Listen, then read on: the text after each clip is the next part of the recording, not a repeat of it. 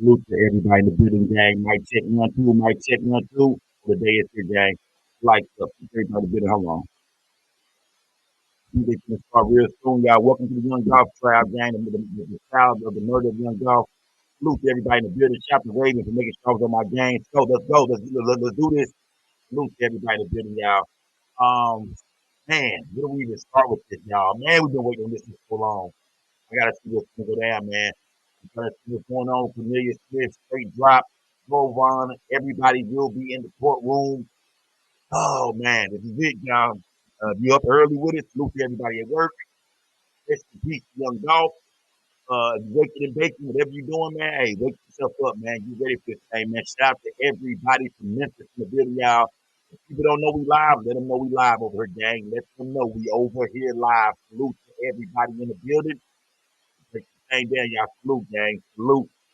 Salute to everybody that's up with me, man. Put them Dolphins in the chat, man. Salute to everybody that's up with us, gang. Getting ready for this trial, y'all. Young Dolph murder trial. Tennessee versus Justin Johnson. Okay. Okay. So I'm trying to see. Is Cornelia Smith gonna be in the courtroom today? I just see Justin Johnson up there. Y'all just watch and see what's going on there. I don't want to predict nothing or say what's going on. We just gonna see what they do. We're gonna see what they do, man. Get the lights up and salute to everybody in the building, gang.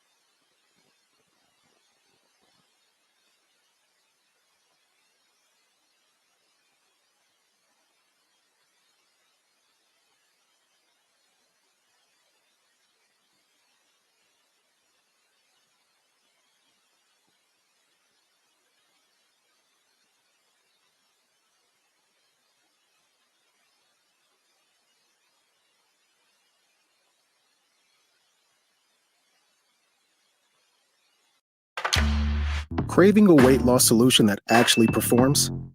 Hims can help you access weight loss treatment plans that are doctor trusted. I sound like y'all mic check compounded 1 2, y'all mic semaglutide check. injections made with the same active ingredient as Ozempic. Feel confident about staying on track with a reliable supply and free shipping, so you can unlock your weight loss potential. Find GLP-1 injections for.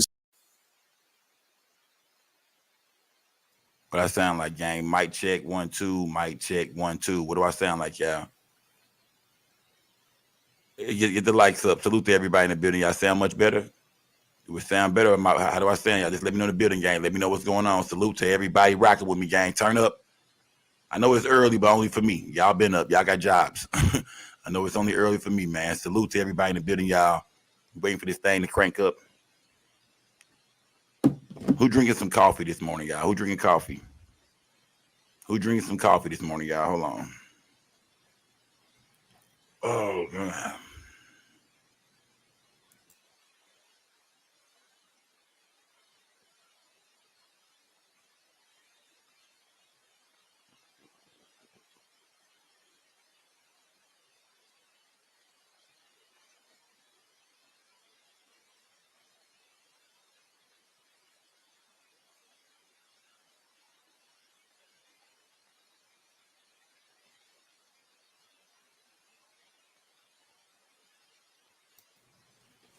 Shout out to everybody in the building, gang. Salute to everybody up rocking with me, gang. I see everybody in my chat, y'all. Salute to all my moderators in the building, gang. Salute to everybody rocking with me, y'all. This is the Young Dolph murder trial. Like I said, it's been 3 years in the making of this situation right here, man. This whole this trial, and we finally here, gang. We finally here now. The prosecution said that this thing might not last that long. We thinking maybe 6 days, maybe a week, or maybe a little bit better. But I'm thinking they have enough evidence from what the prosecution is saying, from what the state is saying, that they have this thing, that this is open and shut, I feel like. But I can't wait to hear all the information that makes this an open and shut case. I got to hear this, man. We know a lot about this over here. We know exactly, you know what I mean, kind of we know kind of some of the things they got, but we don't know all the evidence they got. That's one thing about it, y'all, with this trial. We know of some of the evidence they got, but until you come in the courtroom, you never know exactly, you know what I mean, what the nail in the coffin was to put these three gentlemen here in this courtroom. Get the likes up and salute to everybody in the building. Like I said, I'm trying to figure out if is today just straight drop day, because I see it says Young Dolph murder trial, Tennessee versus Justin Johnson, aka straight drop. So I'm trying to figure out, is this just about straight drop, or is this about Cornelius Smith and Hernandez Govan as well? Well, we will find out, gang. Salute to everybody in the building. We shall see. Get the likes up, y'all. Smash the like button, and the court proceedings should start here soon.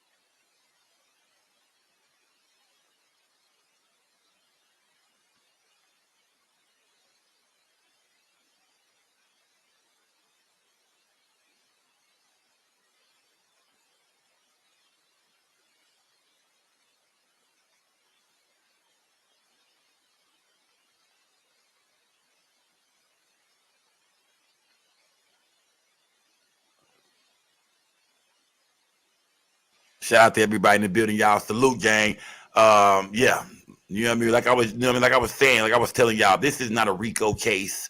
This is not the O.J. Simpson trial These are three brothers who they feel like they know exactly what they did. They know exactly how they did it. And they have a key witness in this situation that was also charged with accessory after the fact. And that's going to be the brother of Justin Johnson, Jamarcus Johnson. And we all want to know, when is the star witness going to take the stand in this Young Dolph murder trial? It's going to be Jamarcus Johnson, the brother of Straight Drop, who was charged with accessory after the fact. We want to know when he hitting the goddamn stand. That's going to be crazy right there. That's going to be crazy when Straight Drop got to look at his own brother walk up in there and hit and take the stand. I want to know. I'm dying to know who all the witnesses are, gang. That's what we don't know. We want to know who are all the witnesses. Who is going to be on this stand this week? Let me see. GoFundMe need to go down, and let me see. Why ain't they raving on the folks of the cookie shop? Why they ain't got rave on the folks at the cookie shop? Said Miss Sherian. I'm not for sure. Pressurelicious. What's good, gang? Blackout Media. Them folks been watching Woody. Get the likes up, gang. Get the likes up. Salute to everybody in the building. Let me see. Good morning, Blackout Media TV. What's good, y'all? Let me see what we got going on here in this chat, gang. What we going on in the chat, man? Salute, gang. Let me see. Come on, y'all talk this Dolph stuff with me, gang. So come on, y'all. Where y'all at? Get the likes up, gang. Salute to everybody in the building.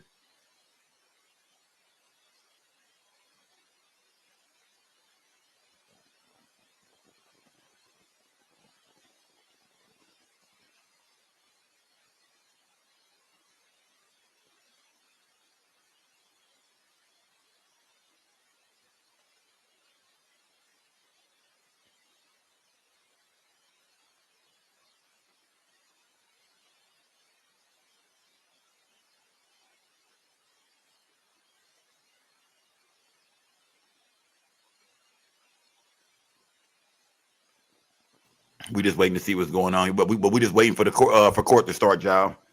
Feeling like me up a little bit of gas, man. Rest in peace to my boy Dolph. Get the likes up, y'all. Salute to everybody in the building, man. Who all in here, y'all? Lawrence Green was good, my guy. 83 box Chevy girl, I see you in the building. Legit money was good. Team King 254 was good, gang. Lawrence Green was good. Haitian K, I see you. Salute to JC Boss. Salute, gang. Mark R was good, my guy. D Branch, salute to Bossed Up Lex in the building. Salute, gang. Salute to Team King, Courtney Joe. What's good, y'all? We hear y'all. The Young Dolph trial is here. I feel like we just got off live last night. That's the crazy part. I feel like we just got off live last night and then we already back. Hold on, gang.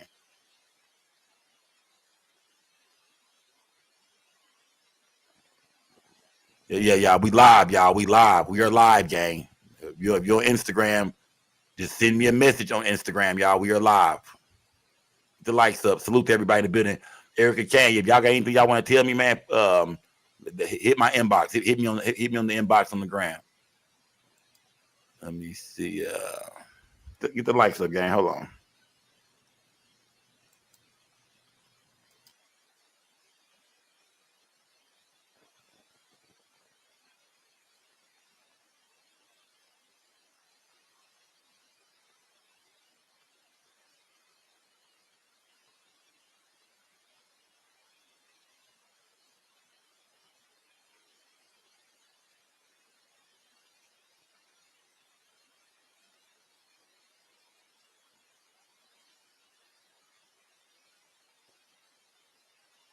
Smash that like button, gang.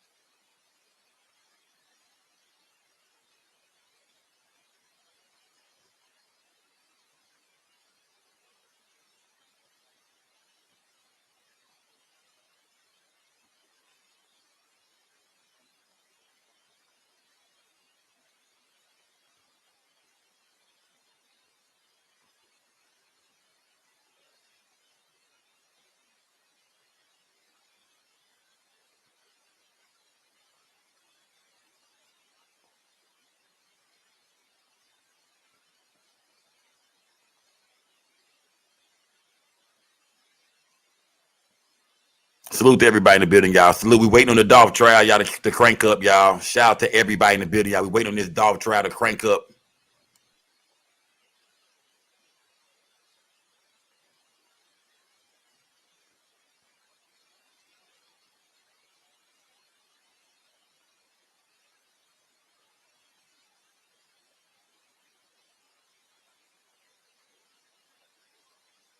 It's pouring down rain out here in Dallas, Texas, y'all. Shout out to everybody in the building. It's pouring down raining out here in Dallas, Texas.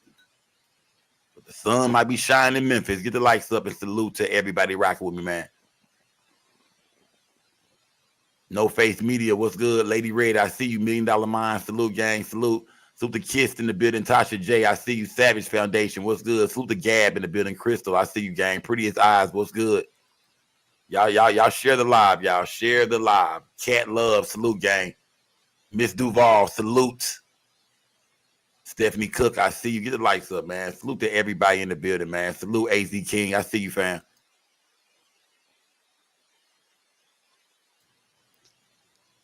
Salute to Courtney Joe for that cash app, y'all. Salute to Courtney Joe for that cash app. Salute to everybody that donate to the channel, y'all. Y'all know we on my backup channel.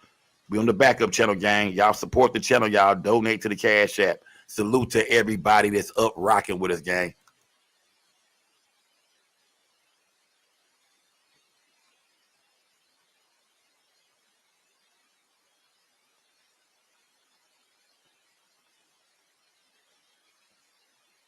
Wallace, what's good, Wallace? Make sure y'all go brush your teeth now. If y'all up early, make sure you go brush your teeth. Some of y'all, you know what I mean, maybe I ain't left the house yet. Make sure you go run a little hot water and toothpaste through your mouth. All right, put a little water on your back. All right, get up, put a little hot water on your back. Brush your teeth, wash your face, get the boogers out your eyes. Let's go, gang. Salute to everybody in the building. Big Anella, what's good? Miss Callie's Kitchen, what's good, gang? Salute to Piola P. Memphis is in the building. Rod G330, salute.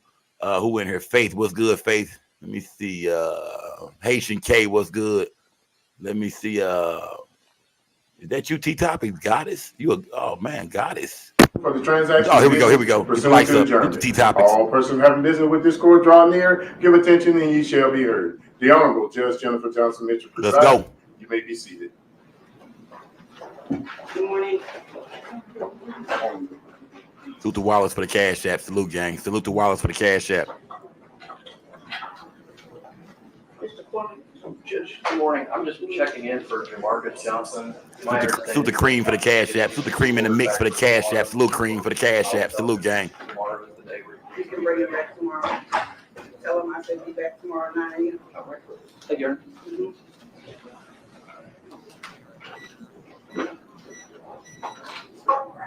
I think the attorney is back there with this client. We probably need him out here. Can you tell Mr. Evans we need him out, please? Did they give you a new indictment? I think they finna bring Justin Johnson into the courtroom, y'all. Get the lights up, gang.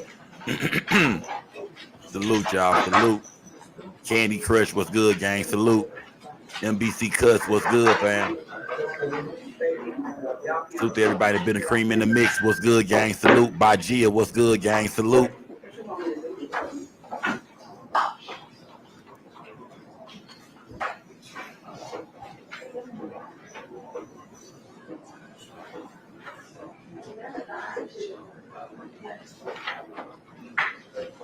Juice Box, what's good, Juice Box? Stone, what's good, bro? Salute to Stony Celia. We up early with it, fam. We up early with it, bro.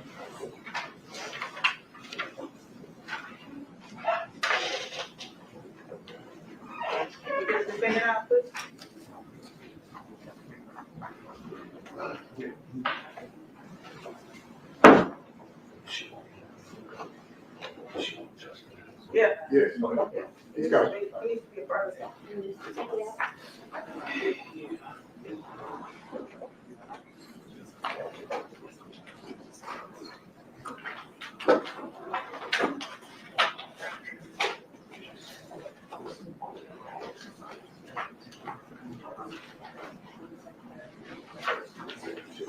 Thank you, Mr. President, the courtroom, y'all. All right. We have some. Miss America, what's good? I think there's some things you need to put on the record. Easy So Solid, what's good? Heart G, First, salute. this trial. There they go with cutting the mic on and off. You know how they do it. Some things they want us to hear, some things they don't want us to hear. So you know how this thing go, y'all. We done did a lot of court proceedings over here, y'all. We done watched a lot of court over here.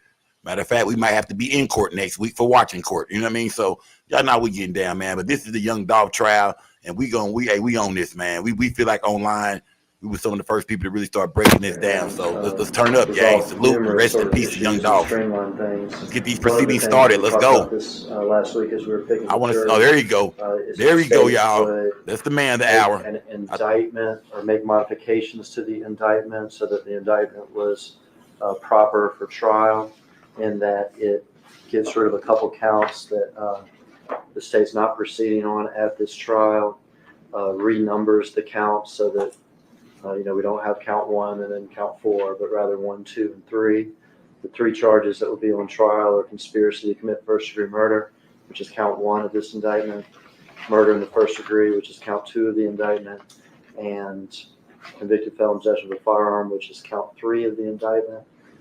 Counts 1 and 2 have not been altered, but count 3, the state and the defense have met, and we will have a stipulation during the trial that Mr. Johnson is a convicted felon. We're going to withhold from the jury the offense for which he was convicted. So instead, count 3 will read that he's been convicted of a felony offense that qualifies under TCA 3917 1307B1A. And it does not say the title of the offense, which is aggravated assault. Through this stipulation is consistent with case law. Mr. Evans and Mr. Johnson are going to sign that during the trial. So we have sanitized the indictment, I guess, is the proper term. What's Shay in the building? What's good, Shay? I think the court Gino, has what's a copy good? Stephanie of Cook. the sanitized indictment. Tatted Princess, what's good, Tatted Princess? Very good. Do you have the stipulation already typed? We do. We have it typed, and Mr. Evans has reviewed it. I think he just needs to get his client to review it with him. That's correct. And at some point, we'll make that an exhibit.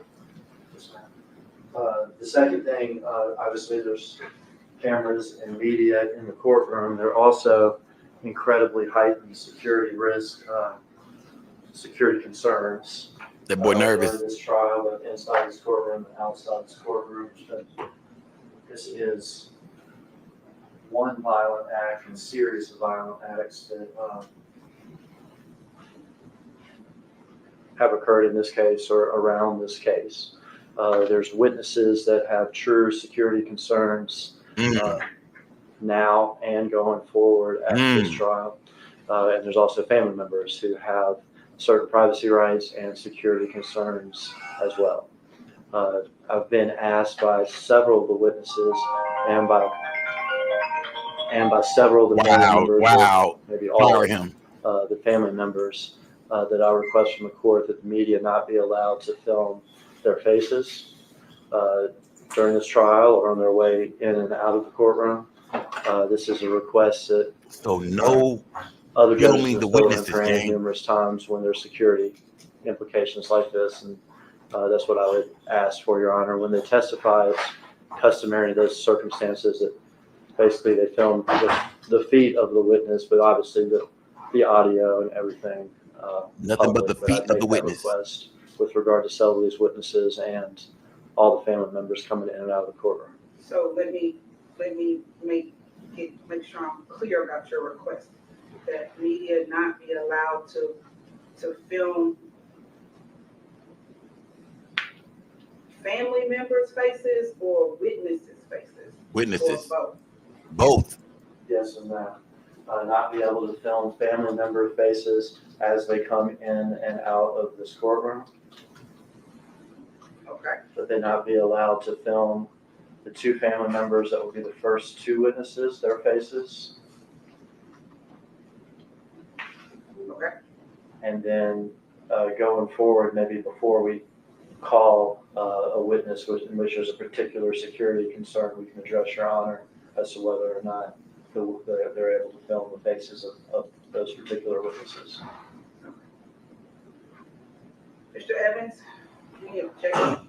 I have no objection to that, so long as the defense would be extended the same courtesy if there was a particular witness that we needed to call. Would that be something? All right. They have security issues, gang. No family and no witnesses' faces should be on camera. No family or witnesses' faces should be on camera. Speak to Dean, my cameraman back there. Dean, so I'm going to grant the state's request that to meet the family members, in whom you're going to know, because they'll probably be brought in very shortly together. That their faces not be filmed as they come in and out of court, okay? Or that their faces not be filmed. I'm going to, this is a security risk. This is a high security issue in trial that we're trying to do this week. So for the safety of the families, I'm going to order that you not film their faces. The first two witnesses the state has informed me will be family members. The court has no problem with filming chest down, feet, but not their faces. Man, that's real. I understand. Any questions? Yes. Yes. As long as we can do our due diligence. I mean, actually, because I know nothing of this case, I know nothing of anything here. I'm from out of state. Yes, sir. So I want to make sure that I do what you tell me. So I have no problem to say. The public information person, Ms. Whitaker, will let you know. Okay. This is gonna be her job for right now. Okay. So let you know when family members are coming in, for you not to film those faces. And I'm telling you now, the first two witnesses, you won't be filming their faces. Gotcha. All right. From that point, then the state's going to let you know, or let me know to let you know. Honey? But the gains are pumping. Dad, is mommy a finance bro? She switched careers to make money. Faces that don't need to be shown. Okay? Can we move her down there? She got a job. All right, what's the third one? Just go ahead and tender to the court so your Honor can go ahead and sign it. There's a stipulation with regard to the first witness, the corpus witness, Yes, sir. that Mr. Evans and I have already signed and go tender to you.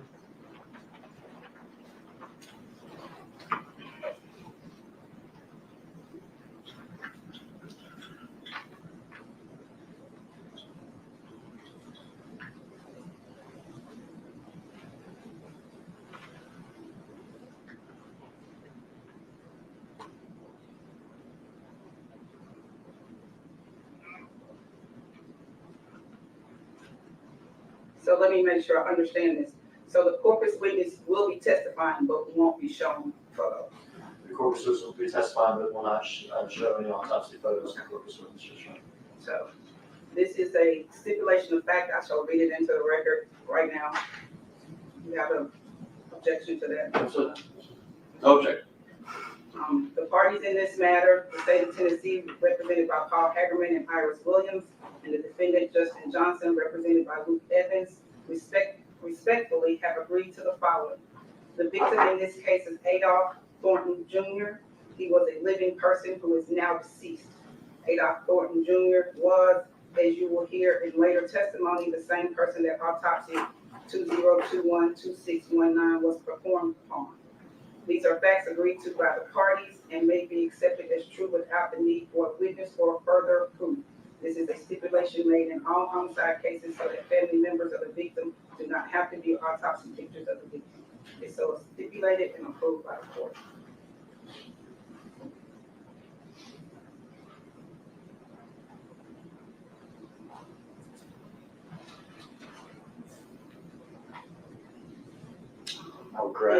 I'll grab that from your Yeah, I clerk. believe it. I'm not sure if there's only two witnesses today or And exactly the how many final witnesses there is. We got to find out, gang. I'm trying to figure it out. We'll do it with the corpus witness. Matt, We'll Cat, what's good? Summer Bunny, what's good? You can get that from your clerk here in a second.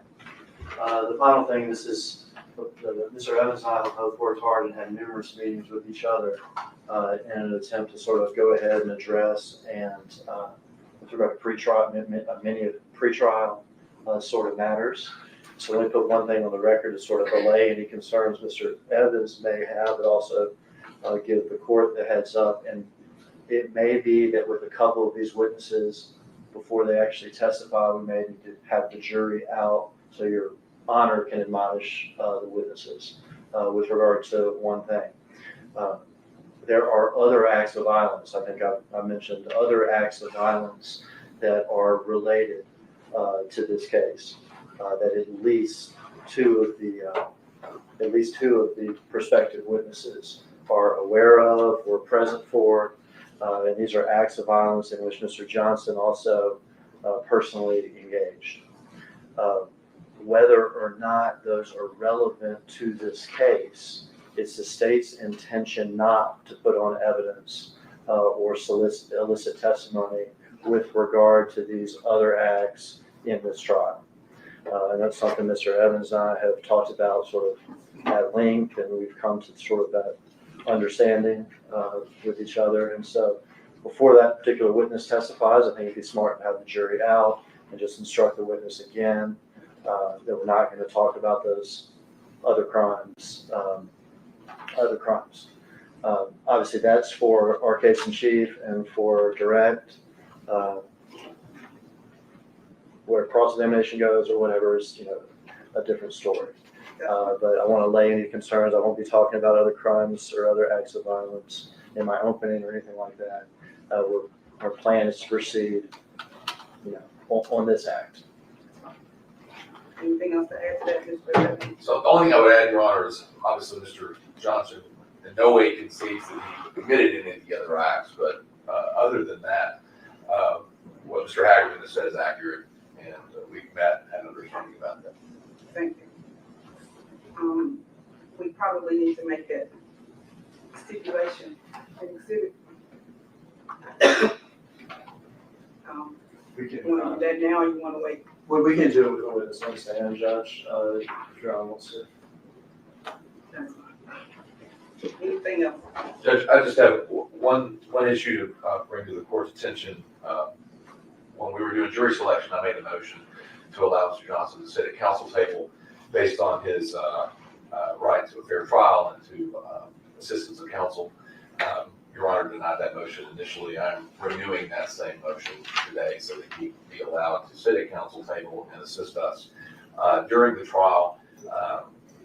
And one case in point is, as Your Honor remembers, one of the jurors that we voir dire gave his impressions, and we voir dire on it somewhat, about getting the sense that somebody wasn't engaged in with the lawyers, that would give him a sense that they didn't really care about their case. Luther Raven. Although other Luther Makita's cookies. State that on the record, that is the concern for prejudice of Mr. Johnson and his right to a fair trial.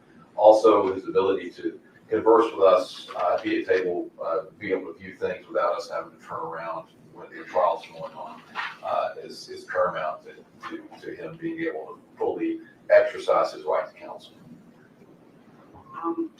During jury selection, I specifically remember you asking a particular juror, was her thoughts about the defendant and what he may or may have not done in the past affected by the fact that he wasn't sitting at counsel table. And she specifically said, no, that didn't have anything to do with why she felt the way she felt. That juror was stricken, but you had the ability at that time, as you needed, to ask how people thought about that. So I'm going to continue to deny that request. Thank you, Your Honor. And before we get started, juror number 4 was a no-show, and so she has been excused.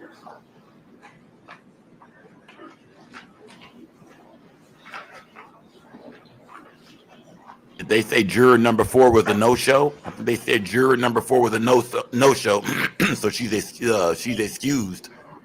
She said, man, fuck all that, nigga. I want no parts of this. You ain't gotta worry about filming my face. I ain't showing. You ain't gotta worry about accidentally catching me on camera. I ain't showing up. They say this case has a lot of security issues around it. Families of the witness don't want to be seen. They don't want to put the witness on the stand, face on camera as well. They will be filming their feet. We'll be looking at straight shoes and shoelaces during the testimonies. They say they feel like people's lives are in danger, and this is the witnesses and the family's concerns. So get the lights up, gang. Salute everybody in the building. It's already starting off wild already. Anything else we need to take up before we Bring the jury in. No, Your Honor. They're gonna bring the jury in. You want to bring the family in before the jury comes in? You want to bring the family in? Yes, yes, Your Honor.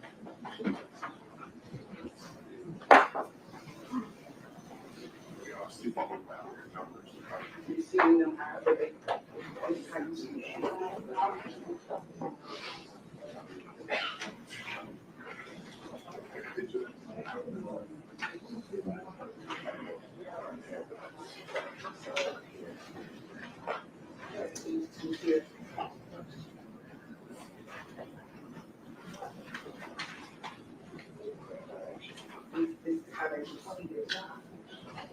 Yeah, this is the straightest. This is the trial is straight drop. Remember, straight drop requested a new jury. Remember that he wasn't straight drop wanted to take his case somewhere else. He didn't even want to do it in Shelby County. Get the lights up, gang.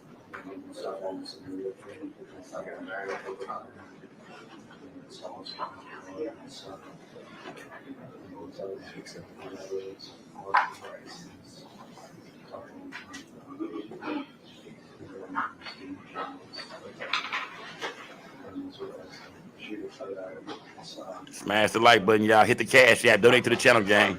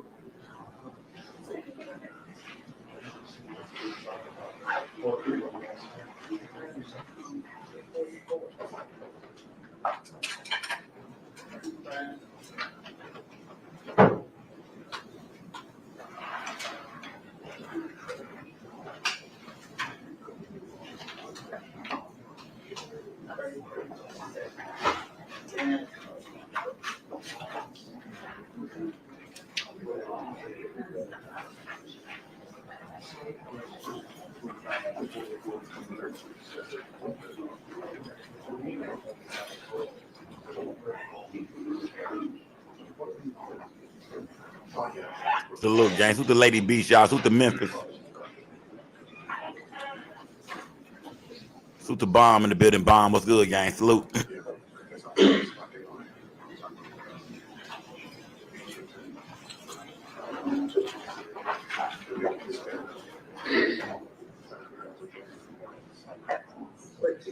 It's the first day of trial, boss, baby. We ain't even begun yet. We just now finna begin. Thick, let's get the lights up.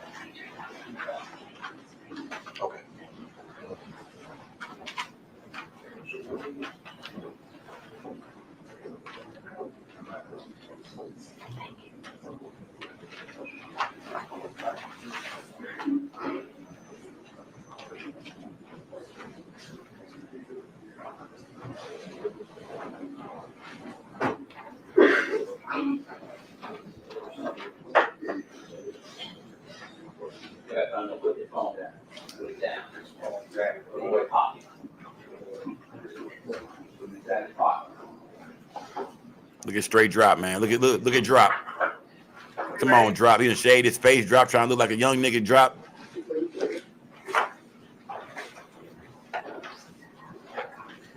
About that time, young man. Get the lights up, man.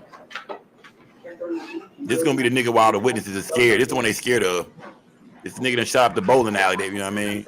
And allegedly shot up this cookie shop as well. So here we are, gang. Straight drop. It's your time, brother. It's your day. Who remember when Straight Drop was doing the race? He dropped that Track Hawk record. He was doing the race. Who thinks that Shundell Barnett is gonna be on this case, y'all? Talk to me, gang.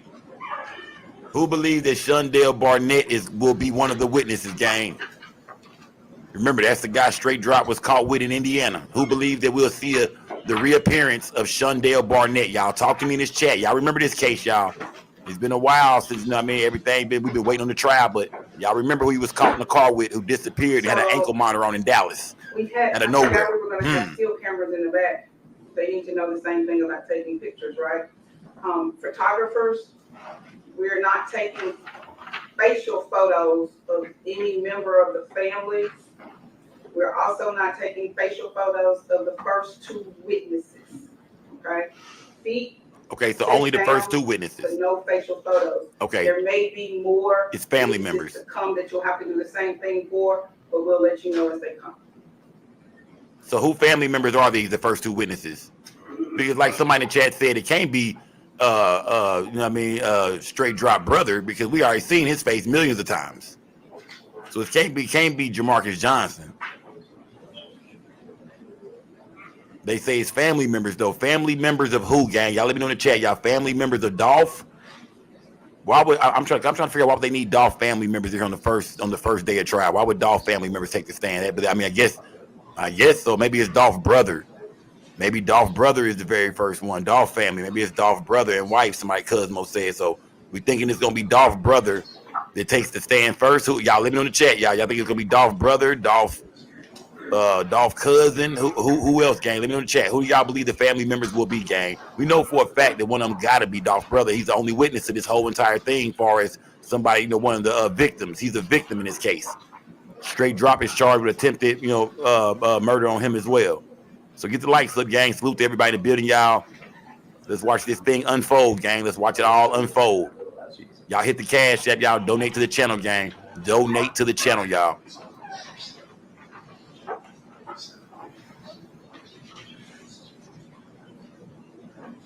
Salute the Gab for that cash app. Salute the Gab for the cash app. Salute the Easy So Solid for the cash app. Salute the Calhoun for the cash app. Salute, gang. Salute to everybody in the building donating to the channel, y'all. Salute.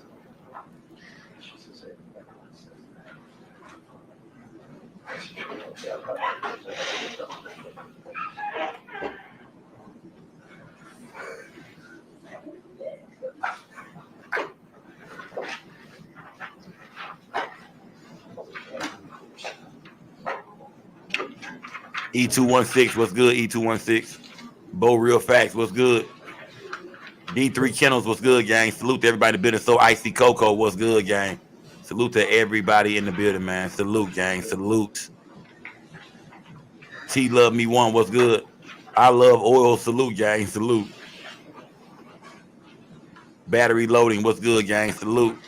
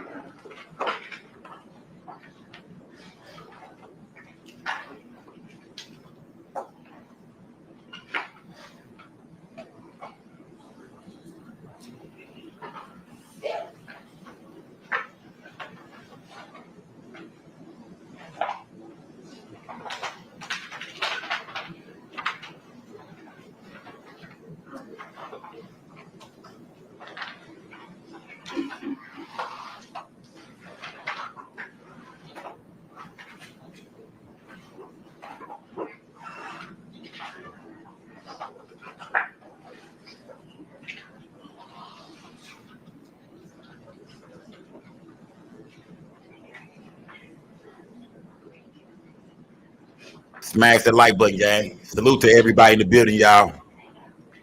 Let me see.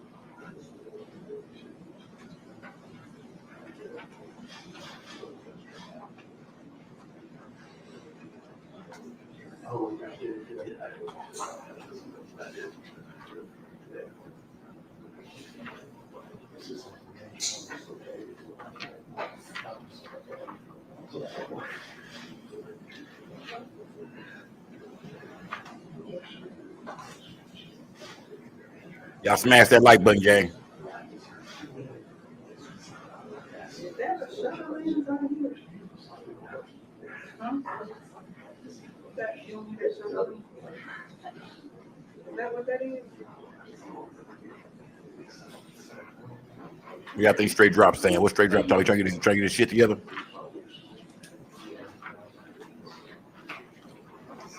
Ready, Your Honor? Yes. Right. Jury's not getting into the courtroom. Shout out to Jay for the cash app. Shout out to Jay Smith for the cash app. Shout out to Jay Smith for the cash app. Appreciate you too, gang. You can remain standing. No, y'all, Raven is not there, y'all. Raven is in the chat with us, y'all. Raven is not in the courtroom. Raven is in the chat with us. Cuzmo, what's good? To the Nori in the building. Nori, you a damn fool. Ain't no way you bring that nigga up in there. GG Gabbana, what's good? When I finish, you just all say, I will. Do you solemnly swear or affirm to well and GG truly Gina try Beana, the my bad. issues that traverse herein, joined between the state of Tennessee and the defendant, Justin Johnson, upon a true bill of indictment, charging him with the offenses of conspiracy to commit first-degree murder, murder in the first degree, and convicted felon in possession of a firearm, a true deliverance make, and a true verdict render, according to the law and evidence, so help you God. Thank you. You may be seated.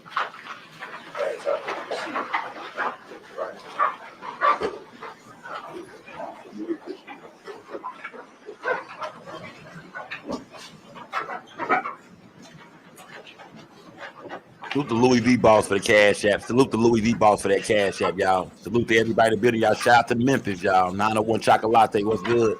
Amazingly beautiful, what's good? Jersey Dawn. Before we begin the trial, I would like to tell you a little bit about what will happen during the course of the proceedings. I want to describe basically how the trial will be conducted and what the attorneys, jurors, and the judge will be doing over the course of the trial. At the end of the trial, I will give you more detailed instructions on how you are to go about reaching your decision. But now I simply want to explain how the trial will proceed. The defendant has been charged by the state of Tennessee with a violation of state law. The document containing the charges is referred to as an indictment. An indictment is the formal accusation charging the defendant with a crime and is not evidence of anything. Building your online business? Go to Wix.com and After hearing all of the evidence, attorney's arguments, and instructions of law, the 12 jurors seated in this case unanimously find that the state has proven its case beyond a reasonable doubt. The first step in the trial will be the attorney's opening statements.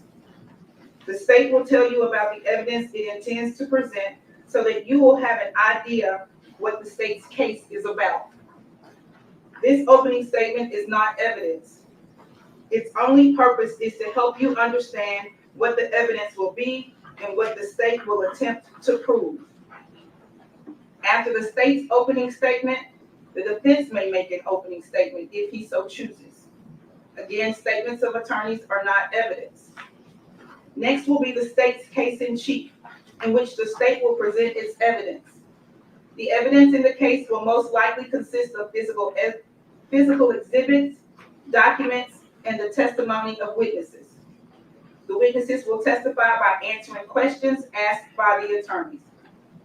After the state completes its case in chief, the defense will be given an opportunity to present evidence through witnesses and exhibits. A defendant is not required to put on any evidence or to testify. The burden is always on the state to convince you that the defendant is guilty beyond a reasonable doubt. If the defense does present proof, the state may then put on what is known as rebuttal proof. After the state's rebuttal, the defense may put on further proof. After you have heard all of the evidence, the state and the defense may present final arguments. I previously told you that opening statements by the attorneys are not evidence. Likewise, closing arguments are not evidence. In closing arguments, the parties will attempt to summarize their cases and help you understand the evidence that was presented. The final part of the trial occurs when I instruct you about the rules of law that you are to use in reaching your verdict. After you hear my instructions, I will excuse the alternate jurors, and the final 12 jurors will leave the courtroom together as a group.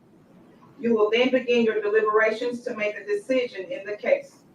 Your deliberations will be secret, and you will not be required to explain your verdict to anyone. Now that I have described in outline form the trial itself, let me explain the functions that you and I will perform during the trial. I will decide which rules of law apply to the case.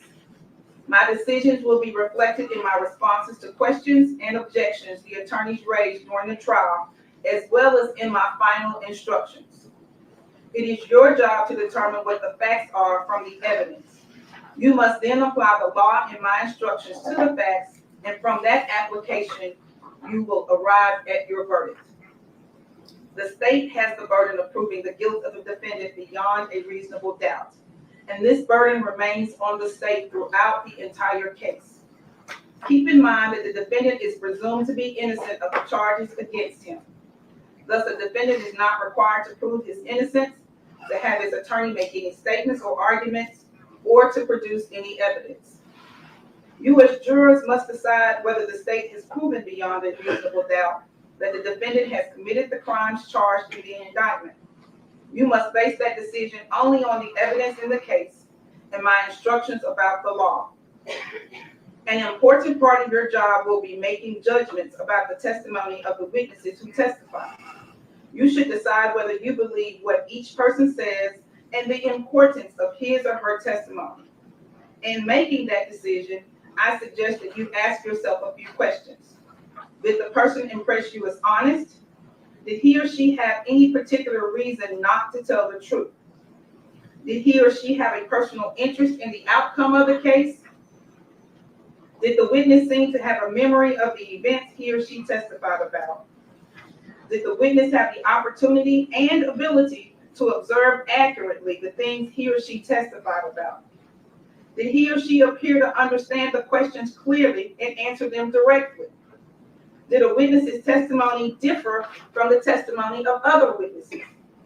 These are a few of the considerations that will help you determine the accuracy of each witness's testimony.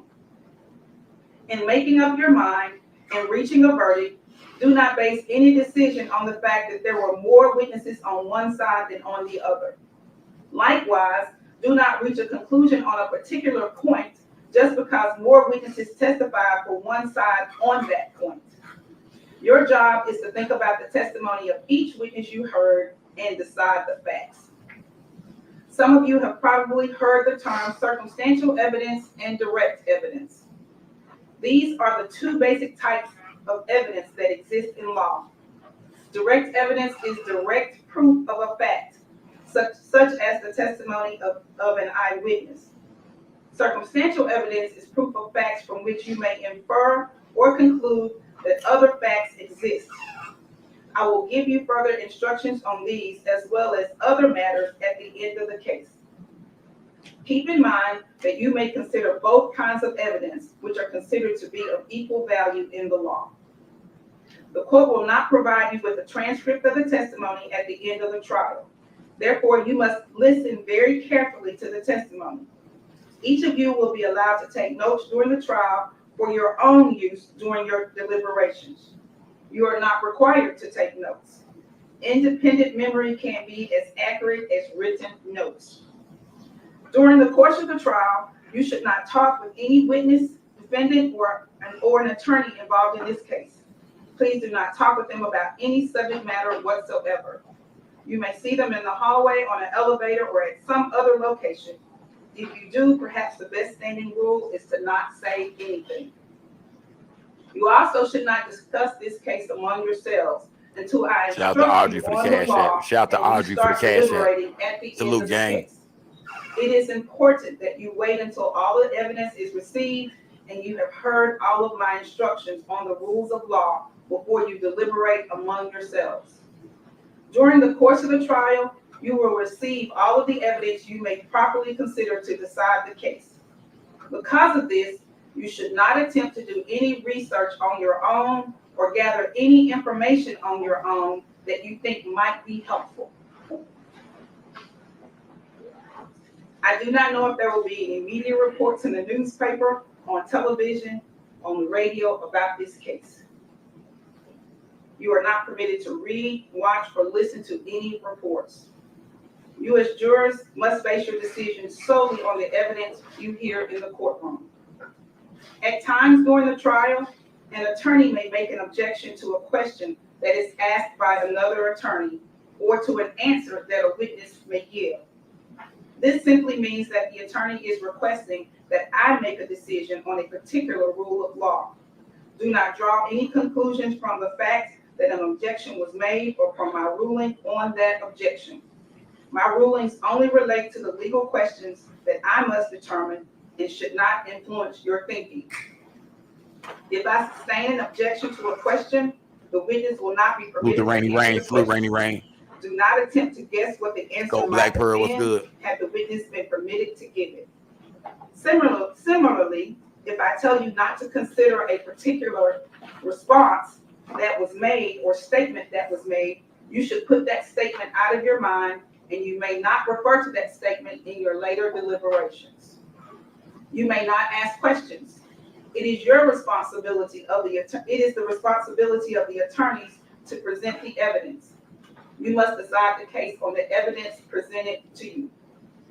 Finally, during the course of the trial, I may have to interrupt the proceedings to confer with the attorneys about the rules of law that should apply. In some cases, we may have bench conferences in the courtroom outside of your hearing. And in some instances, I may ask you to retire to the jury room while we discuss a matter out of your presence. I will try to avoid as many of these interruptions as possible. We will try to resolve some of these things in the morning before we get started. I ask your patience because these interruptions are necessary points in the trial where we have to resolve legal issues. In the long run, they save time for us all. If after your deliberations, you find the defendant guilty of any offense, the court will set the punishment at a separate sentencing hearing. The jury will not be involved in setting the punishment. She do kind of look like two times. I ain't gonna lie. My opening To the comments campaign you. 513. We will now proceed with the reading of the indictment.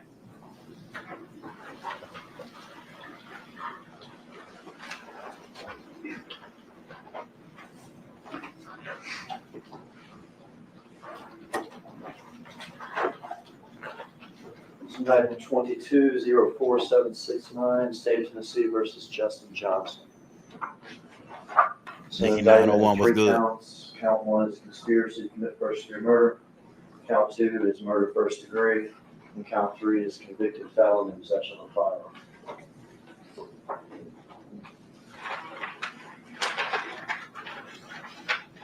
This is count 1 of the indictment.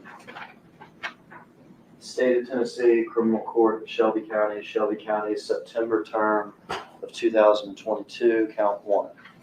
The grand jurors of the state of Tennessee duly selected, impaneled, sworn, and charged to inquire for the body of the county of Shelby, Tennessee, upon their oath present that Justin Johnson, also known as Straight Drop, Cornelius Smith, Hernandez Govan, and Jermarcus Johnson, between June the 1st of 2021 and March the 1st of 2022, in Shelby County, Tennessee, and before the finding of this indictment, did unlawfully, intentionally, with premeditation, and with the intent to commit the offense of first-degree murder, as classified in Tennessee Code Annotated 3913-202, against the person of Adolph Thornton Jr., enter into an agreement with each other to commit the said offense. The said Justin Johnson, also known as Straight Drop, Cornelius Smith, Hernandez Govan, and Jermarcus Johnson, acting for the purpose of promoting or facilitating the commission of the said offense, and agreeing that one or more of them would engage in conduct which constitutes the said offense. In furtherance of said conspiracy, one or more of the parties to the conspiracy committed an overt act, to wit, Justin Johnson, also known as Straight Drop, traveled to 2370 Airways Boulevard and killed Adolph Thornton Jr. Cornelius Smith traveled to 2370 Airways Boulevard and killed Adolph Thornton Jr. Hernandez Govan solicited both Justin Johnson, also known as Straight Drop, and Cornelius Smith to kill Adolph Thornton Jr. Jermarcus Johnson aided in Justin Johnson, also known as Straight Drop's, hideout and escape after the killing of Adolph Thornton Jr. Aided communication between Justin Johnson, also known as Straight Drop, and Cornelius Smith after the killing of Adolph Thornton Jr. and facilitated payments to Cornelius Smith for the killing of Adolph Thornton Jr. All of which is in violation of Tennessee Code Annotated 3912-103 against the peace and dignity of the state of Tennessee, signed by the District Attorney General for the 30th Judicial District. Count 2, State of Tennessee, Criminal Court, Shelby County, September term 2022. The grand jurors of the state of Tennessee, duly selected, impaneled, sworn, and charged to inquire for the body of the county of Shelby, Tennessee, upon their oath present that Justin Johnson, also known as Straight Drop, Cornelius Smith, Hernandez Govan, on November 17, 2021, in Shelby County, Tennessee, and before the finding of this indictment, did unlawfully, intentionally, and with premeditation kill Adolph Thornton Jr. in violation of Tennessee Code Annotated 3913-202 against the peace and dignity of the state of Tennessee, again signed by the District Attorney General for the 30th Judicial District. Count 3, State of Tennessee, Criminal Court of Shelby County, September term 2022. The grand jurors of the state of Tennessee duly selected, impaneled, sworn, and charged to inquire for the body of the county of Shelby, Tennessee, upon their oath presented Justin Johnson, also known as Straight Drop, on November 17, 2021, in Shelby County, Tennessee, and before the finding of this indictment, did unlawfully and knowingly possess a firearm having been convicted of a felony offense that qualifies under Tennessee Code Annotated 3917-1307B1A on May the 2nd, 2017, in Division 8 of the Criminal Court of Shelby County, Tennessee, under docket number W1700355, in violation of Tennessee Code Annotated 3917-1307 against the peace and dignity of the state of Tennessee. Going in reverse order, that third count was convicted felon in possession of a firearm. That second count was murder in the first degree. And that first count, long one, was conspiracy to commit murder in the first degree. It's signed by the foreperson of the grand jury, a true bill having been returned. Right, this nigga needs some. Come on, man, step it up, brother. Get some energy, brother. This brother need a Monster drink or some coffee or something. Come on, brother, let's go. Y'all turn up in the chat, y'all. Salute to everybody in the building. Long live Dolph. Salute to everybody. It's about that time, y'all. Thank you.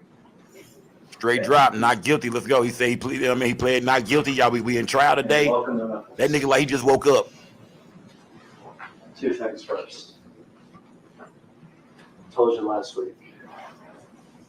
There's going to be cameras.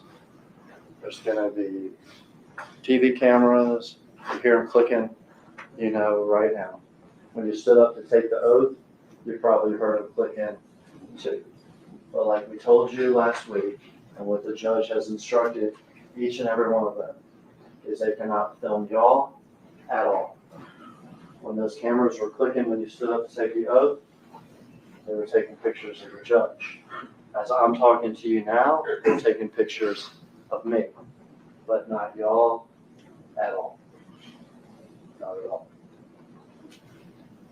Second thing, like I told you last week, we don't have the big windows looking out into the city. We don't have the fancy wood benches in the back. Our room is a third of the size of what we were in last week. That wood behind you is probably not even wood. We got a lot of carpet. We got a lot of carpet. But in Memphis talk, we still call this a courtroom. And in this courtroom, the words we talked about last week, presumption of innocence, elements, cases, charges, criminal responsibility, they're not just words.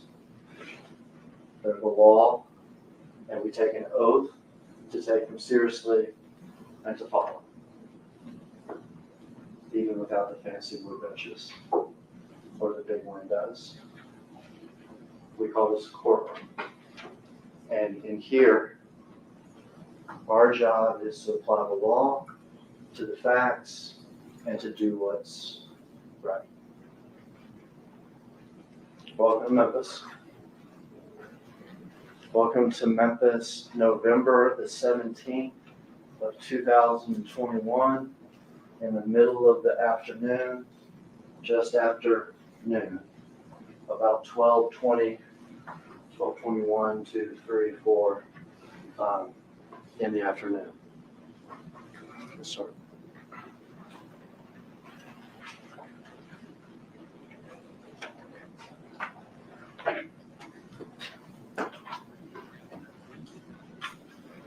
You can stop there.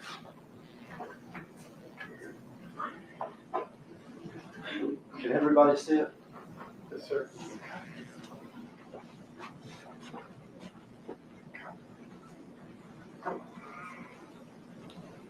This is Memphis, Tennessee.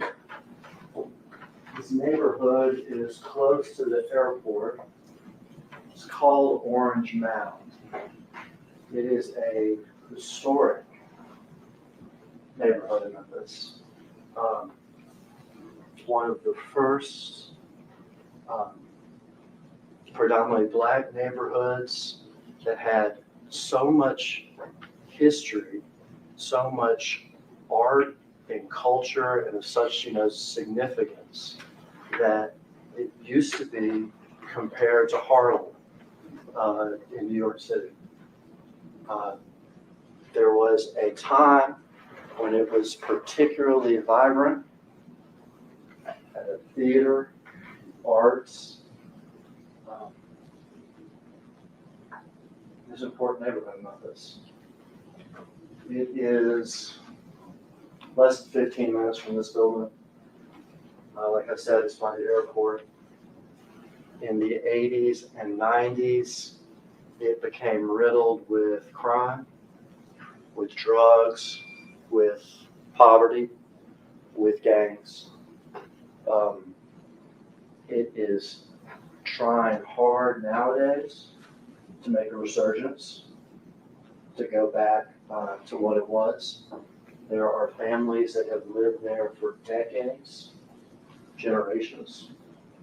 There are businesses and other things that have been there for decades. What we're looking at here is one of those Memphis businesses, a family business. This is the storefront of Makita's Cookies. This is the front of the store. This is its parking lot in front of it. Makita's Cookies.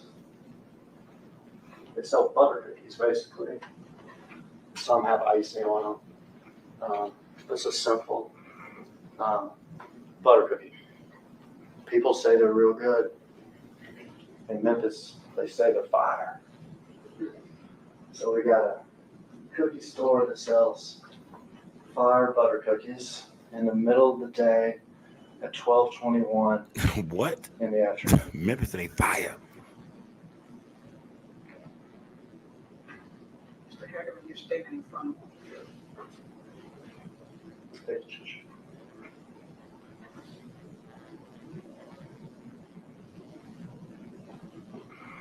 You can stop it here first.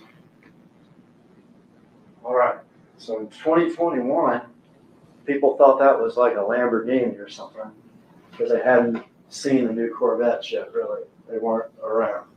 That is, in fact, one of those new Corvettes. It has a special wrap on it, is what they call that. It's not something you can buy, from the dealership. You have to get that done yourself. Well, here that's a special wrap that the Memphis rapper artist, Young Dolph, had on several of his vehicles.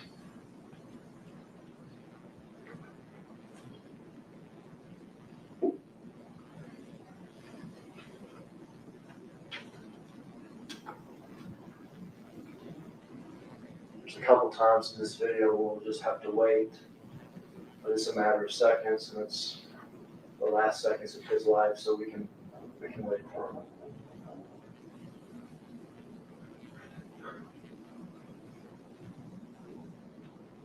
You'll stop there first. All right.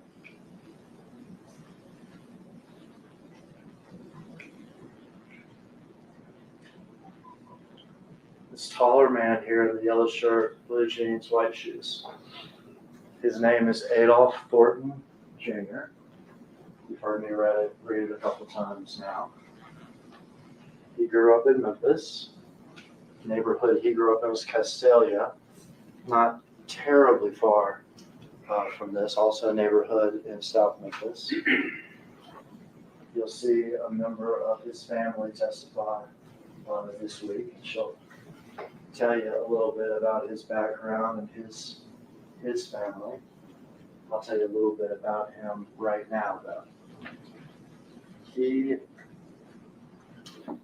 is an ambitious young man who is a rapper, Memphis rapper, who rapped about the things that he saw growing up and that he sees in his neighborhood in Memphis. Some of that is.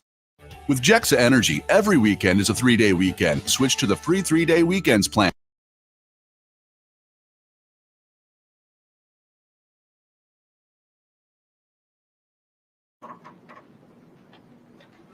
Whether or not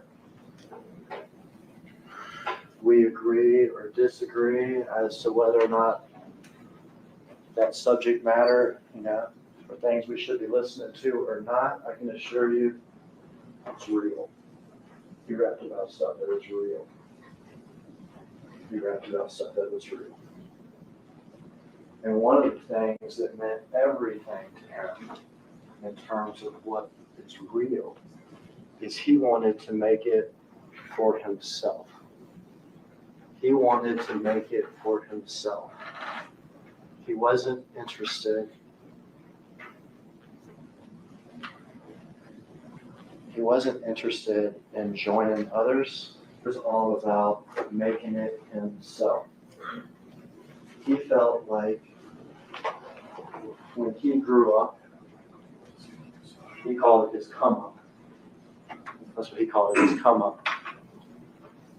That it was rough and hard, but it was important, that he got through it himself and he wanted to make it for himself. And he made it for himself. As a rapper, as an artist. Young Dolph became famous. Shortened to Dolph. Very famous. Wanted to make it by himself. Wanted to be self-made. But it wasn't just about him. Because he also wanted a record label. He wanted to promote other artists. He wanted to make them famous. And so he started not just his own rap career, but a record label that's called Paper Route Empire. Paper Route. Like a young man or woman would have to make money on the side throwing papers. But also a play on the word paper. Because in Memphis, slang for money, it's paper.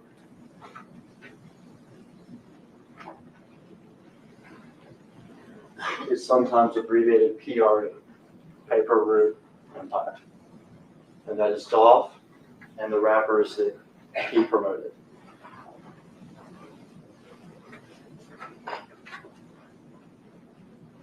Trying to make it on your own is obviously hard.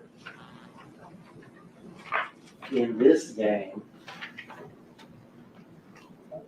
trying to make it on your own can create enemies. PRE, Paper Route Empire, his label, is not the only label in Memphis. He's not the only famous rapper in Memphis. Another label, CMG, Cocaine Music Group.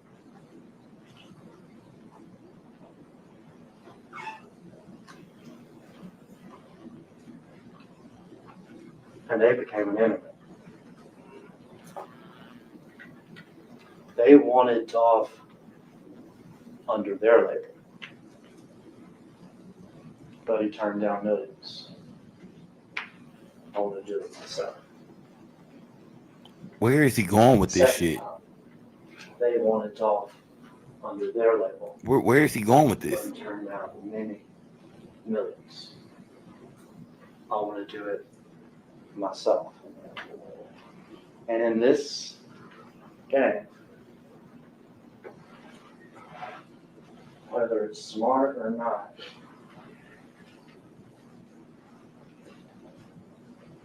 there are things called, just in Memphis, we call them diss tracks, DISS.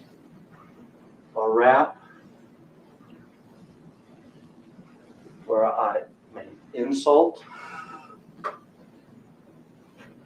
level whatever sort of insults and everything else I want to in the song itself.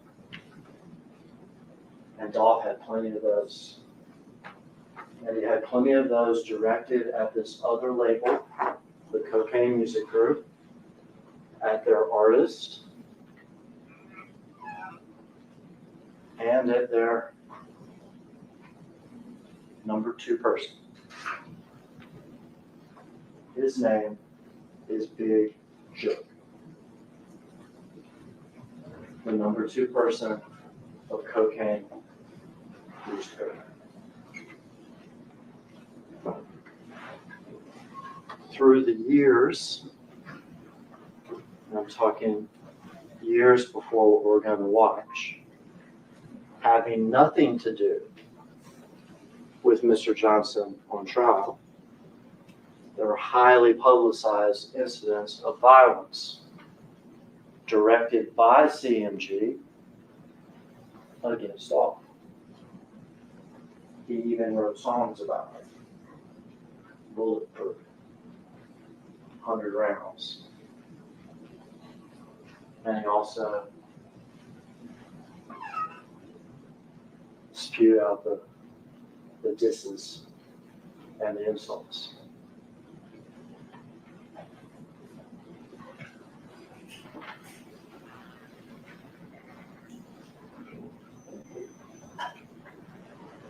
Stop it there. This man here got out of the car with Dolph. That's his brother. His name's Marcus Thornton. His brother, his friend. This thing that we're about to watch has had a terrible impact on Marcus. Not just his brother and his friend, but he also works security for them. In fact, as Marcus walks in this cookie store, he has a gun on his person, and he has another gun in the car. Dolph is well aware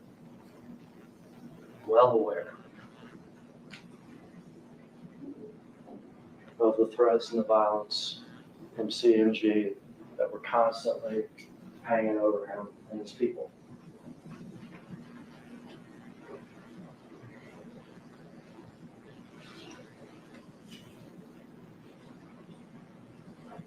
We'll wait 30 seconds.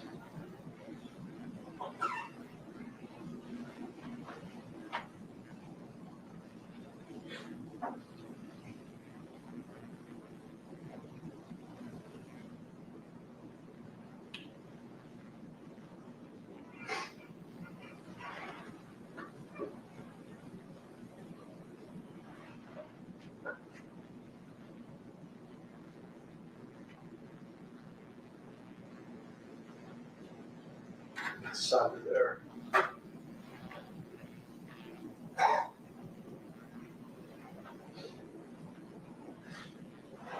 That car that just drove up came from this side of the parking lot. It had actually been following Dolph on the street. When Dolph turned in, it went up to this light where it got stopped for a few seconds and then came around.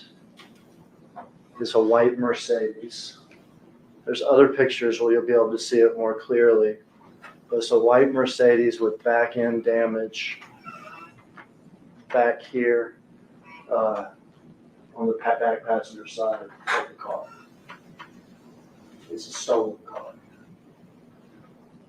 It's a stolen car that our defendant here, Justin Johnson, traded for one car for another at a gas station about 10 hours before this murder happened.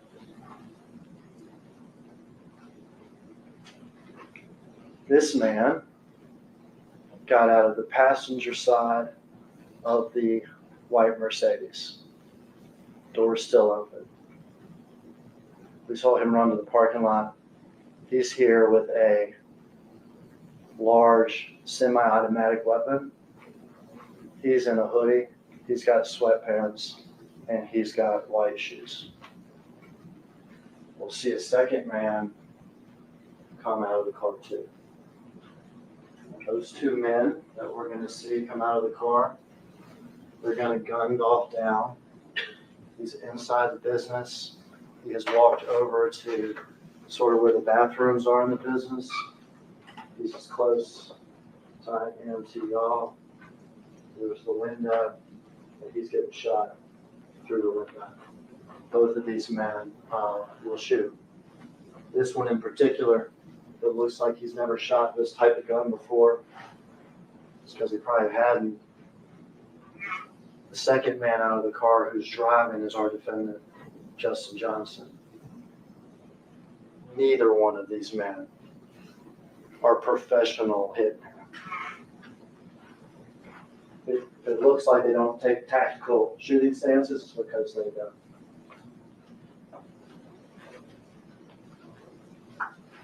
Let's watch Mr. Johnson get out of the car.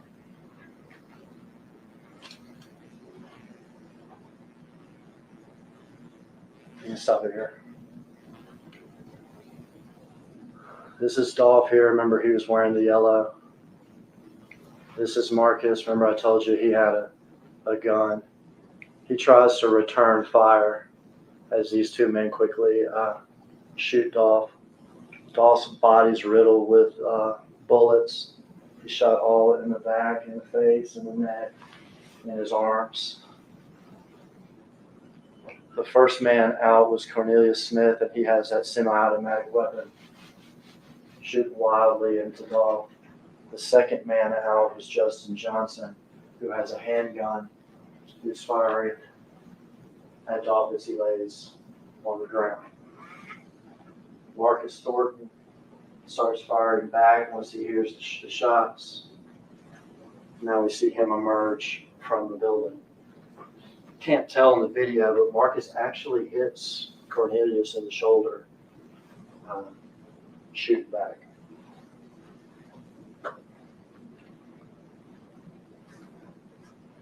I'm going to spend some time with two things. It's Mercedes. These two people, Justin and Cornelius, they didn't fall out of the sky on a Wednesday at 12:20 in the afternoon at a cookie store. They had been looking. They had followed them. And for them, this just business. This was just business. They don't even know each other that well. Let's start with Cornelius.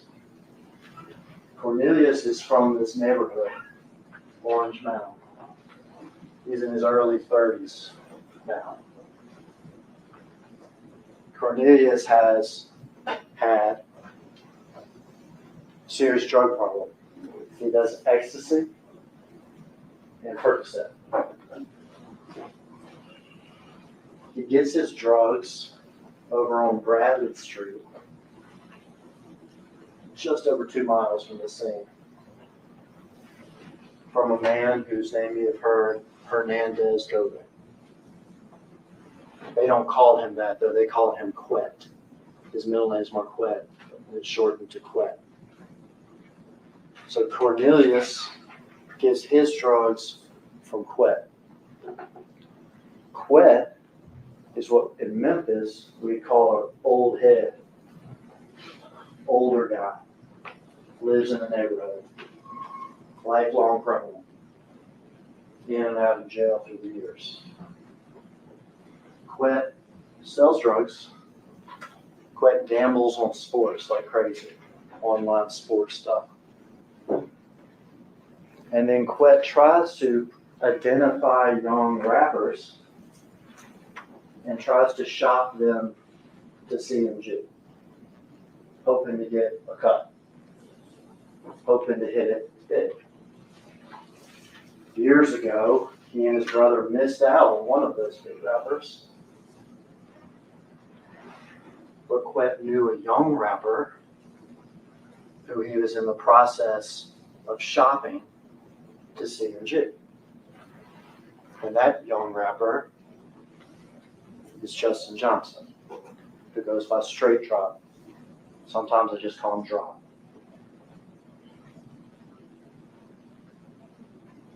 So Quet's the common person. He knows Cornelius from the neighborhood, knows him well, sells him drugs. He knows Justin Johnson. He's trying to get him to be the next CMG rapper.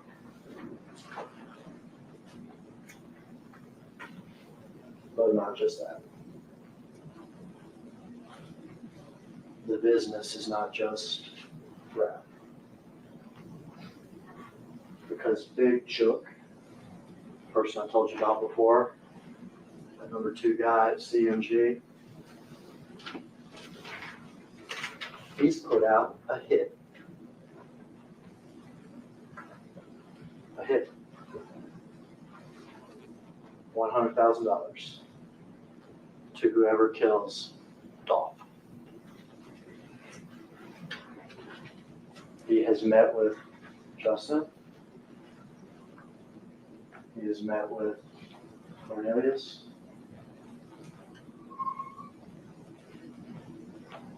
And they think they're ready to do it. They're definitely willing to do it. For Cornelius, it would be 50 grand, I guess, that he could waste away on Percocets and ecstasy. For Justin, it's 50 grand, but also a chance to make it big with CMG. To become the next famous Memphis rapper. Straight drop. They were sent here. They were sent here.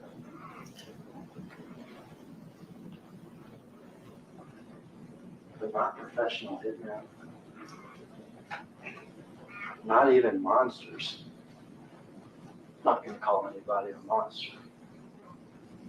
This is just business for these two. Money for Cornelius, money and rap fame for Justin Johnson.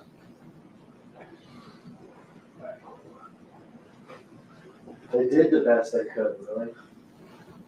Stolen car.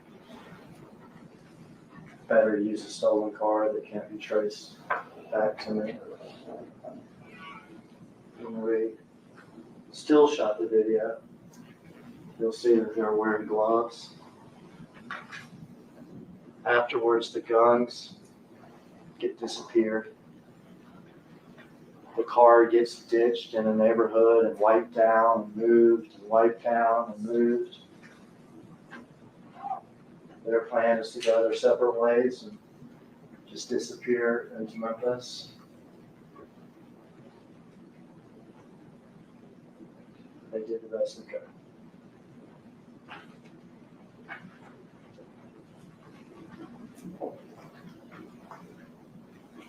I guess they could have gotten away with it. You get the guns gone, you get the car wiped down, get the car hidden for long enough. You're wearing masks, you're wearing hoodies, you're wearing gloves. Do it so quick, but it takes seconds. You get in, you get out, you get separate, you get disappeared, and I guess you get away with it.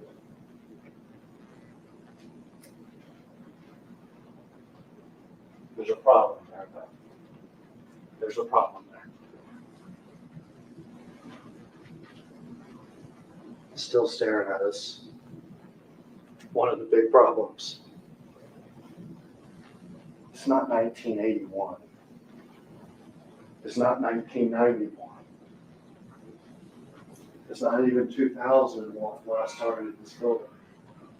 It's 2021. It's 2021. And what I started talking to you about when I first stood up, what you didn't think about, what we don't think about almost ever anymore. These places have cameras. Places have cameras. It's the hotel lobby. It's walking into the building. It's this courtroom now. A lot of places that have cameras. And also what we don't think about, we didn't have to in 1981 or 91, whatever. because we carry phones around.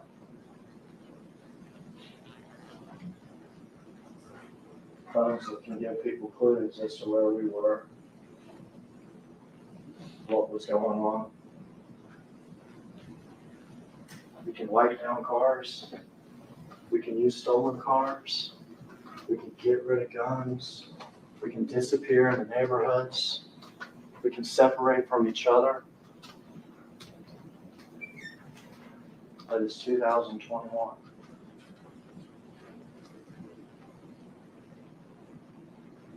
Now, I guess I didn't think about that. We reviewed, back up the video about 3 or 4 seconds. All right, we can stop there. All right, so what we saw before was this man first. Remember the one with the automatic weapon, the larger of the 2 weapons?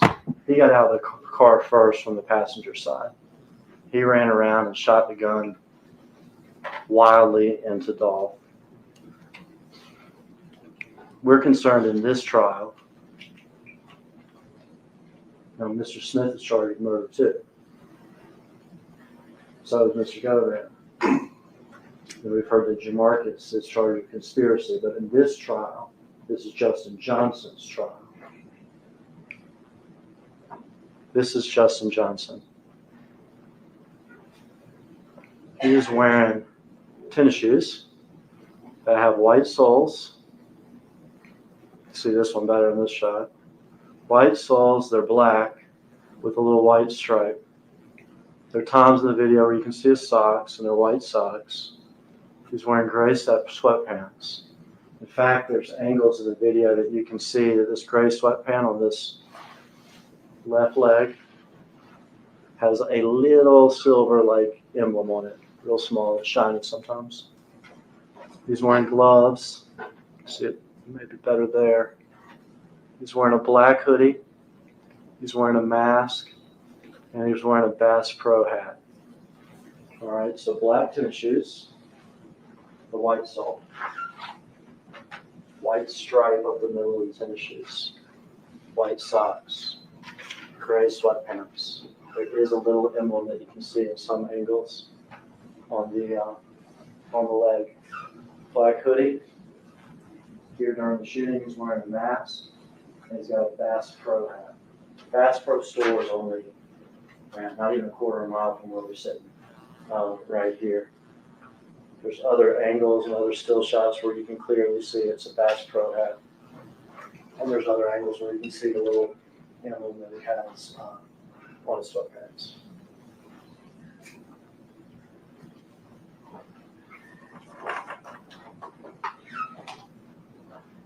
Color video here.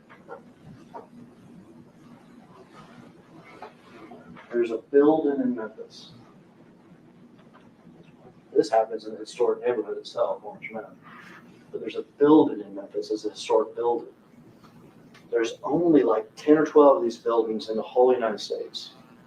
They used to be back 7 years. Whatever you do it for less at Harbor Freight.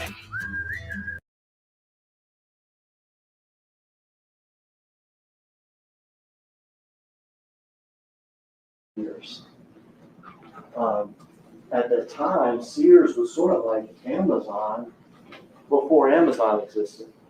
Because these big warehouse buildings, everything, you come and place your orders, and they stay. It was quite sort of an amazing thing. The need for those buildings went away. In Memphis, the building was abandoned for decades. They have pictures of it, abandoned. It was crazy. It was the largest square foot building in Memphis, and it was abandoned. In other cities, there were 10 or 12 of these things. Some were abandoned, some were actually even torn down.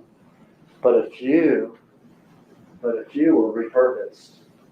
And in Memphis, over the last 15 years, ours was repurposed and renovated and redone. Amazing building now. It has high school in it. It has restaurants in it. It has businesses in it. Has a YMCA in it. Has a brewery in it. Has all sorts of things in it.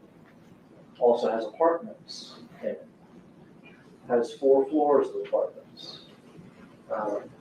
So when you live here, it is a nice place to live. We live sort of like in a shopping mall with restaurants and everything else right there. Okay.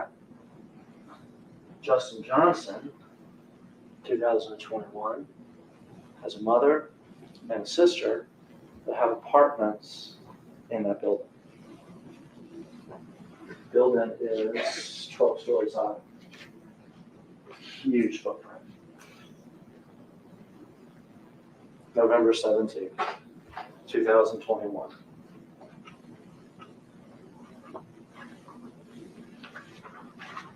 This is less than an hour before the killing.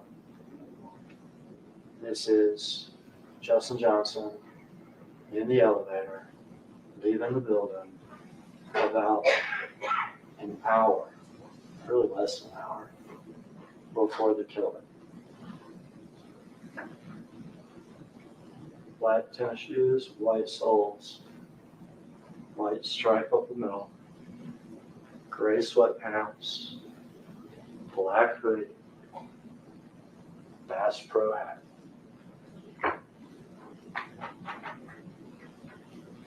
In fact, you'll see picture after picture and video after video. It's the same outfit he was wearing the night before. We'll see him in this outfit from 2 o'clock in the morning, same day, all the way up to leaving the building right before the killing. The exact same outfit as that man in the video. A guess as to what kind of car he got caught leaving it at the parking garage of this building. A white Mercedes with back end damage, just like the one we see in the video, less than an hour before.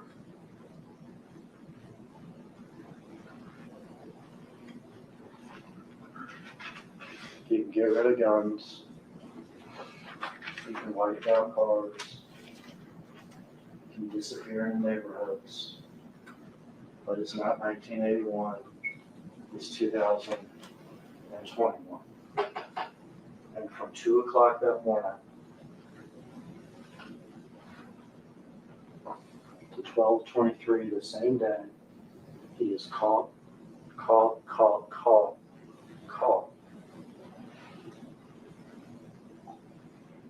again and again. And it's not just before the murder.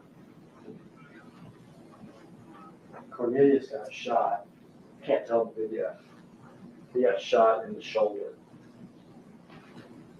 He needs medical attention, or at least somebody look at it. You'll see the text messages.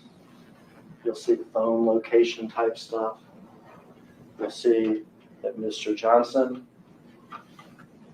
and Mr. Smith, after they ditch the car in the neighborhood, they have another car waiting. That they go over to Mr. Johnson's cousin's apartment, an apartment complex that used to be called the 2-Lane Apartments here. Now it's called the Gospel Gardens Apartments. We're talking within 45 minutes of the killing. So we have the killing. Cornelius gets shot, ditch the car, get in Johnson's other car, and we go to Johnson's cousin's apartment, 2 lanes. So they can try to bandage up Cornelius. So Johnson can change his clothes. So they can try to get away and disappear. How do we know that?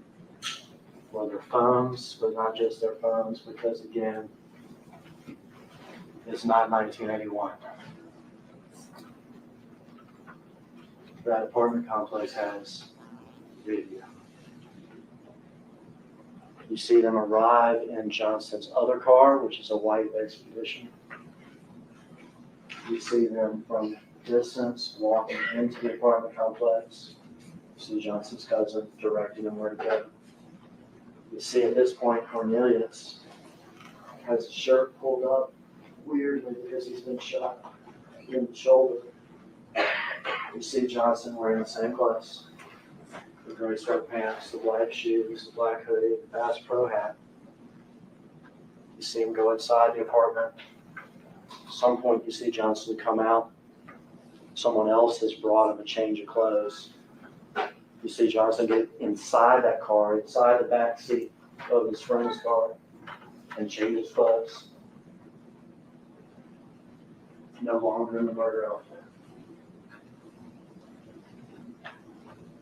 And then you see them leave. To disappear almost.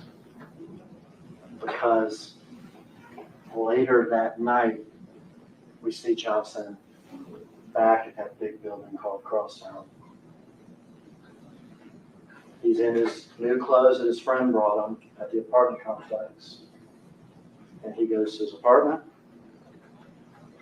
and he packs up, and you'll see him at the elevator with his suitcase and everything else, ready to get the heck out of town.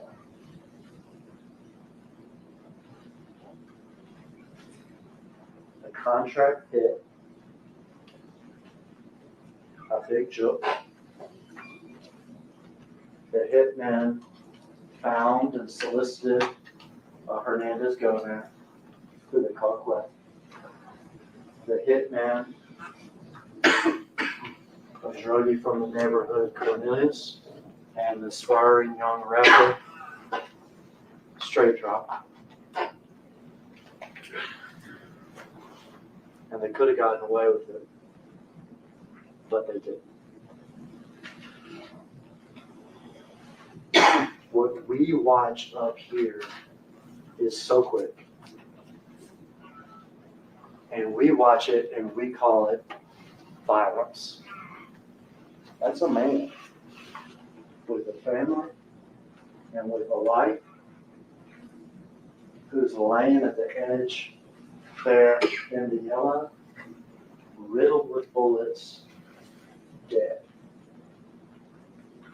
We watch that and we call it violence. For Cornelius Smith and for Justin Johnson, it was just business. They call it business. What we do here this week, in here, we'll see the video plenty of times. We'll see the crosstown videos, the apartment videos, we still still shots and everything else. What we do here this week together is not violence and it is not business. It's justice. And at the end of this, you will see that both Cornelius Smith and Justin Johnson are caught.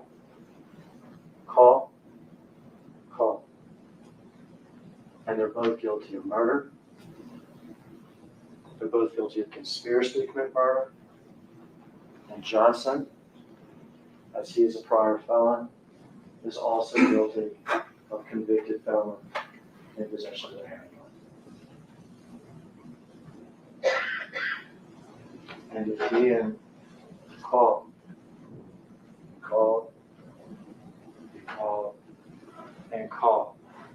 on video is not enough for you, you'll also hear it from Cornelius Smith's mouth. That's me with the assault rifle killing Dolph. And that's Justin with a handgun with me killing Dolph.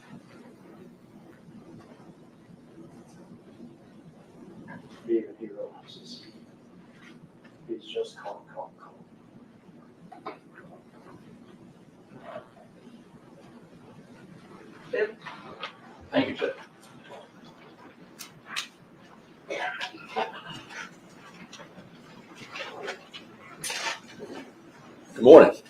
Good to see you again. Thank y'all for being here. It's an important day. It's going to be an important week as you all sit in judgment and you evaluate the evidence in this case. And as we talked about in voir dire, Mr. Johnson sits before you innocent. And he'll remain that way. Because at the conclusion of this case, once you've viewed all the evidence and heard all the testimony, you will not be convinced beyond a reasonable doubt that he did this. Because he didn't. Now, Mr. Haggard was a very skilled attorney, did a great opening statement. But there's always two sides. And there are certain things about this case that I'm going to urge you to be paying particular attention to. You heard a little bit about Govan, and I anticipate you'll get to hear from Govan in this case. You already heard you're going to be hearing from Mr. Smith. You know, and Mr. Hagerman talked about Mr. Govan and said he liked to, you know, get an interest in young rappers, right? He liked to exploit. He liked to exploit young rappers. Like Mr. Johnson. He brings no skill to the table, but you're going to hear testimony about how he intended. It was his sole mission to get a 30 to 60% piece of Mr. Johnson. You're going to hear him say, oh man, Mr. Johnson was going to go platinum. And he and his god brother had missed out on this golden opportunity for another rapper, and they weren't going to let that go by. They weren't going to let that go by again. And so he gets his claws into Mr. Johnson. All right? And what you're going to hear is, as the process goes on, is the idea is that he's going to sign with CMG, Mr. Johnson is. But there comes a point in the road where what Mr. Govan wants, which is a meal ticket, the payday, and what Mr. Johnson wants, differ. And you're going to hear about how they take this trip to Atlanta. And the whole idea is that they're going to go to Atlanta, and this is Mr. Govan's chance. He's got another guy he's going to bring in to help sell the management contract, which is going to give him this massive piece of this young up-and-coming artist. And you're going to hear, this is about September of 21. This is right before November. And you're going to hear that they go to Atlanta to meet Jook, who is one of the higher-ups at CMG. Right? They go to Atlanta, and while in Atlanta, Mr. Johnson decides, I'm not going to go your way. I'm not going to go your way, Govan. I'm not going into business with you. I'm going to do it without you. And at that moment, I anticipate you're going to hear Mr. Govan say he was really mad. He felt some kind of way about the fact that he had, in his mind, his perception was he had done all this to help this up and coming star, and now he was going to be left to the wayside, and he wasn't going to get a piece. And he's so angry that he leaves Mr. Johnson in Atlanta. Leaves him there. Mr. Johnson has to find another way home. You know, Mr. Hagerman talked about, you know, it's not 1981, right? It's 2024 now. It's 21 when this happened. But there are certain things that are as old as time. And that's greed, right? Pride, and deceit. And that's what Mr. Govan has, is greed. And then he gets angry because if he can't get a piece of this young artist, nobody can. Nobody can. It's time to tank this one because he's not going to go with Govan. And Govan, you're going to hear, and the state has said, is soliciting. He's in the middle of this thing with Dolph.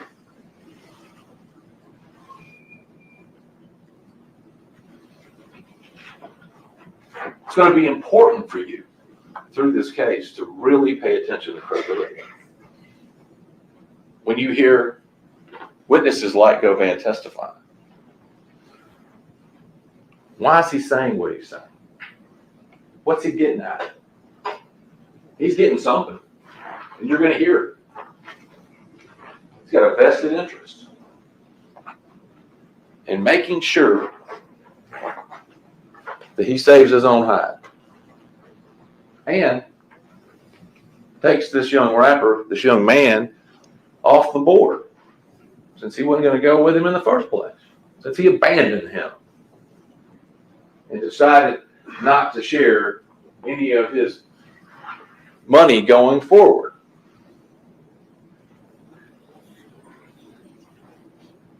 The same is to be said for Mr. Smith. You're going to hear from Mr. Smith. And Mr. Hagerman tells you, he says he's going to tell you that was me and Justin.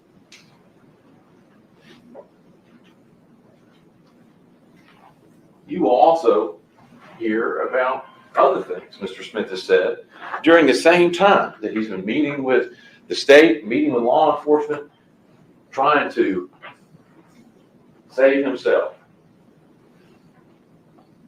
And while he's doing this, while he's meeting with them and telling them this story, you're also going to hear he's writing letters to his family and telling his family, I didn't really do this.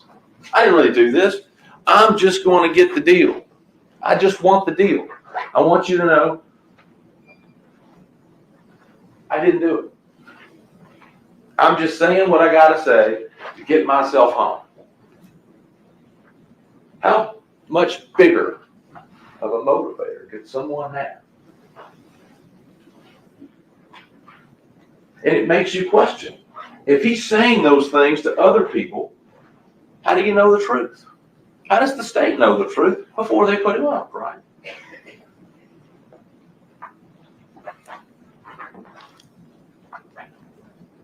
You know, you're right, 2021. There's video. And I'm going to tell you now, similar clothing doesn't equal the same. All right? Video is going to show what it shows. You're going to be able to watch it, evaluate it, look at it. The crosstown videos and pictures that they show you. Look at them, evaluate them. Absolutely. But similar doesn't mean the same. For mass-produced items, you have to ask yourself, is there anything particularly significant or unique about those items that couldn't have been obtained by another person and worn by another person? And look, if that video on its own and those, the other part of that was enough, why would we need to hear from these other folks? Why would we need to hear from them?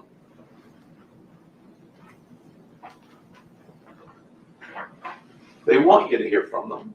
They need you to hear from them because there was references of cell phone information. That cell phone information isn't going to be able to pinpoint where they are or where these phones are. That area has all sorts of other locations in it. You're going to hear, you heard that car was white. You're going to hear that they did fingerprint analysis on the car. Cornelia Smith's prints are on the car. Another individual named Kristen Gardner on the car. another gentleman named Trayon Ingram on the car. You know whose fingerprints aren't on the car? Justin Johnson. And if it was wiped and then moved and wiped, as the state suggests, then how are their prints on? You're going to hear that they did touch DNA, right? So lucky, it's not 1981 anymore. We got touch DNA now. Forensics has come a long way. Crime scene unit went into this car and did several swipes for touch DNA. They don't have anything saying Justin Johnson's DNA.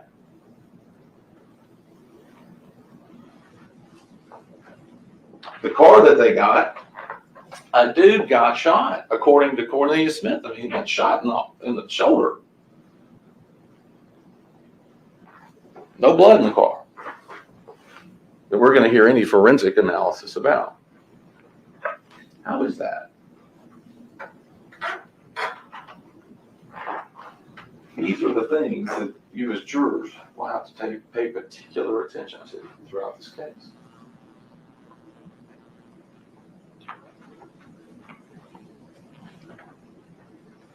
The shame of it is that people like Govan and Cornelius Smith are going to get an opportunity to come and lie to your face.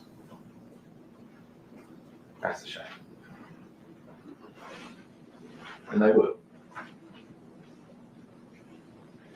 The judge instructed you earlier some of the things to be mindful of on credibility.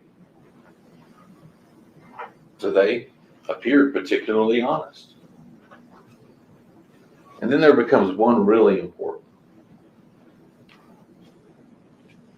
To what degree does what Cornelius is saying differ from what Govan is saying? Pay attention to that. Why is it different? The truth is one thing, right? One thing. Pro football has gone international, and the world's most fun and lively city should be next. Dublin, Ireland. Why? The games are over 3 hours long. His family. It wasn't just every day. So, why are they telling different stories? So, we talked about this in Board Iverson. The idea of keeping an open mind. I'm going to ask you again to do that. To hold any judgment or consideration on that issue until you've heard everything. And remember, I completely agree. This isn't business this week. This is justice. And as we talked about in Board Iron, your job is to mete out justice in this case. Absolutely. A life was lost. Absolutely. But as we talked about in Board Iron, and you all agreed, it's never justice if you convict the wrong person. So I appreciate all of your attention that you're going to provide this week in deciding the fate of Mr. Johnson. Because he didn't kill Adolph Gordon. And he shouldn't be the one that has to take the fall for it. Thank you.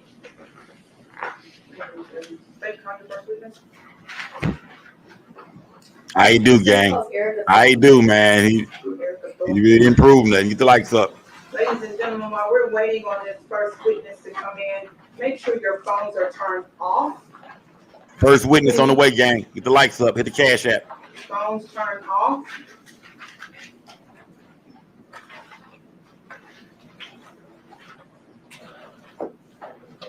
And if anyone feels like that they won't be able to handle emotionally testimony, things they might see, I ask you to leave.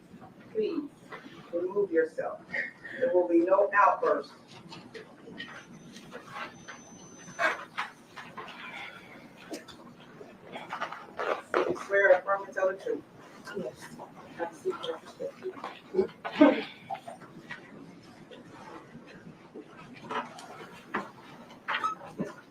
Good morning. Good morning. Could you state and spell your name for the record? Erica, Erica, Thornton, Thornton. Thank you. Did you know an individual by the name of Adolph Thornton Jr.? Yes. And how did you know him? It's my brother. What kind of relationship did you both have? Sister and brother relationship, we were all pretty close. We had a great relationship. Spoke all the time, hung out every chance we could get together. So we had a great relationship. Okay. And if you were shown a picture of your brother, Mr. Thornton, would you be able to recognize him? Yes.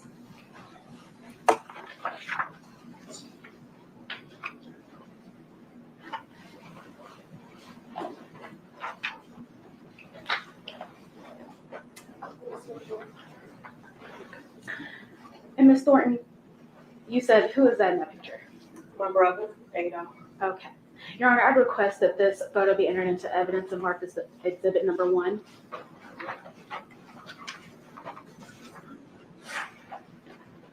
This is a photograph of who has been described as Adolph Thornton Jr. wearing the black cap, turned backwards glasses. We'll mark this as exhibit 1 to this one. No objection. Thank you. Thank you, Your Honor. And may I have permission to... Thank you. And Your Honor, may I have permission to publish this to the jury? Yes. Thank you so much. Okay. Ms. Thornton. Mhm.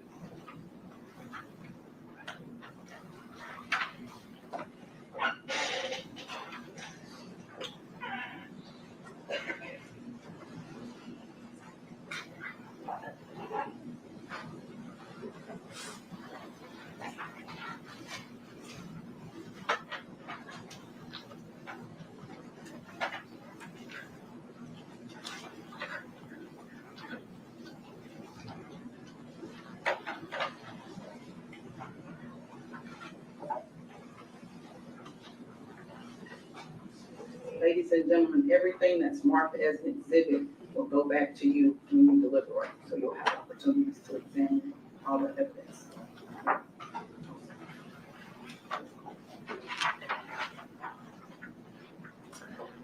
So, Ms. Thornton, you're familiar with his family, correct? Yes. Does he have any children? Yes. How many children does he have? He has 2. Okay. When was the last time you saw your brother? The last time that I saw my brother was in September, right before Labor Day. So 2 months before he was murdered. Okay. And you did find out that something had happened to him? Yes. Okay. Did you know of any funeral service of Mr. Thornton? Yes, I planned. Okay. And did you attend? Yes. Okay. My final question, do you miss your brother? Most definitely. Okay. Your Honor, at this time, I'd like to read a stipulation of fact into the evidence. It has been signed by both parties and Your Honor. Any objection? No objection. So before you do that, ladies and gentlemen, what she's getting ready to read to you is what she just said is a stipulation between the parties. The parties have chosen to, in order to keep witnesses from having to testify, witnesses from having to testify about certain events and things, the parties can stipulate to those facts. So you might hear a few stipulations throughout, and those will be also entered into evidence, and you'll go back. It will go back with you also. The parties in this matter, the state of Tennessee, represented by Paul Hagerman and Iris Williams, and the defendant Justin Johnson, represented by Luke Evans, respectively, have agreed to the following. The victim in this case is Adolph Thornton Jr. He was a living person and is now deceased. Adolph Thornton Jr. was, as you will hear in later testimony, the same person that autopsy 2021-2619 was performed upon. These facts agreed to by the parties and may be accepted as true without the need for a witness or further proof. This is a stipulation made in all homicide cases so that the family members of the victim do not have to view autopsy pictures of the victim. It is so stipulated and approved by the court. And Your Honor, at this time, I request that this stipulation be entered into evidence and marked as the next number exhibit. No objection.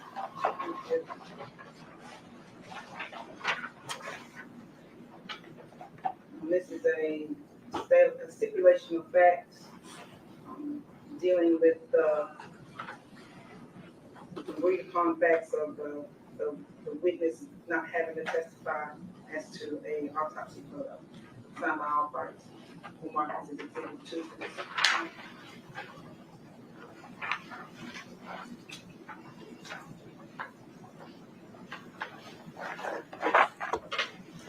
Your Honor, at this time, I'll pass the witness. No questions. Thank you, ma'am. Dr. Stitt. What was that about? Well, that was the quickest witness ever. We don't want to see them toes. We don't want to see them toes.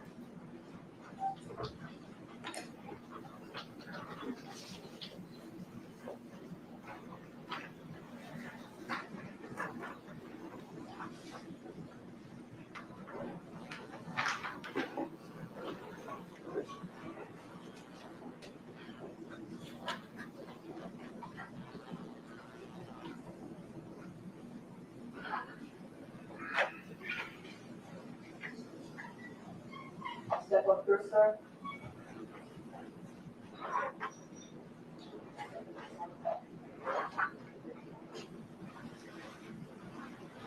Do you swear or affirm to tell the truth? Yes. Yes, sir.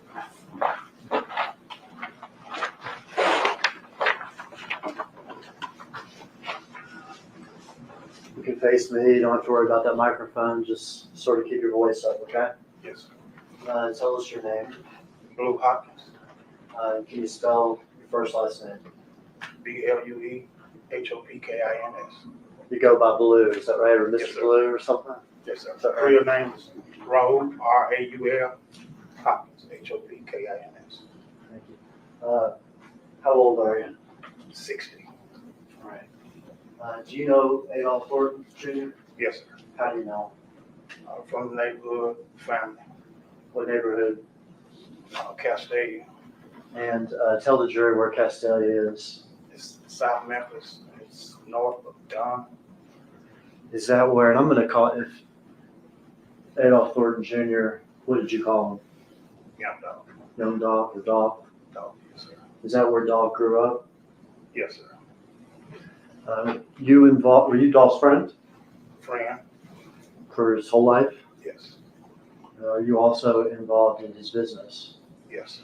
What was your involvement in his business? I was in security. And how many years have you been working his security? 7 years. Job probably quite a bit of travel, Yes, sir. a little bit of stress. Yes, sir. Tell me about Dolph's record label. What was the name of it? Paper Route Empire. And is that Dolph and other artists? Yes. Dolph helped promote those other artists? Yes, sir. And Dolph would perform sim concerts and things like this. Yes, sir. You were in charge of security for many of these things Yes, sir. for some years, it sounds like. Yes, sir.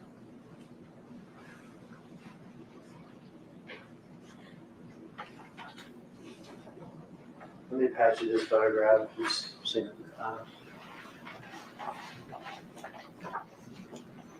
Tell me what that is underneath that little placard. That's the PRE chain.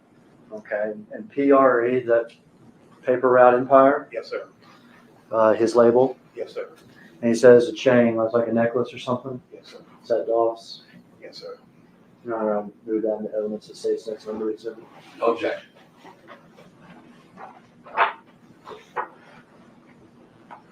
This is a picture of a chain, emblem for a chain, PRE, with the placard number 64, looks like in a pot. We'll mark that as exhibit number 3.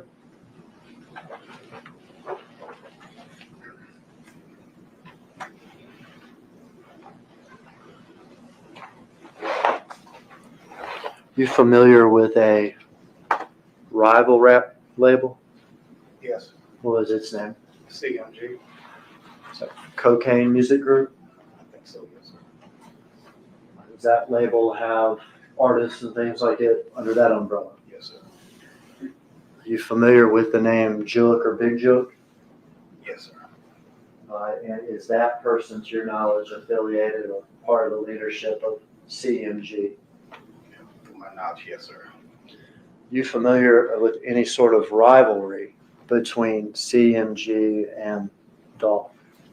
Yes, sir.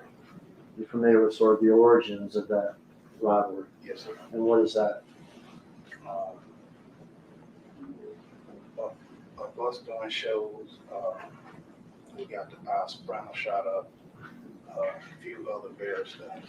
There's a lot of shit going on. Okay, well, let me back up, because I think you're talking about incidents that happened, is that right? Yes. Okay, let's back up. Do you know, why does CMG have a problem with Dolph at all? You're not familiar with that? Are you familiar with Dolph ever turning down proposals to sign with artists from CMG? Yes. Was it important to Dolph that he did it himself? Yes, sir. Did he make public statements like that? Yes, sir. Did he make statements like that in his rap songs? Yes, sir. In his rap songs, did he call out CMG and those artists? Yes, sir. In those rap songs, in fact, did he call out Big Jook? Yes, sir. Did he say insulting things about Big Jook? Yes, sir.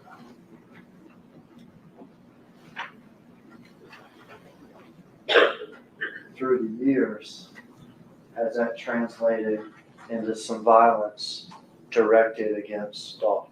Yes, sir. You mentioned 2 incidents. Is that right? Yes, sir. To be clear, these are incidents that happened in the past. Is that correct? Yes, sir. Mr. Johnson, who's on trial now, was not part of it. No, sir. Tell me quickly about those 2 incidents. 1 and 15, we was in Charlotte. What happened in Charlotte? We just came to the hotel. We was in the Sprinter. Sprinter van? Sprinter van, yes, sir. We was sitting there for about 15, 20 minutes. We ran upstairs. Once we got upstairs, got in the room, 2 more people ran up and said they just shot up our Sprinter. Bullet holes? Bullet holes. A lot of them? Yes, sir. Dolph ended up even rapping about it? Yes, sir. An act of CMG violence. Yes, sir. What was the other incident? The other incident happened in California when he actually got shot Dolph got shot? in California. Perpetrators affiliated with CMG? Yes, sir. I can see where security would be stressful. Yes, sir. Protecting not just your client, but it sounds like your friend. Yes, sir.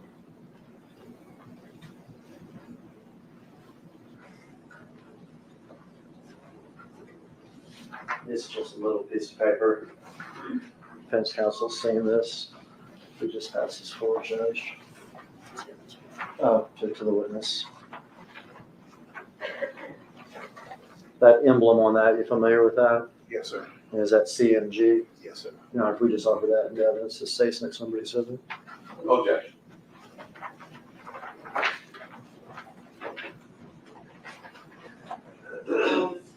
This is the letter CMG with Cocaine Music Group under it. Looks like a emblem.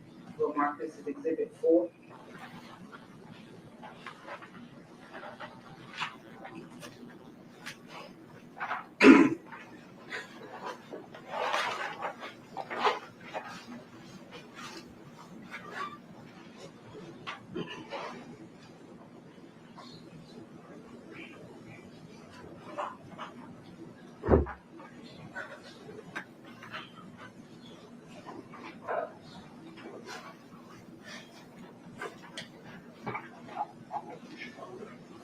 I could publish these 2 exhibits, Sharon? Okay. It's exhibit 3 and 4 for the record.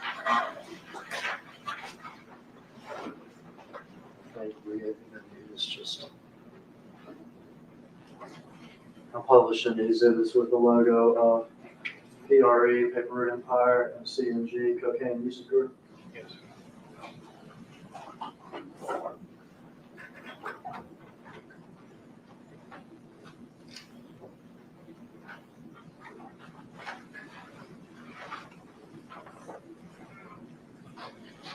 Could have Mr. Blue identify some people real quick in the video itself, Your Honor, if we could stop it for a second.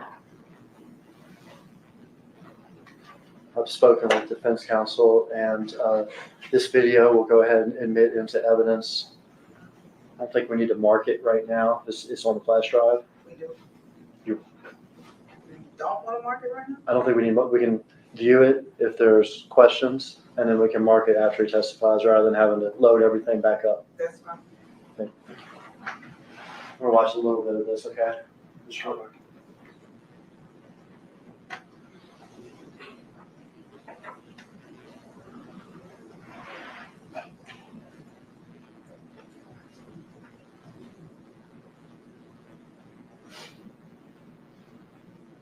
All right, you can stop there, Ives. Are you familiar with this car? Yes, sir. Whose car is that? Young Dolph. It's one of those new Corvettes. Yes, sir. I see that it has a either a paint job or a wrap or something on it. Is that right? Yes, sir. Tell me about that. It's just, he wrapped a lot of his cars Okay. camouflage. Okay. So it's like a white and blue sort of camouflage pattern. No, it's more like white and green. Okay. And that is something he had several of his vehicles in? Yes, sir.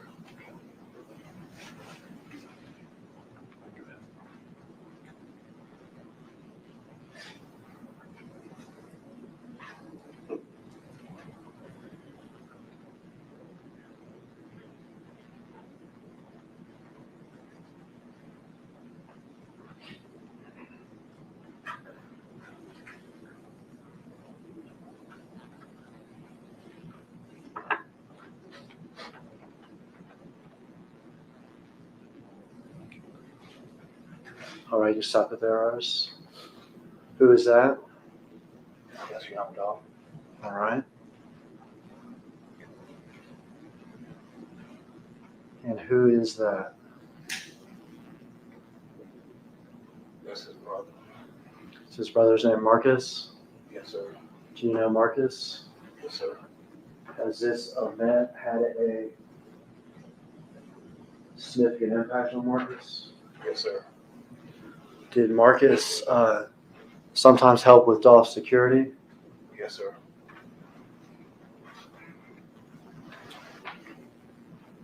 Let's go inside the rest. Let's leave it on inside.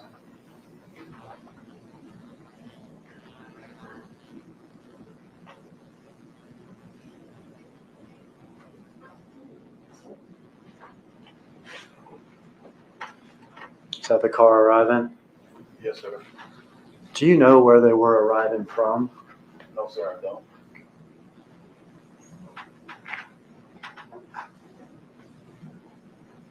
Do you know if Dolph had been to Makita's before? Yes, sir.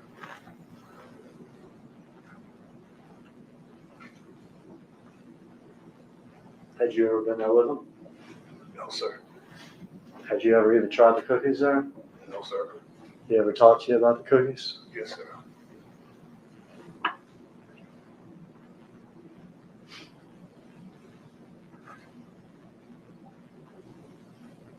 Is that Dolph? Yes, sir. The chain around his neck, is that the PRE chain? Yes, sir. The one that we saw in the exhibit? Yes, sir. And that's Marcus behind him? Yes, sir.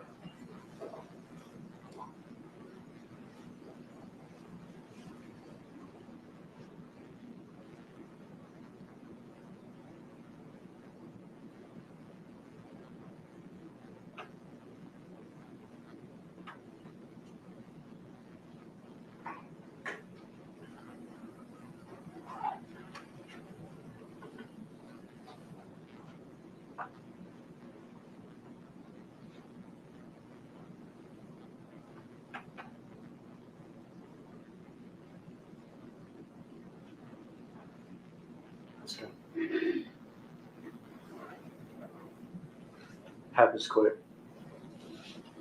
Yes, sir.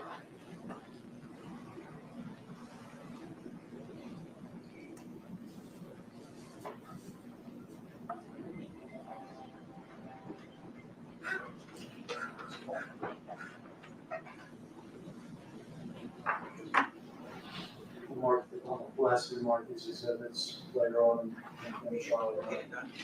No further Any questions. objection about the marking of the exhibit? Sorry, Judge. Any objection to the marking of the exhibit? No objection.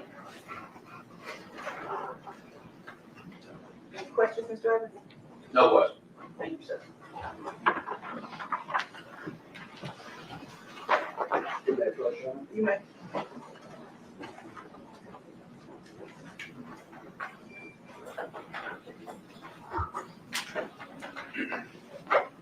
My granddad, he used to talk to me. I used to ask him a lot of questions, and I know that he would say,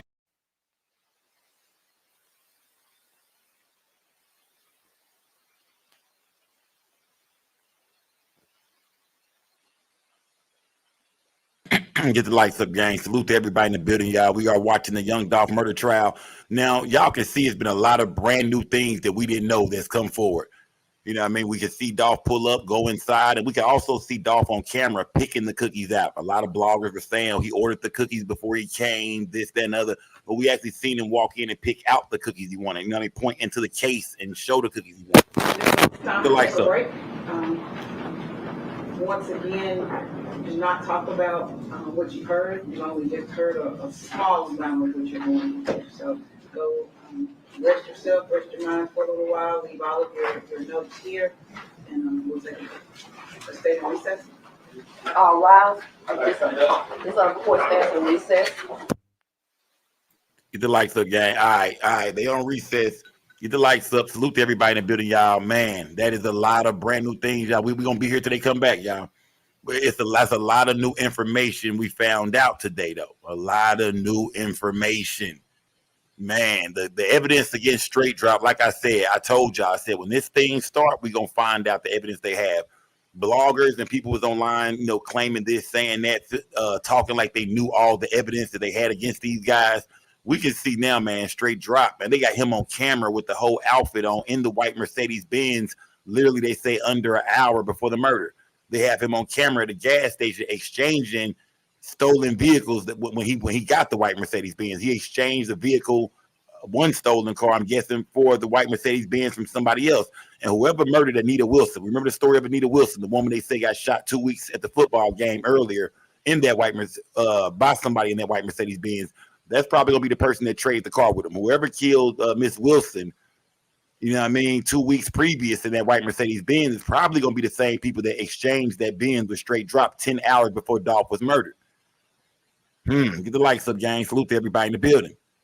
Salute to everybody in the building. Now, Straight Drop, his attorney didn't really do too much.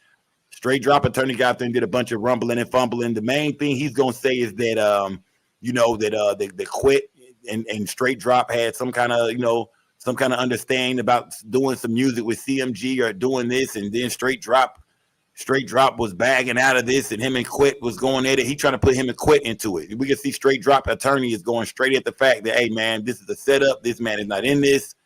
Get the lights up, gang. How do y'all feel about this, man? How do y'all feel about this? Salute to everybody in the building.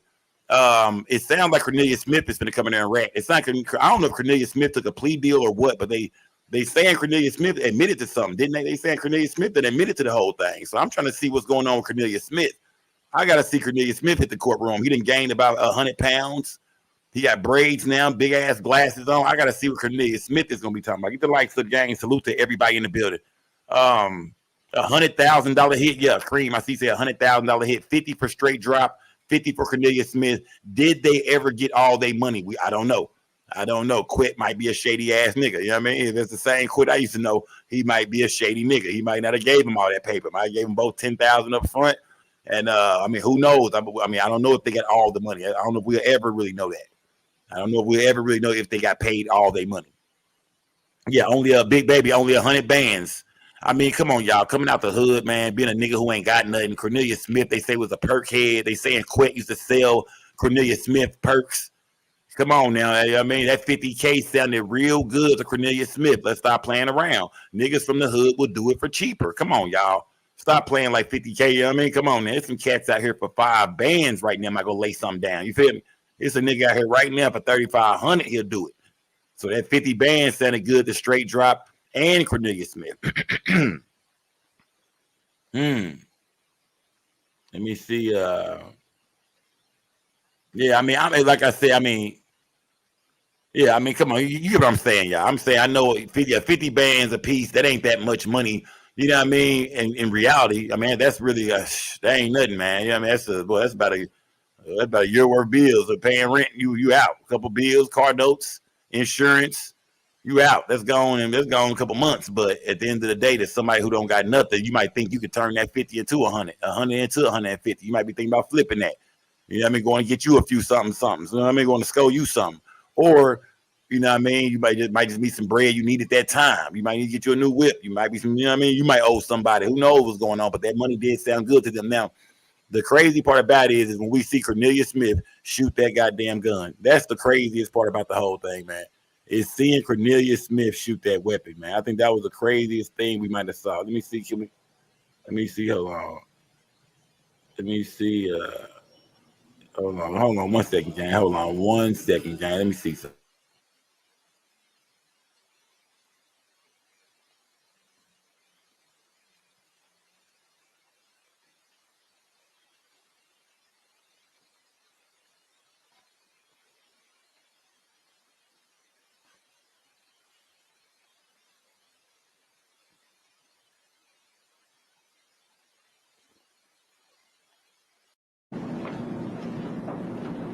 I'll go back to this part real quick, gang. They on break right now. I'm gonna go back to this part. Let's watch Mr. Johnson get out of the car. Look at that gun, y'all. Look at the weapon. Look how that boy was shooting that weapon. Stop it here. Look at how that boy was shooting that gun, man. He didn't know what he was doing. This is Dolph here. Remember, he was wearing the yellow. This is Marcus.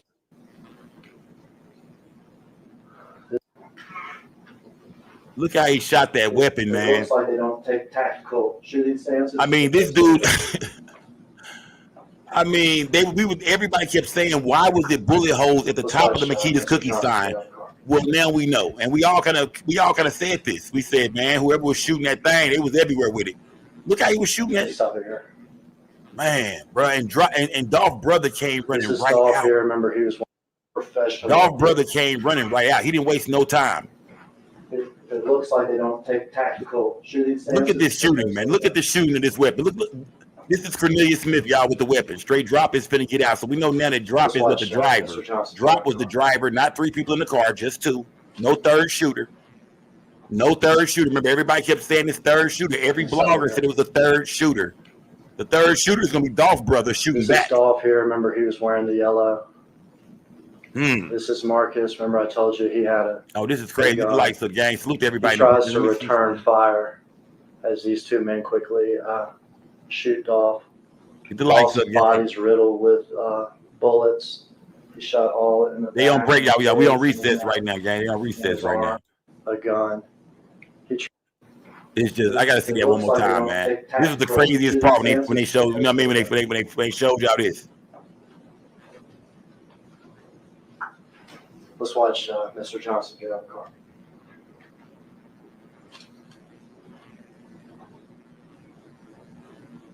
You can stop it here. Bro, it's clear that Dolph fell right there. Dolph is laying right. We know Dolph is laying about right here somewhere. That's why he was shooting down. Y'all notice how he started shooting down. You know what I mean? Because Dolph had already failed. Dolph was on the ground already, and they started shooting where he had landed at. And people were saying, why was that big hole right there? Why was it a big hole in the glass? Because he shot right there into the hole. Look. Boom, boom, boom, boom, boom. That big hole, go look. You see Dolph is laying there. Boom, boom, boom, boom, boom. And we don't see Dolph hand hanging out yet. I'm not sure if somebody moved and his brother checked on him. You know what I mean? This is Marcus. Remember, I told you he had a get the likes of gang. Salute he tries to return fire as these 2 men quickly shoot Dolph. Let's watch. Man, it all happened so fast too, man. It all happened so fast, man. You can stop it here. Then we had people saying, This is why were there Dolph here. bullet Remember, holes he was over by wearing. the door? Well, let's watch the Mr. shooting. Johnson, yeah. Maybe Dolph's brother did shoot out the door. Or you can see that Cornelius Smith started over there by the door. Look, you know what I mean? There we go. Okay, now go back to that, y'all. Watch. You can see Dolph's brother actually shooting out the door. So when people say, why are there exit holes that was coming out of the door? Some people feel like it was exit bullets coming out of the door. Well, you can see, first of all, you can see that Cornelius Smith started at that end by the door. But you can see Dolph brother start to shoot out the door. Watch it. That's why they took off. Dolph brother starts to shoot out the door. He actually made them retreat a little bit. And we know that Cornelius Smith was shot in the shoulder. Get the lights up, gang. Cornelius Smith was shot in the shoulder. Look at Dolph brother busting through the door. Watch this. Boom. You see the shots coming out? So y'all see the shots start to come out the door. Let's watch. Pay attention one more time. Watch as the shots come out the door.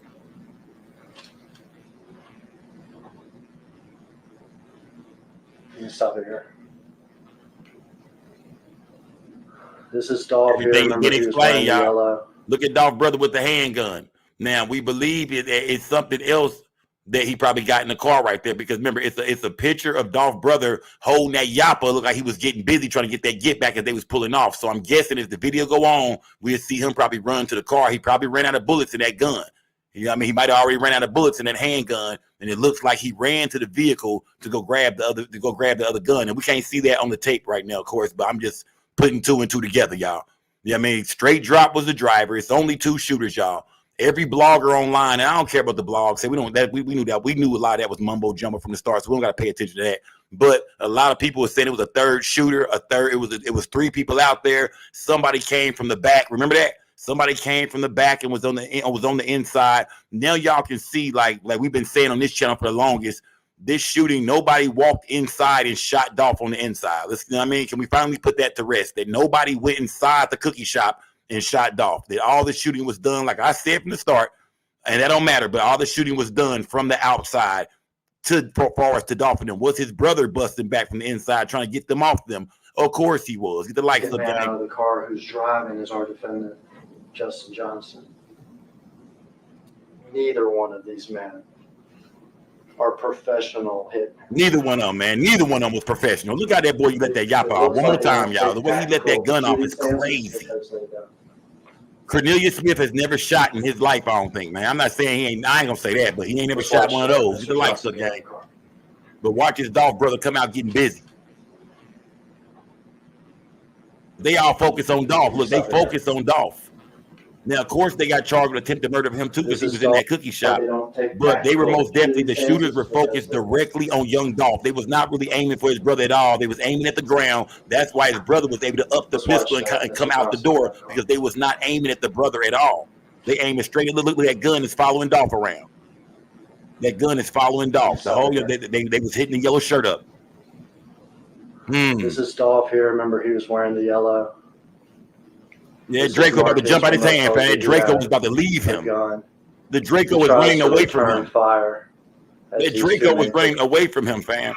The second man out of the car. That Draco was trying to get up out his hands, bro. But he most definitely hit Dolph off the rip, because you can see, I mean, unless Dolph just dove to the ground and try to take cover, I'm not for sure if he hit Dolph with them first couple shots or what. I'm thinking he probably did. But like I said, I'm not for sure if Dolph was just taking cover, getting down, or if Dolph got hit and just went down. And like I said, you can see they just completely, every shot went for young Dolph. Every gunshot was at young Dolph. Yeah, yeah. You stop it here. Yeah, that's crazy, man. Get the lights up, gang. Salute to everybody in the building, man. This is Dolph here. Remember, he was wearing the yellow. Lights up, y'all. This is Marcus. Make sure we ain't back yet. Make sure they ain't back. Hold on, gang. I'm trying to make sure they ain't back.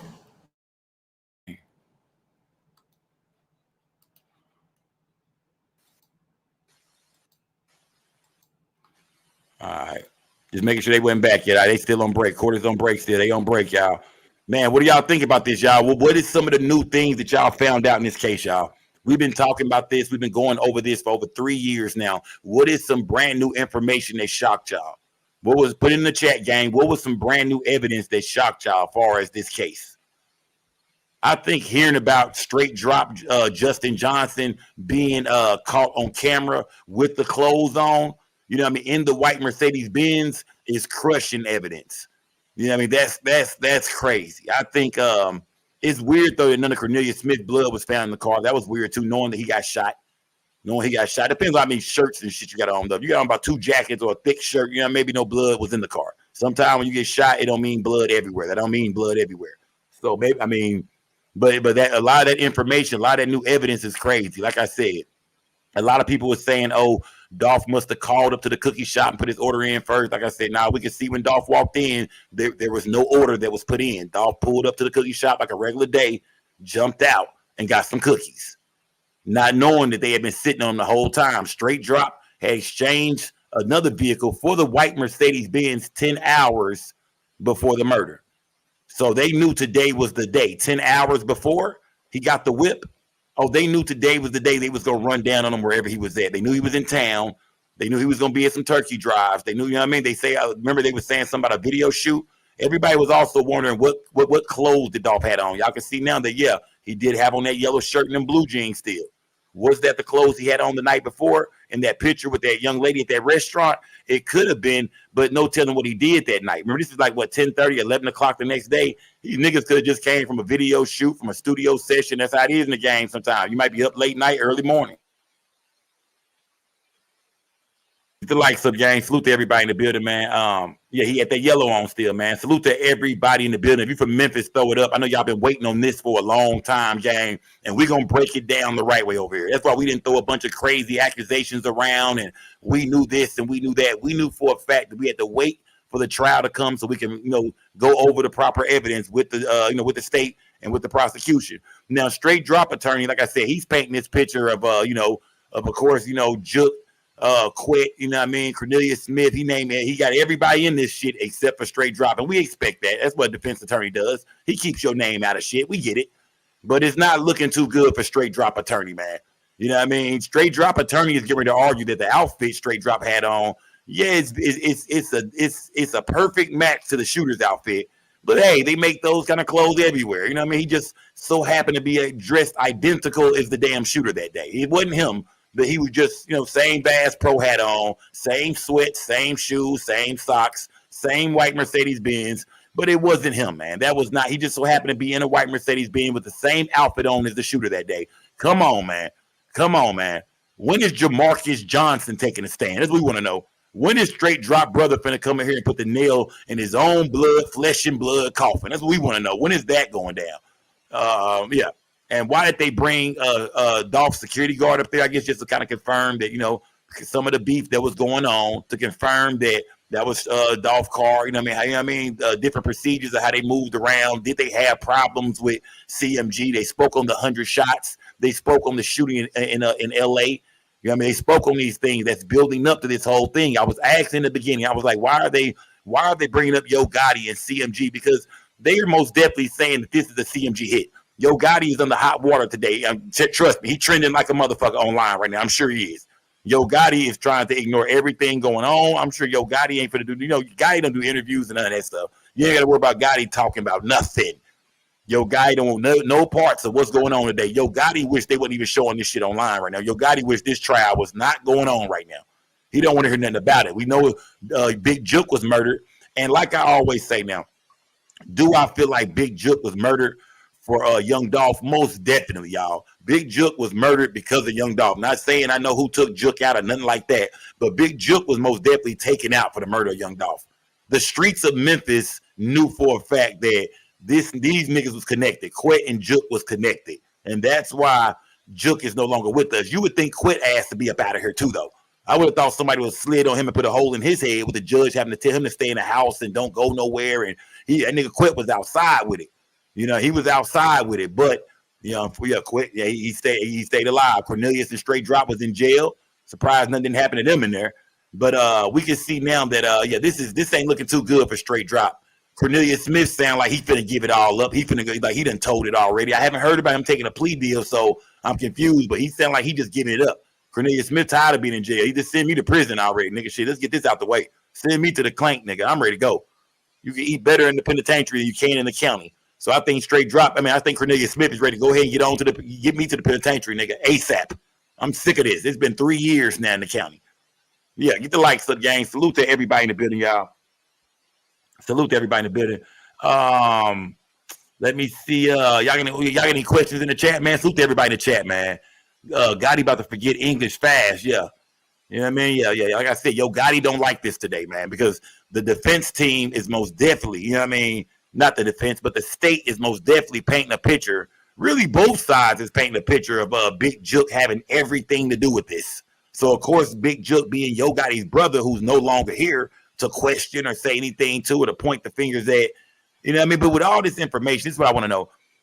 Nobody must have really been ratting for real, or either this.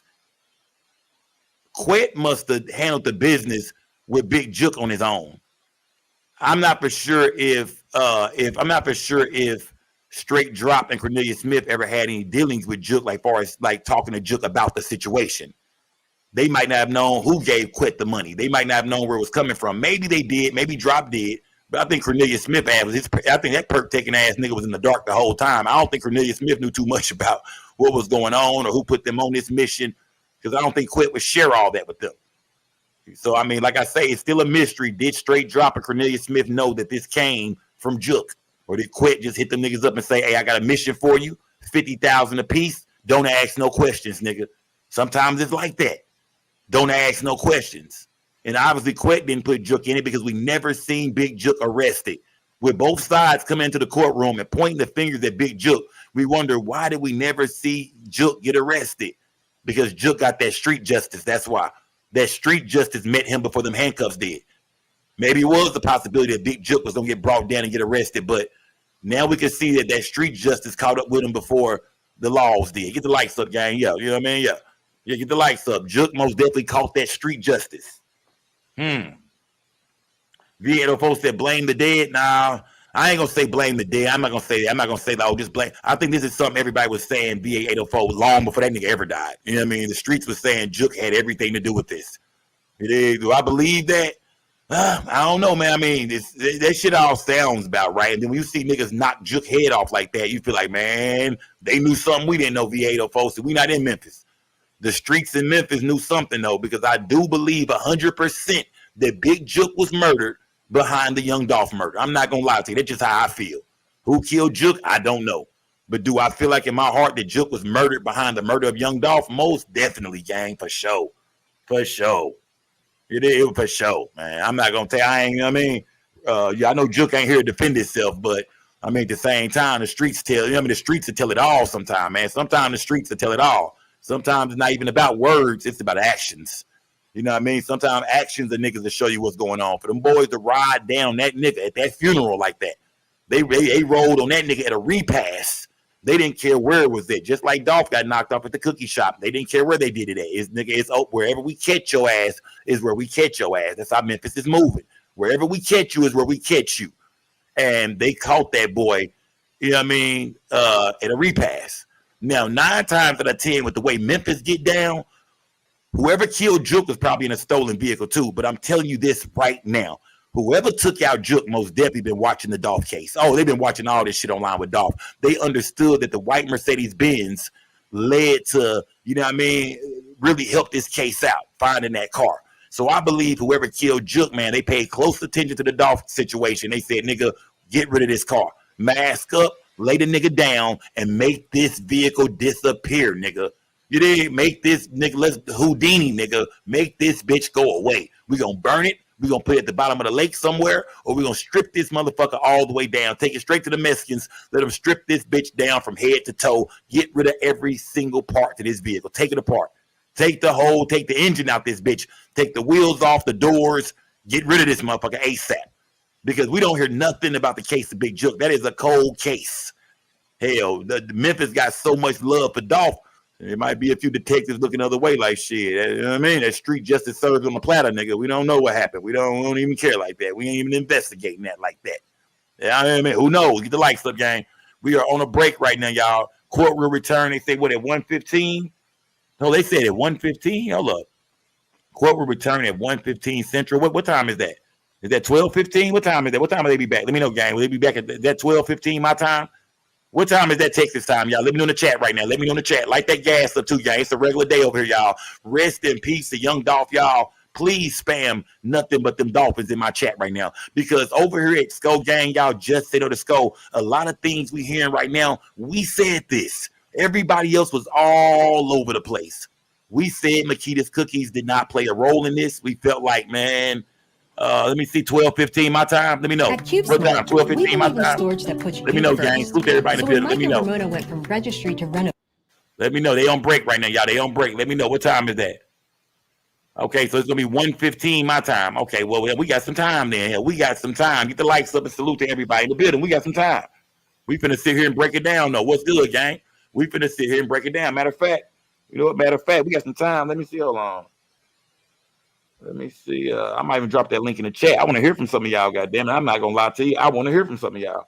Get the lights up, gang. Salute to everybody in the building, man. Hold on, gang. Hold on. Let me see. Yeah, salute to everybody in the building. Let me see. I'm gonna drop that link in the chat. Man.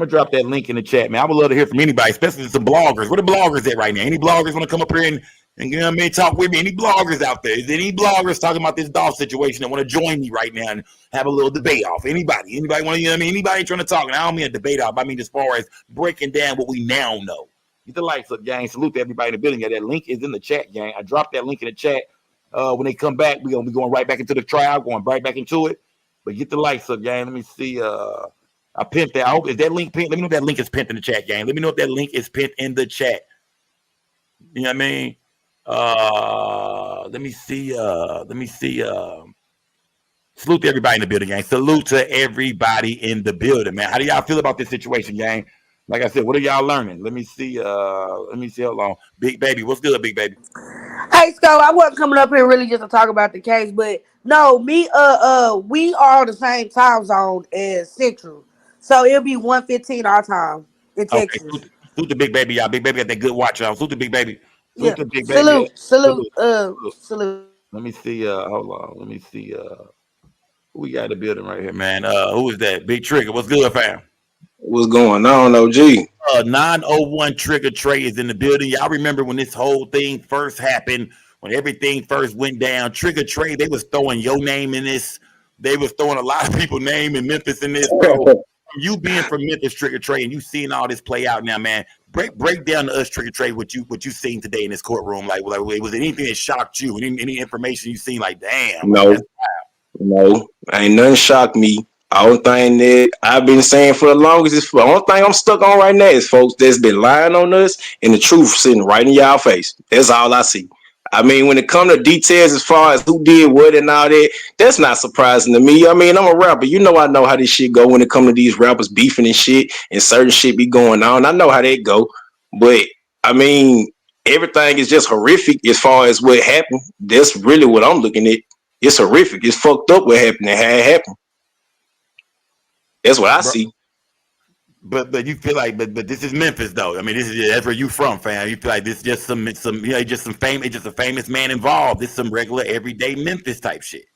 Exactly. Take away the fame and put the street put the street shit for what it is on it. And we gonna look at it like it's an everyday thing.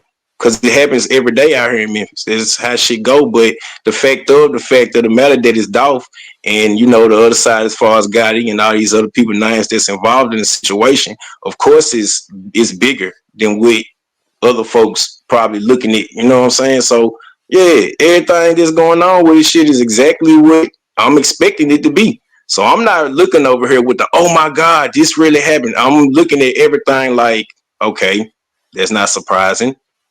It's fucked up, but it's not surprising. Tell me this: when you hear them when they first come in, the first thing they do is start throwing CMG name around. That tell me this: in Memphis, is that like the whisper? Is that always like the whispers around? Not saying anything or who was what, but as far as what people were saying in the streets, just rumors, just what people was throwing out there. Was people always in Memphis saying, "Man, this is CMG and Paper Route once again"? We done seen them go at it several times. We done seen I'm gonna say from the everyday people that I hear talking about the shit, you know what I'm saying? Folks that just really, because not that they just really know shit, but just based off of what they see, yeah, they've been throwing CMG on that shit. And of course, you know what I'm saying? People think that Jug Def got something to do with it, et cetera, et cetera. So yeah, everybody feel like it's certain shit play a part with CMG. So I mean, me personally, I don't know what the fuck, but In the same token, I'm looking just like y'all. Bro, hold on. Lady Beast, you in the building. Salute to Memphis, y'all. We got Memphis in the building. Lady Beast, you in here. Salute, this is the day that the Lord has made, and let us rejoice and be glad in it. We Tell have me this, finally made it. Lady Beast. I want to ask you this, Lady Beast. When you see Dolph, how did you feel to see Dolph last moments, to see Dolph pull up, to see Dolph go in the cookie shop, pick out his cookies? You know what I mean? Just a regular day for Dolph. You see they was ringing him up right as she was ringing the cookies up. You know what I mean? It went down. How did you feel to see Dolph last moments? Man, my stomach dropped. That took me back to Lisa's Left Eye Lopez's documentary when they showed her final moments in that Jeep before it flipped over and she passed. It took me right back to that. It was almost like it's like you watching a scary movie and you know what's happening, but you like, no, don't go in there, don't go in there. But it was my stomach dropped. I couldn't take it. That was crazy. I seen Raven in the chat saying that her and her mom was watching. Raven was saying her mom was kind of like getting emotional. You know what I mean? Actually seeing it, you know what I mean? Seeing that take place. How do y'all think this thing is going? How do y'all think this thing is going to play out, man? Do y'all think this is just a straight guilty verdict for straight drop, or the things y'all hearing? Do y'all feel like his attorney might get in there and get the cooking a little bit, or from what y'all hearing, this sound like this might be open and shut, man? This ain't looking good. I mean, they got them on camera. I mean, everything as far as certain things they need. You know what I'm saying? They got it. I mean, what more proof do y'all need? Also, looking at his face when they were showing the video was like, oh shit, I'm cooked. And I'm like, nigga, it ain't So looking I good for mean, you. Like, so I mean, when I mean, as far as you know, the man looking at the video, he's seeing that he see where he fucked up at. His foot is sitting right in your face. Man. So I mean, what you know, as far as what I heard this going to be like a 7-day trial or something like that. Most likely, yeah. I'm hearing this is going to be an open and shut thing. I'm hearing this is not, y'all, like I said, this is not going to be a 2 week, 2 months, 5 months, a year. This is no YSL. This is no RICO. It's not no RICO. This ain't no RICO charge. This is a murder charge. They got the people that murdered. So I mean. And what shocked me was that they was tracking his every last movements from when he left and everything. Tell me this, y'all. Scofax, you in the business, Scofax? Yeah, what's up, y'all? What's going on, Scofax? What's going on, Scofax? What do you think about this situation, Scofax? Do you feel like this is an open and shut situation?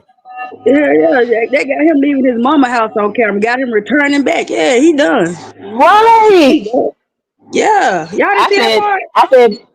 I said, now all this footage and surveillance that these bloggers so-called claim they had, ain't man one of them motherfuckers got that shit though. None of it. None of it. Do y'all think that Dolph brother look when Dolph was walking in that store, y'all see him look over towards where the cop down where the car wash was across the car wash is on the same side as the cookie shop, but he looked down towards that way, and then when they got on the inside That's of the store, you see where Dolph no, not towards the laundromat way. He looked towards the other way. And then when he got on the inside of the store, Dolph walked out to the side, and Dolph's brother was walking in, and he was still looking towards that way. Y'all didn't see that? But you said a car wash. There's no car wash on Airways. Yes, it is way on down. It's like up towards by like get ready to go on Lamar, or up there by like going back towards Park.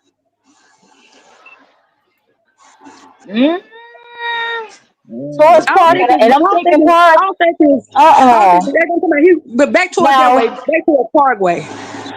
Now, what I was about to say, now the car wash you're thinking about is right there, Airways and Shelby Drive. Now I know that one, but as far as up towards Orange Mountain, there's no car wash out that way unless you take Lamar all the way up past McLean. Yeah, like right there by Dr. Tim's office at Bellevue. Right there at Bellevue. Hold on, y'all. Hold on, gang. Did anybody think Dolph brother? And let's go back. What do you think? You think Dolph brother felt like somebody was following them, kind of, or was kind of looking back like he felt like somebody was on him? Yeah, because no soon he was looking that way, and then he walked on up towards the cookie case. By that time, the girl was ringing Dolph up, and then she struck out to the back. Yeah, it's like he saw something, like as if he seen that car, before they got there, and then he seen it again. And let me tell y'all something real quick.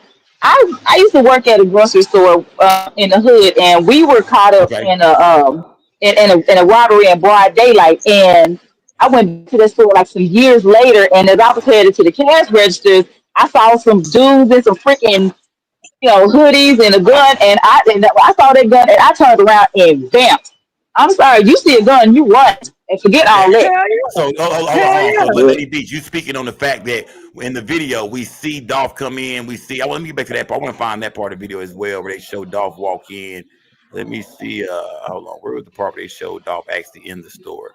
Let me find that part again, too, gang. Trigger All Trey. I'm saying is, you see a gun, you run. Fuck that. Trigger Trey. Right. Now, that's what I'm saying. Shortly after that, that's when the gunfires went off. So I'm thinking that Dolph's brother might have seen them, seen something suspicious. Cause look how fast he was running back out the door to bust back at their ass. Okay. Oh, he didn't play. Here we go. He So was busting through the door. That's what it looked like. Yeah, most definitely. He did shoot through the door. Busting through the door. Watch out, look up towards that man popped out like a damn Jack in the Box. Yeah. Watch him look up towards Parkway.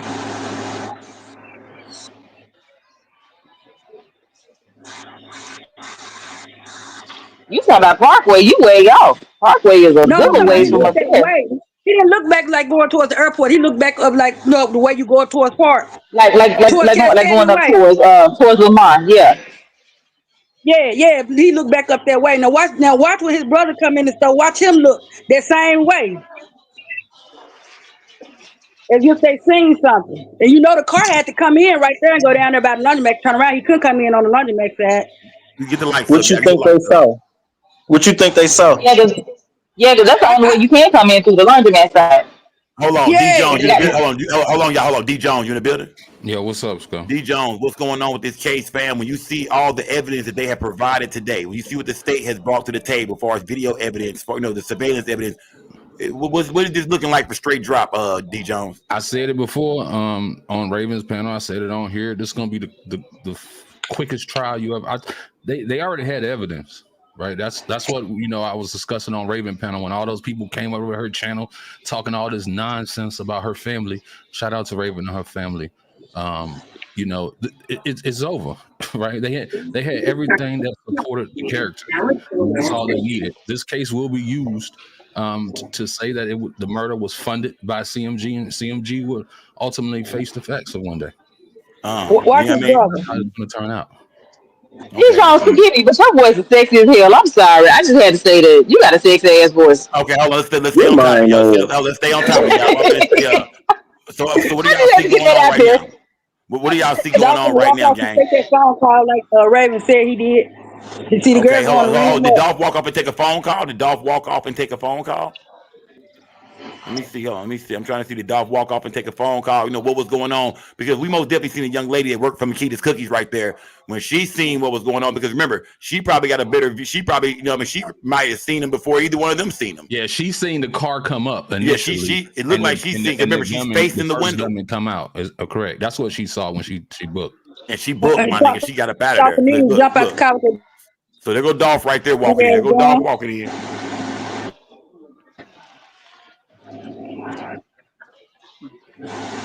And y'all can see Dolph picking out his cookies, man. Remember D Jones, we was hearing a lot about Dolph ordering some cookies before he came. Like Dolph had put a place to order. We said that, so we said that wasn't true. We said that. We can see right now you can see his brother. Look. And you can see his brother looking at the cookies too. Look at his brother. His brother kind of looking at the cookies too. Look at his brother. Not that the cookies even matter. Look. His brother looking at the cookies too. You know what I mean? So I'm just saying how they really did. They might not have seen them boys pulling up. Cause look, his brother. Go back. What I think they were doing, just looking around. You feel me? Just being on point. Yeah, that's what I think too. He just kind of. Hold on, y'all. Dolph is on the phone. Hold on, gang. Hold on, everybody. Hold on, y'all. Hold on, gang. Y'all, Dolph is on the phone. We see Dolph did put the phone to his ear. And his brother at the time is kind of checking the cookies out. He see them sugar cookies, them butter cookies, them chocolates. He just kind of peeping game too. You know what I mean? Dolph grabbed a few strawberries. His brother looked into the case. So I feel like when them dudes are pulling, I feel like they pulling up right now. They coming toward the shop right now. They probably on foot right now. We can see that his brother might not have seen them niggas actually coming. It happened so fast. This was so fast. Yank the lights up. Salute to everybody in the building. He turned to the side, looked when his brother got shot, and started dumping through that window. Through that front door. Now watch your girl, y'all. Watch your girl. She bringing the cookies up. She got three strawberries in her hand. 3 fresh strawberry. Look. Look. Look. You see her put them cookies down? I think she see it right now. Okay, her eyes just hit right it. there. Her eyes just locked in on whatever's walking up. She see him right now. At that point right there is when the car initially stopped and the passenger door opened and the gunman jumped out. That's what she saw. That's what I believe she saw. Right. Yeah, no, she most definitely shook right there. Her eyes look like, what the hell is this? Look, you see that? You see that? Yeah, I mean, see that? When she dipped off like that, that's when because he came out. Listen, the way he was holding that firearm, when he came out, he was already shooting.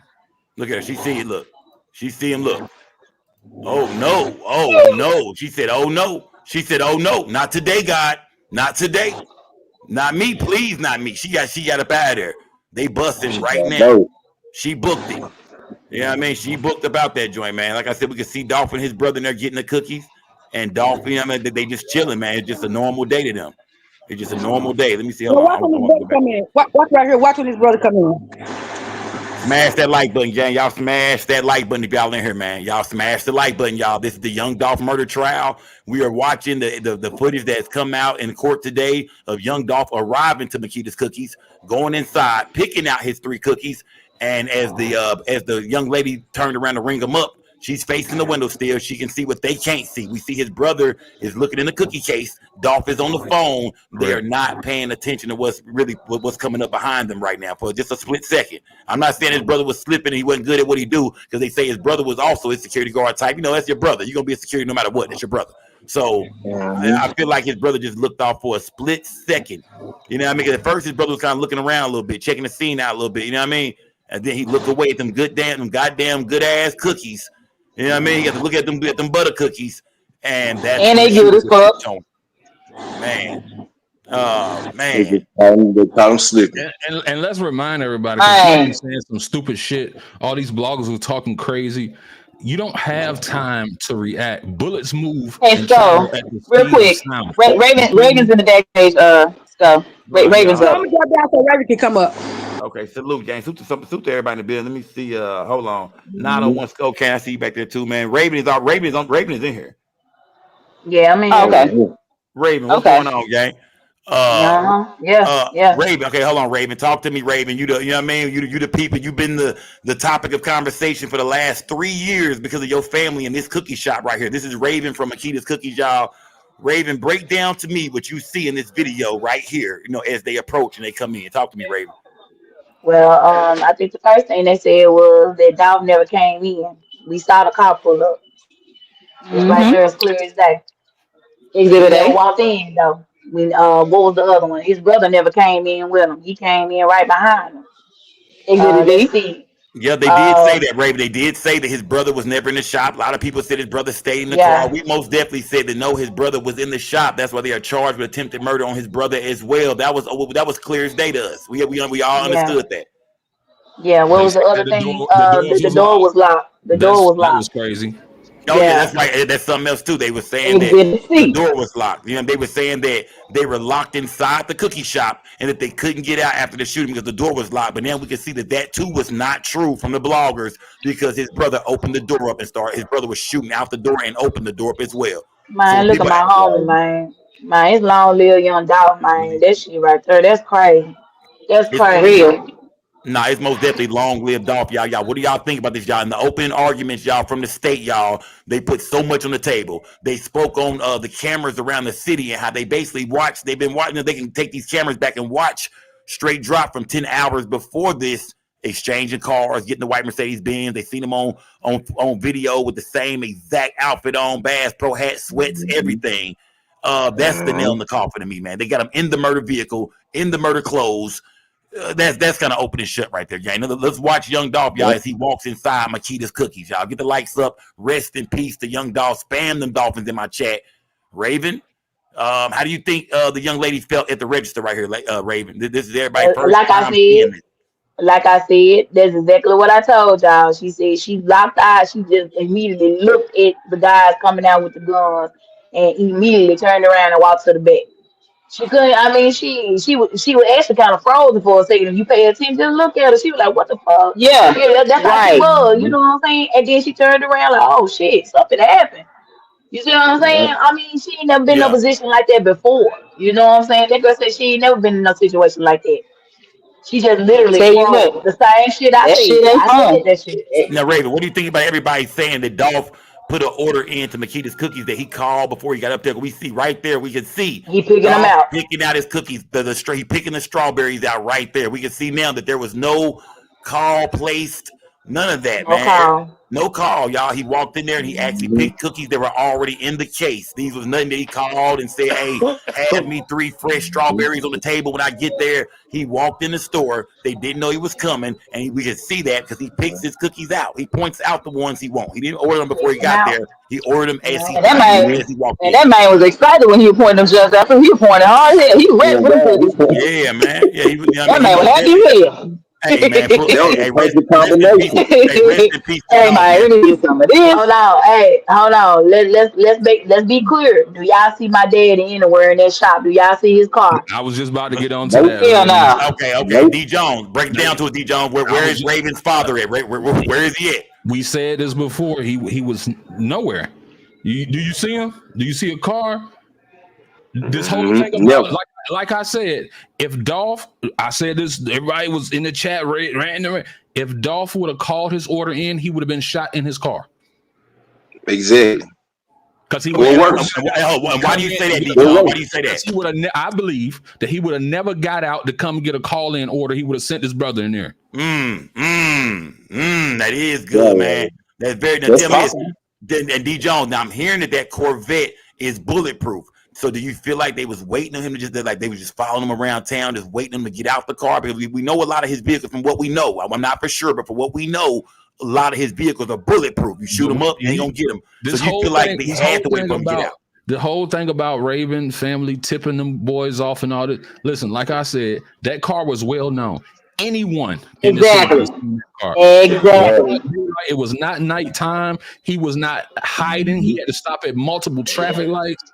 Right? Anyone could have called. Anyone could have seen it. They could have seen it. And he came every year around this time for the turkey drive. That was an every year thing for him. I remember that man was in Castelia one season doing this shit. And that man came to Castelia. He was in Castelia with all the goddamn camouflage cars and all that shit out there deep ahead. Like that's what he do. Right. That's what he do. Let me see. Hold on. I want to take it back a little bit more too. Man. I want to go back a little bit more. I want to go back a little bit more. I want to go back. Let me see. Hold on. And look at Straight Drop. That man know he cooked. Straight Drop know he cooked, man. He know what I mean. Man, if y'all, let me tell y'all something. And man, these folks in the chat, see, now that y'all know what's really going on, now y'all coming up with some more bullshit. So what they coming up with now, Raven? Look in the chat. She ain't got no gloves on, touching the cookies. Bitch ass nigga, it's plastic on those cookies. Right. Dumb ass nigga. It's plastic on the cookies, y'all. That is true. It's plastic. All of them individually wrapped. Then they gonna talk, what was the other shit I just thought? Other shit I just thought. Y'all a trip. Y'all see what's going on, and now y'all want to try to change shit. Raven, look, you already know this is gonna happen, man. Come on now. Toya, X that. Let me eat. Let her That eat. don't make no sense right there, Let bro. her eat. Well, bone apple tea, girl. With bone apple tea. Let me eat, cause I see a lot of folks lying already. That's what I'm talking about. Y'all on some bullshit, cause y'all see the truth. I've been said this. D. Jones. But if you think about it, that's the most. But motherfuckers said that even if you were exonerated, they said that they were still gonna not like you because that man simply got killed in y'all shot. So motherfuckers gonna be stupid regardless. Yeah, D. Jones, what do you think about him handling that weapon, D. Jones? D. Jones, what do you think about him handling that weapon, man? What do you think about Cornelius Smith and that calico he was handling? I'm so glad that the girl behind the counter got in cover. Yeah. I'm so glad that there was no one else in the shop. They would hit everybody in there. Hey, what's the old man named Raven at the end with the laundromat? What's the laundromat old man name? Can y'all remember? What's his name? And Mr. White. Mr. White. I'm surprised he didn't hit Mr. White, motherfucking ass, man. I'm surprised he didn't hit Mr. White. I'm surprised he didn't hit somebody at the dollar store over there, man. Look at that thing. Look at him. Hold on. Hey, shaky. Look how he was handling that thing, man. Go back, Sko. I'm gonna show you because all this shit about the door being locked and all this. When he stepped on that car stopper there, right? You see his arm drop right about here. Boom. That's when he got shot in the shoulder. Did you see that? That bullet came out the door and hit him in the shoulder because you can see the torque in his body. Bow, hit in the shoulder. You saw that? Watch again. Right there. That's what. Bow.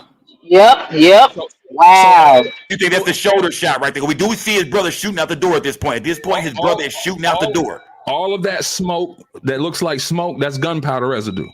That's GSR. Okay. When his shoulder dropped, that's called torque. When a person is hit, right, wherever that nerve is, that ending, right? That's why they call it a nerve ending. It's going to react. That nigga done been shot before or shot somebody or a medical something, some kind of way. 901 Cocaine. What's good, 901 Cocaine, bro? Hey, 901 Cocaine. What do you see here, bro? Cornelius Smith jump out, straight drop. Is the driver of the Mercedes Benz. They jump out. Well, I mean, what do you see? How about y'all remember they were saying that the shooter with the chopper was kind of heavy set because of the angle that he was taking? Most definitely. Y'all Most remember definitely. that? End up being the biggest nigga in the goddamn shit, bro.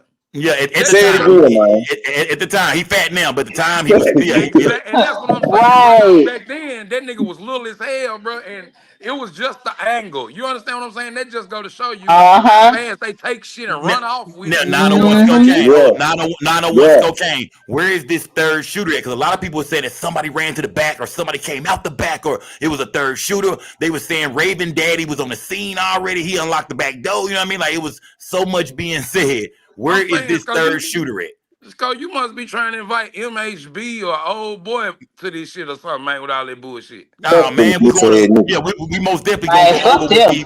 Yeah, we going over what these niggas saying. And I'm not even just them, bro. I'm not. Hold on. I'm not even talking about the bloggers for the most part. I'm talking about the subscribers, the people that was on the, you know what I mean, all in the chats everywhere was saying all this.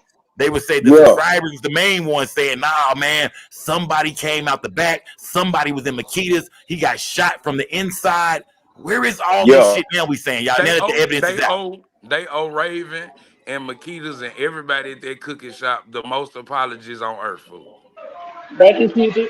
Shout out to Memphis. I'm about to say shit, the rest of us, because the rest of us in support them got harassed over this bullshit too. We live in Memphis though. All bullshit aside, bro. It ain't nobody here in Memphis that thought Makita's was in on this shit. There we go. There we go. Hell knew that shit. My folks knew that shit, Sco, from the jump. That's why and why everybody, why Makita's ain't been touched? Why Raven ain't been touched? All that pussy shit. Because they know these folks ain't got nothing to do with it. Exactly. They knew folks knew that shit. The streets talk, bro. Motherfuckers know who they looking for in the streets before the motherfuckers on the bloggers and all that shit know what's going on. The streets gonna talk before anything else. That's what these bitch ass niggas was trying to get their goddamn info for, and they couldn't get it, so they was pulling all these lies out their ass crack. Yeah. That's why they did it. Yeah. Man, salute the 901 Trigger Trade, y'all. We got Memphis in the building up here, y'all. We got Memphis in the building. You bitch ass niggas, I still won't smoke with you bitch ass niggas because y'all lied on me. Ooh. I still won't. I don't give a fuck. But go ahead. Long live Dolph. Long live Dolph, man. Hey, I feel they pain. I feel they pain though, y'all. They've been 3 years, y'all. It's been 3 years. I feel 901 Trigger Trade pain. I feel Raven pain. Nigga, I was in the street, nigga. I was riding around this motherfucking city, vest up, strapped up, all that shit, ready for the smoke for motherfuckers lying on me. I'm not motherfucker. I don't want no apology. Fuck y'all apology. I won't smoke with you bitch ass niggas that was lying on me. That's what I want. We were doing it before. Man, this shit got worse when Dolph died, bro. Y'all know that? It did. It got worse. The city went crazy. You right.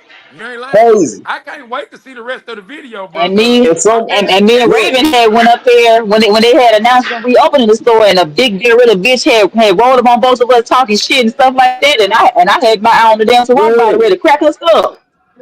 and I rap. You feel what I'm saying? I'm around these motherfucking streets. I'm in South Memphis. I'm everywhere. So I'm hearing this shit, bro. I'm riding around, pulling nowhere to clap anything around me, and everybody around me the Man, same look. way. So this shit ain't cool. Nah, I don't want no apology from no weak ass bloggy nigga. I want smoke. You ain't Man, get wrong. your ass Nah, up. real You shit. ain't Real wrong. nah. Hey, Raven, Man, tell me this, call it what you want. Raven, tell me this, Raven. What's going on? You know what I mean, with Makita's cookies today? Like, I mean, y'all watching? Y'all, how y'all feeling about this? Oh yeah, we up in How the your thing. parents feeling? How your parents feeling about this today? I mean, we got our Justice for Dolph shirts on. We got the TV up. We watching. This, like I said, this is Has me and people my been mama coming in? first Hey, has time. anybody been coming in at the shop saying anything to y'all? They like, far as man, you know what I mean, like just not apology, but just like hey, giving y'all condolences about what happened at y'all shop. Like, there been anything going on at the shop today? Like anybody pulling up, just tipping their hat Nah, to we just y'all? been getting it's just been online orders and people calling in orders. That's pretty much it. Damn, long live Dolph, man. I mean, the last place he went, y'all, was to get some Makita's cookies. You know what I mean? Before a turkey drive, they say he was on his way to the turkey. And this is before the turkey drive, right? We know he ain't been to no Yeah, turkey drive yet. This is yeah, before the turkey drive, right? yeah. That was That like was a day or And two real before the quick, turkey drive. before y'all throw that shit, talking about some call in orders. What she mean by call in orders is that it's the holiday season, so they call in for their sweet potato pies and all that stuff. So that's what she mean by that. No, that ain't what I mean. What I mean is folks asking us how much the cookies are. People that ain't never had them, asking, how Okay. much are y'all cookies? So that's what they doing. Ah, So they okay. You calling feel, in so you feel Okay. from like different today, cities so and Ray, states. today people showing Yeah, Makita's bye. cookies a little bit love, you saying. Then if people seeing what's going on, Absolutely.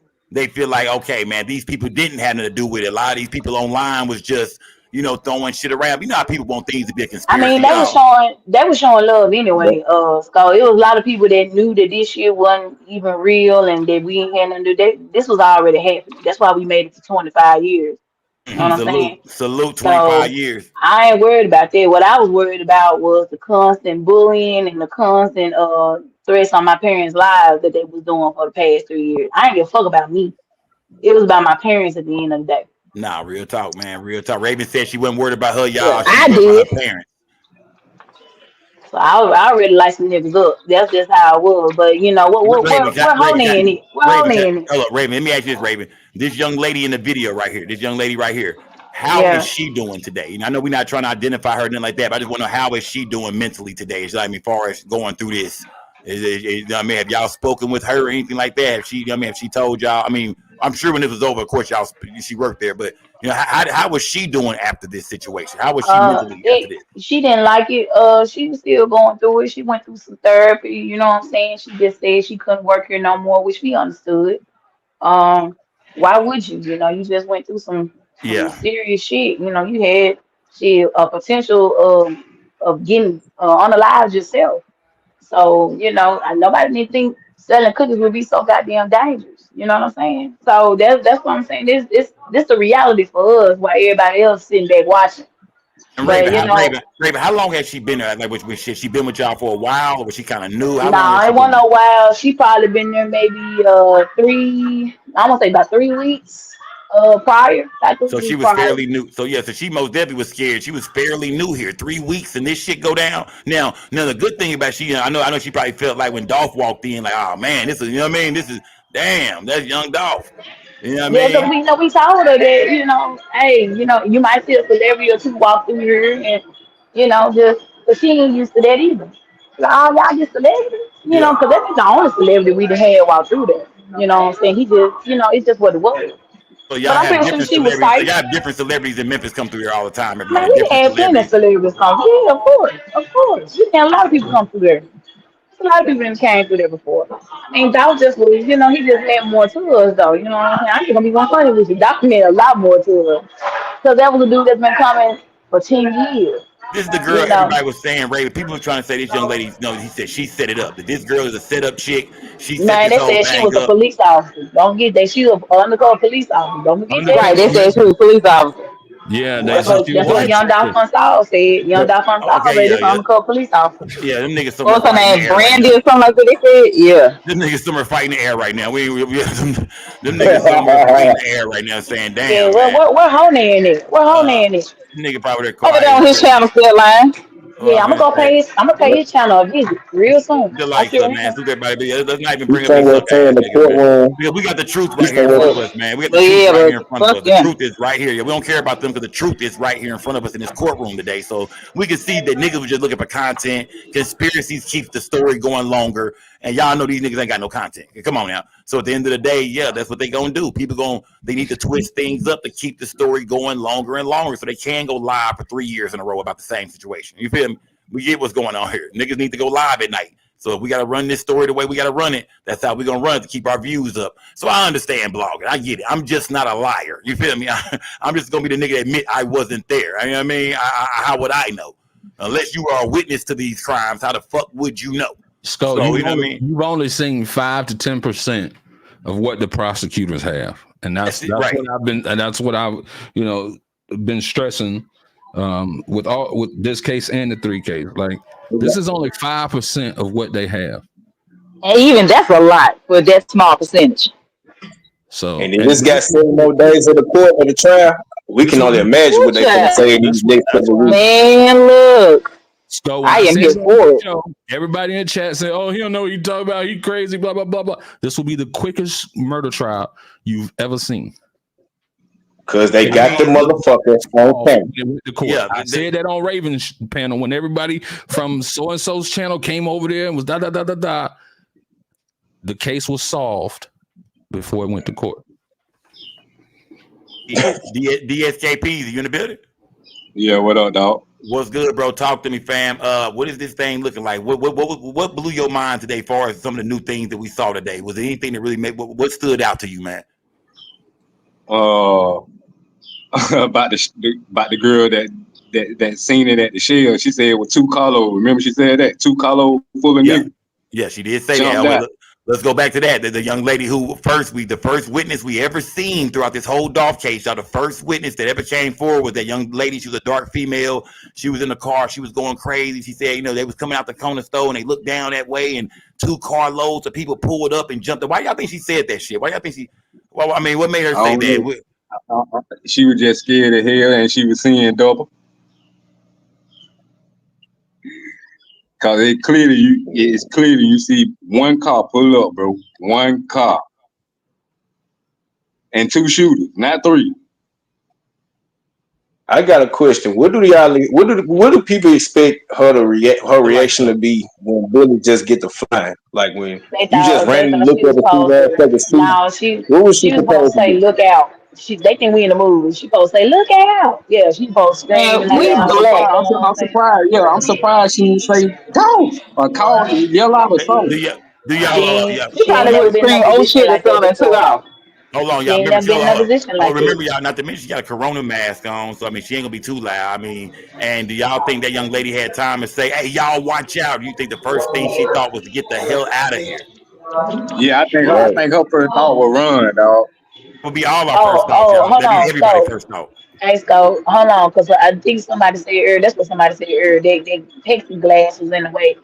That glass was not touched all the way down to the counter. So they were talking about how he could have jumped over the counter and all this. You see what I'm saying? Y'all trying to make us stuff to make it look like it's our fault still. Y'all, it's right here in y'all face. Y'all still talking about the shit. You know what I'm saying? It ain't gonna satisfy y'all at all. That's why I don't give a fuck no more. It's out here though. It's Yeah, out is here. there, yeah. Today is the first day of trial, y'all. Dog didn't have Everything is time to coming jump out. over the counter.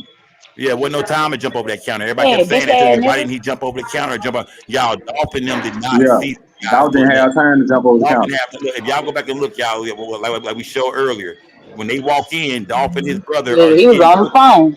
Yeah, Dolph on the phone as he walk in. Like he talking to somebody already. Somebody look, you see the phone. Look, y'all. Right. Somebody's on that phone.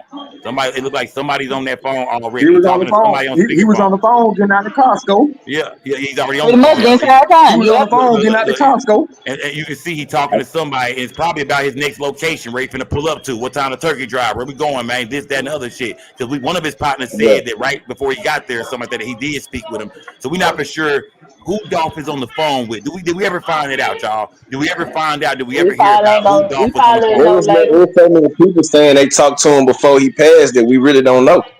Right. Because he could be on the phone with anybody. He could be on the phone with his wife, with his partner, with somebody at the street trying to get him to the turkey drive, or somebody update him what's going on. And like I said, look at his brother, y'all. Dolph walk up on the phone, bro, looking at the cookies. They pulling up right now. Right about this Yeah, that time, nigga. Cornelia Smith is out the car right now, y'all. Cornelia Smith's feet is on ground. He don't know what to do with that calico, but he running with that motherfucker. He don't know how. He ain't never shot one before, but he told them niggas he had. He wanted that 50 bands. We can see that he lied to the niggas. They said, which one you want? Yeah, The he heavy or lied. the calico? He said, give me the calico, nigga. He didn't know what to do with that motherfucker, but it looked like he hit what Yeah, he was trying to hit. he I'm gonna say he this don't though, even he hit shoot what he shit was. up. Yeah, but he hit what he was trying to. People was wondering why was there bullets everywhere, like on the top of the sign, That was all on that the ceiling, recoil. the roof. That Man, recoil put them bullets there. That's why he the couldn't lights really. are Everybody You good. know, was everybody was saying, I'm from the streets. I know how it go. Man, look, with bullets flying, what the fuck do your street politics got to do? That's real talk. That's real talk, gang. Look, y'all, we got about what? We got about 45 minutes, y'all. We'll be back from break, y'all. D Jones just said it's only about 5% of the evidence that we've seen right now that they got. They got way more. They got way more. We have not seen Jamarcus Johnson hit the stand yet. That's gonna be the brother of Straight Drop. And right now, y'all, only Straight Drop is on trial today. Cornelia Smith and Govon, they be on another day. Today is Straight Drop day. And like I said, with the evidence, with the surveillance evidence they got, I wish they would have showed us the video of him leaving the parking garage, whatever, getting the white Mercedes Benz. Even though they told us it's there, they say it's the evidence they have. I wish we would have saw that video as well. I Him think with they the showed the clothes jury on. still frames. Oh, okay. So they showed the jury still frames of it, just him with the clothes on. Because they say they have pictures of him with no mask on, with the white Mercedes Benz in the same exact outfit. Now, either he just got bad juju to wear the same outfit that a nigga that was gonna hit the major lick of killing Dolph wore, or nigga, you guilty. You can see the And bullets coming in y'all, his foot. Hold on. Go back, Skull. When I she wonder turned what them around, boy. you can see the bullet hitting the leaves on that plant right I there. do see the plant moving. Now it's either the leaves, either bullets hitting it or some wind is hitting it No, from that's damn bullets. bullets. You can Them see. bullets You can see that the cloud. You can see the smoke. The GSR coming from off the plant around it. over here. You talking about right here? Look at my arrow, DJ. You talking about right here in this plant Right right here. there. Go So back when to she when get, she first hold started on, running off. yeah, You can see. yeah, You I'm can gonna let see her the walk. bullets cutting through. Okay, I'm gonna let Dolph and them walk in again. Y'all get the lights up, y'all. Rest in peace to Young Dolph, y'all. This is the first day of the Young Dolph murder trial, y'all. And Straight Drop is on the stand. I mean, is on trial right now. Justin Johnson. It's all about him today. It's all about Justin Straight y'all Drop see what he Johnson. pointed at? Look what he pointed at. 2 lemons, 2 strawberries. Y'all see that's exactly what they is right there. Where he just pointed. Mm-hmm. Right That's where there. they are. They right there. 2 lemons, 2 strawberries. That's what he got. You see there go the lemon I wonder where them. and there I go the wonder where them strawberry. boy. I wonder where them boy followed out from though. Now, we can't answer that. Maybe they'll tell Ain't you no when we get telling. more in the case. I don't know. I just Ain't know no we ain't telling. calling nobody. Right as she We ain't started turning calling out, nobody. watch. Plant, Yeah, y'all. you Pay know. attention I'm to the saying, plant. Pay attention to the you know plant, they y'all. Pay followed attention to out. the plant. Y'all pay attention to the plant over here. D Jones, they can see the bullets hitting over here. Look, you know what I mean? Look. Pay attention to that. Pay attention to this plant right here, y'all. Mm-hmm. You do see something. You do see it move up here. You can see the plume. You see how it look hazy right there? Uh-huh. That's GSR.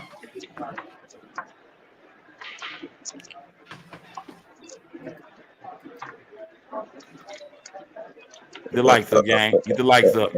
Hey Raven, if I'm not mistaken, right? If Dolph would have kept, because Dolph turned in there from the left, right? Yeah, from what I saw, yeah, we came in from the left. Yeah. So basically, if you keep straight, that's 240. That's 240 down that way, right? If Dolph would have kept straight, right? Hit the expressway. Yeah, that's the Yeah. expressway going towards the airport. Yes. Hey, Yeah. Dolph, man. She got up out of there, man. She got up out of there, man. And Raven, you said she needed some counseling, some therapy after this, huh? Yeah. You see him Hmm. with the Yeah, I mean, rest in peace, Dolph, man. Rest in peace, Yeah. young Dolph. She We'll got be a. back from Did she commercial, got y'all, a in track about in the car? 45 minutes. Yeah, I said when it first happened, I said Dolph had to been followed. So somebody had to follow Dolph. I said that from the beginning. But tell me, how do y'all think they got on to him to follow him like that? Like, how y'all think they got on to him to follow him? They seen Dolph somewhere, man. You remember they were saying Dolph was at some apartment complex making a video and left from there. I was hearing about a video shoot. We did hear about a video shoot. I'm not for sure. yeah, Hey, I heard somebody, about that too. yeah, somebody got a loud background. I did hear it was a video shoot. Now I'm not for sure about that. I'm not for sure, but I did hear that young Dolph was supposedly leaving a video shoot, and that could be. Look at that. Look at that's a damn shame. Look at that. Look at that. That what Brickwood said. Wow. That what Brickwood said. Man. God, You know, man. Brickwood said he left the video shoot to go to Makita. Yeah, Brick Wolf told a couple of lies though too that day though. You know what I mean? So we don't really rock with Brick Wolf when he be talking about. He the same nigga that said he was gay the other day online and turned around and said he was joking. So wait We a don't really minute. believe shit Brick Wolf be talking about. So what that backpack they said that Dolph had coming in to make a drop? What that backpack is? Yeah, it was something about a drug deal, y'all. They were saying that Dolph was moving drugs from Makita's Cookies or with Makita's Cookies. They was in a drug deal, and he came in with a backpack on. Yeah, we ain't all that shit is false, y'all. Dog got out that. I'm sorry y'all listen to that shit. He got out that big empty hand. I'm sorry y'all had to listen to any of that shit, gang. Like, I'm sorry y'all had to waste y'all night sitting over on them channels listening to all that bullshit that don't mean shit today. I hate that for y'all. I hate that. I really do. I hate that for y'all wasted y'all nights and y'all time like that. Trying to ride on shit. Y'all wasted y'all night. News you can't use. It was news that you can't use, and y'all went for it. Y'all was hyping that shit up. Not all y'all, but some of y'all. And then they were talking about Dolph got a backpack in the car full of money and shit. Like, how they know that? Yeah, they was man. Smash that like button. Y'all salute to everybody in the building, man. So tell me this, y'all. Where do y'all think? Now they say they seen Straight Drop exchanging the vehicle 10 hours before that. So that lets us know right there that this is premeditated, and they know today is the day. So why do y'all think he's so? You know what I mean? Why he getting the stolen car ready 10 hours before the murder? Well, I mean, y'all think he got the drop on Dolph? Because them niggas getting ready. It's showing that they was ready. They had the guns, they had their mask on, they had their outfits. Hours before this happened, them niggas was getting ready for this. So what's the drop y'all think they had on Dolph? Or was it just like I said, it's a public place, niggas going live, video shoot type shit? Ain't no. Sometimes niggas be places where everybody might know they celebrities. But do y'all feel like they was sitting on them, or they watched them, or somebody gave them a drop? Do y'all feel like somebody put them onto this where he was there? They just he was in a public place. Everybody kind of knew where he was gonna be. That's the part that 10 hours prior. That's the 10 hours prior. Y'all switch vehicles. 10 hours prior, y'all switch vehicles. But I think what the prosecutor is setting up to do to allow the testimony to support that evidence. I just feel like they followed Dolph on that video shoot. If they wouldn't have got Dolph, this day, they would have probably got him the next day and the next day after that. They probably would have got him before he left Memphis. You feel me? I'm gonna say this DSKPs. I'm gonna say this. You might be right. They might have followed him from a video shoot, but I'm hoping DSKPs that in this trial they let us know that D Jones right. That's the direction I hope they start to go in. Is what was Dolph doing leading up to him going to Makita's Cookies? Where was he at? Where was he coming from? Was there any flyers or anything out about a video shoot? Was the people at a video shoot that might have been going live? I want to see them put Straight Drop and them on Dolph trail. We got to know that. We got to know how they get on this trail. They already had said it. The DA man said they followed Dolph around. But I want to know. That's what I'm saying. That's what I want to know. How did they get on to him? You feel me? Because when you say you follow Right, that's the real question. Like, how did they know? Yeah, how did they know? When you say you follow the nigga around, you have to catch him somewhere. You know what I mean? Just like with Fulio, I think they might have caught him at the Airbnb, the club. Or whoever. They got on. Somebody said the gas station. Somebody said the gas station. Remember, he stopped by the gas station before. But how would they know he gonna be trigger trade? But how would they know he gonna be at that gas station? Remember, they switched cars 10 hours earlier. How did they? I'm saying somebody said at the gas. How did they know he was gonna be at the gas station though? And that's why I say somewhere along the line, there's definitely some pretty. You know how I said that it was premeditated because of it, because of the fact that, okay, 10 hours before all this, y'all done swapped cars and did all this shit. You telling me that somebody ain't plotting to do somebody knew something, and somebody got somebody inside that got something going on. There we go, my nigga. That's what I'm saying. You flipping cars 10 hours earlier. Y'all not following Dolph yet. He not at the gas station right now. So y'all already got to know where he gonna be at or where the nigga at. Y'all own him already somehow. If y'all flipping cars, I mean, y'all all know where he gonna be in 10 hours from now. Yeah, so then you think about it, he a rapper, and it was just a video shoot being talked about. I know how it is before a video shoot and after a video shoot. Before a video shoot, and you Dolph based, and you got Dolph fan base, and you making some shit up, but you going to go do some shit. Somebody know about it. Whether it's an op, whether it's this motherfucker, everybody know about this video shoot. After the video shoot and all that good shit, everybody knows. Somebody knows something about what you finna do or where you gonna be at. Yeah, real shit, man. Shout out to Dolph brother, man. Shout out to Dolph brother. Go ahead, I got a question though. So how do you feel to find out that they said Juke actually was involved? You say that one more time, Raven. How do you feel when you heard them say that Duke actually was involved? I feel like, I mean, it just makes you wonder why arrest was never made on Big Jook. So I'm wondering, is that something they piecing together, but they needed to hear Quet say it? But they, you know what I mean? Because you would wonder, why was Jook never arrested, but they came in the courtroom, the state came in there and put this all on him. It must have been because they pieced it together, but they needed just a little bit more evidence to really put him in this, to say he handed over the dope. He gave the 100,000 to Quet, whatever. I'm not for sure they could put that last piece together. I thought they have a little evidence showing that them niggas was connected, phone calls, you know what I mean? Something between Quet and Jook. But obviously, Quet never came out and said, yeah, man, Jook is the one who put me up to this. Because if he would have said that, we all know the cuffs would have went on Jook immediately. So So what you feel when you heard that they said Cornelius Smith actually said that he was the one holding the Draco and there was straight drop holding the gun over there? What did you think on that? I'm wondering why we didn't hear about Cornelius Smith getting a plea deal. If he came, I mean, if he told them everything that happened, I'm the nigga with the hoodie on with the Draco shooting all over the damn place. They will straight drop the driver. Why did he not take a plea deal if he gave up all that information? I'm confused by that. Okay, look like we gonna get to see soon. Then I can't wait for Cornelius Smith to hit the stand. Y'all hit the Cash App too, gang. Donate to the channel, y'all. Hit the Cash App. Salute to everybody in the building that's been here, gang. If you just now pulling up, y'all, a lot of new evidence came out in this young Dolph trial today, y'all. A lot of new evidence. Like I said, what really blew my mind the most, y'all, was the evidence that they had on Straight Drop leading up to him showing up to Makita's Cookies. I mean, they got video of this man at the gas station 10 hours earlier, swapping cars, swapping stolen vehicles with somebody else. Now, like I said, that white Mercedes-Benz had already been in previous crimes before. Remember, they said that white Mercedes-Benz was used in the murder of Anita Wilson as well. So I'm also curious about that case and, you know, whoever swapped that damn car out, you know what I mean? That they, you know what I mean? Like, it's a lot of different pieces we can see now that took place to put this case together. But they said Cornelius Smith was one of the shooters, right? One a lot of people saying that. A lot. Well, Cornelius Smith wasn't the shooter. Well, I heard Honan looking at that body frame. I heard Honan talking to Cornelius Smith dad.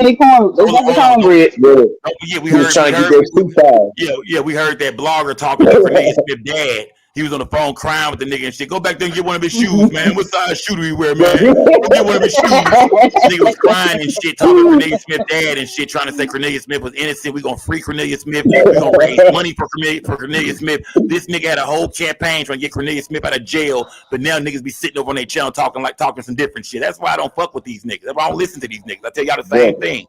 These niggas will give y'all a different story every few months. But hey, it's entertainment. I get it, y'all. Y'all don't care if niggas lie to y'all. It's just good content, I guess, sometimes. But we wasn't fooled by that shit, man. We felt like, nah, if Cornelius Smith fingerprints was on the Benz, if he the first nigga they caught December 9th, and then it led to everybody else downfall, a trickle effect, we felt like Cornelius Smith most definitely knew what the fuck was going on. We never fell for that shit at all over here, gang. Shout out to the Skull Gang. We never fell for that over at the Skull Gang. We wasn't going for that. Salute to everybody in the building, man. Hey, Skull. Hey, Skull, and then you heard how people were saying somebody came out the little white door. That's how Dolph fell out the window, and all that. You clearly see Dolph fall out the window when that boy busting there. And then, and not to mention, people were saying the door was locked. They were saying that the brother was locked in the store.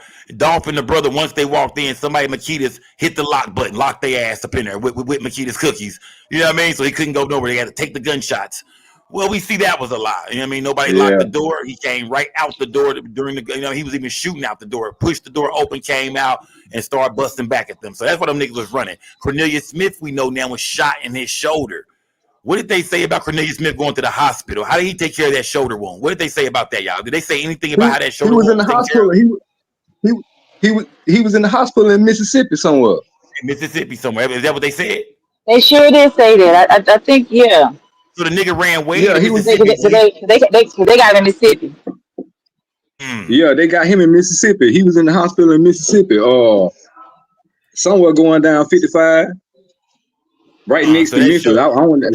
So that shows you right there that they knew they was gonna check with him being shot. They knew they was gonna check all the local hospitals to see if anybody came in with a gun wound or anything suspicious or anything else. And they get to looking around, and they got a Cornelius Smith. Probably about, you know what I mean? Probably a couple of hospitals away in Mississippi coming in with a shoulder shot wound. Yeah, he was in the hospital with a gunshot wound. Not to mention, y'all, they probably took the bullet. If the bullet was in him, they probably took it out and was able to compare it to goddamn Dolph brother gun. You know what I mean? Put his ass right there on the scene. Yeah, we gonna see all that. We gonna hear about see, all Get that. the lights up, y'all. Smash the like, but it's a Hey, lot so more evidence. I'm finna go ahead and drop down so I can charge up my phone. But y'all make sure y'all get them likes up, hit that cash app and support the channel. And it's Go Gang and No Gang or No Bang. Salute the Lady Beast, y'all. Shout out to Memphis in the building, y'all. Shout out to Lady Beast, man. Get the likes up, gang. Salute to everybody in the building, man. What do y'all think in the chat, y'all? What do y'all think of the next evidence we gonna hear? What is the next? I mean, what do y'all want to hear? I want to hear from y'all in the chat right now. What do y'all want to hear next? What part have y'all been waiting on? Because we've been watching this for 3 years. Which part have y'all been waiting to hear about? Like, what is it that you say, nah, I need this shit cleared up, or I need this cleared up, or this don't make no sense? What part of this case are y'all looking forward to seeing get broke down? Salute to everybody in the building, y'all. Big Scope gang or No Gang or Don't Bang. Remember, we don't break the news. We just break the news down. As we've been doing for the whole time, gang. Now we here. We finally here. And Raven say, her and her family watching and they tuned in and it's emotional, but, this is real. This is the day. They've been waiting on this day, for justice for young Dolph.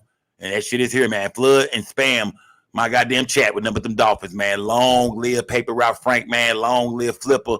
Rest in peace to one of the greatest rappers ever out of Memphis. Salute to everybody in the building, gang. Shout out, salute. And we see Straight Drop in court, y'all. Freshly shaved, nigga trying to look like a teenager and shit. Looking very innocent. Shirt buttoned up to the top, plaid joint. Looking very innocent today. He used to come in the courtroom looking hood out. Now today he came, of course, it's court time, it's trial day. So he came in with the flannel shirt buttoned up to the very top. He looked very nervous, man. When they was showing the tape of the shooting, he looked very uncomfortable. He looked like he was looking at himself. Like, you know what I mean? Like the way he was looking is like, that's me, nigga. That's most definitely me over there. Do y'all think that nigga regrets? Look at that young nigga sitting there, D Jones. Do you think he regrets this, bro? You that nigga feel like this is the lick that wasn't worth it. That 50 bands was not worth this shit. Yeah, I mean, he looking. He don't look comfortable. That's for sure. He looks scared. Yeah, he regretted. He regretted. When you do something wrong and it's settled in, that you go through that phase. I think it's just settling into him. But and I'm gonna just say this, and I'm gonna go ahead on and drop down. But I feel like this is just more than a murder trial for the state. This, they're using this to comprise that this murder was funded by CMG, and I think that's why a lot of things were kept under wrap, and they didn't put a lot of evidence out there because this is more than just a murder trial. That's real, gang. Tell me this, y'all. We're seeing the evidence today, gang. Do y'all feel like, and I'm asking my chat this. I'm not asking my panel. I'm asking the chat. Do y'all feel like with everything y'all hearing, do y'all feel like, man, this is most definitely a CMG hit on young Dolph? Like everybody was already, pointing out or getting around to. Do y'all feel like, nah, this has CMG written all over it? I'm asking my chat, not my panel. I'm asking my chat. Do y'all feel like this has CMG written all over it? We've seen when the 100 shots hit the Sprinter van out in Charlotte. They put that on Black Youngster and his crew. We've seen when he got hit up in L.A., CMG was most definitely in the building. That's who they say he got into it with CMG out there in L.A. Do y'all feel like this was just the third time? You know what I mean? Or maybe even the fourth time. I think this is the fourth time he got, somebody tried to kill him, right? I'm not for sure who did the other time. I think this might have been the fourth time somebody tried to take Dolph's life. But do y'all feel like this was a CMG hit, on Dolph? And do y'all feel like Gotti could one day be brought in for this? Do y'all feel like, not saying they put it on Jook. They saying they feel like this was between Jook and Quick. But do y'all feel like one day and do y'all feel like Gotti got brought in for questioning? D Jones, you think they ever questioned Gotti about this? No, I don't think so. You don't think so? Because it's crazy. Even in the Mo3 case, we see a lot of people saying, well, he had beef with Yella Beezy and all this kind of shit was going on. But Yella said, I was never, ever even questioned about that. Because, it's the same thing as you see in the YSL trial, right? Thug was never questioned about all the things that were, pointed towards his way. And it's just, they don't do that. They're not going to make you aware of what's coming to you. So you feel like, they never, unless they had real hard evidence on Gotti. They not, you know what I mean? And I'm not putting Gotti in there. I'm not saying Gotti. Like I said, they put this on Jook. They are not saying Yo Gotti. They're saying Big Jook. So it's how many people? I want to ask y'all this in my chat. I want to ask my chat this, y'all. and I'm not trying to put no criminal charges on nobody. I'm just curious. Do y'all think Gotti knew about what Jook had going on? Because they clear as day saying that Jook did this. This was a Jook move. This was the state is saying. The state is painting a picture that Jook put this play together. Do y'all feel like Gotti was made aware of this play that was going down? Do you think maybe Gotti didn't even know? Maybe Gotti had some street shit. Maybe his brother just took it upon himself to say, nigga, I'm gonna handle this. Nigga, I got it. Don't worry about it. This my shit. What do y'all think, man? Y'all think Gotti knew? Get the likes up. Salute everybody in the building, man. Do y'all think Gotti knew about this situation taking place? Like I said, I'm not saying he did. I'm not saying he didn't. I'm just asking y'all out of curiosity. Do y'all feel like, man, they all knew about this shit? No. Can we all answer? Can we all answer? If you want to, I would try to keep Memphis out of this. I wasn't gonna lie to you. I would try to keep some of Memphis out of this. Let's be honest. Let's be honest here. If that's your brother, you talking about how close y'all are. You talking about y'all talk about everything. He most definitely had to have known.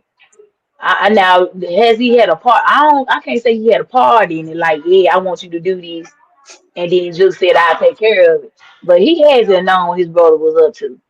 He had to. You can't tell me you didn't know your brother was about to do this shit. Do y'all think after Dolph was shot, do y'all think Gotti got that call saying, nigga, we popping bottles tonight?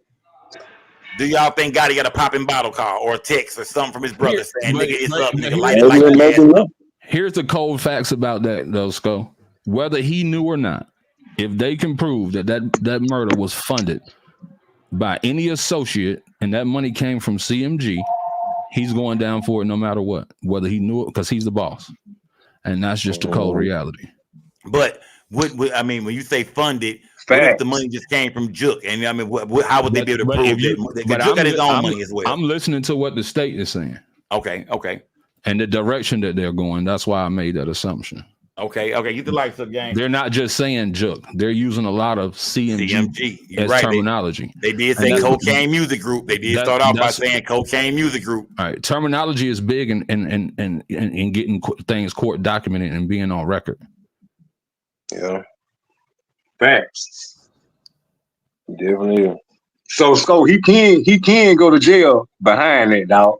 That's what I'm trying to figure out. I'm not. D Jones is saying that now. D Jones is saying if they can find out that this is. But this is what I'm asking y'all. With them being in trial today, D Jones, with them having straight drop, Cornelius Smith, Govon, everybody ready to go. This is the week forward. Is it too late for all that? Jook is dead now. No. Is it too late for that? No. There still could be charges brought up on your Gotti. You telling me, D Jones? If they see, they use cases just like you see in the YSL. There, people saying why they keep talking about Donovan Thomas murder as a motive to conspire, to conspiracy, right, for RICO. If they can use this case as a motive that it was funded by CMG, that's the only way that the state can prove or get an indictment for RICO on CMG. Period.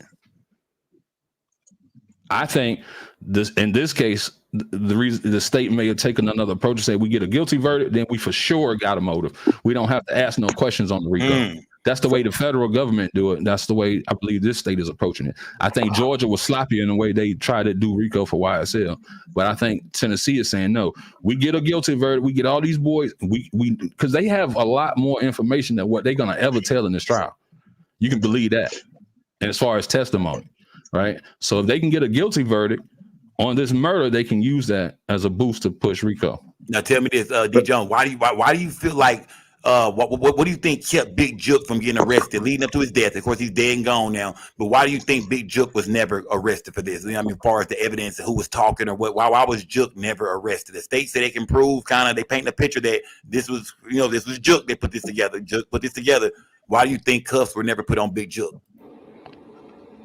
I mean, there's a multitude of reasons. The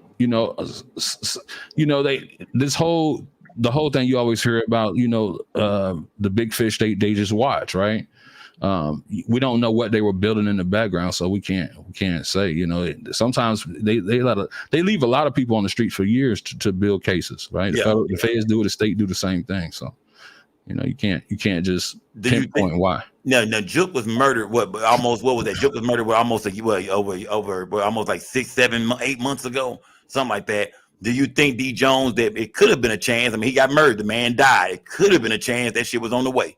Was there a chance that Jook knew that it was? Do you think when Jook died, he felt like he was hot? You think Jook was looking over his shoulder and shit, feeling like, man, You know what I mean? You No, think I just don't. like it was hot? I don't think he ever knew that he this testimony I think is pretty new to everyone except the state. And I think he may have known that his name was dropped like that, but I think the testimony is just something that the state kept, and they did a good job of keeping it. It's hard for state to keep testimony, and because of how the streets talk and how people talk from jail, and send things home, right? So they did a good job on hiding testimony, and I think that's going to be the main factor in this case. The likes of gang, salute to everybody in the building, y'all. This is day one of the Young Dolph murder trial, gang. I think so far this thing has been more more crazy than we all anticipated, man. To hear the first go round that the state came out with, the opening argument for the state, man, they most definitely paint a picture, of all the evidence that we wondered about for the longest. It was evidence that we wondered about, things we want to know. The main thing we want to know was, how did they get on the drop like that? We know they found the fingerprint from Cornelius Smith on the on the Mercedes Benz. Do y'all think Cornelius Smith been ratting from day one? Because he was the one with the gunshot in the shoulder, shot up. He was the perk head. He was the nigga. He was the one couldn't handle the calico. This nigga, he was the one who he just the oddball, and it's like nigga scooped him up last minute almost. Do y'all think Cornelius Smith most definitely talked and got these niggas locked up? You think Cornelius Smith bust this case wide open? Who thinks Cornelius Smith been talking since day one? And the reason we gotta ask that is because he didn't take a plea deal. He never took a plea deal from what we know. So who thinks Cornelius Smith been snitching? He was the one that really opened this thing up for him, man. He the one who put them on the, to all the evidence some of the evidence they was looking for, things that led, the trickle effect. One thing led to another through his statement. Who believes Cornelius Smith's ass was talking? I believe so. I ain't gonna lie. He told so. He most definitely was talking. I think whether he knew it or not, he was giving up information. I think Cornelius Smith, because like I said, he was the first one in custody, y'all. He's the first one in custody. And to me, he don't come off, and we don't know Cornelius Smith. He could be tougher than Straight Drop, but it looked like Straight Drop might be the one who he was the driver of the car. He seemed like he was the one Quit went to. You know what I mean? Maybe Straight Drop got Cornelius Smith, or maybe like they say Quit knew him. They say Quit used to sell Cornelius Smith them perks, them Perkios. You know what I mean? They say Cornelius Smith was a perk head, so that's kind of how Quit might have got him. He knew him from the neighborhood and shit like that. Yeah, they had to have. Someone had to talk because they have a lot of pinpoint evidence, right? And that's you don't find pinpoint evidence by a detective just guessing, right? That's normally testimony that leads to that pinpoint evidence. Straight Drop brother came in and told the rest of it. They were saying earlier, man. They kept saying, "Who think the judge look like finesse 2 times?" Get the likes up, y'all. Get the likes up. Shout out to the judge. Shout out to the judge, man. Shout out to the judge. Shout out to the judge, man. Shout out to the judge. Let me see. Yeah. Get the all right, so I'm about to drop down, Scope. The DSKPZ. Salute, fam. Salute, man. We almost finna start back, y'all. We got about 14 minutes to trial. Till we get back to it. Let me see. Hold on. Let me get back over here. Gang. How you feeling, Scott? How you feeling about this win? It's not really about how I'm feeling, Raven. It's about how you feeling today, man. I think out of everybody watching right now, I think you and your family, from what y'all went through with this whole situation, I think y'all was anticipating this day more than anybody. So how are you feeling, goddammit? Pretty good, Scott. Pretty. You said pretty good, huh? What's the new rumors they coming up with, Raven? I mean, what do you think they'll come up with next, Raven? You know what I mean? We can see all the evidence now. We can see, what's new, Raven? You still there, Raven? Is Raven still there? I don't think she's with me no more for some reason. I think I heard her mic cut out or something. Raven, you still there, Raven? You still there, Raven? Are you still there? I don't think Raven there no more. Get the lights up, gang. Salute to everybody in the building, y'all. We will be back from court in 12, 13 minutes, gang. What do y'all think about this case, man? Is this open and shut? We hearing this might be one of the quickest murder trials of all time, man. Dolph is a big celebrity, a big name. So we know for a fact that, for the city of Memphis, they had to do it. They had to get this together, man. They had to get this right. They knew they was being pressed about this. People wanted answers in the murder of young Dolph. And now we see that they was doing their job, man. We seen what the blogs were doing online. I'm not going to lie. they say that social media can solve crime sometimes. I'm not knocking social media. They most definitely put shit together because these niggas will get online and tell on themselves, especially these young cats these days. They will tell on themselves. So we know for a fact when it came to the vehicle that was found behind the house, I believe the internet is the ones that gave the police the evidence about Straight Drop shooting a video in front of that house not too long before that. I think the internet came up with that. And then again, we could be totally wrong. Maybe the police knew this. Maybe Memphis police been knowing this. Maybe the homicide investigators already was on to that. We don't know. But that internet, sometimes these detectives are old. They old heads. They don't always know about the music videos and the up and coming rappers and what crew is what crew right away. It takes time to build these cases. And I think with the internet's help, a few things are pointed out. Like I said, I'm not saying the bloggers did solve this case at all. There were so many things that we found out today that nobody ever said. So we know for a fact that Memphis police and the homicide detectives most definitely did their job, man. They did. They was on their shit way harder than what we knew. Because to hear that they got video footage of Straight Drop, receiving the white Mercedes-Benz, getting into the white Mercedes-Benz, being able to follow him around that day, and see him going in and out of a different building with the clothes on, with the same clothes that the murder suspect in the video at Makita's Cookies have on, same Bass Pro hat, same sweat, same shoes. Man, that's not good, brother. That's not good. That's why Straight Drop brother, you finna get life, man. I'm predicting it right now, y'all. Straight Drop will receive life without parole. What do y'all believe? Y'all put the sentence in the chat right now, gang. Talk to me, chat. What do y'all think Straight Drop and Cornelia Smith will get for this, man? I'm gonna say Straight Drop. It's Straight Drop day today. Today is Straight Drop day. So let's most definitely speak on Straight Drop. What do y'all think his sentence will be? I'm thinking life without parole. What do y'all think, gang? Talk to me. What do y'all think? I'm thinking life without parole for Justin Johnson. T. Coop said death. Come on, T. Coop. Get the likes up, T. Coop. Y'all smash that like button. We thinking life without parole, gang. I'm most definitely thinking life. Remember, Straight Drop has a history, man. He has a previous history. They say he shut up a bowling alley. They say Straight Drop got into it with some cats in a bowling alley. Who remember that story about Justin Johnson getting into it with some niggas at the bowling alley and jumping out and letting that thing rip in public right there? So, he went to jail for a little bit. They said they shouldn't even let him out for that. He should have kept his ass longer for that. Then we heard about him getting pulled over in an apartment complex where he had gotten to it with somebody, and they found a gun in the car and a bunch of other shit in the car. Straight Drop already has a lengthy criminal history. So I don't think this boy is going to ever get out. I think they feel like he's the most definitely a threat to the public, that this nigga is most definitely a shooter. And, And we need to hold on to this nigga for life. Yeah. This nigga's a lifer, man. This nigga is a lifer. He'll never see daylight again, man. He know that, man. Rest in peace to Dolph. He'll never see, because he can't come back. But nigga, it's your time, fam. It's your time, brother. What do y'all think? I want to ask y'all this, man. I'm not gonna speak on Govon yet. I don't want to talk about niggas until they come into the courtroom. But I most definitely can't wait to see what go on with Hernandez Govon, aka Quit. I gotta see what's going on with him, man. I gotta see what is that situation looking like? What all they got on you, brother? How did they put you? What's the evidence they got to put your ass? At the head of this, at the head of the table. What evidence do they got? Linking you directly back to Straight Drop and Cornelia Smith. Was there any money transfers? Was it some money that Juke took out that they don't know what he did with that? How did you pay these niggas? It's gonna be phone records of y'all talking.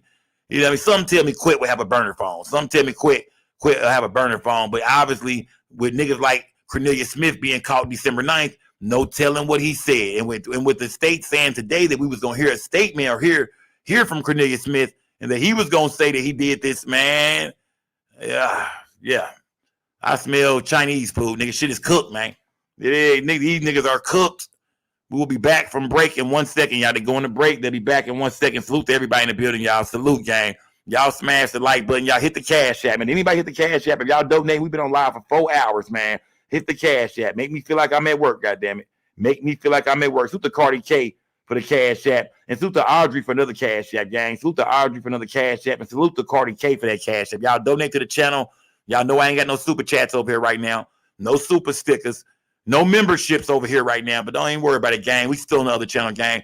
I'm going to drop some content, too, man. I'm going to actually drop some content on the other channel, too, later on, man. Y'all get ready for that, gang. Salute to everybody in the building. Y'all turn this thing up, man. Rest in peace to young Dolph. We almost back from break. They said 1:15. What time is it? It is 1:08. Oh, that was a bar right there. I said, we almost back from break. What time is it? Shh, 108. Oh, that was a bar, nigga. That was a bar, fam. Get the lights up. Salute to everybody in the building. Y'all know what I'm finna do. Hold on. We got to smoke something for Dolph. Hold on.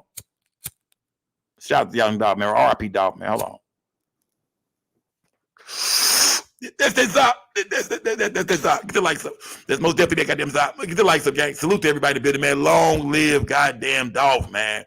We shouldn't be here today, y'all. Like I said, I wonder what Yo Gotti is doing right now. I know Gotti's somewhere watching this shit, or maybe Gotti told niggas do not turn that shit on around me. Who think Gotti is watching right now?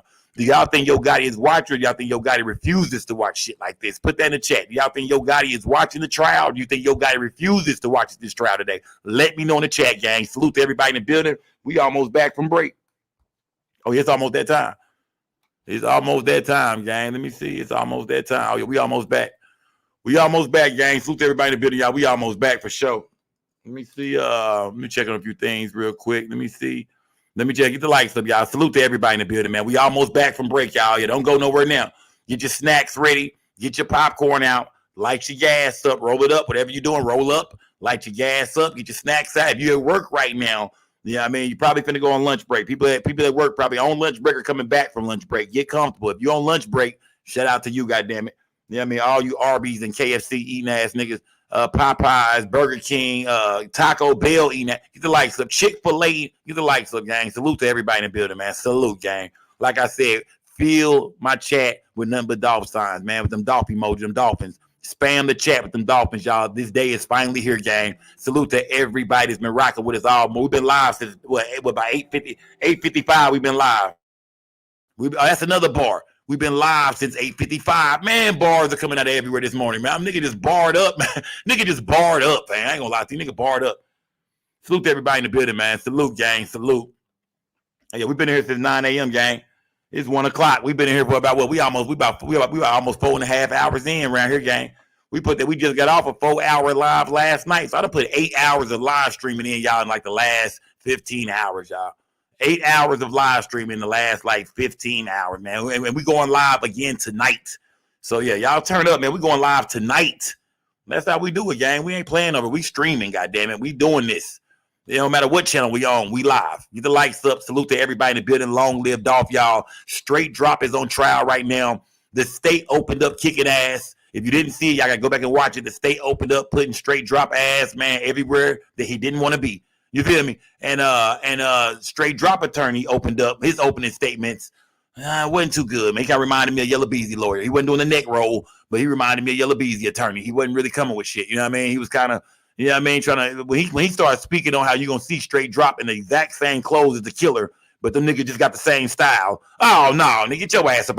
Come on, man. He didn't even start explaining to us about the transaction of the vehicles at the gas station. We ain't hear him really say nothing about that. That nigga said Straight Drop dressed just like the killer, man. Them niggas just wore the same outfit, man. Niggas do pick out the same shit. They go to the same mall. They shop at the same Champs. They shop at the same Bass Pro.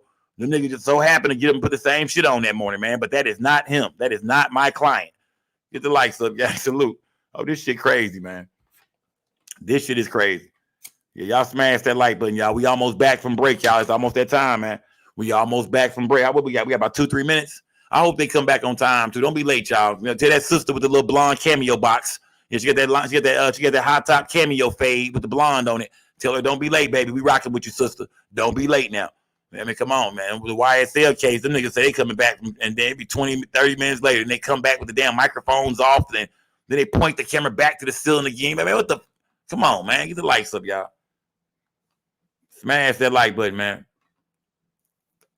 Oh, we almost back. We almost back. I bet you be another bowl of cereal, y'all. We almost back. It's about that time. We are almost back. Shout out to everybody eating lunch right now, gang. We almost back, y'all. But yeah, we learned a lot. We also seen young Dolph and his brother walk into Makita's Cookies. That was a crazy part of it, man. That was the most, I think, the part everybody was hard to watch was just them boys and Dolph last minute. And we seen them walk in. Dolph is on the phone as he walks in.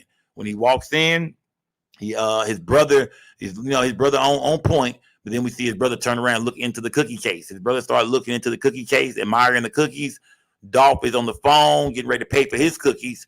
And then we see the young lady ring him up. And out of nowhere, she bag up and she gone. She gone. She looked up. She seen what was coming, and she burnt off. She said, her eyes said, oh, hell no. And she got up out of there. Y'all smash that like button, gang. Salute to everybody in the building, y'all.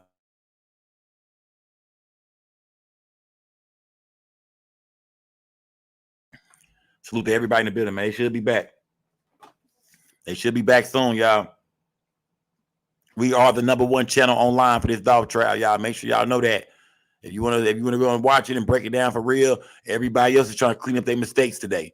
Everybody else is going back on their word now, trying to clean shit up. Well, I know I said this, but I really meant this. And remember, I know I threw a bunch of shit at the wall, but this stuck. Don't forget when this stuck. Nah, man, we don't want to hear it, fam.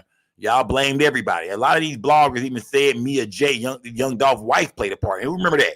A lot of these bloggers even threw Mia J under the bus and was saying that his brother and Mia J, they was trying to get his money. And we done heard stories, so many stories from these bloggers. I'm like, today is the day where y'all can really rock with a nigga who kept it 100 with y'all the whole time. Even when Govan was arrested, I kept 100 with y'all. Like, shit, nigga, I don't know about that Memphis business. Well, how would I know that? You know what I mean? Just like everything else I said, I always said from the start, how would I know anything about Memphis business? Nigga, how would I know? On some real street nigga shit.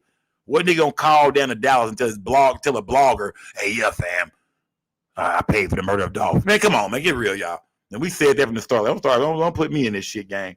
You know what I mean? I'm a street nigga. I'd have been some of here and some of there. I know a lot of niggas in different states. Niggas all in Miami, niggas all in Memphis. I know a few niggas all in Baltimore.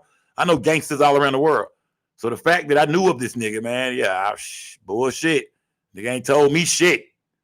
You know what I mean? Remember, he was supposed to come on my show for the murder of his daughter, Lotta Cash Desto. That's what we was talking about. Did I have any idea that he played a role in this Dolph shit? Oh, hell no, man. Hell no. Hell no. Am I glad I never took an interview from that nigga? Hell yes. Of course I am. Thank God I never brought that nigga on my show. This Stan G, oh man, bring that nigga on the show and look dumb to the bitch and almost got Govan locked up? Yes. I laughed at them niggas. I ate popcorn and watched that shit because I knew what was coming. I said, oh, this shit was stupid. You niggas, bro, you finna get this goofy nigga locked up. Y'all don't even see it coming. I bet Govan watching right now. So he watching. He don't want to watch the regular news channel. He watching us right now. Trust me, they all watching us right now. A lot of these niggas who are involved in this shit probably are watching us right now. They in this chat. Say something to them niggas, y'all. They watching. Say something to them. They watching. Say something. Them niggas watching SCO. You did? Because everybody always want to put shit off on me. So I know they watch me. They watching SCO right now, y'all. Say what's up to all them niggas, man. All them niggas probably watching. Lil Flip probably watching. Govan watching. Them niggas watching, right? All these niggas watching, man. It is. Cornelius Smith done snuck a phone. He back in the back cell, hiding under a bed watching. These niggas all watching, man. Everybody watching, man. Everybody I know who knew about this shit or was like far as niggas who been watching, and man, they all watching. Everybody watching, man. Makita's Cookies is watching right now. You know what I mean? Everybody watching right now, man. You feel me? I'm sure all the Memphis police is watching right now. Everybody watching, man. Everybody watching. I'm sure Key Glock watching right now. I don't know if they watching this. I'm sure Key Glock watching right now, man. Shout out to Glock, man. Key Glock might be watching right now, goddammit. Come on now, y'all. Don't be late now. It's 1:16, goddammit. Let's not be on nigga time. Let's go. Let's not be on nigga time. Let's go. Yeah, niggas in the bushes right now. It's all good, man. A lot of cats in the bushes, man. It is, yeah. All right. Yeah, they late. Come on, y'all. Come on back with it. Come on now, y'all. Y'all give y'all a little time, man. Y'all better come on back, man. I'm calling to the goddamn courthouse. I ain't gonna lie to you. You better come on back with it, or I'm calling the courthouse. I want to know what's going on, man. Don't be trying to do nothing without us. You don't be trying to show nothing without us. Let us in. I'm beating on the door, nigga. I'm calling the courthouse if they not back in 20 damn minutes. I'm calling the courthouse. I want to know what's the hold up. Yeah. I want to know the straight drop say, hey, nigga, I'll take a deal, fam. When we find out straight drop back there taking a deal right now, that'd be crazy. We look up, we find out straight drop back there taking a deal right now. That'd be crazy. Get the lights up, man. Get the lights up, man. Let me see. Salute the D Branch for that cash app, man. Salute the D Branch for that cash app. Salute, gang. Salute to everybody in the building. Salute to D Branch for that cash. Y'all hit the cash app. Y'all donate to the channel, gang. Donate to the channel. Let me see. Wow. Ryan, you wild, fam. It's just smoking on Gotti's, bruh. And it's just, this shit hitting gelato. Damn. God damn, chat. Come on, man. Y'all. Come on, man. What's your prediction, Rainy Rain? What did you say, Rainy? What's your prediction, Rainy Rain? What did you say? I didn't see what you said. What did you say? Smash that like button, man. Cali Style, what's good, Cali Style? King Solomon, what's good?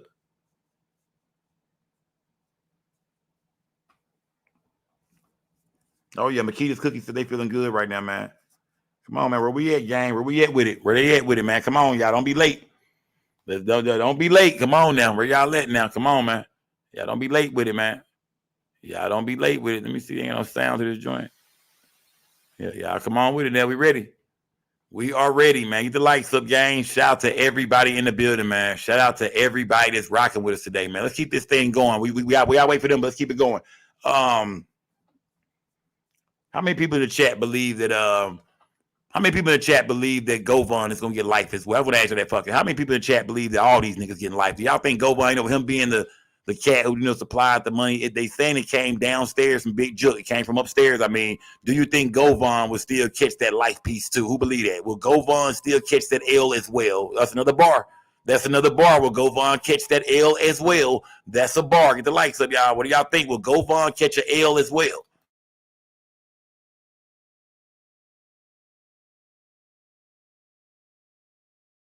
Nigga barred up today. I ain't gonna lie, fam. I'm a battle rap somebody, man. I'm barred up.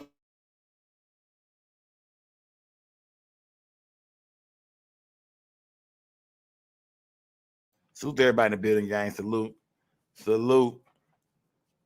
Let's see, what did I do with that, man? Where my snacks at, man? I thought I had a few snacks, man. They need to come on back with it. I'm trying to get my snacks ready, man. They need to come on back with it. I was finna pop me a bag of popcorn. I ain't gonna do that right now, man. I do got me some Sour Patches over here, though. You know what I mean? I don't eat my Sour Patches without my popcorn. So, man, come on. I got to get this. Let me see what they doing. I need them to come back, though. They need to come back.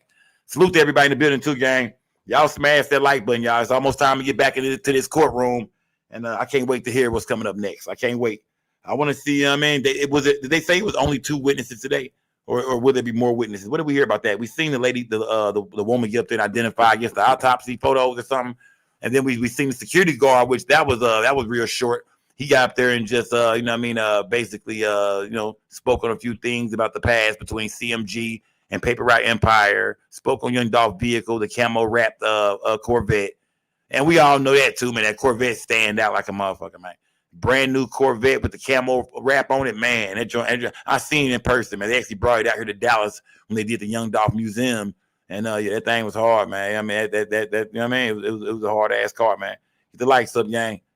Y'all make sure y'all smash that like button when y'all in here, gang. And make sure y'all subscribe to the channel. If you new over here, gang, subscribe to both of my channels, y'all. Go to Just Say No to Sco, subscribe. And this is Just Say No to Sco TV. Go to Just Say No to Sco and subscribe as well, y'all. Go to my main channel and subscribe, y'all. We'll be back over there real soon. Go to my main channel and subscribe. That's where we be at a lot.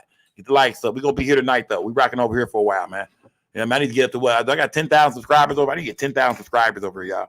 We got to turn this thing up because we can come over here and kind of do what we want to do. You know what I mean? We come over here and get, you know what I mean, go crazy with it. You know what I mean?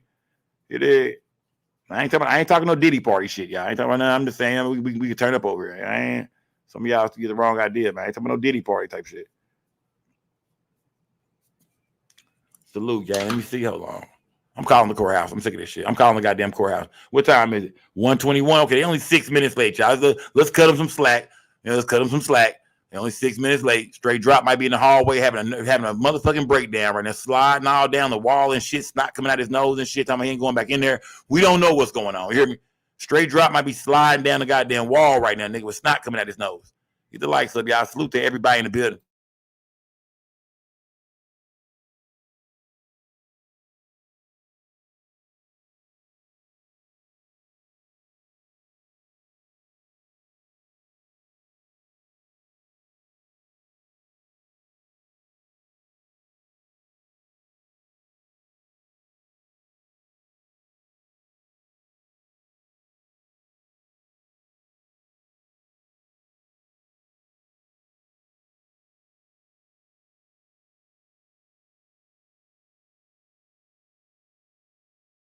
Y'all smash that like button, gang. Yeah, they should be back real soon, y'all. Real soon, man. Real soon. Shout out to Memphis in the building, too, y'all. If you from Memphis, man, throw that 901 up. Wherever part of Memphis you from Tennessee, period, man. Throw it up, gang. They suit the slow walking guy for that cash app. Salute my boy. Suit the slow walking guy for that cash app, man. Hey, look, shout out to everybody that's donating to the channel today, man. For real. Your boy needs that, y'all. It's almost rent time. And let me do my calendar. I'm about what I'm $520 short. I'm about $520 short on my rent this month. So I most definitely got, you know what I mean? I am about $520 short. So you know what I'm saying? I most definitely gotta get my life together. Get the likes up and salute to everybody in the building. I gotta get my life together. Get the likes up, gang. Get the lights up. Shout out to everybody in the business. Yeah, salute to Memphis, y'all. Salute to Memphis, gang. Shout out to Memphis in here. And long live Dolph, y'all. They should be back any second now, y'all. I know they ain't gonna do us like this, man. I know it. I gotta talk like a Memphis nigga now. I know it. And man, come on now, man. Let's get this jump started, man. We need to get this jump started, man. Come on now, man. It is. I'm paying to listen to some music. I'm gonna put on some goddamn music in a minute. Come on, man. Yeah, man. I'm in this junk. Salute to Memphis, man. I'm all up in this junk.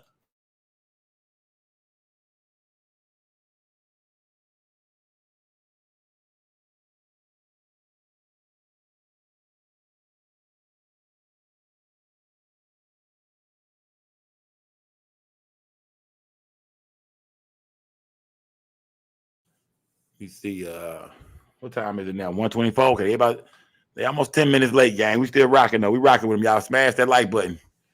They ain't number about 10 minutes late, y'all. You know what I mean? We on nigga time today. It's cool. Yeah, it's cool. I ain't tripping. I ain't even tripping though. I be late sometimes coming to my live stream. I tell y'all we going at 8:30. I pull up at 8:45. You know what I mean? Come on, man. I pull up at 8:52. Come on, man. Yeah, but you gotta let the line build up in front of the club sometimes. Sometimes you gotta let the line build up in front of the club. That's all I'm saying.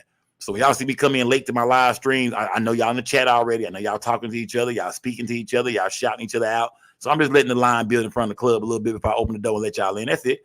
That's all it is. Don't be offended. Don't be offended at all. Light think of gas. I need to roll up. I got to roll up again. We've been in here so long. It's time for me to roll up again. Yeah, we've been in here so long. I got to roll up again. Shout out to everybody in the building, man. Long live Dolph. We've been here so long. It's time to roll up again. Salute to everybody, man. Who ate breakfast and lunch today? A lot of you niggas in this chat did not eat breakfast and lunch. You ate breakfast and you eat dinner, or you eat lunch and you eat dinner. But nobody in this chat eats breakfast and lunch. I guarantee you that. There's nobody who ate at 7 o'clock and then ate again at noon. I guarantee you that. Get the likes up. Get the likes up. Y'all, this nigga's colorful. Oh, man. I told that nigga to do it. I told Stan, you don't do it, dog. Don't you do it. Dumbass niggas. I ain't warn him. I ain't gonna lie. I didn't give him no heads up. I just watched him do it. You know what I mean? Let me see who in the building, man. Who all up in here? Who all up in here? Let me see. So we smoking back to back. Oh, here we go. The cameras are moving. There we go, gang. I knew it. They came back 10 minutes late, 11 minutes late, but the cameras are moving, y'all. We back. We're straight drop it. Bring drop on in. Who they bring in? Drop. Who they bring in? They gotta be dropped, or the judge will come from the back way. They gotta be dropped. I guess they ain't bring nobody in. If they just come, let me see. Get the lights up, gang. All right, we back, gang. Get the lights up. They back. Get the lights up. Let me see. No sound yet. But I'm sure the sound will be back soon, y'all. Shout out to everybody in the building, y'all. This is day one of the Young Dolph murder trial, y'all. We back. It looks like we are back. Come on, y'all. Can't wait we can't wait to hear y'all. Turn up. Shout out to everybody in the building, y'all. Donate to the channel, y'all. Shout out to everybody in the building. Donate to the channel. Let me see.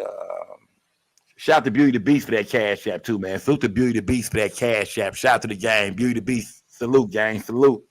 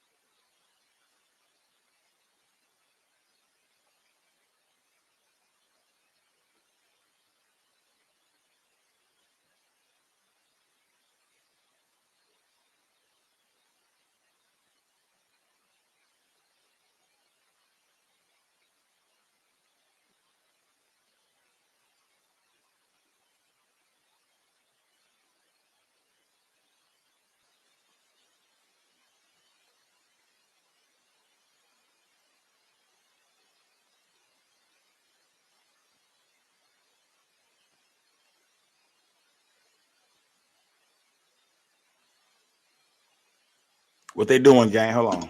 Put my headphones back on. What they doing? We ain't back yet. Okay, hold on. We ain't back yet. Shout out to everybody in the building, gang. Shout out to everybody in the building.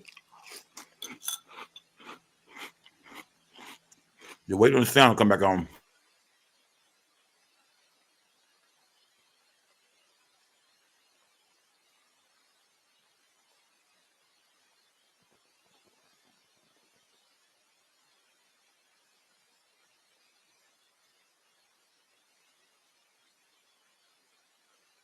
Hey, KD, you already know what time it is, nigga. You already know what time it is. Skullberries with the milk, nigga. I'm gonna drop my own cereal, y'all, the Skullberries. I'm gonna drop my own version of the Captain Crunch, the Skullberries.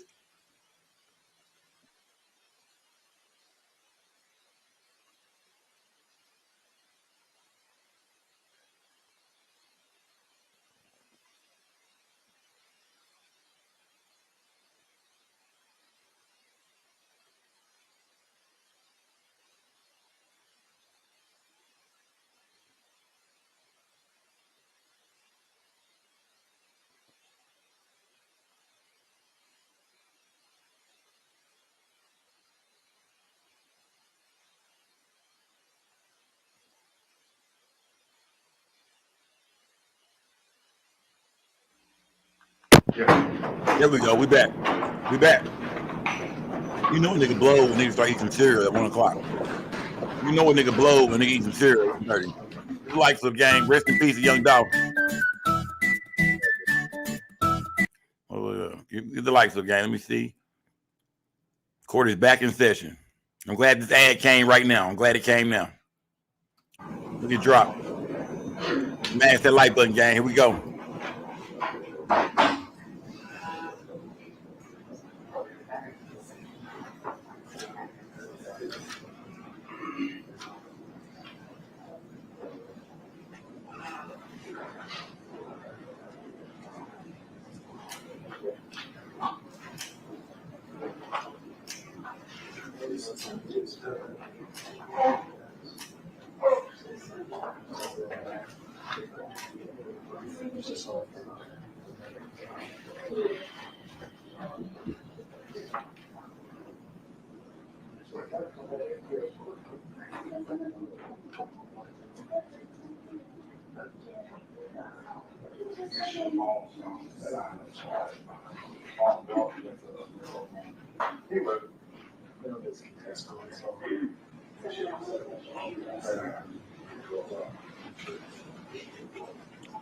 I'm eating Cocoa Pebbles, gang. I'm eating some Cocoa Pebbles, not Fruity Pebbles, but the Cocoa Pebbles, the Rice Krispie niggas. Come on, get the likes up. Y'all wanna be so damn nosy. Get the likes up.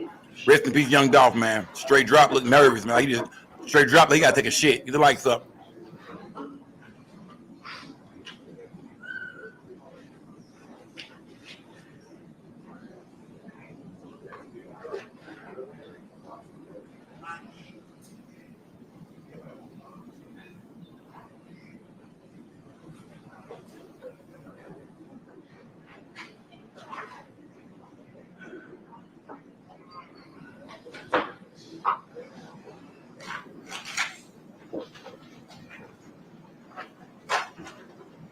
Are you ready? We got anything we need to take up before we bring the jury in? Just real quick, Judge. Let's go back on the record. Court's back in session.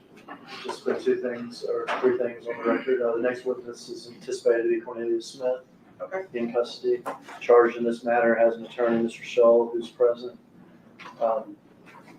Instructed him, like I said at the start of the trial, told him I'm not going to ask any questions of him having to do with eliciting any testimony about other crimes that he and Justin may have allegedly committed together, things like that. So I'm staying away from that. I've instructed him with regard to that.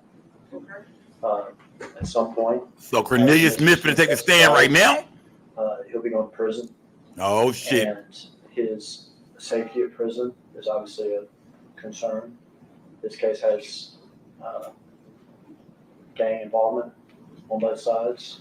He and his attorney would request that the cameras be instructed not to film his face as he testifies, as he'll have ongoing Wow. security concerns in prison. Like we don't know who he is. Like it ain't videos or pictures of him everywhere? So media, both still cameras and video. The court orders that this next witness's face not be filmed or photographed. Waist down, the court is okay with. Coming out of there, he should not be filmed. Right. So no pictures of his face at all. Shoes, lower body, court has no problem with, but no pictures of his face. We have ongoing security concerns. Everybody understand? All right. Anything else? Yes, ma'am.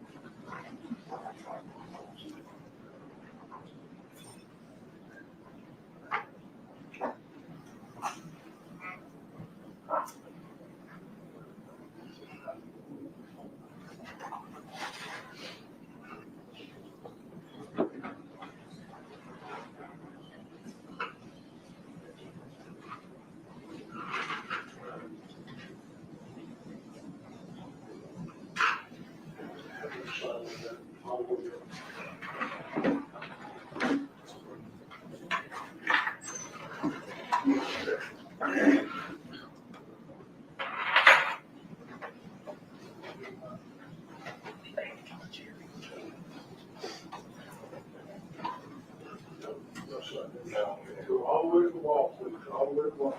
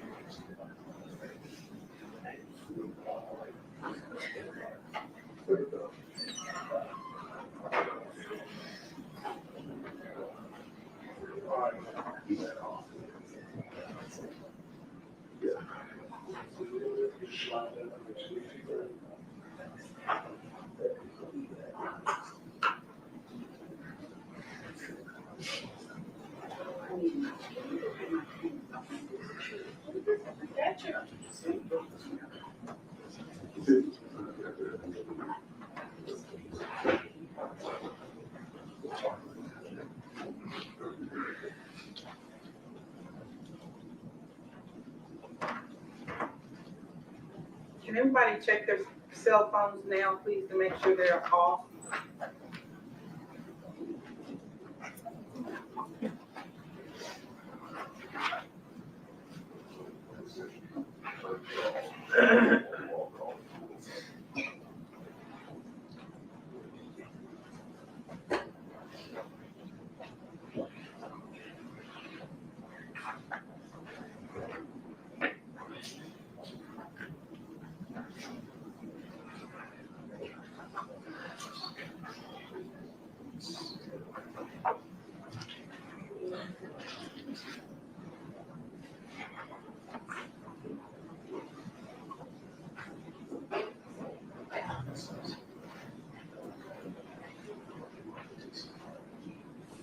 Those of you who just came in, please check your cell phones to make sure they're off, please.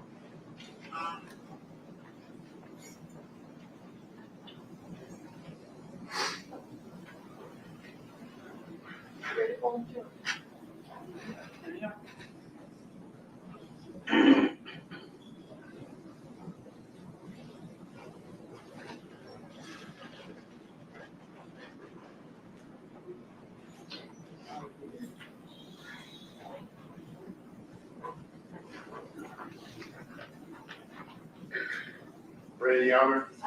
I am. Jury's now entered into the courtroom.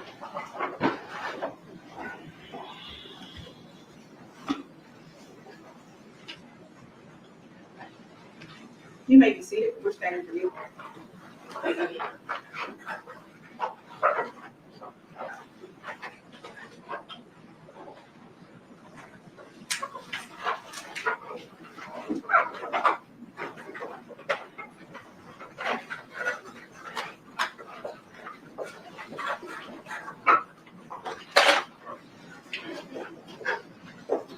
State your next witness. Cornelius Smith.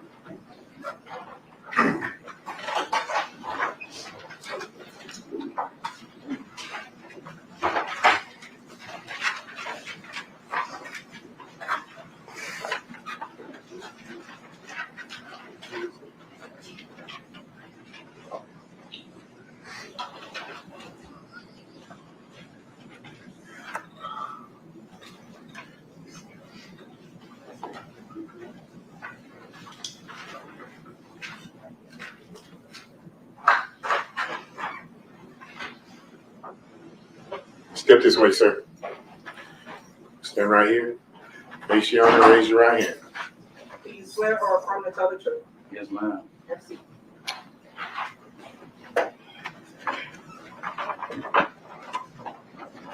All right, Mr. Smith, tell me your name Cornelius Schmidt, and spell the first name CORNELIUS, and the last name. SMITH. Now, there's a microphone next to you to your right, but you don't have to worry about it. Church. You can look out toward me, keep your voice up, so I can hear you back here, okay? Sir. And when I ask a question, or when the defense attorney asks a question, or if the judge asks a question, you've got to verbalize your answer, okay? So shaking the head and everything, I know what it means. Yes, sir. But she's taking down what you say, and so we need it like that. Gotcha. All right? How old are you? I'm 34. Where are you from? I'm from Memphis, Tennessee. What neighborhood? Like Orange Vine area. Okay. Like what streets did you grow up on? Off Lamar and Sims. All right. You got a family? Yes, sir. I have 5 children still living. I lost my son in March of 2020. Okay. And let's talk about 2020 because, well, that was a terrible thing, right? Yes, sir. How old was he? He was 9 at the time. And that had an impact on everybody. Yes, sir. Had an impact on you. Yes, sir. It caused you to take up some old habits. Yes, sir.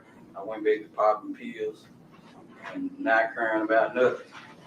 Before 2020, were you working? I was working in schools in Germantown. What'd you do for the schools in I was a Germantown? janitor. Did you do good at that job? Yes, sir. Your son dies, you say you start popping pills. Yes, sir. Oxycodone and ecstasy. Street drugs. Yes, sir. Did you start hanging back in your neighborhood? Yes, sir. Start hanging around a lot of old friends. All right. Some of those old friends trouble? We all in trouble. I'm gonna say that. We all in trouble. And I'm looking here, Cornelius, at your criminal record. You were convicted of aggravated assault in 2011, is that correct? Yes, sir. Convicted of misdemeanor drugs in 2014? Yes, sir. I'm sorry, 2012. 12. Case started in 2011 and ended in 2012. Yes, sir. That was misdemeanor drugs. Yes, sir. And then resisting official detention in 2014. Yes, sir. That same Cornelius Smith. Yes, sir. And you're presently charged in this case with conspiracy to commit murder and with murder. Is that correct? Yes, sir. And you have an attorney in this case. Is that correct? Yes, sir. And is he in the courtroom? Let me get out of your Yes, way. sir. Okay. What promises have I made to you with regard to your testimony today? No. Have I told you that you're not going to testify and walk out of here? Yes, you told me that. Do you know that you're going to prison? Yes, sir. Have I told you that it's very important, though, for you to tell the truth? Yes, sir. I told you it's important to tell the truth because I said so, Yes, sir. and because the judge will evaluate whether or not you told the truth. Right. And have I told you it's in your best interest to tell the truth? Yes, sir. Are you here to tell the truth? Yes, sir. I want to skip forward. Okay? We're going to go back to everything, but I want to skip forward. Tell me about the day that you were arrested for this case. It was my daughter's birthday, actually, and I was out. I had took her some cake and ice cream to school for her birthday, and the U.S. Marshals they were trailing me the whole time. I didn't know that they were trailing me because I had saw Govan the day before, and he was telling me that, police was on to us or whatever, and he asked me when the last time I spoke to Justin, and he was saying, I was like, it's been a minute. So he was like, they just ran in Justin's spot the night before, and he said that they been shooting at him, and that I need to get rid of my phone because they own us. And the next day, I was locked up, like, Police Police captured was on you? me. Police The next captured you that day? The next day. Did they get your phone that day from you? They ain't get it from me. I left it with my children's mother or whatever. They get your phone from your children's mother? Yes, sir. So you didn't throw it away like Govan told you to? Nah, I ain't threw it away. I gave it to her. Now, when the police first arrest you, I mean at the very start, do you say, hey, I want to tell you the truth about this whole thing? No. I ain't never did it. Okay. Did they interview you right after they arrested you? Yeah, they interviewed me in Mississippi. Okay. Did you tell them the truth or the lie? I told them a lie. Okay. At some point after you're arrested, did you decide to tell the truth? Yeah, once I came to my senses and Justin had wrote me a kite. Somebody. Justin. Well, let me tell you, when you hear another lawyer speak up and object, that means you stop talking. Okay? And you'll be instructed to either move on or to another question. Okay? And I think some objection is going to be hearsay. So let me try to get you. Let's try to back up, okay? So you said after you arrested, you came to your senses. Is that correct? Correct. And you say that Justin, is that the defendant in this case? Yes, sir. Had written you something that you called him. A kite. Okay. Okay. Without saying what was in that kite, and that's a letter, is that right? Yes, sir.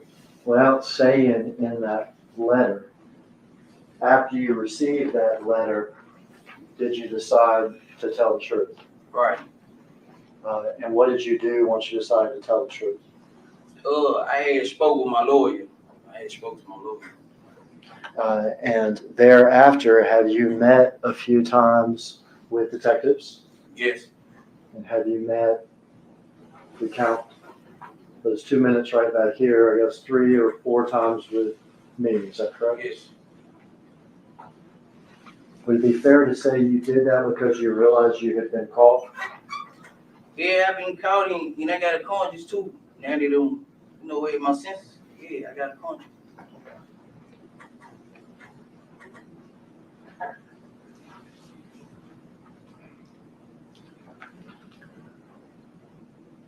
I'm going to play a video up here, Cornelius. You can turn a little bit, see it once we start playing.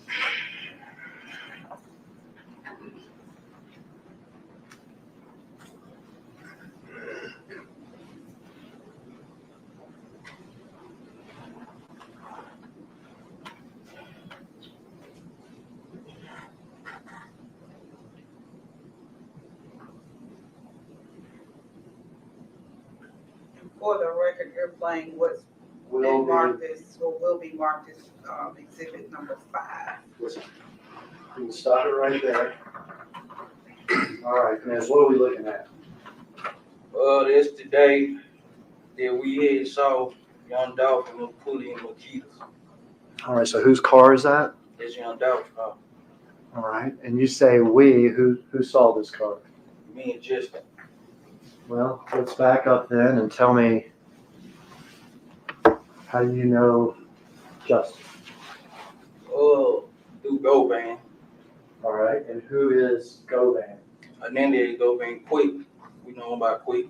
Okay, who is Quick? Associate. All right, you say associate. Is he younger or older than you? Older. What neighborhood does he hang out in? Orange Mountain. Does he live over there? Yes, sir, he did. Do you know what street his house is on? Bradley. Are you familiar with that street? Yes, sir. Did you ever buy drugs from Mr. Govan? Yes, I brought ecstasy. Okay, would he sell you ecstasy pills? You ever heard the term like old head? Nah. Okay. Would you consider him sort of a older criminal figure in the neighborhood? Yeah, I call him like a bro. Okay. Did you have another guy in that neighborhood you used to hang out with too? Yeah, Big Bobby. Big Bobby. Is that Bobby Carter? Bobby Carter, yes, sir. How often would you be over there on Bradley Street? I know that's just about every day. Okay. So this is a hangout area, and you would buy ecstasy from Quet. Quick. All right. How is it that you met Justin through Quet? Just, like being around, basically. Being around. Would Justin be around Quet too? Yeah, he'll be around quick. Do you know why Justin would be around Quet? They look at each other like brothers. Brothers and then just rap or whatever. All right. You knew Justin to be a rapper? Yeah. Did you know his rap name? Straight drop. And did you know Quet to be involved in, I guess, the rap business or something? Called himself. Okay. Called himself. What sort of would he call himself as far as being in the business? I guess a negotiator. I don't know. A negotiator? I don't know. Okay. Do you know whether or not he was trying to negotiate for straight drop? I guess trying to get him a deal. Okay. Do you know who he was trying to get him a deal with? Big Juke and them got in him. All right. You said Big Joke, is that correct? Yeah. You ever heard of the music label CMG? Yeah. Is that Big Jokes? Yeah, Big Juke and them. And his brother, right? Yeah. His brother's Gotti, is that correct? Yeah. Okay. Before this day, which is in November of 2021, about how long had you been knowing Justin? A few months. A few months. About how many times do you think you'd been around him? Up 10, we went to club together. We've been around each other a couple times. Okay. And for the record, I know that it's a formality, but for the record, can you point him out in the courtroom and tell me what he's wearing and stuff? Yeah, the young brother over there with the button-down shirt, blue and white button-down shirt. If the record could reflect that he's identified the defendant, Mr. Justin Johnson, Your Honor. Let the record reflect that the witness has identified the defendant in court. So how did you get to be with Justin Johnson this day on November 17th, 2021? We knew that, they had heat on Dolph and them head or whatever, so. Who had a hit on whose head? Big Juke had a hit on Dolph head or whatnot, so. How do you know that Big Joke had a hit on Dolph's head? But Quick had told me about it, Quick, and I was being just How much money was it supposed to be? $100,000 on Dolph head. And had you agreed to do this hit? Yes, sir. Had Justin agreed to do this hit? Yes, sir. We all going to do it together? Yeah, they been on it, but yeah. Was there any arrest?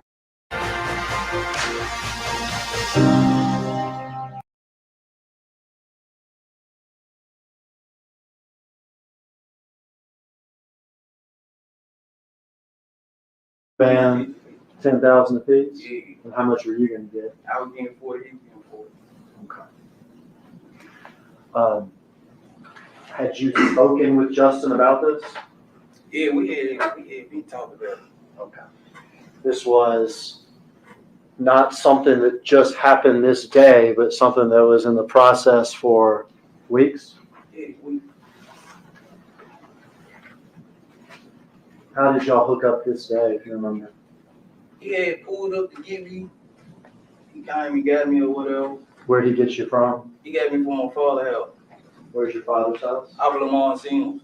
Orange Mound area? Yeah. Had either you called him or he called you or anything like this? He had called me the first time I missed the call. Then he called me back. I answered. He was telling me basically they were pulling up because we already knew what was going on. When you say you already knew what was going on, you already knew what this is about? Yeah, because we knew they were doing the turkey drive, so we was actually on our way to Westwood. Had you and Justin talked about this particular day before? Like, nah, not the specific day. Like, we just knew that it was turkey drive going every day that week. Okay. You knew that the fair said you knew Dolph was involved in these turkey drives this week before Thanksgiving. Yeah, we didn't know we were gonna catch him, but we knew he did his artist. You know, everybody had a hit on it. Everybody had a price on it. From Jook? Yeah, from Jook. And that was going to be y'all's business this week. Yeah, that was our business. When he arrived at the house, do you remember what he was driving? White Mercedes Benz. Okay. Had you seen that car before? Nah, I ain't never saw that car. Did you get in the car with him? Yeah, I got him. Was there anybody else in the car? Nah, it was just me and Jessica. Were there any guns in the car? Yeah, they was on the back seat in the bag. Do you remember what kind of guns they were? A Draco, handgun. Okay. And Draco, Memphis, some type of bigger semi-automatic weapon, is that right? And then a handgun? Do you remember what you were wearing that day? I had on some gray sweatpants, some orange and white Jordan 1, and a blue Gap hoodie. The blue Gap hoodie? With a do-rag on. With a do-rag on. Did y'all have gloves? I had my own gloves. You had your own gloves? He had his own gloves. When you got in the car, did you have your gloves on? Nah, I ain't have the gloves. You said Justin had his own gloves? Yeah, he had his gloves on. Black gloves. He had his black gloves on before he picked you up? Yeah. Does he get out of his car and pick you up, or do you go up to the car? How's that work? Nah, I got out the house, came out the house, got on in the car. Okay. Off to do the mission. Yeah, do a mission. Try to catch you. Somebody. Try to catch one of the rappers? Yeah, one of them. At the Turkey Drive in Westwood. In Westwood, yeah. All right. What happens if y'all get in the car? Oh, we went back on Bradley Street. He got some out of, I think they were like a expedition truck that he had parked on Bradley Street. And then we took the back street. We was at Lamont Airways. We had the light. So he picks up, let me get this right. He picks you up in the Mercedes, is that right? Yeah. But you go to Bradley Street. Yeah. And is there an expedition already there? Yeah, expedition already there. Parked in the yard. Do you know who parked that expedition there? I guess he did. Okay, well, we're not allowed to guess in here. Well, okay. So nah, I ain't seen him parking though. Okay. And what color was it? White. The white expedition. Yeah, white. Did y'all do anything when y'all went to Bradley Street at that point? He got something out the truck and then jumped back in the car. I got you. So he gets out of the Mercedes at Bradley Street, goes into the expedition and gets something. Yeah. And comes back. Come back. Do you know what he got? Nah, I don't know. Are y'all talking at this point? Nah, we weren't talking, like, cause he was on the phone at first, then he hung it up. But we weren't talking about. Now, y'all were cool with each other, is that right? You and Justin? Yeah. He gets back in the white Mercedes. Yeah, he get big in the white Mercedes, and we take the back street and get you and stuff to we was at Lamont Airways. We finna get on the expressway, going to the expressway. Okay. Bradley to Dedrick, is that what you said? Yeah. And then y'all are gonna get on the expressway. Yeah, we finna get on the expressway on Airways. Okay. But when this is Airways that we see, Yeah, it's Airways. Okay. What happens once y'all get to Airways? We at the light. Dolph nigga gonna clean across the light. How'd y'all know it was Dolph? Everybody know, hey, Kai, on T cars and stuff. Yeah. People in Memphis knew about that rap, right? Yeah. That camouflage white and green and blue rap. That surprised you? See him like that? Yeah. Did you say anything or did Justin say anything? We was like, there go Dolph right now. All right. What did y'all do? We received the trailer. Received the trailer. So y'all are following him on Airways? Yeah, right over the street. All right. And you saw the first part of this video, didn't you? Yeah. Did you see him pull off here to the cookie store? Yeah, he pulled in the cookie store. What'd y'all do? We made the block. Came up the back way.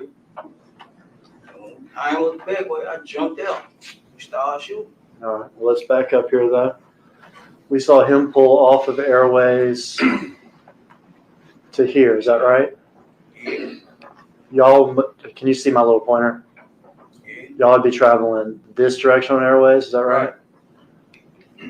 And did y'all do a crazy U-turn or anything, or what'd y'all do? Nah. We came up the back street. Okay. Following the clickers is what y'all did? Yeah. Okay. We went to the light, made the loop around. Did you see him get out of his car like this? Nah, I ain't seen him get out the car. Okay.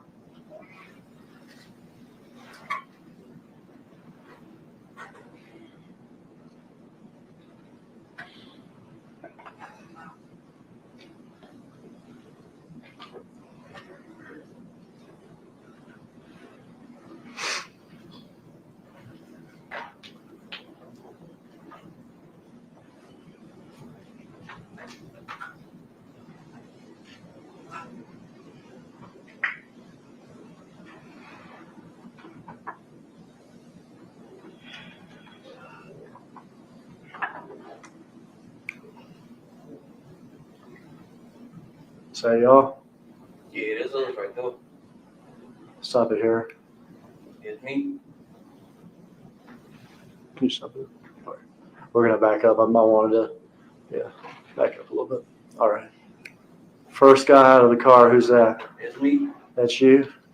Which one of the guns do you have? I got the little Draco stairs going. Okay, that's that semi-automatic weapon, is that right? Yeah. You ever shot that thing before? Nah, I ain't never shot that one. Okay. You can proceed, Iris.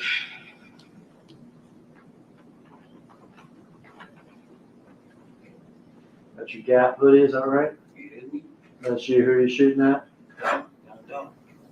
All right, now back it up again, Miss Iris, if you would.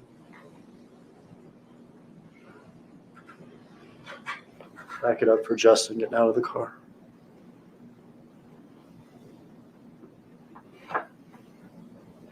All right, who's the second person here that got out of the driver's side? It's just.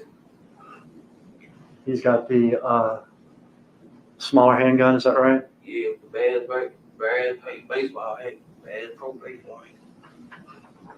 You're firing this crazy thing. What you see? What are you feeling? I won't feel nothing at the time, but I ain't gonna even let it. I won't feel nothing at the time. I was just trying to get some money. Trying to get some money? Bet you probably would have wasted on oxycodone and ecstasy.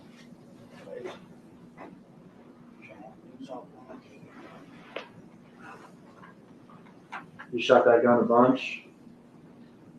Right in there? Right then and there. Yeah, I can't tell you how many times I shot. I went. Aiming for Dolph? No, I ain't for Dolph. Was he able to say anything to y'all, or was he able to run or get away at all? I shot through the glass, so I wasn't close up on him. I was shooting through the glass.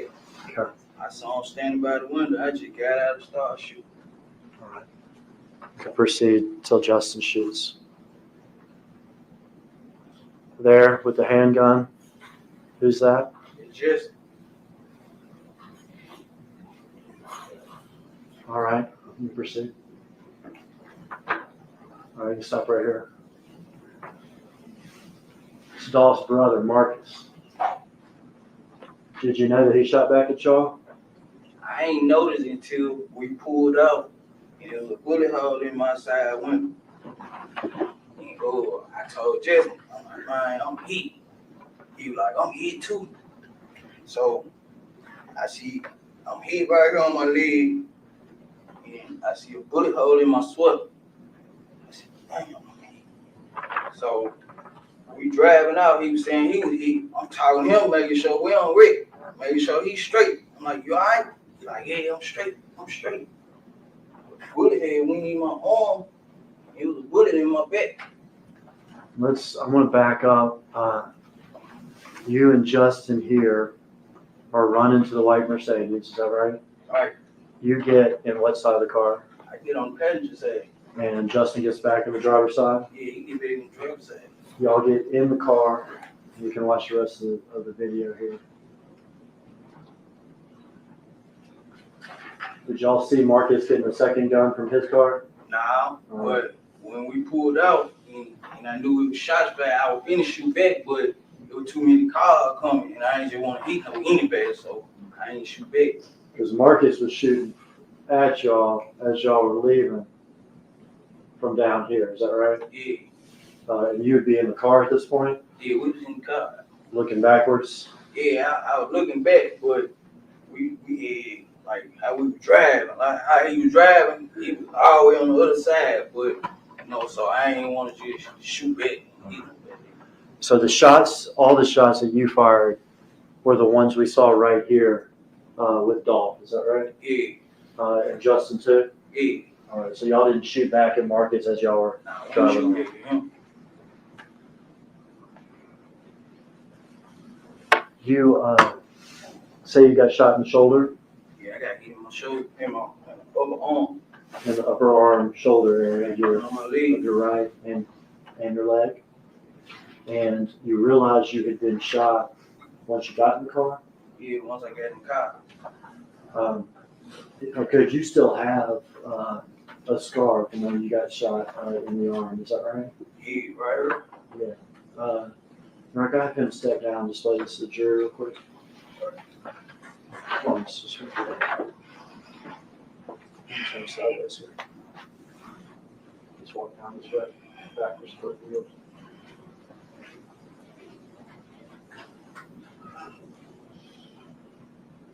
Make your stop.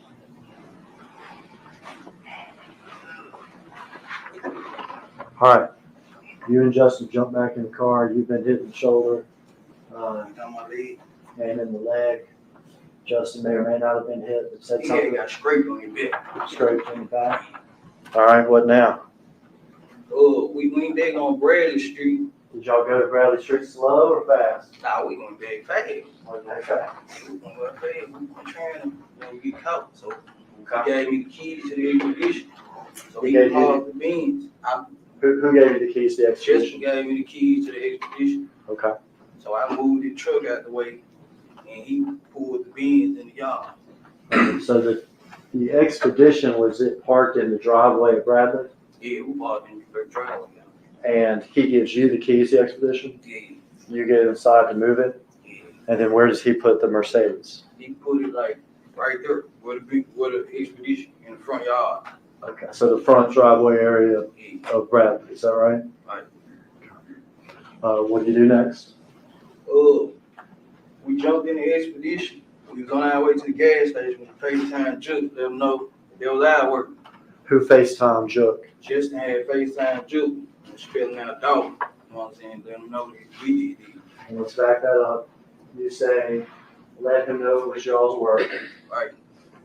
You said somebody spelled out Dolph. Who spelled out Dolph? Just spelled out Dolph. When you say spelled out Dolph, what do you mean? Like the sign language. With jailhouse sign language. Like this would be an O?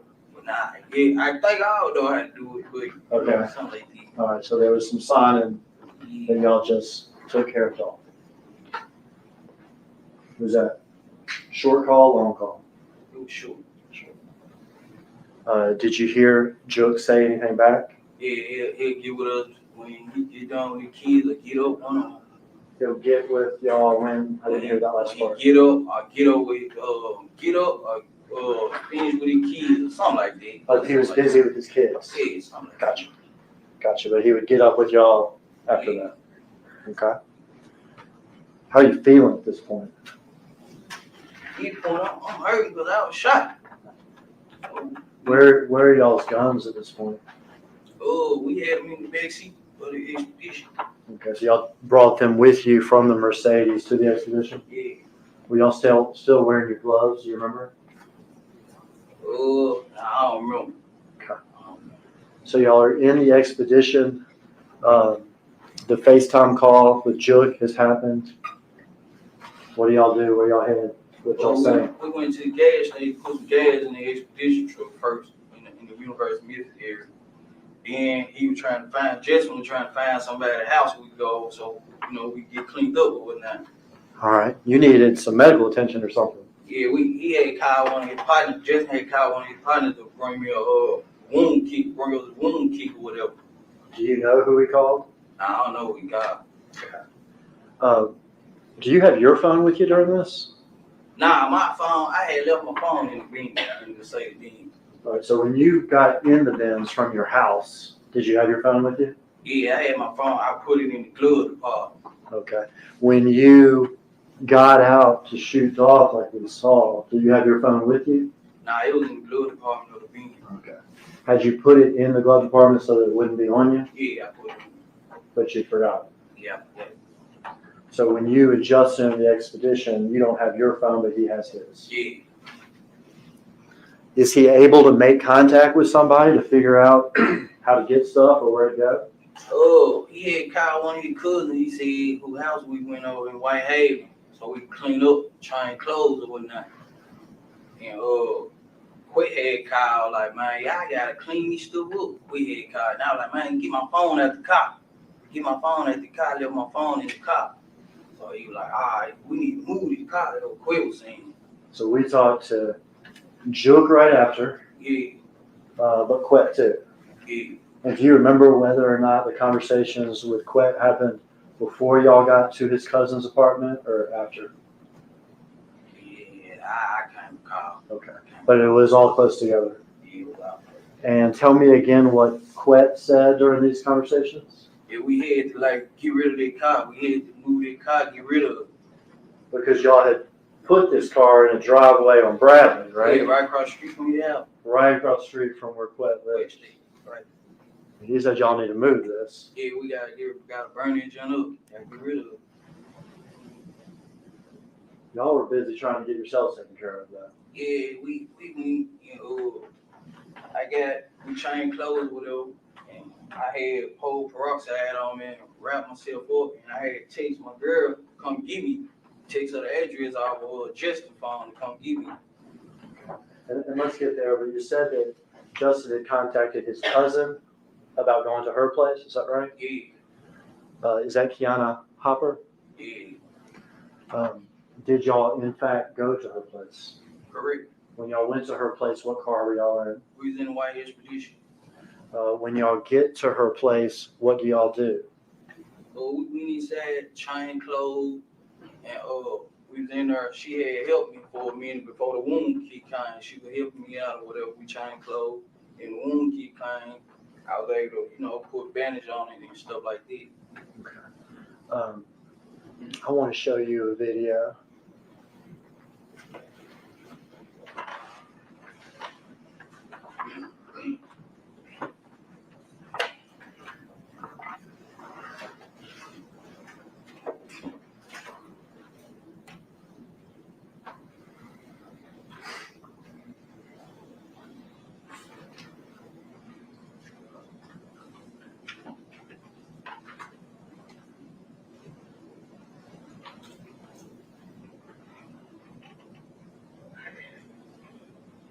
See that person there? Yeah.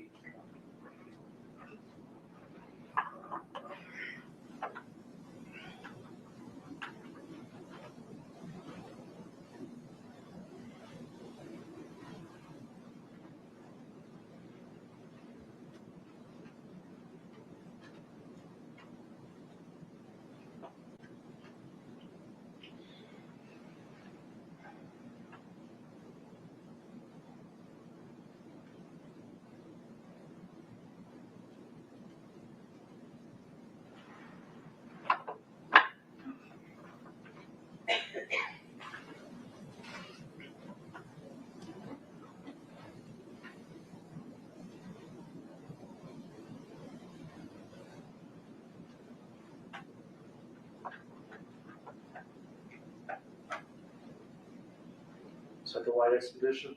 Yeah, that's the white expedition. Who's driving it? I'm driving. This woman that we had seen earlier that walks back, is that Justin's cousin? Yeah, that's her.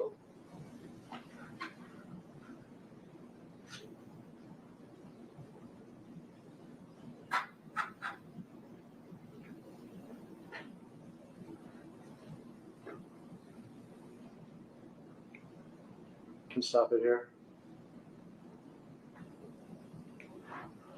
Driver just got out. Who's that? That's me. You got your shirt all messed up, don't you? Yeah. Why is that I'm bleeding. I'm shot. in the shoulder? Yeah. Go, and we saw somebody get out of the passenger side. Is that right? Yeah, that's just. All right. You can play a little further.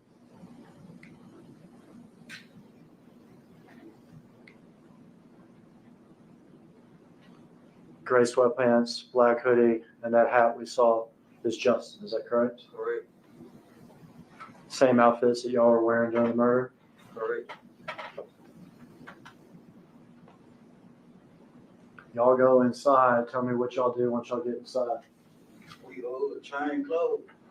We change clothes. We didn't talk too much to her about nothing. Did we there or nothing like this. All right. But we had change clothes with nothing. Tell me about your shoulder. Oh, I was bleeding. Like I was bleeding and stuff. So she gave me some peroxide and stuff, put on my shoulder. Or then the wound keep pulled up. So I was able to bandage that junk up. Wound kit. Did you say pulled up or came up? Is that right? Yeah.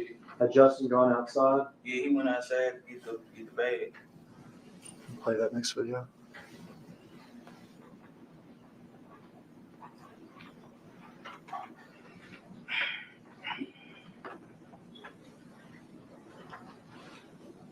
Do you know whose charger this is? Nah, I don't know the charge.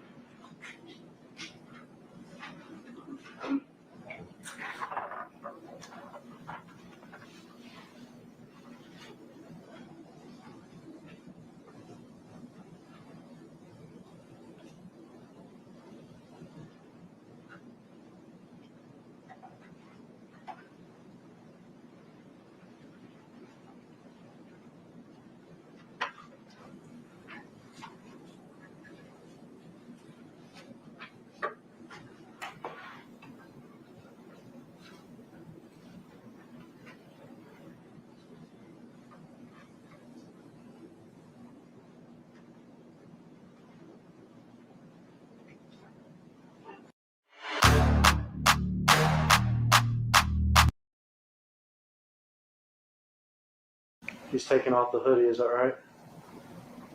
Taking off hoodie? He doesn't have the hoodie on anymore, does he? Nah. We had change clothes.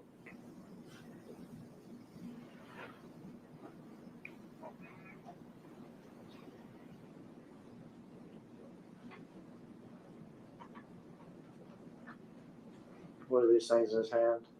Oh, that's the wound kit. Walgreens, baby.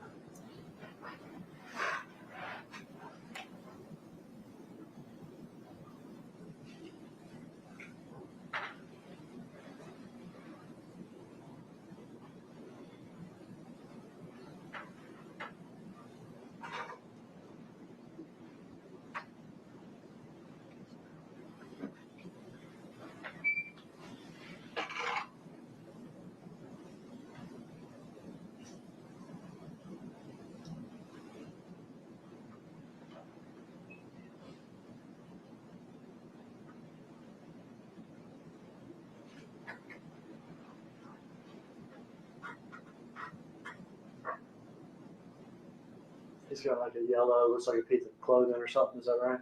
Yeah, And then the wound care bags. yeah.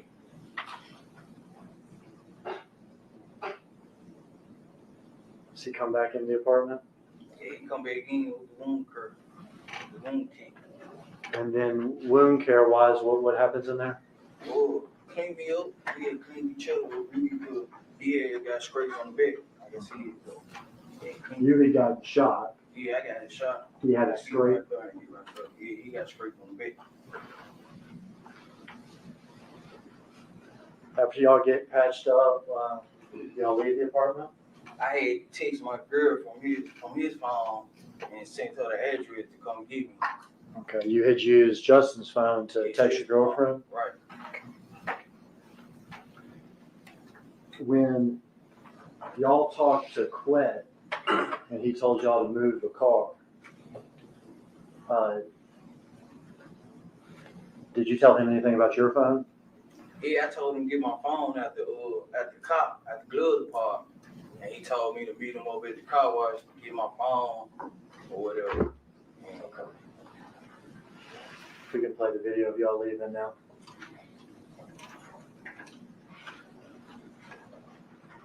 Does your girlfriend in fact come to pick you up? Yeah, she pulled up.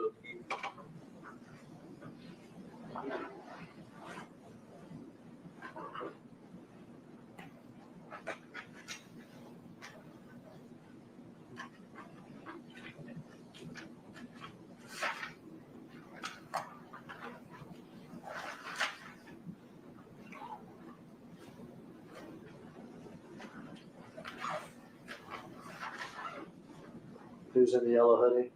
They're just in the yellow hoodie, and me with the black.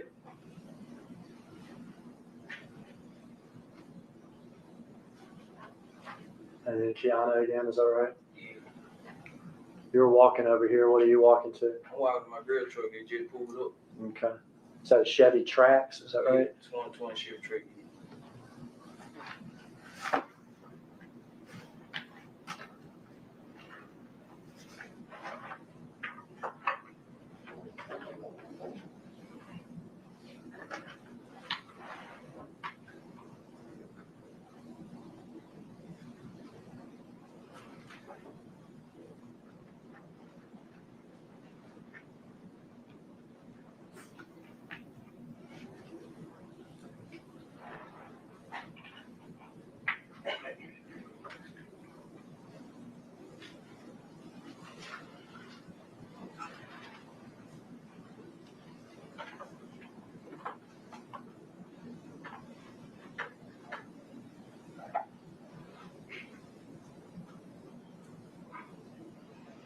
At this point, have y'all made arrangements as far as meeting up later or anything like that? Yeah, I was actually finna go get my phone from Quick and go get me some pills because I was shot up, and he was finna go get the money from Julie. He's supposed to get no weed. Is this the Chevy Trax? Yeah, it's a Chevy truck. Justin there in the yellow? Yeah.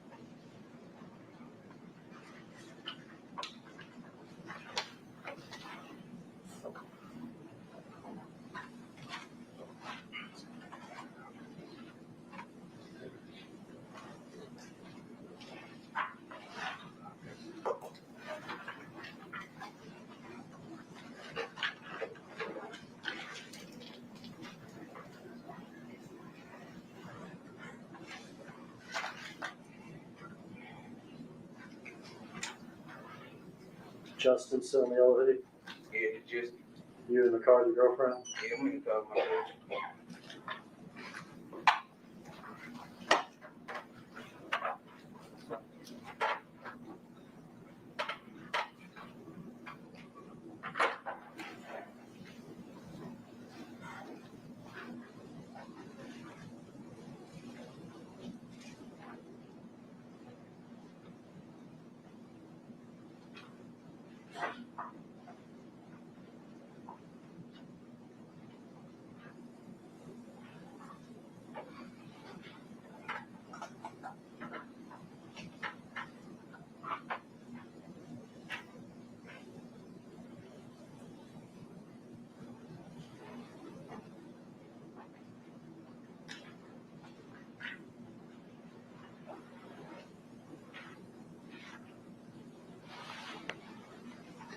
Y'all go your separate ways at this point? Yeah, we go at separate ways. Where do you and your girlfriend go? I went to meet Quick. Where'd you meet him at? At the car wash. Is that Pressure World? Yeah. Did you in fact meet him there? Yes. What happened when you met him there? I got my phone from him, and he was telling me that he heard that Dolph had shot one of us. Cause I had told him how he told me that he heard that Dolph had shot one of us, and that one of our blood was on the scene. And he had me that we have our face masks on and stuff. Did you tell me you had your mask on? Yeah. Now, it wasn't actually Dolph that had shot one of you, was it? Nah. It was actually the brother. Right. Did you tell him that at the time? Nah, I ain't know.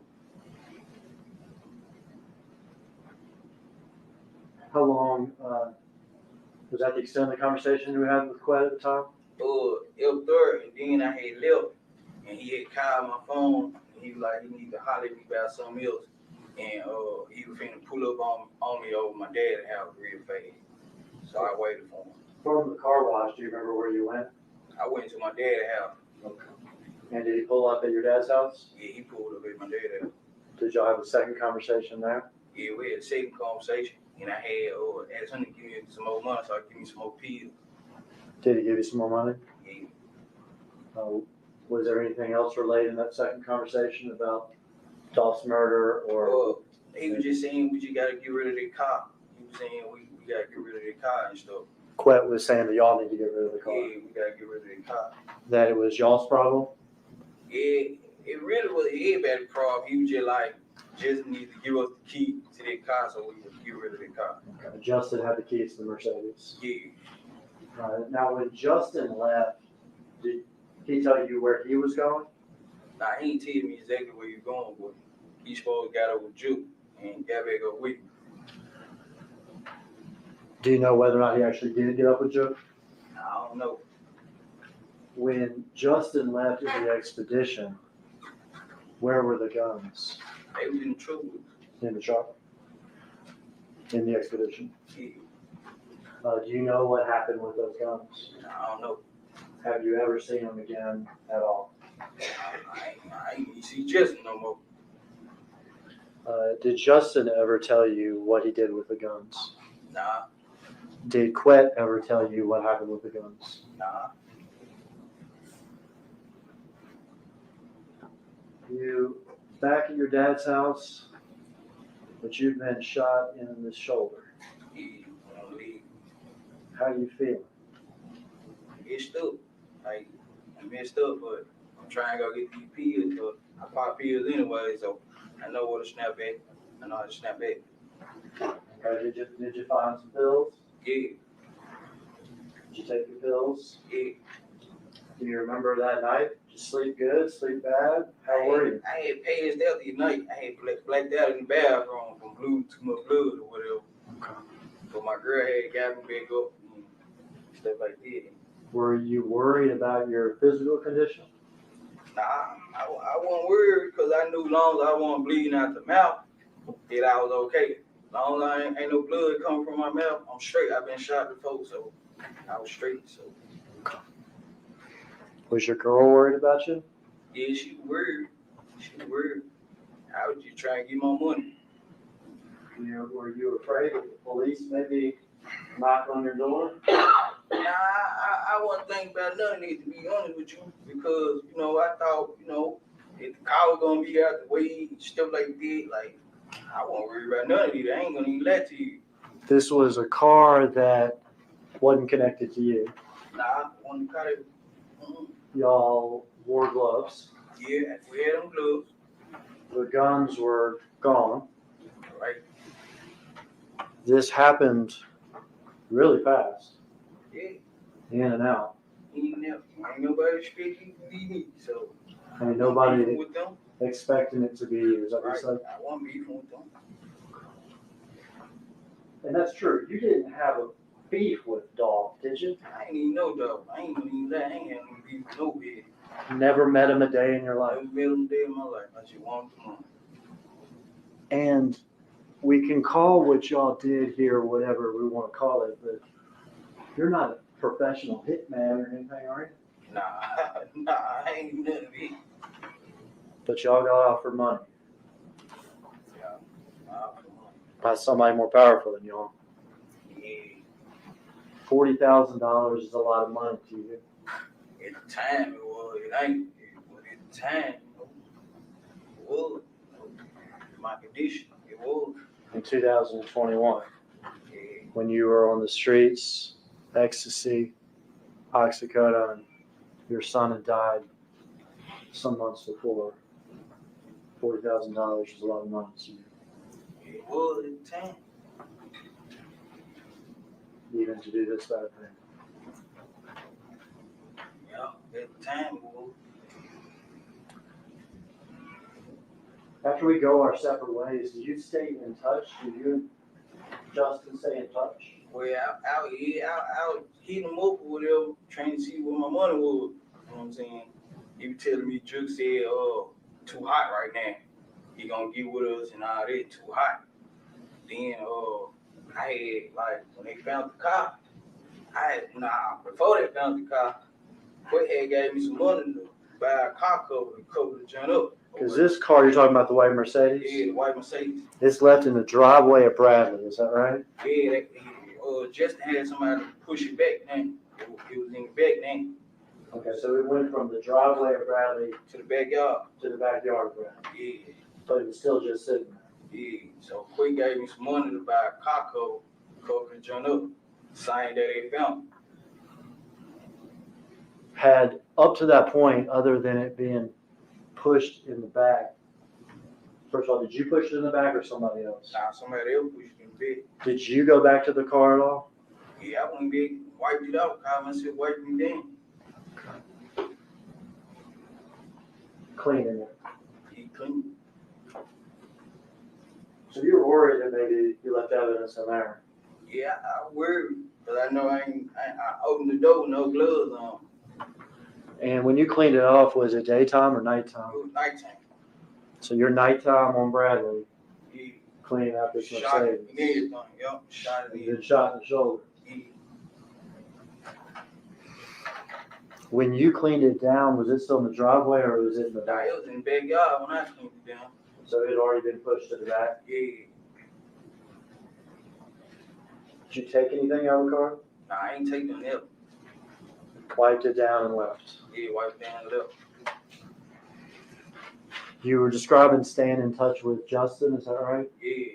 To your knowledge, was he still in town or out of town? My knowledge, he was here. And you had mentioned the money, is that correct? Yeah. And he had told you that Joke said it was too hot right now. Yeah, it was too hot right now. But were you still interested in your money? Yeah, I just wanted my money. I did the job, I just wanted my money. Now, could you have gone to Joke and tried to get your money? Nah. Did you know him at all? I had met with him, but you know, I ain't have no number on him. How many times had you met with Joe? Just one time he quit house. At Quet's house? Yeah, quit house. And when did that happen? Before or after Dolph was killed? It was before. When that happened, was there conversation about these hits on the PRD rappers? Yeah, really quick with doing all the talking, like, you know, just telling who out here pray, how much everybody had on their head and stuff like that. And Juke just like agreeing, like, you know what I'm saying? He made her take our phone outside first before we started doing any talking. Who all was there for this meeting at Quet's house? It was just me, Quit, and Juke. You, Quet, and Juke. He really wanted to meet. I had pulled up about some XP. Juke was already in there. Gotcha. And Quit had started talking, you know what I'm saying, like, you see, I heard, and Juke like, hold up, the phone's outside. So he said, I have phone outside. They came back in? Yeah, now, Quit took the phones outside in church. Me and Juke was already in hell, but Quit came back in and started talking. At that time when you met with Juke, is that the first time that anybody's talked about money on Dolph's head? Now, the first time, it was just Quit last year. So this had come up before with Quet, Yeah. and then comes up again with Quet and with Juke. Right. When did you, in that timeline, so first just Quet, next Quet and Juke. Right. When did you met Justin in that timeline?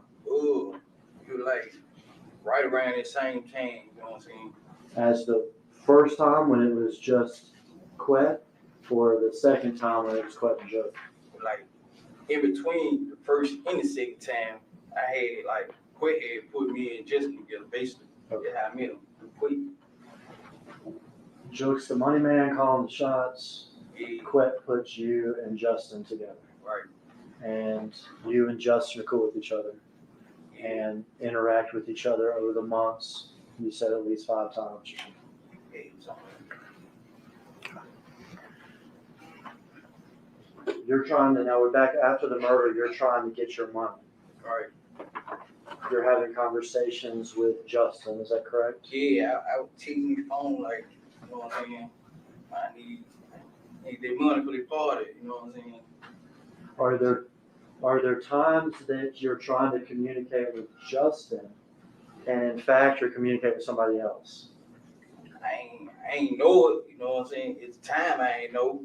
Okay. Did you come to find out that Jamarcus Johnson had Justin's phone after the murder? Yeah, it was. Yeah, I found that out. I got locked up. When you were communicating with Justin, okay, these times when Jamarcus had his phone and doing 3-way stuff or whatever, what was the substance of those conversations? Well, first time I was on the way back from Atlanta, he said he had got a little package from his homeboy so we could have some money in our pocket or whatever. And I was coming back from Atlanta, so I like, I like 2 hours out. So I like, man, I don't want to just put it in the mailbox. But he said he had a letter with it too. And I know it'd be too many folks in my dad's neighborhood still here to be seeing what put in the mailbox and go back. So I told him to give it to the lady next door who like a grandma figure to me or whatever. And he gave her $500 in a letter. $500 in a letter. Yeah. And obviously you're supposed to get $40,000. Right. But you got $500 in a letter. You saying right here, yeah. And what was the substance of the letter? Saying that Juke said that if we get caught up, he gonna make sure we had the best lawyers and all that old stuff be high right now. And this first payment is when you get back from Atlanta. Yeah. How did you get into Atlanta? Me and my girl had went out there. After they found the cop, we went on out there. Okay. Get scarce. Yeah. I got scared. I got on them. Did y'all drive out there? Yeah, we drove out there. Stay in a hotel? Yeah, stay in a hotel. About how long were you gone? I was gone a couple days. I ain't had any more money on me. Run out of money, you gotta come back. Yeah, I gotta come back. And you come back, do you pick up that money from the old woman? Yeah, I picked up the money from her, and I saw how much it was. I'm like, hell, you know what I'm saying? Like, $500. You could spend that on pills in one day, I bet. Yeah, it's over. Yeah, I can bet it. What'd you do with the letter? I flushed down the toilet at the hotel room. All right. Is that the only time you got any money from Justin? Nah, a couple days later, I was in the city or whatever, and he was saying that he was gonna have his folks pull up on me and bring me some money or whatever, hold me down. So thing he been pulled up about 20,000-30,000 leave, you know what I'm saying? But I had my girl to get out the car, and she met the person that was driving on the street or whatever. I had her to have her face mask on, and she said they had their face masks on, so we don't know who it was, but they gave her $300. $300. Yeah. Okay. This is from Justin's folks. Yeah, this from Justin folks.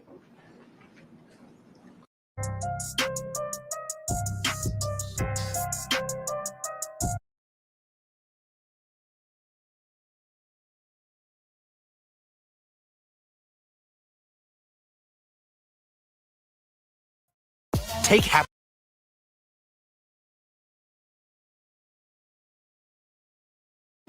Nah.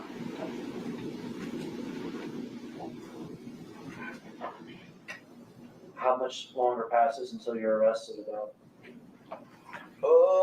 Probably about a week after I had saw that when I saw Quick. He was telling me that we had to meet up at the restaurant or whatever to get up with you, get my money or whatever. All right, so tell me about this again. I'm sorry. I was in South Memphis getting me some pills. South Memphis, okay. And I ran into Quick. He was going one way, I was going the opposite way. And he blew the horn, and I pulled on over to the side because Bobby had OD. So I was giving him my condolences and stuff too. We had talked earlier about this guy. You hung out on Bradley Street a lot. Yeah. And so did another guy named Bobby Carter, is that right? And he was a friend to you? Yeah, it was my associate. And he was a friend or maybe even a relative to Mr. Govan? Yeah. And he had actually died of a drug overdose? Yeah. Okay.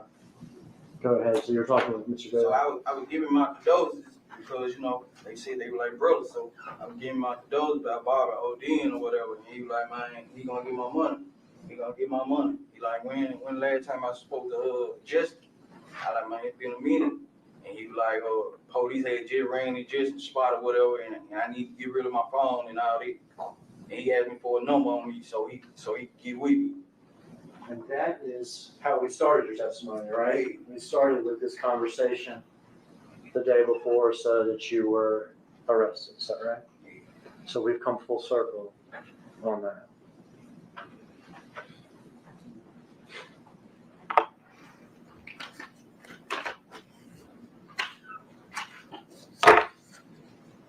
I have some still shots and photographs I want to pass to you. Ask you what's in here, Mr. Smith. Council signature on it. What am I looking at there, Mr. Smith? Photo of me and Justin. And you shooting it dope. All right. You place that face down on that table next to you.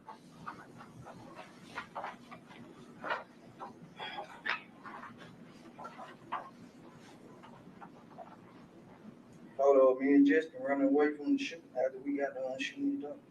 Running back to that white Mercedes. Running back to the car. You can place that down on top of that.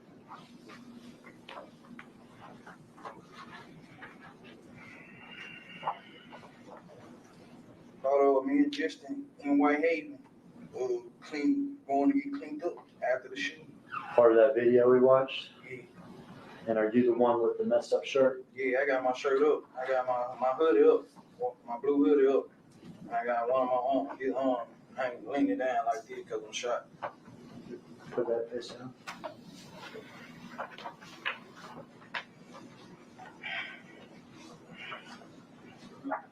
It's the house on Bradley where we parked the car across the street from Courthouse.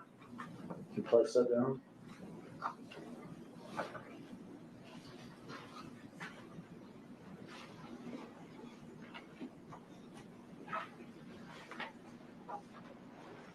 The car we was in when we saw Dolph and when we did the killing. And is that when it's in the back of Bradley? Yeah, this where it was at when I went and wiped it down in the backyard of Bradley Street. You place that face down.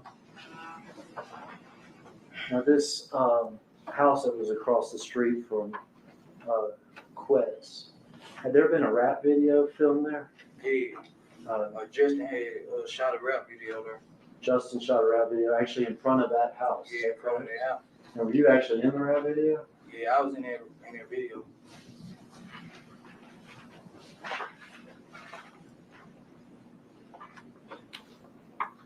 And Justin, I was money up at the house in the video. All right, you place that down.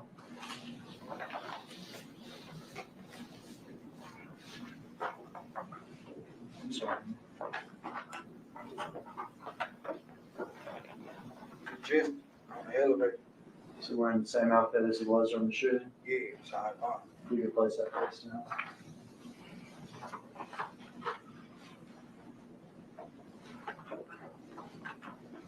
Just on the elevator. You place that face down.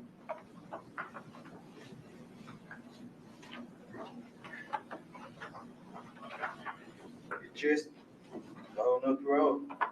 Loading up to roll. He's got his luggage and he's ready to get out. Got his money, got everything. Find this photograph. That be just. And to your knowledge, is Big Joke now deceased? Yeah, he deceased.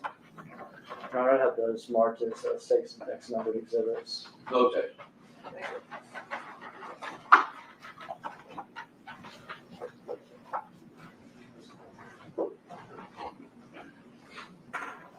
First picture is a picture of the defendant Lucas shooting at Dolph. We'll mark that as exhibit number.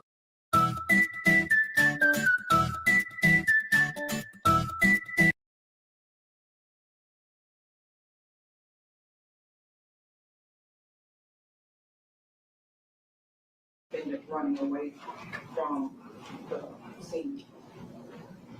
Exhibit number 7.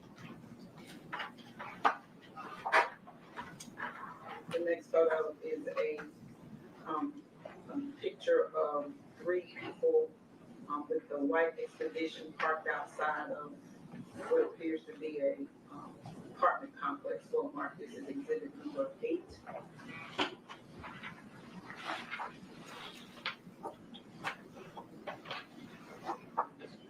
The next photo is a picture of a house, front yard, driveway to the left of the house with people in the backyard. We'll mark this as exhibit number 9.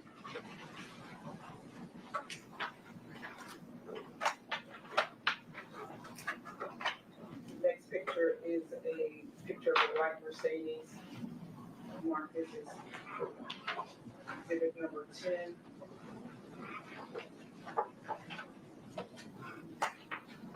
The next picture is a picture of who's been described as the defendant, Justin Johnson, with an orange baseball cap on, holding a couple of wads of money.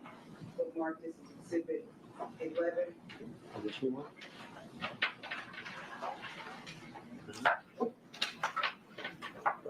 The next picture is who the witness has described as Justin Johnson standing in the elevator. Mark this as exhibit number 12.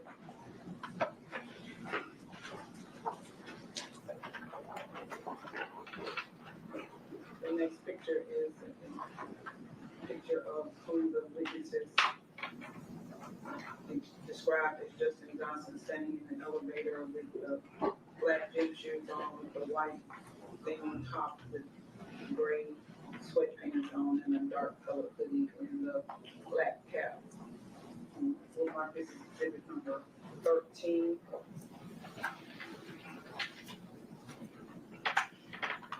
The next picture is what the witness has described as Justin Johnson in his yellow sweatshirt standing on the outside of the elevator with packed luggage. We'll mark this as exhibit number 14. And the next picture is a picture of a gentleman with bald head, hoodie on, with on front of the hoodie is marked CMG, and that's been described as Big Joke by the witness. Mark that as exhibit number 15.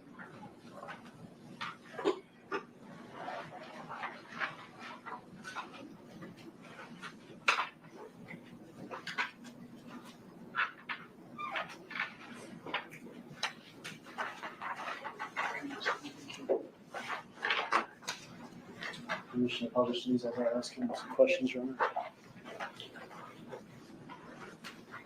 We're going in order for the record, start with 6.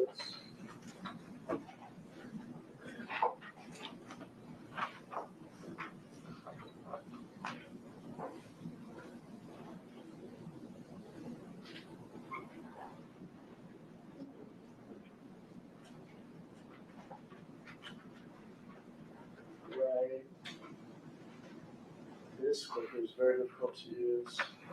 Right here first is this. That's me. Gap sweatshirt. Draco. Yeah, great thing. Gloves. Gloves. Got those Nikes on. Yeah. Orange and white Nikes. Black sweatshirt, gloves. What kind of hat is it?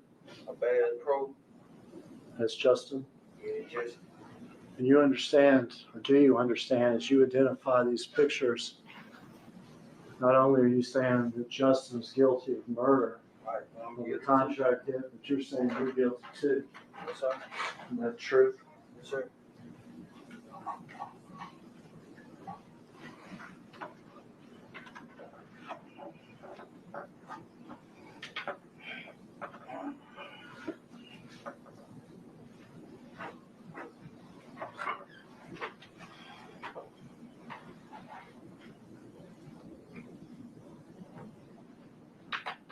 Run back to the car.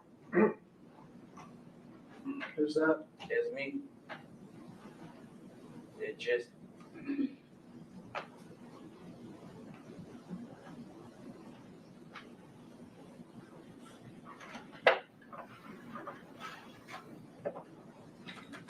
Have 2-lane apartments. Yeah.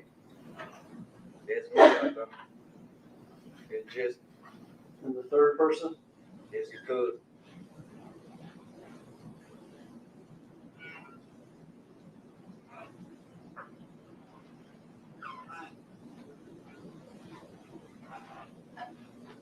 It's the house on Bradley.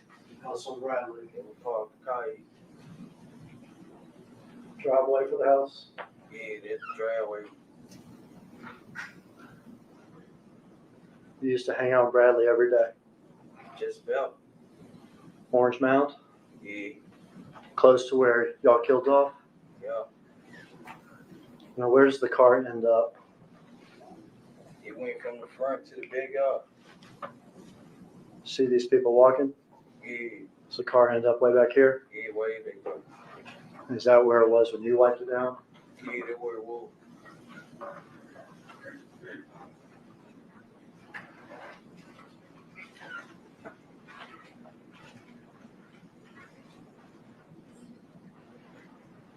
The car?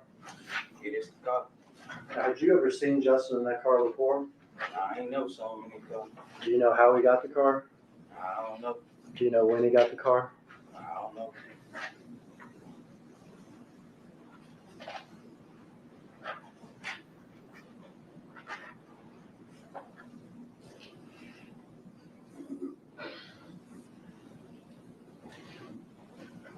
Is It just.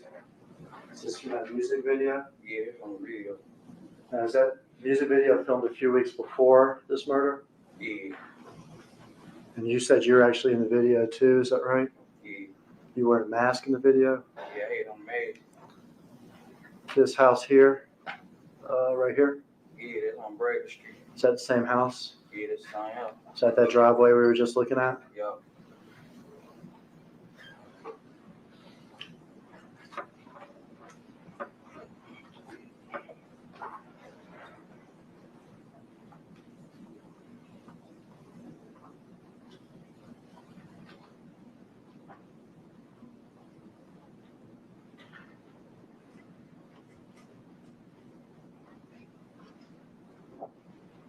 Is that It's just.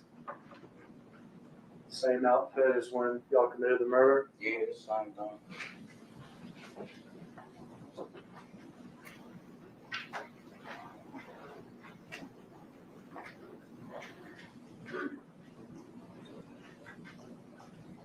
Is that It just. the same outfit? Yeah, same outfit.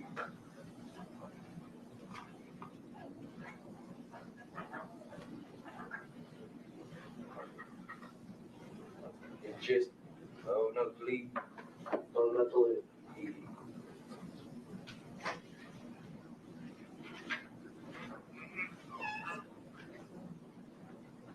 It be you. CMG, Big Joe. Yeah. for the record, Mr. Hagerman went through those exhibits in order. Thank you.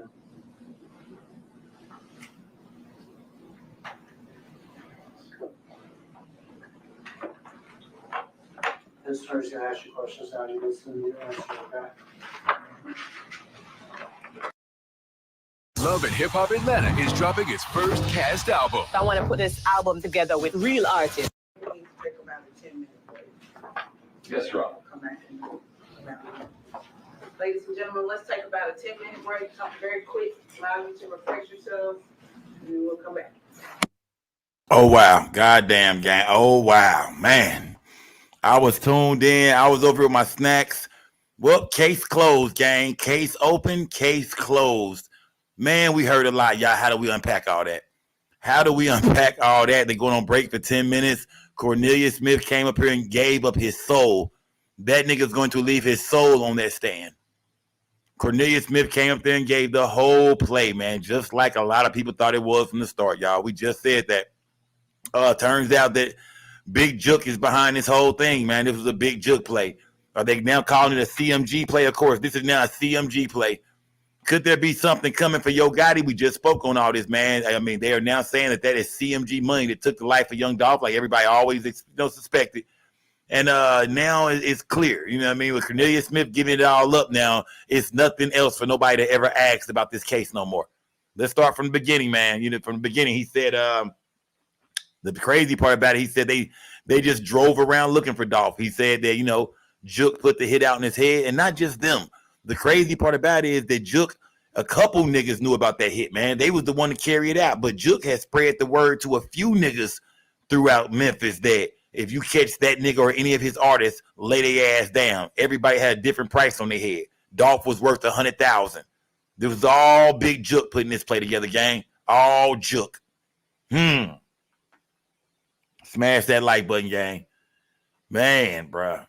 Everything, we don't need to ask no more questions about the Dolph case ever again. I'm talking about he just gave us the whole entire rundown. He said that, when he's seen Straight Drop in the bins, he had never seen it before. We know that because Straight Drop just got it that day. We can see photos of Straight Drop throughout the day with the clothes on. I mean, he said that was them. He say, what did he say? He said that, he met up with Jook and Quet. He said he went over Quet house so much about them pills, them Perkios. He went to get some perks, and Jook was already in there. Now, he said Quet had already brought it up to him before. Once before, Quet had told him about, basically, I guess these prices Jook had on niggas' heads. And he said, come to get some perks, and who was in there? It's old Big Jook and Quet talking.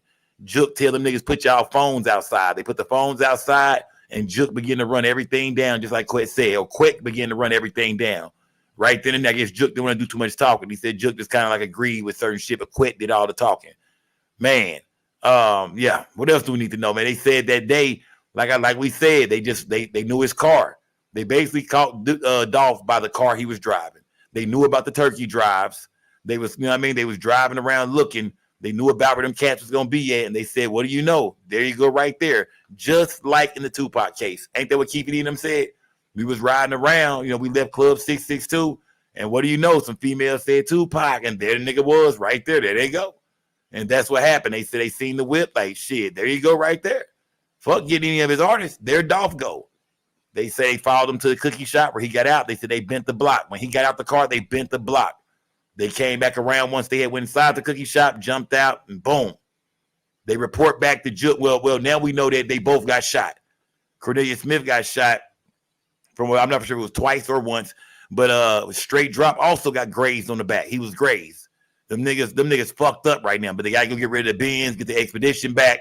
They gotta still do all this work, but while shot up, Cornelius Smith go get a little shot kit, whatever, a wound kit.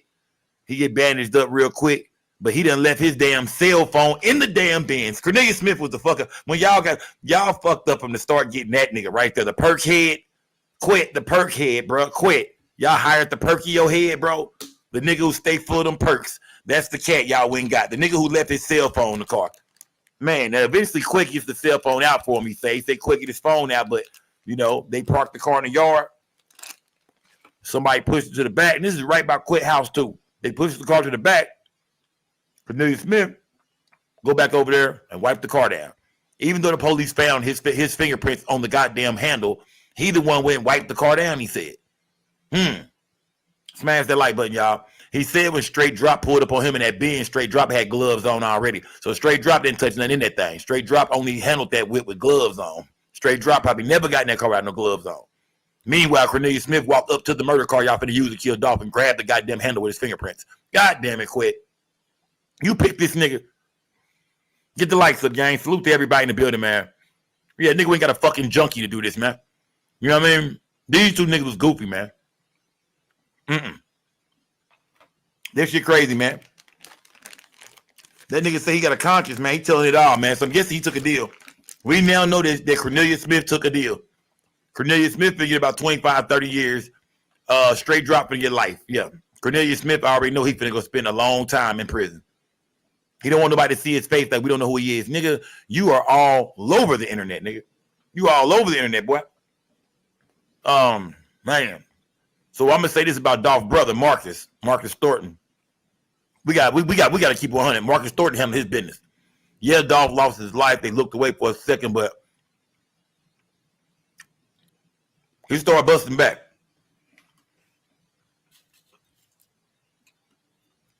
He most definitely started busting back. He ended up hitting both of them cats. I think, and I'm not for sure if Cornelius Smith got hit while he was in the vehicle or outside the car. Because me and D. Jones was looking at when he was shooting, and we thought maybe he got shot in front of Cookie Shop.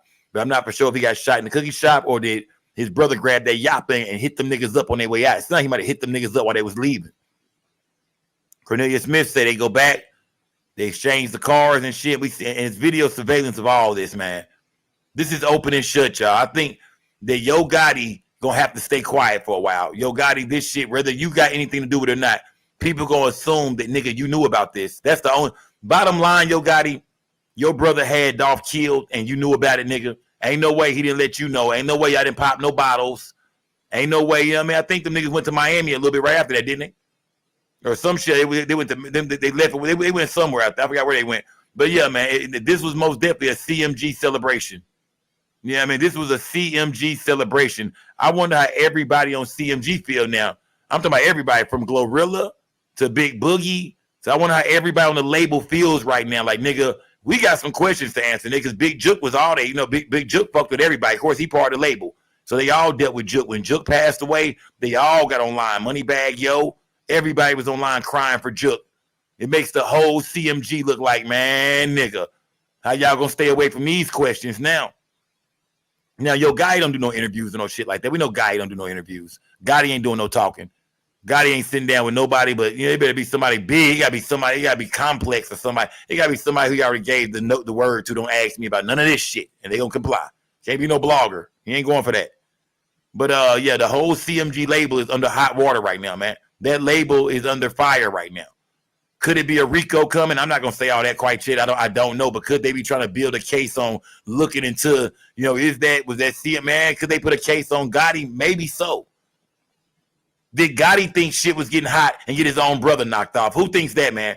Who thinks at the family funeral, man, that Gotti said, you know what, nigga, somebody got to go. You got to get the fuck up out of here, man. Or do y'all think that was just that was that street justice? That was somebody that loved Dolph spun the block.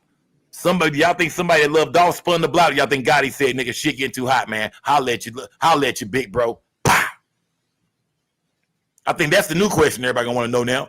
Was shit getting too hot? Because we could see that the walls was closing in on Big Jook. Craving a weight loss solution that actually the walls performs? Was closing in on Jook. Hims can help you access. Scared the shit out of me. I ain't gonna lie to y'all. That ad scared the shit out of me. Get the likes up, gang. Smash that like button, y'all. The whole CMG is under. The whole CMG is under hot water right now, man. I ain't gonna lie to you, man. The whole CMG is under fire right now. I want to, you know what I mean? Everybody in CMG probably quiet than a motherfucker watching the show right now. I'm talking about quiet online looking at this shit, man. Whether it's here or somewhere else, they watching, they looking like, damn, fam. Cornelius Smith just broke the internet, y'all. That nigga, every blogger getting their shit ready now. Niggas are making recap videos and shit. We're going to run through some of that tonight. We're going to run through all this.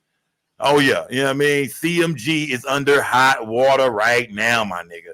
Yo Gotti, no matter how you try to spin this, Gotti, we feel like your brother told you, my nigga. Not saying that you paid the money, not saying that, But I'm just saying, when niggas feel like, of course, that's your brother. Of course he told you, nigga. Of course y'all tap champagne glasses, nigga. You know what I'm talking about? Y'all, we now know that Yo Gotti and his brother tapped a champagne glass, nigga, and put some smoke in the air, nigga. You know what I mean? That was a CMG hit that took out Young Dolph, and Cornelius Smith just told us everything, man. While these bloggers and everybody was busy, you know, blaming the cookie shop, blaming some of both. No, this was just some niggas, some regular street shit. Some niggas who had a history of not liking each other and trying to get at each other. They finally got Dolph. They had been trying to get him. They tried to get him in Charlotte. They tried to get him in LA. They said, fuck it, now we're going to do it at home. They had never tried at home before. I'm not going to say that. But, you know, from what we know, the 100 shots was in Charlotte.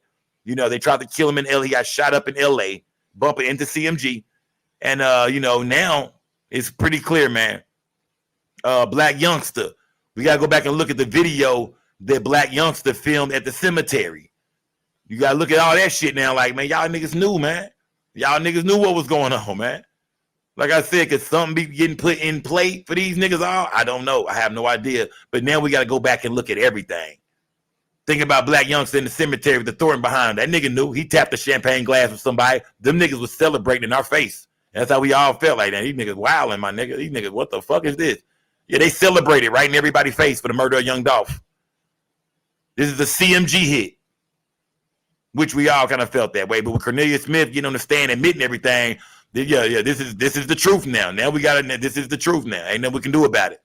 Yeah, this is the truth. We never said it until the truth came out. We ain't never said, nah, we know for a fact that it was Jook that did this. We said, man, it's looking that way. It's kind of looking that way. We don't know, but it's looking like that. And be damn, Cornelius Smith said, man, this was all Jook. Said after we did it, Jook was one of the first niggas we hit up. We spelled out Dolph's name. They say spelled out Dolph. Nigga must have said it with, nigga must have whispered to that nigga Dolph. D-O-L-P-A. Nigga, what? Nigga said, Big Jook was with his kids at the time. I'll get back with y'all niggas in a little bit, man. How much money did Cornelius Smith end up getting for this murder, man? $800? How much was it? Y'all? What was the total money that Cornelius Smith received for this murder? What was the number? What was the total amount of money that Cornelius Smith received for this murder? Tell me in the chat, gang. How much did he receive in total? $800 goddamn dollars, man. $800, man. You can't pay bills with that. 800 bones, man. For the murder of Young Dolph. He's now sitting in a courtroom, finna go do about 30, 40 years in prison for $800 goddamn dollars, man. You could have hit a lick that. You could have hit a lick that. Nigga, you might as well have just robbed quit that night, nigga. You might as well just rob quit for the perks. You see how dumb niggas are? You went on that mission, bro. You might as well have just robbed quit for the perks, nigga. I would have robbed quit for them perks he had over there, nigga. I would have drew down on quit, nigga, for them perks he had over there, to be honest with you. Just to keep it 1,000 with y'all niggas if I was doing bad and I'm over there. But you know what I mean? I would have drew down that nigga for them perks and that money he had over there. That's what I would have did. And I bet now he wished, man, nigga. It sounds like Quit was nervous. Quit hit the niggas up and said, man, I heard Quit hit the niggas up and said he heard that Dolph shot them niggas. I heard Dolph shot one of y'all niggas, fam. They're like, what? Yeah, Quit hit the niggas up and said, man, I heard one of you niggas' blood is on the scene still. And I heard that Dolph done shot one of you niggas. Now, I don't think Dolph shot nobody. And of course, I don't think Dolph ever seen it coming, of course. Get the lights up, gang. Oh, yeah, this is all. I mean, the truth is out now. So for all the bloggers who had these stories about Makita's cookies, or you know how it all played out, or it all went down just like we said over here on this channel, man. So niggas got word. You know what I mean? Somebody dropped the bag, and niggas went and got it. Simple and plain. Ran down, a nigga caught him, seen his whip, whatever, followed him somewhere. You know what I mean? Caught him in them streets, then ran down on him and got up out of there. Just like we said, gang. Just like we said. The only question mark was what did the money come from Jook? Was this the call from Jook? And we just got the final. Now we know. We just got the final clarification that this was Big Jook that did this, man. This was Jook. But of course, now the streets is finna say, nah, nigga, Jook is dead. This was Yo Gotti. And that's how that's finna play out. Gotti gonna watch his big ass head now, man. Because the streets is gonna say, well, Jook is dead. And niggas feel like, well, that's some get back, that's some justice. But now that people hear it, and how it played out. Now niggas they had hits on everybody. And I mean, think about it, man. Think about niggas like how Big Moochie Great feeling right now. Think about niggas like goddamn me Snoop Bands and all them niggas feeling. It is. Fizzle on them niggas. Them niggas feeling like, damn, nigga. Niggas feeling like, damn, them niggas had bags on all us niggas. They had bags on the whole entire crew. They had bags on everybody, man. So Govon Hernandez and Juke set Young Dolph up. Yeah, most definitely, man. That's how it went down, man. Big Juke, Big Juke had the paper. He was looking for somebody to start knocking off not just Dolph, but anybody related to Pre. If you was a Paper Route Empire artist, they had a meeting and he had a certain number on everybody's head. You know what I mean? He had some niggas probably was worth 50,000, some niggas worth 25,000. He said 100 for Dolph. 100. I break you niggas up 100 right now. To some street niggas, that's a lot of money, man. That can change your life, man. 30, 40,000, whatever. Govon was gonna get 20, I'm guessing, and they was gonna get 40. So we know Quet was gonna get a 20 piece, 20 bands for Quet. Damn, Quet, you finna do life for $20,000, nigga. God damn, nigga. Shit. 20 bands, nigga. That's how the cookie crumbles, huh, nigga? 20,000, huh? God damn, Quet. 20 bands, nigga. I mean, shit, I ain't telling no nigga what to take and what not to take or what's money or, you know what I mean? You never know what niggas going through, but yeah, man. Cornelius Smith, you was better off robbing Quet for them perks and his money. They end up playing your ass at the end of the day. And once a nigga don't give you your money for some shit like that immediately, oh, you know it's finna be some games played. And what can you really do? What can you really say? Now it's just what you gonna do, nigga? You know what I mean? What you gonna do? I ain't paid you yet, so I'll be untold on your dumb ass, nigga. What you gonna do? Come at me? Good likes up, gang. Let me see. I guess they finna come back. They said Cordy's on a short break. They still on a little break, y'all. They on a short break. They're on a short break. Yeah, what was Cornelius gonna do, man? I mean, if a nigga owe you some money for a hit and they don't pay you, all you can do is try to kill them. Like shit. I mean, what can you do? This is most definitely in the streets now. Yeah, that's what KPD should have did to Diddy if he felt like Diddy owed him $1 million, if he really felt that way. You see what I mean? And I always say that. I say, remember, I'm going to say this, y'all. I said that. We got to go back to the Tupac case real quick because I'm wrong now. I'm wrong. When everybody said, I said, man, in order for a hit to go down, you got to at least give a nigga a down payment. Now, that's not saying that Juke didn't give Quet a down payment. Maybe Juke did give Quet the money. Maybe Quet fucked all them niggas out the bread. Maybe Juke did give Quet some bread. But it sounded like them shooters didn't have no down payment at all. And that's what KPD them niggas did. They heard about a hit. Nigga put a bounty up in the air. And they said, well, fuck it, we'll get it. Now, I think some more shit went down for them niggas to carry it out that night in Vegas. But at the same time, man, you see, I mean, it looked like Juke and Diddy are almost one of the same. Right or wrong. Get the likes up, gang. Salute to everybody in the building, man. Yeah, now we go back to that whole case with Diddy. Likes up. They back, y'all. They back. Salute to everybody in the building, man. Yeah, this is a CMG hit, man. Big Juke put this whole play together, man. Straight drop, you're out of there, young man. You finna get life in prison, nigga. It's over with. It's over with. Tell me Cornelius still in the stand, nigga. Please, that nigga was cooking. That nigga Cornelius Smith came there and put all this shit to rest. We don't want to hear nothing from none of you blogging ass niggas no more. We done heard it all. Look at straight drop, My nigga. name is Luke Evans. It's over, nigga. Jonathan in this case. So we'll be asking you a few questions, okay? Yes, sir. If there's anything I ask you don't understand, just let me know. If you can't hear me, it shouldn't be a problem. But if for some reason you can't hear me, just let me know. Okay? So you started out today saying, and I think ended by saying you're here to tell the truth, right? Correct. And just to be clear, you know the difference between a truth and a lie, right? Yes, sir. Okay. Now, you said you started meeting with law enforcement, but December 9th, really the day you got picked up, and the day after you got picked up in South Haven, right? Or the same day? Nah, I ain't meet, like, what you mean by meet back with him? I mean, they sat down and interviewed you in a room. Yeah, I talked to them. And did you tell them the truth? Nah. Right? Because specifically, they asked you whether or not you'd ever seen that Mercedes, right, and whether you'd been in it, right? Right. And you said, never been in it, never seen it, never been in it with Justin Johnson. Correct. Right? Okay, just to be clear. Correct. How about how many times would you say you've met with the state law enforcement included, right, in preparing to testify to that? A couple times, three, 4 times. Okay. 4 times. Does that include are you including that time back in December, right when you were picked up? Nah. Okay. I So 3 or 4 times since. All right. And one of the times you met with him was in March of 22. You remember meeting with him then? Sometime around then? I don't know the exact months and stuff like that. I got my lawyer in March, so I don't know.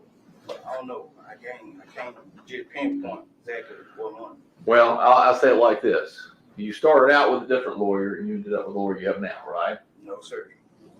No, sir. He was never hired. Okay, well, you got paid. No, he did not get paid. Did he get paid? No, Didn't he get $50,000? he did not. He ain't signed my jacket saying he represented No, me. I'm asking I you. just talked to him. That's not what I'm asking you. Right. You asked He me. got He said I had a $50,000. different lawyer. So, Hold on just a second. Ask your question, wait for the response. The original lawyer in your case got $50,000 to represent you. Did he not?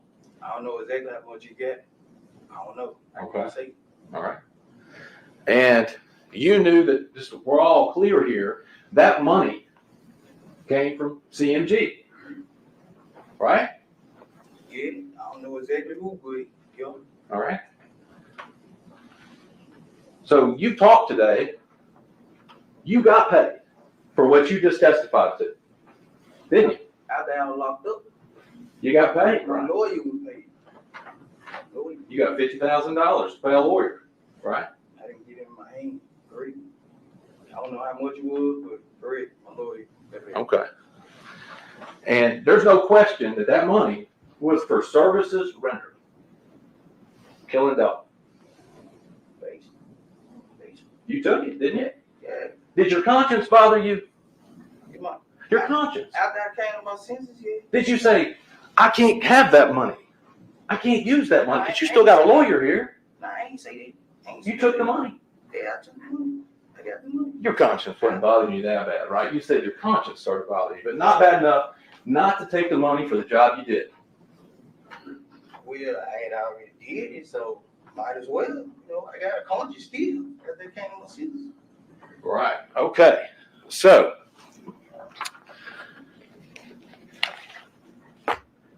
you didn't think, man, I really shouldn't be able to keep money for killing somebody. I didn't think like that. Okay. Now, at the end of this, you said, you're direct. You said something about, you saw a picture of the person, you said Mr. Johnson with a suitcase. And you said he was there with his money getting out of town. Right. To be clear, you don't have any direct knowledge of Justin Johnson getting a dime for this, right? Nah, I ain't got it now. Okay. So you can't say he's leaving with his money, right? Right. Okay. Now, a couple other things specifically. When you as you say it, let's kind of put a timing on this. So you said March, you got your current lawyer, and you went back and met with the government again, right? Or the state. Yeah, I don't know what month. Like I said, I can't say what like they can win. But if I told you you met with law enforcement around March 13th of 22, does that sound about right? I can't put the date on it. I ain't Okay. even counted it, man. Well, let me ask you this. You said you had a change of heart and your conscience started getting to you. You wanted to tell the truth. When did that happen? Like a couple months after I sobered all the way up, while I was in jail, so all the way up, I ain't in my senses like it was wrong. Okay. So you got December is when you go to jail. December 9th. Yeah, December 9th. So a couple of months from then, you sober up. That's when you come to your senses. Yeah, and then Justin had sent me a letter saying. Well, I'm not asking you what Justin sent you a I'm letter saying saying. what automatically made me come to my senses and like, you know, it was wrong. You know what I'm saying? When he said, cut him loose, take the juke, and quit down with me. Okay. So Mr. Justin, you're saying Mr. Johnson sent you something saying he actually said he didn't do it, right? Now, he didn't say he didn't do it. He said, cut him loose and take the juke and quit down with me because they ain't messing with us. Oh, you mean tell the truth? Right? Because he didn't have anything to do with it. Tell the truth. Nah, he's saying me take the downfall. Cut him loose, let him go. Okay. And tell them that Quit and him change clothes and Quit was with me instead of him. Okay. Let me ask you this. Did you get it directly from Justin Johnson, this kite you're talking about? You know, we got rock meeting and stuff, but we were talking through the vent. I was in each part, he was in each part. We were talking through the vent. Did you get it directly from Justin Johnson? Nah. Did you see him write it? Did I get it? He said, did you get it? Did you get that kite? Did you see him write it? Nah, I ain't see him right. I'm in another part. Right, you can't even see him. He asked me, did I get that kite? Okay. He sent me more than one. He sent another one and said he got 7K. I could take that. I'll leave. Where's that? I don't know where is it. You lost it? Nah. I sent it on out to my folks. Okay. Sent All it right. on out to my folks. My sister. Okay. So you started telling the truth then. So surely by August, you met with the state in August 10th of 22. Surely by then you're telling the truth. And you would agree with me, the truth doesn't change. It's the truth, right? Yeah, the truth. You know, Quit brought me in and set me up for the police to capture me. So might as well tell the truth. If we gonna tell the truth. Okay. So today, for the first time ever, you testified that you wiped that Mercedes down. Yeah. You've never said that before. No, I ain't know. You've never told them. You never told them that you wiped that Mercedes down? I never told detectives when I talked to them. Nah. Why would you not tell them? They've asked you every question under the sun about this case, right? I said detectives. I never admitted that I was involved to detectives when I first got locked up December 9th. You know they take notes and they recorded your entire interview. Right. From August. Right. Why didn't you tell them in August you wiped the car down? We were talking about so much, you know, we slipped my mind from. And they specifically asked you, and you said, They ain't asked me that way from cutting.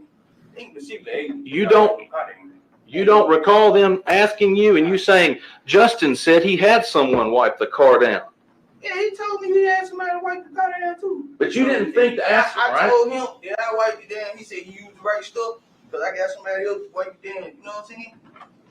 So now you're saying you told Justin that you went and wiped it down. Yeah, I told him too. Why didn't you tell that to law enforcement who's seeking the truth from you, right? You know, stuff slip a person's mind too. You know what I'm saying? Like, kind of an important detail.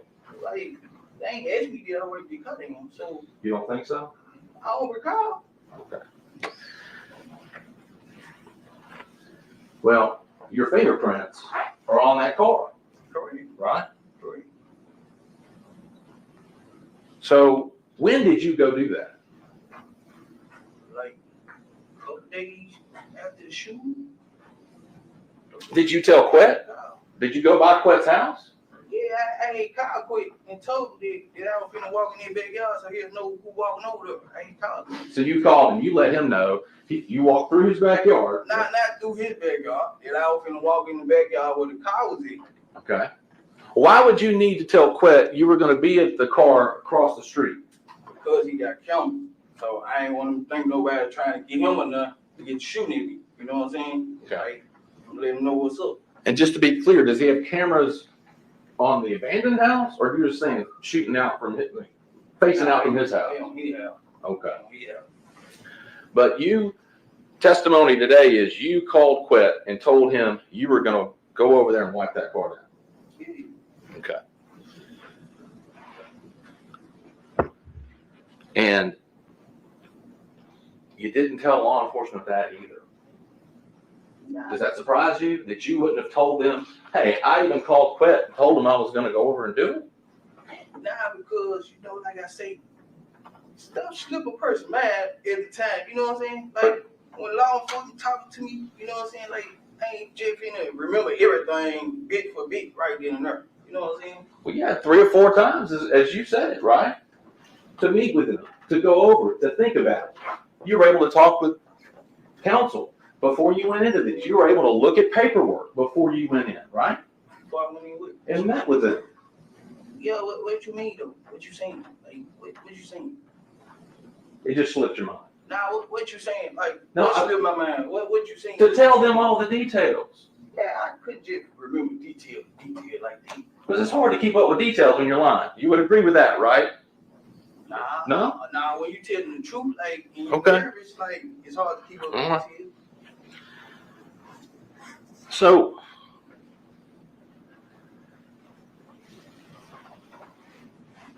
you're saying that one just slipped your mind. Okay. You didn't bring it up, they didn't ask you. You just slipped your mind. Okay.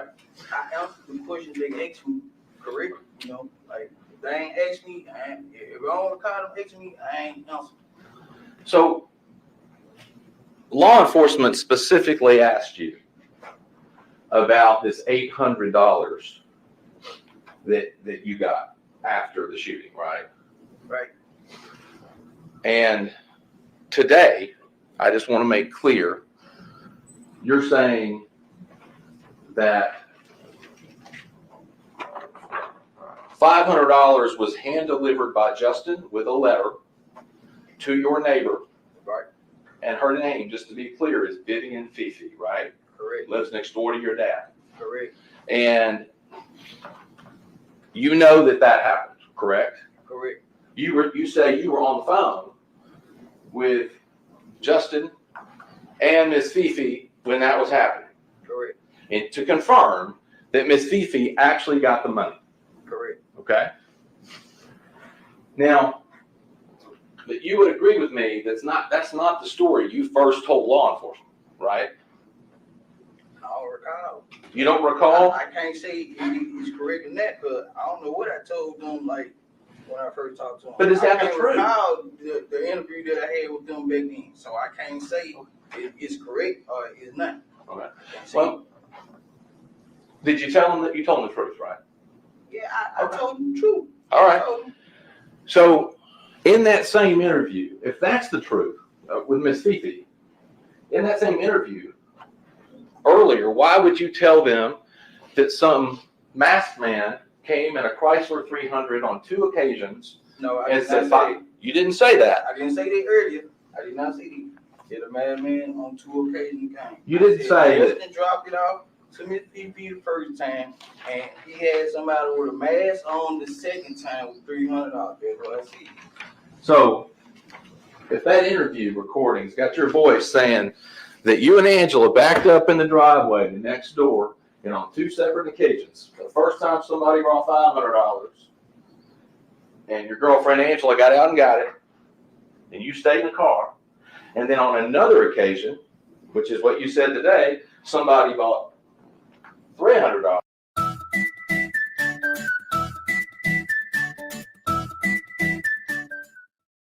Growing up, you were always the one who could be counted on for your courage in difficult situations and your calm. I can't recall the interview. Like, I got to hear it, but we just say, yeah, you know, I said, yeah, I got to hear the interview. Okay.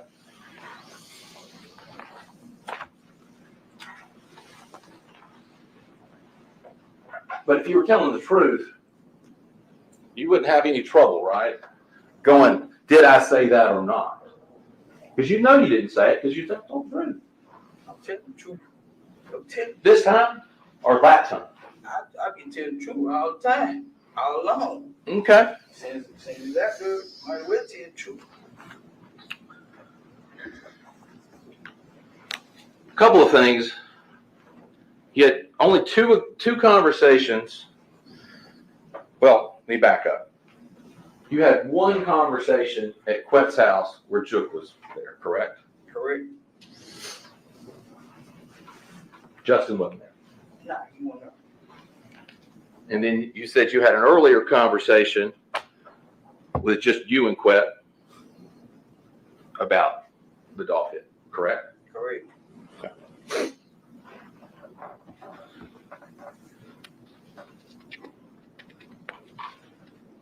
Now,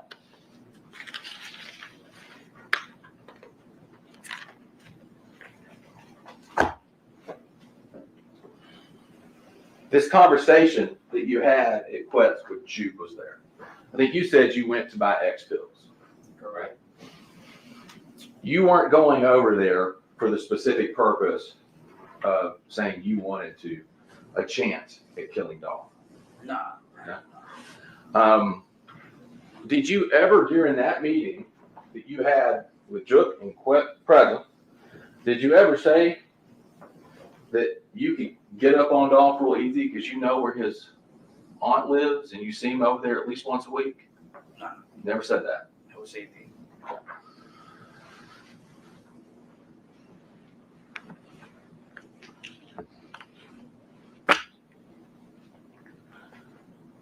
Now,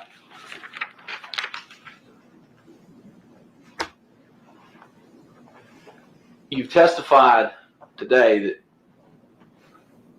no promises were made, right? But you're expecting to get consideration. No. You're not expecting to get any consideration for your sentence in this case, based on what you're doing here today. Because I know I'm going to jail anyway, so. Okay. So maybe we can be real, get it off my chest, feel better. Start my healing process.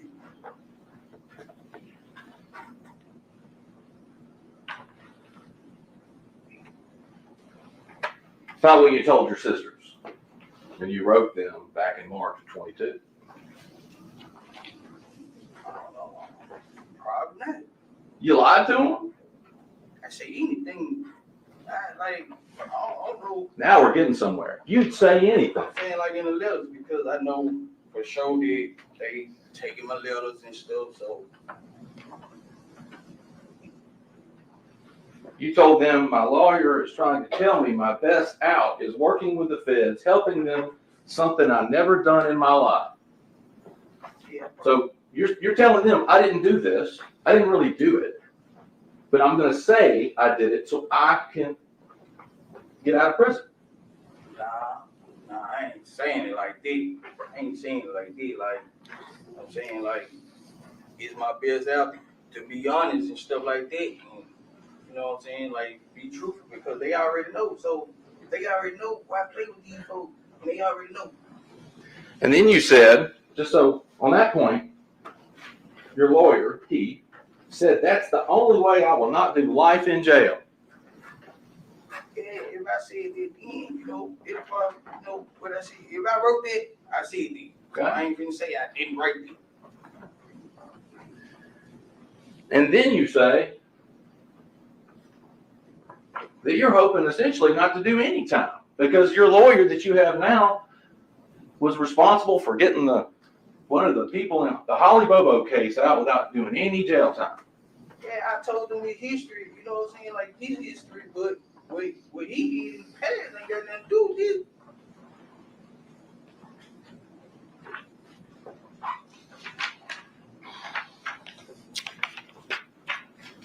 No? So you weren't expecting to walk free after today? That's not what you were expecting? After them folks kept telling me I ain't going, I said forget it, you know what I'm saying? Like, it is what it is, I'm being real, so it is what it is, I feel better now. Okay. Because you told your sisters, they got to let me walk free if I make any deals with them. And my sister and they green, they don't know nothing about ain't no folk teachers and stuff like that. They green, they don't know nothing about no jail time or nothing like that. So, you know, we just praying, hoping for the best outcome. You know what I'm saying? Like, we just leave in God's hand.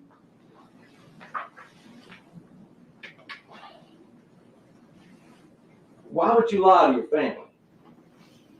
I mean, you had this this head of conscience after you got clean, right? Right? It basically like speaking into existence, you know what I'm saying? Like hoping for the best, you know what I'm saying? Outcome, you know what I'm saying? Faith. Exactly. Hoping to walk free if you go in and testify in this case, right? Before I talk to them folks and stuff like that, like before I talk to them, that's what I'm telling my sister and them, like, man, I ain't never did no police ass shit, but you know what I'm saying? Quinn already told them everything. They already knew everything, so I might as well, you know, tell the truth. You know what I'm saying? Tell my road, tell his road, you know what I'm saying? So be honest. Wait, and you bring up Quet in this letter. You even tell your sisters that when you saw Quet on December 8th It was like he had a limited time to find somebody to pin this on. Somebody quit. Hey, you know, I was just getting locked up, right? So I wasn't finna say, yeah, that was me. I'm not finna say, yeah, I know that was me or nothing like that. Any letter. I'm not finna do that. I'm not finna do that. You hadn't just got locked up. Agreed? You got locked up in December. This is in March. Yeah, but I'm still just locked up over here. I came over here in January 11th. So I'm over here now, and I know, man, everything I do, say, whatever, right, they might intercept it. They might listen up. They listen on the phone, so I can't talk like I really want to. You know, letters or nothing.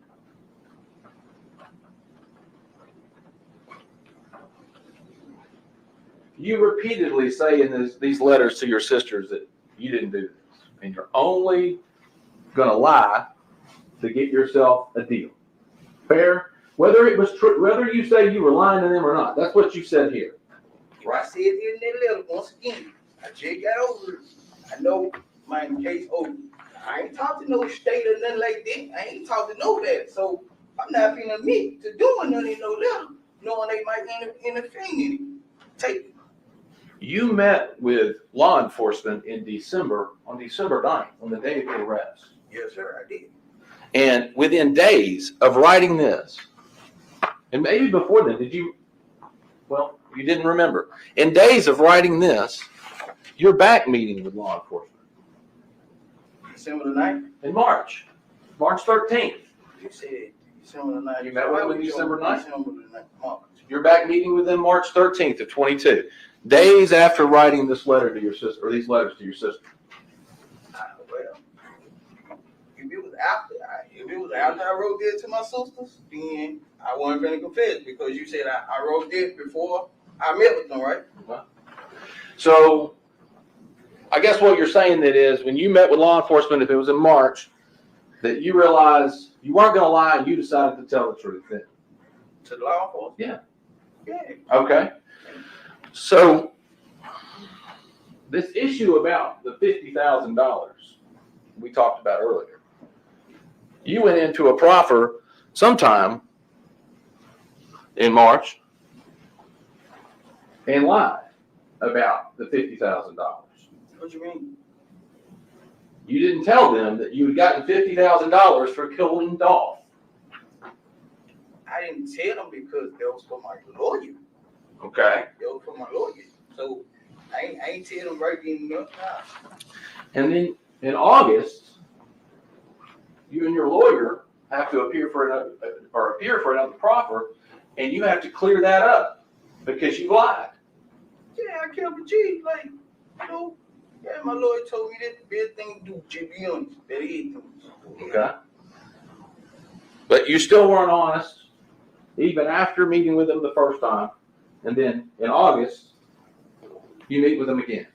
Hold up, what you mean I wasn't honest after meeting with them? Hold up, what you In March. You lied about the money in March. In March? Like, what? Why I lie about some money? You didn't tell them you got any money for killing Dolph. Nah, look, when I spoke to my lawyer, and my lawyer told me to be honest, I was honest with them. Okay. I was honest with them. I told them about the 800, so I ain't tell them I got no money for killing Dolph. I told them about the 800. So how I didn't tell you that?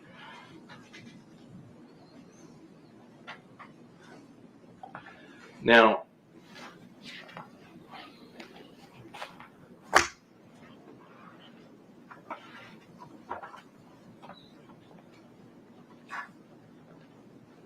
you originally even tried to get your girlfriend to lie for you, right? With an alibi, Angela. Yeah, I did. Okay. Who's Letitia Jackson? That's my baby mom, my kid mom. Okay. Now,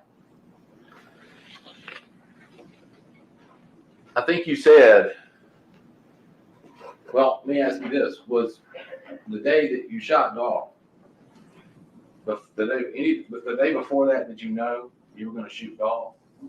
Nah, I ain't know nothing about all this, but I ain't know we were gonna catch Dolph or nothing. But the next day was the day we caught Dolph, that was my baby girl's birthday, to be honest. Okay. And I know I told her about a house, buying them a house and all that because I knew if they already had hits on everybody's head and we was out looking for somebody. We didn't know we were gonna catch Dolph. We didn't know who we were gonna catch.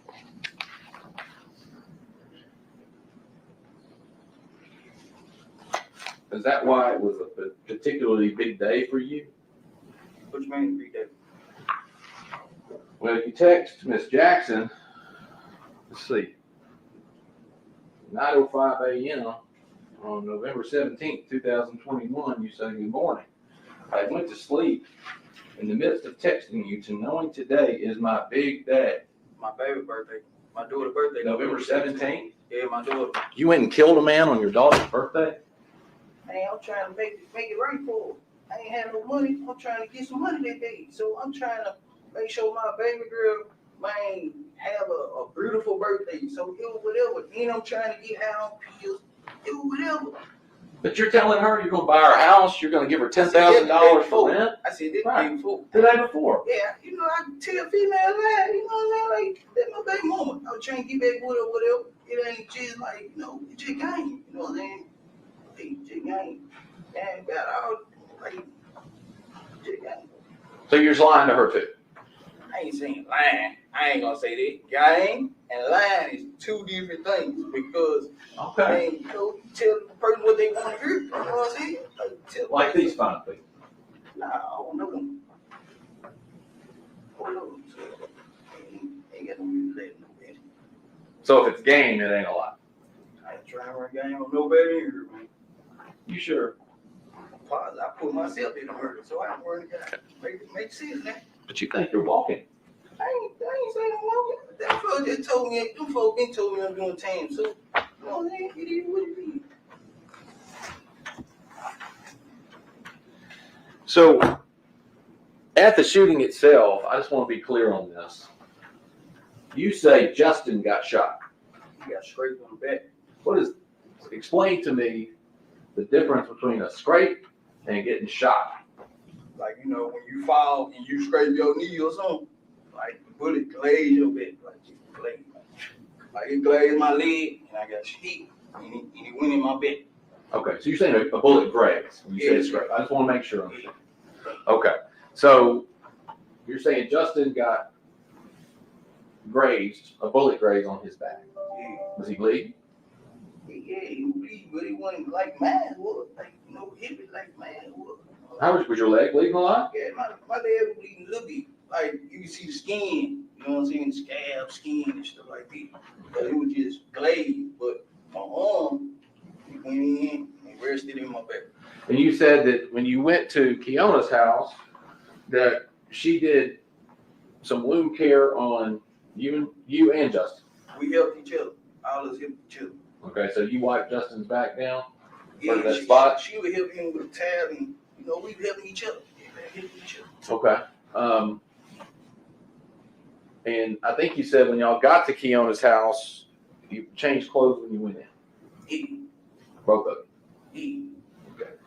And then you identified a person you said was Mr. Johnson that came out and then stuck his head in a charger, but you were in the house. But you said that was. He came out and got the wound kit. All right. So did y'all do the wound care before changing clothes or after you got the wound kit? Before the wound kit came, we had a towel and soap and stuff and peroxide. You know what I'm saying? We were doing it like this. Okay. When you met with Juke and Quet, Quet was doing most of the talking. Go back. Right? He told me. And you testified earlier about this, just to be clear, Govan before the hit on Dolph, before you did it, had already negotiated with you to get $10,000. Yeah, for me and $10,000 from Justin. Okay. Now, I want to be clear about, I'm going to get to that in a minute, but I want to make sure $10,000 to you, you talked about it before, and then he came back to you after the fact and asked you about the 10 because he wanted his money, right? Yeah, I want a man too. Okay. Now, You said today, pretty matter-of-factly, that he had the same $10,000 from Justin. But when you were interviewed by law enforcement in August, they asked you that. And you said, I think he had the same deal with Justin. Right? So do you know it or do you think it? I probably did say that then, but basically I'm saying the same thing I said then. So you're not sure? I'm saying the same thing I said then. Okay, that you think he did. I'm saying the same thing I said then. You can put it how you want to put it, but I'm saying, you know what I'm saying? I'm putting it the way you put it. What I know, you know what I'm saying? What I know. All right. Yeah. Well, if you know it, why would you tell them then that you thought it? I think he got it. Why wouldn't you go? He got it. He had the same deal. I was there. It's because just ain't bring me my money, so I don't know what he gave me. You know what I'm saying? So okay. That's what I'm saying.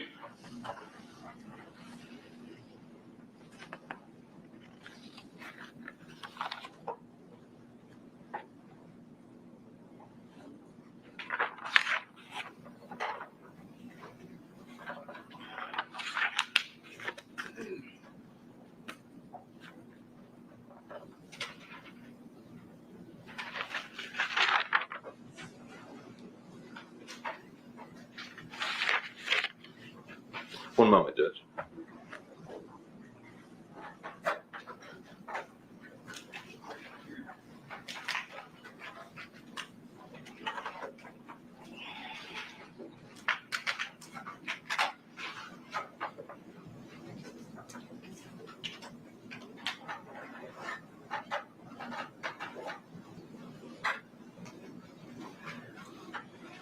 When you were in the white Mercedes, you were bleeding a lot, right?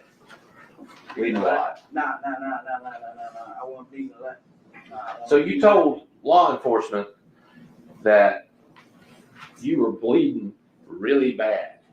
Yeah, like once it started coming out, once I see it, saw it, start panicking, you know, like, dang, blood started coming out. But I know not to panic that bad though, because I've been shot before. So in the white face, I'm sitting up like this, so my blood won't get nowhere in the car. Sitting up like this, and we driving at a fast pace. So I jump out this and jump at this position, right?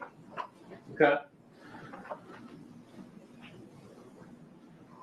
You've got a gunshot in your shoulder, a graze on your leg, and you say Mr. Johnson's been grazed on his back. Correct. And you can see the graze, right? Nah, I ain't looked at it because when he's driving, I'm making sure we didn't know he was glazed at first. So I'm trying to make sure he don't read. So I'm like, you all right? You all right? I'm talking to him. But he said he's been hit too. Okay, he said he got hit. You've gotten graze on your leg. You can look down. You felt it, and then you can look down and see it, right? All right.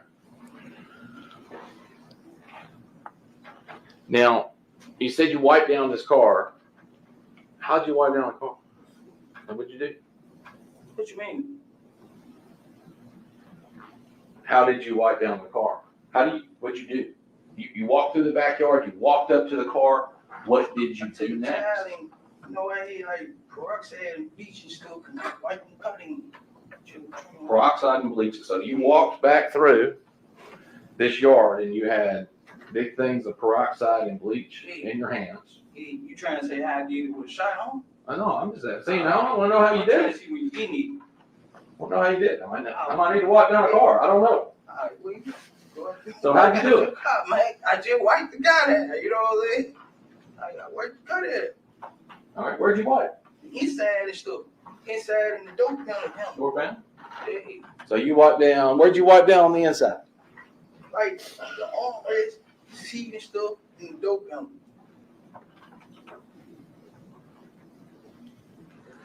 Okay. What about the outside of the car? Dope pound. Dope pound. You know what I'm saying? Wipe the dope pound down. Anything else? The outside? Nah, just dope pound. And you know your prints on the car. Yeah, I ain't know that my print was on the car at the time, but I'm wiping the dope pound where I know I touch it. You know what I'm saying? Like dope pound and stuff like this. And the blood department, I was just trying to wipe it back, but I ain't want the lawn to go out, so I was just trying to wipe real fast, but it late. You know what I'm saying? I ain't want to get caught by the cop. It late. I'm shot, but I'm bandaged up, you know. So, and I ain't trying to let my hat go down there because I was on pills and stuff. What'd you do with the stuff afterwards? What's the? Stuff you used to clean the car. I just had it already on the towel, and I went back there and did it real fast. Okay, so back just a few minutes ago, I said you walked back there with like containers of peroxide and bleach and a towel, and you said yes. I ain't say that. So I want to make sure you had it was just on the towel. Yeah, it was on the towel. Okay. So just one towel. What'd you do with the towel? I took it there with me. Okay. Who drove you there? My dad. I made her hit the block while she let me out, and I got out and walked up, went back there. And your girl's Angela Arnold. Yeah. And just so I'm clear, when would this have been in relation to you shoot Dolph on the 17th? Same day? No. 2 days, 1 day later, 2 days later? It wasn't. I can't tell you exactly, but it was a couple days later before they found the car. It probably was the night before they found the car.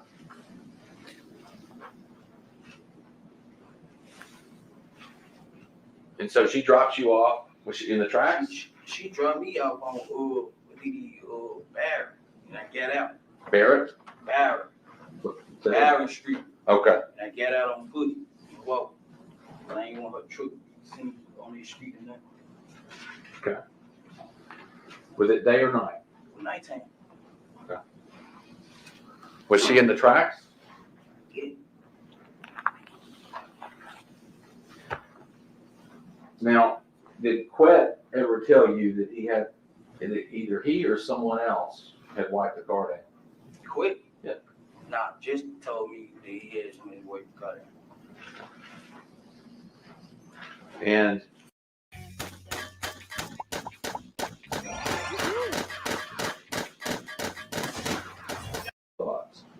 all right.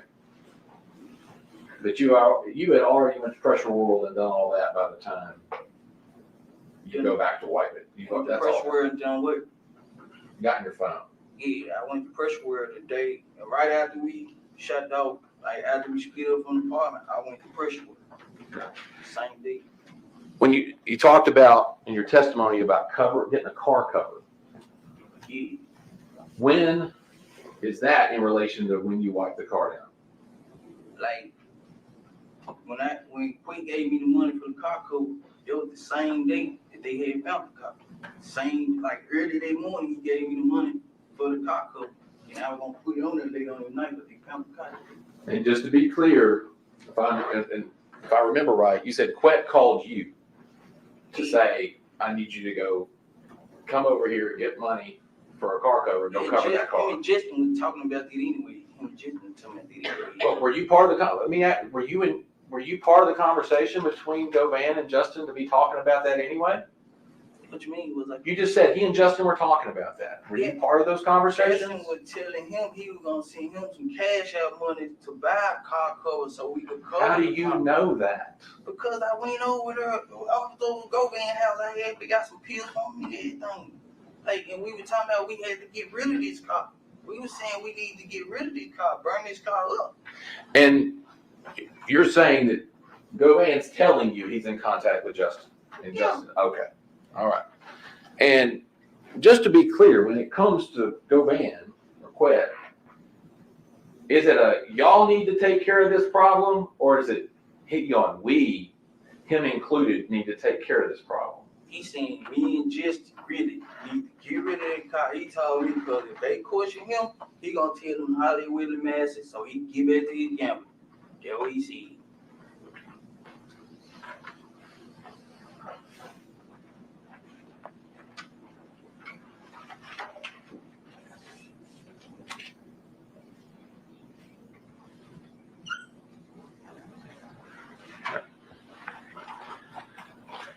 Thank you, Mr. Smith. I know, bro. Thank you.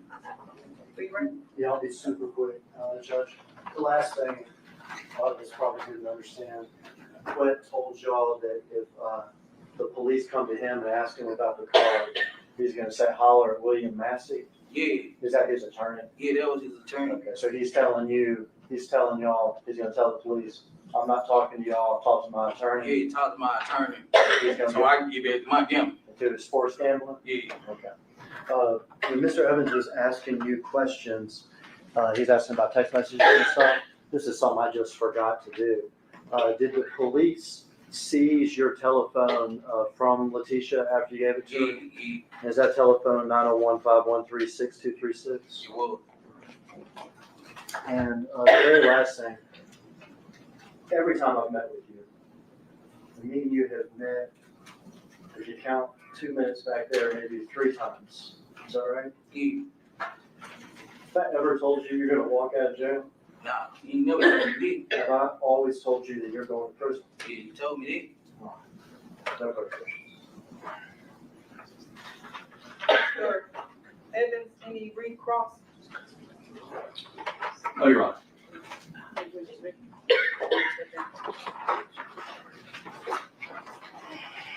Are you next witness? We can have 5 minutes to pull her right to the medical examiner. She's going to be the next witness. Let's take a break. Court stands in recess. Brief recess. Then you pass me, turn, follow me. Salute to everybody in the building, gang. Salute. Man, he didn't do nothing, man. It wasn't one bombshell that came from the defense right now, y'all. Not one bombshell. We didn't hear nothing that made us say, wow. Besides the fact that find that Big Jook paid $50,000 for his attorney, that's about it. So, I mean, it turns out he really kind of got paid. The lights up. The lights up. Salute to that sister in that blind box she got too, man. I'm rocking with that, man. I wonder who lined that up for. Get the lights up, gang. Salute to everybody in the building, y'all. Yeah, what did y'all learn, y'all? What did y'all just learn from the defense team? The straight drops. His attorney stepped up to the plate, to go at Cornelius Smith. We just heard all the bombshells that Cornelius Smith dropped during his testimony with the state. What do y'all think straight drop attorney proved? Did he solve anything? Did he get us anywhere? Where did straight drop attorney get us, y'all? I didn't hear shit, man. It wasn't one bombshell where I was like,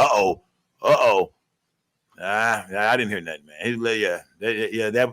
That wasn't enough, man. I mean, Cornelius Smith is saying now that he's not looking for a deal. He's not looking to get out. Yeah, right, nigga. Yeah, right. You most definitely hoping they consider this during your goddamn sentencing. You know what I mean? For sure. And I can't wait to see how much time Cornelius Smith gonna get. He was the main shooter. He was the one that pulled up with the Drake and knocked Dolph down from the get. So he say it's been on his conscience. And now the defense team did show where Cornelius Smith was writing to his sisters, writing home back in March, telling them that he was trying to take a deal, that he was finna rat. He was finna work with the state. Now it's crazy because Cornelius Smith did say that Govon gave all of the information. Govon gave up all the information. That it was Govon. It was Quet. Quet was the nigga who started talking first. So he said, fuck it, and gave it all up as well. We see Quet been out on bond. We've been wondering, why the hell did Quet get a bond? Why is Quet out on bond? It seemed like both of them niggas kind of is working with them people. It seemed like straight drop might be in this shit by himself.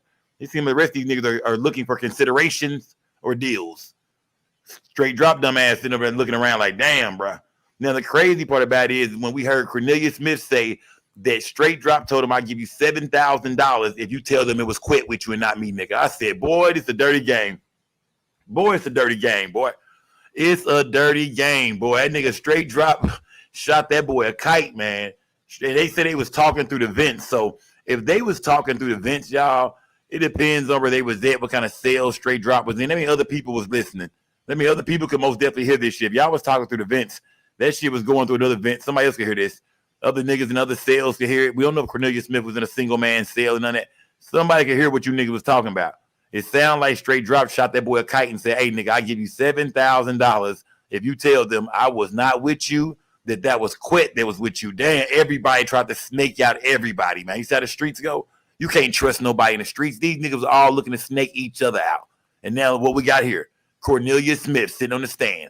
If y'all ain't seen that nigga in a while, he done gained about 100 pounds. The nigga fat in the face, big ass, Roger from What's Happening glasses on. That nigga up there ready to give up the ghost, man. He said he know he going to prison. He said but he really don't want nothing from this. He said he talked to the state and he talked to the prosecution, and they didn't promise him nothing at all. He said the man told him he going to jail. But I do believe that they had that conversation about it. If you give, I don't see them not having that conversation. I do feel like the prosecution told him, if you tell the truth and nothing but the truth, they will consider giving you a lenient sentence. I do believe that. More lenient sentence than straight drop. Straight drop getting that life piece. You could possibly do 25, 30 years and go home. I do believe they told him that. I do believe that. Remember, he said, all the prosecution kept saying was, see, this is a tricky word he kept using. Didn't I say you were going to jail? And then Cornelius Smith would say, yes, you did say that. You said I was going to jail. Yeah, but how long? Did he say you might get 20 years, 25, 30? You know what I mean? It's better than life, man. You can still get out, man, at 55, maybe 60-something years old.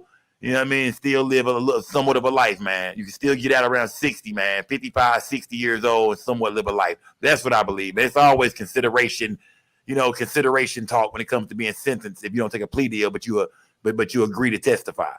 You know what I mean? This boy done gave it up, man. Cornelius Smith, like I said, he painted the picture. I think he filled in all the voids. There's nothing else to ask, man.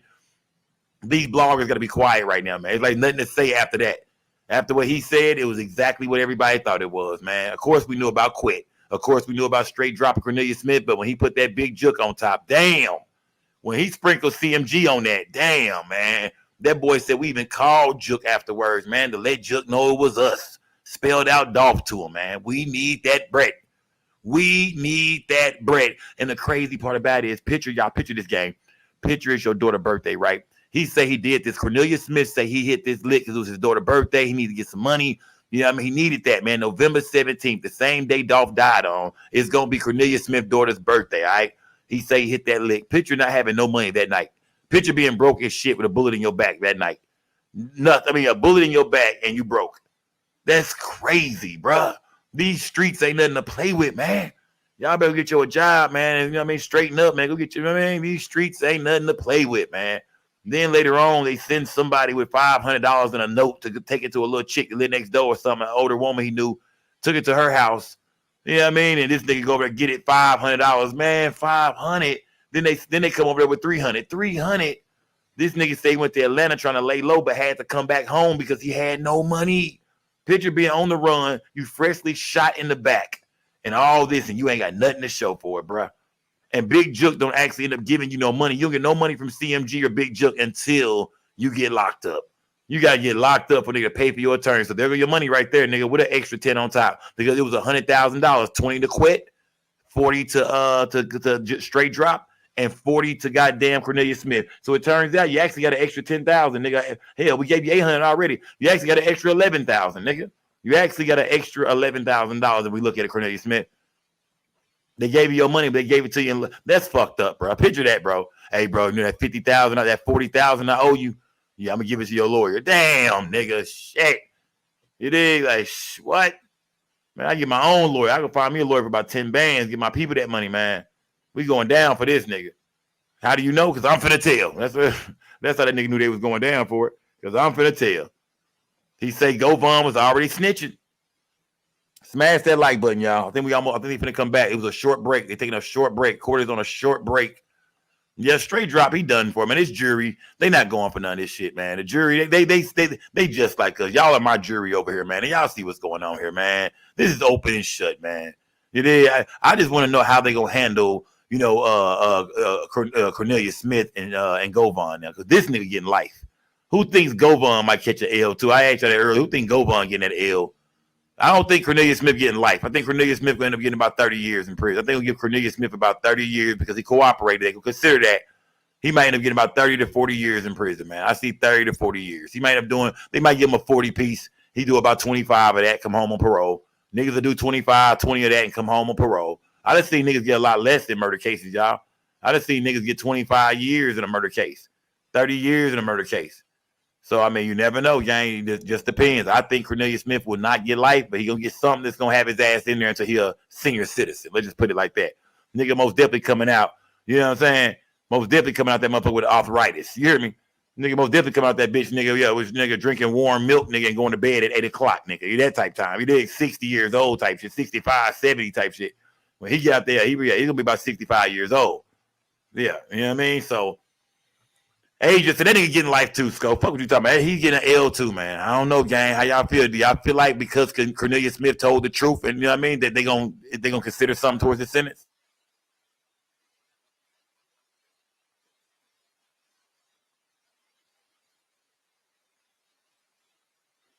Shout out to the chat, man.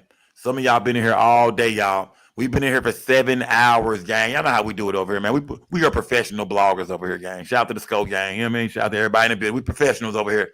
We've been on this thing for 7 hours, man. You know what I mean? Yeah. I mean, yeah, we going in, gang, and we'll be back tomorrow too. Whatever, you know what I mean? When they go live, we live. Shout out to everybody in the building that's rocking with me, man. Long live Dolph, man. The story is finally out about everything that happened to Dolph. You know, like I said earlier, we was talking about it, and I said the main piece of evidence I was waiting on, I wanted to hear how they found young Dolph. Remember that? I kept saying that. We know now. We know how they found him. Niggas got lucky. They knew where he was going. They knew about the turkey drive. Remember, Raven brought that up. Lady Beast brought that up. Everybody from Memphis brought up them turkey drives. Everybody know every year Dolph come out here and they do a lot of turkey drives. Him and the Paper Route Empire. Him and PRE do a lot of turkey drives. You know what I mean? Give back to the homeless. Give back to the less fortunate. And they knew that. And they played that nigga Dolph off the fact that he got a good heart and he do all these turkey drives. And they got the hitting the turkey drives up. I guess they caught them niggas near one, leaving one. Boom. There you go right there. They said we began to trail the nigga. We followed him out. I'm not for sure how long they followed him, but they were he said right up the street. Matter of fact, he said we was already kind of not too far. They, you know what I mean? They in Orange Man. They followed him, I guess, a little bit, maybe a couple of minutes up the street. And what do you know? This nigga pulled into Makita's Cookies to get some homemade fresh butter cookies, to get them strawberries, them 2 lemons and them strawberries. He pull up, jump out. They circle the block. They see, you know what I mean? They don't even know. I don't even think they know who all in the car, but they know it's Dolph car. They see him spin. They see him because they say they never seen him get out the car. So I don't know if they seen his brother with him. I don't know if they knew his brother was with him, but they never seen him get out. But they seen him park the car. That's when they spin the block. And by the time they come around, Dolph and his brother, they inside. We seen where Dolph's brother was looking into the cookie case. Dolph on the phone talking to somebody, probably about the turkey drive. You know, probably about a lot of business that's going on that day. Different places he got to be, things he's finna do. He probably handling business on the phone. They not paying that good of attention. They not really paying attention like that. Before you know it, here come old Cornelius Smith, man. He was out the car long before Straight Drop was. Drop kind of held back for a minute. They pull up. He must have told Cornelius was a crash dummy, man. He must have told Cornelius, jump out. You got the yappa, nigga. You got to go first. You dig? I wondered he asked Cornelius which gun you want because we seen Cornelius had never shot that damn Draco ever in his life. That bitch was all over the place. Bullet holes all in the sign of Makita's at the top. Yeah, I mean, that Draco was going all over the place. He almost lost that motherfucker. So I wanted to Straight Drop ask him which one you want, or did he tell him, you take the Draco, nigga, and you gonna jump out first. I'm gonna come up behind. I'm gonna come up shooting last. Because Cornelius Smith jumped out that motherfucker, got to running. Old girl at the register who worked for Makita's, she take off. And that's when Cornelius Smith sprayed the whole shit up there. Here comes Straight Drop with his pistol, get about 4-5 shots in, because Straight Drop only shot about 5 times. You know what I mean? Really, Cornelius Smith could have did it on his own. I don't think Straight Drop never, ever, ever really had to get out that car when you look at the tape. When you see how he starts spraying, he said, I hit him because I started shooting through the window. He hits Dolph. You can see right by where his gun is going. You can see that he's following Dolph. Dolph hit the ground. He make that big ass hole in the glass right there because he's shooting Dolph while on the ground. Straight Drop was never really needed. And to be honest with you, we can all see that Cornelius Smith is the one who really killed young Dolph. We know Straight Drop shot too, but Cornelius Smith is the one who put most of the work in. Drop just ran up last minute with 4-5 shots. Bah, bah, bah, bah, bah. They all run back to the car. They didn't fire back at all because Dolph's brother was getting busy. Marcus Thornton came out getting busy. I'm talking about getting busy, fam. Nigga already got the shooting through the door. Them nigga got the run. At one point in time, they went from shooting Dolph to running from that nigga. They get to run. They jump in the car. He said, "Fuck that." He emptied that pistol and went right for the whip, man. Opened that door up, so got that yappa out. We seen the pictures of him chasing them down with that yappa, and Cornelius Smith said that's when he believed he got hit. So Dolph's brother was trying to kill them niggas. Boy, he was trying to get them boys. Think about if he would have hit Straight Drop in the head or something. They would have crashed that whip. That would have been crazy. The case open, case closed. Get the likes up, man. I wonder, is young Dolph brother going to come in the courtroom? That's what we want to know. Will young Dolph brother take the stand? When is Jamarcus Johnson taking the stand? Who thinks Jamarcus is next, man? Remember, Straight Drop brother got to take the stand, y'all. Straight Drop brother has to take the stand.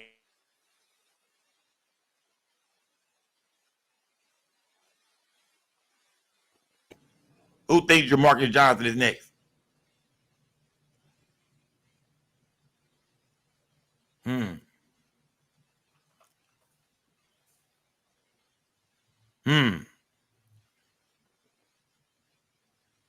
Yeah, this is open and shut, man.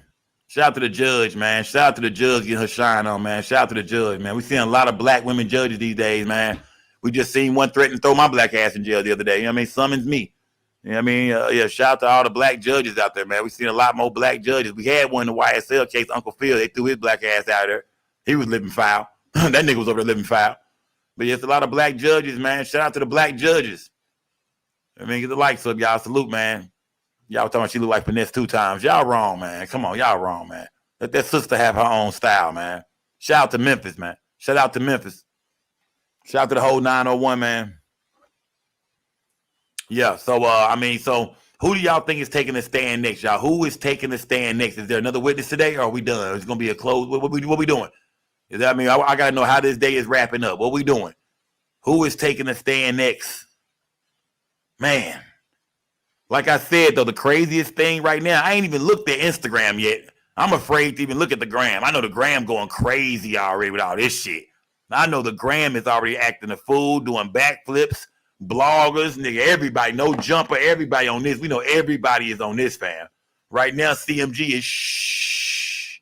Ain't nobody saying nothing, nigga. Now people know, oh, Big Jook got murdered because Big Jook put that hit on Dolph. Man, I know the gram is on fire right now. I ain't even looked over there, fam. I know the gram on fire right now, nigga. I know it is. I know every blogger taking these clips out this case right now, out this court hearing today, man.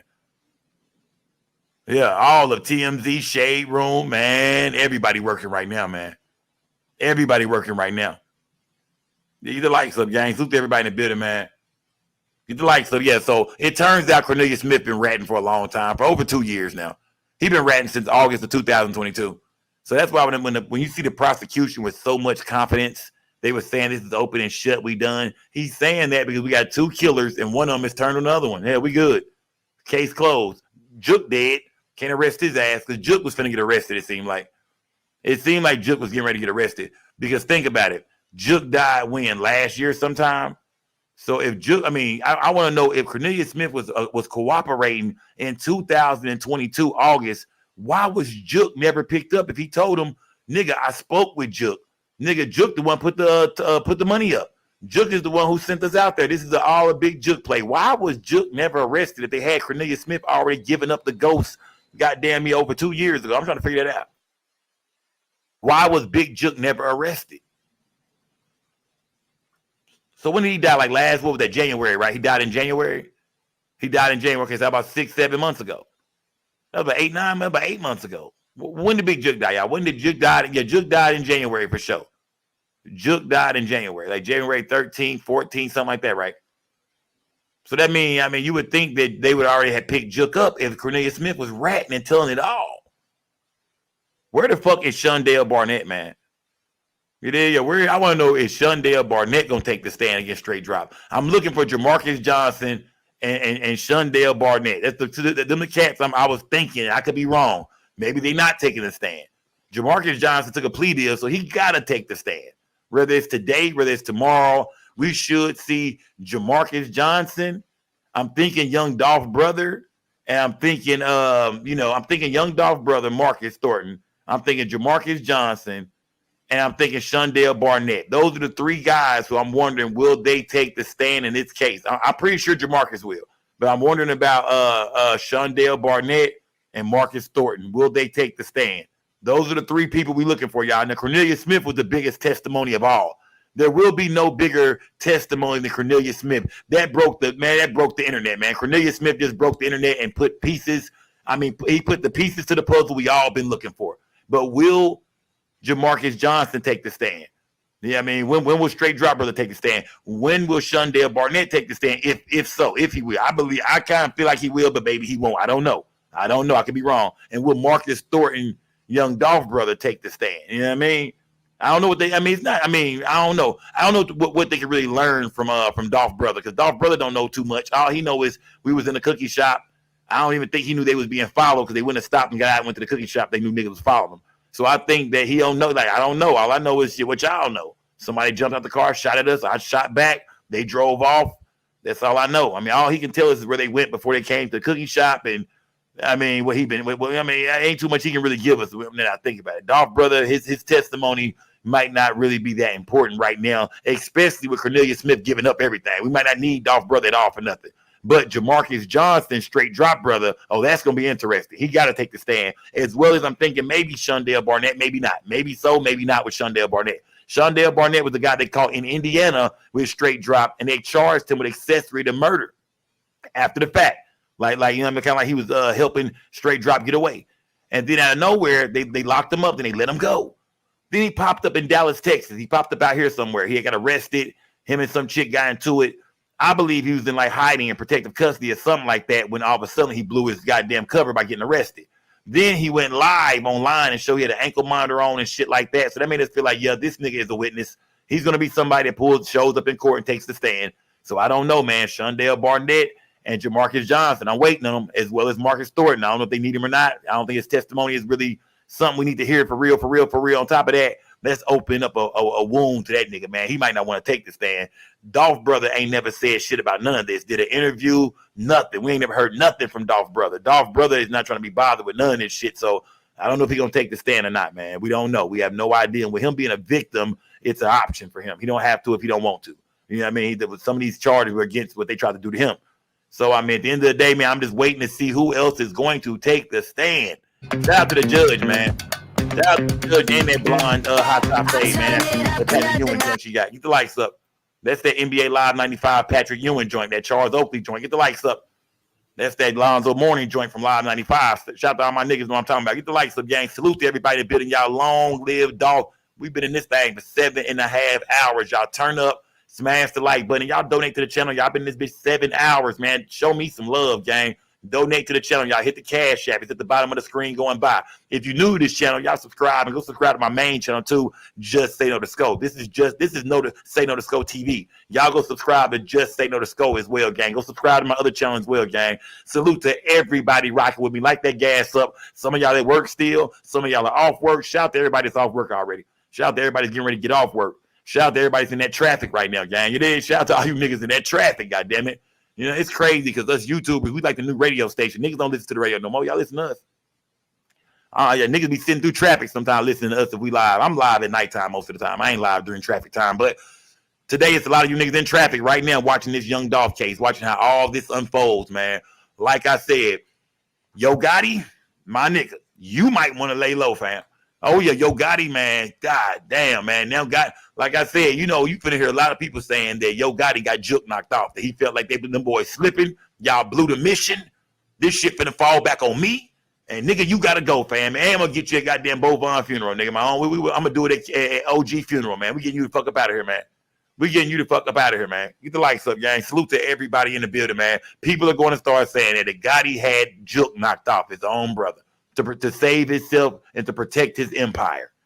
I ain't gonna say that yet. I ain't gonna say that. That's not what I'm saying. I ain't gonna say that yet, but I know the bloggers are coming with that. Either way, man, a lot of people gonna say, nah, nigga, that was that spin. That was that old spin the block. That was them niggas that love Dolph. I ain't gonna say who. I don't know who. I'm not gonna say who did it, but that's somebody that loved Dolph that did that. Them was Dolph people that did that. They got that get back. Who y'all believe had juke knocked off? Somebody that loved Dolph? Or Gotti? Who y'all believe, man? Be honest with me, gang. I don't know who. I'm not saying who. I'm just saying, what are y'all thinking right now? Did Gotti take out his own brother? Or was that somebody that loved Dolph that spun the block of them niggas that took that nigga juke out the game, man? Rest in peace to everybody involved. Shout out to Memphis, man. Get the lights up, gang. They should be back in a minute, man. Look at everybody. Look, Gotti. Yeah. Either way, it don't sound good. Either way, right now, we feel like we just don't really know, man. It's all... Man, I mean, because for us to hear Cornelius Smith just finally just say it, man, Juke did it. I talked to Juke. We had a meeting before. We hit Juke up after we killed him. Nigga, Juke was behind it. So it's like, damn. That just like, damn. It confirmed the shit that everybody was already thinking. It was Juke. God damn it. Get the lights up, man. Yeah, now CMG artists, man. Like I said, now CMG, I feel like, man, that war will never end. That CMG paper route shit, that will never end now, man. That's never going to end. That beef gonna last damn near forever until all them people get too old to beef anymore. Man, niggas still won't got it. I guarantee with hearing that Juke did this, you automatically know that he called his brother. They popped the bottle. They tapped champagne glasses. They celebrated. Ain't no doubt about that. Not saying that Dolph was jumping out. Or Gotti was jumping around super happy, but that's something it seemed like that niggas in that direction wanted to get done for a while now. So, I mean, now everybody gotta look at the public, and they know, nigga, you knew all about this shit the whole time. You know what I mean? You gotta even put out a mixtape or an album or something like that where he spoke on the city blaming him and everybody was blaming him, this, that, and other shit. Like, well, nigga, the blame is back on, nigga. Oh, the blame is on stronger than ever today, bro. Everybody's looking at Yo Gotti. Yo Gotti better cut his comments off on his damn Instagram like now, nigga. I'm talking about like now.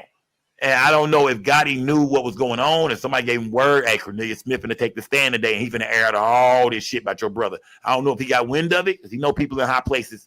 I don't know if somebody whispered in his ear and said, nigga, today is the day, nigga. Cut your Instagram off. Cut your social media off, nigga. Today is the day, nigga. It's finna go down. But Yo Gotti, trust me, right now, he not liking this shit at all, man. Yo Gotti, I'm sure Yo Gotti is somewhere sweating, my nigga. Yo Gotti on the phone with Jay-Z right now.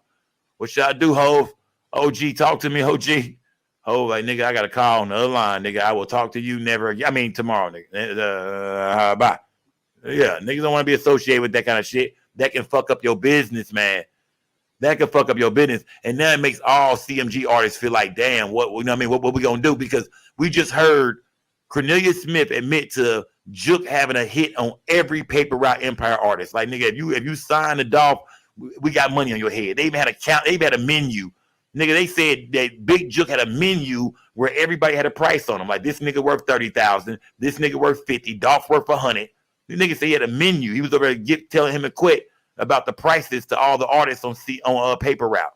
So now I think CMG artists still need to be careful to this day, man. Both sides still got to be careful because this war is far from over. I feel like I'm hoping it's over. I hope nobody else died of this shit, of course. But man, when you finally hear it, you know what I mean? Niggas always suspected it was Juke. You know, and I'm sure the streets of Memphis talk, and niggas already knew this from the jail cells to the streets to the penitentiaries. It's already been talked about. But to hear that nigga Cornelius Smith get on in front of the world and say it, man, it reopens all the wounds up. It make niggas want to spin some blocks and get busy today. There's some niggas gripping some guns right now, nigga, riding around thinking about doing something to somebody over this shit. Oh, yeah, shout out to Memphis, man. If you in Memphis, get you a bulletproof hat and a bulletproof shirt and some bulletproof pants. Nigga, get some bulletproof shoes, nigga. You know what I mean? Shout out to Meg Thee Stallion, man. Get some bulletproof shoes, nigga. For real. Because it's going down in Memphis, man. Like I said, I hope there's no more bloodshed behind this. I hope it's all over with. But, man, Cornelius Smith came here and opened up a whole new can of worms, goddammit.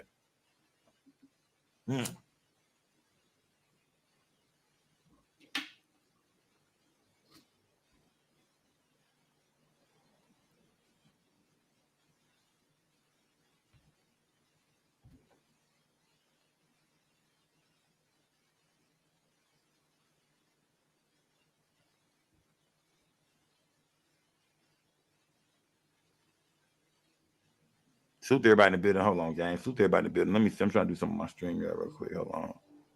1 second, gang. Let me see. 1 second, gang. Hold on.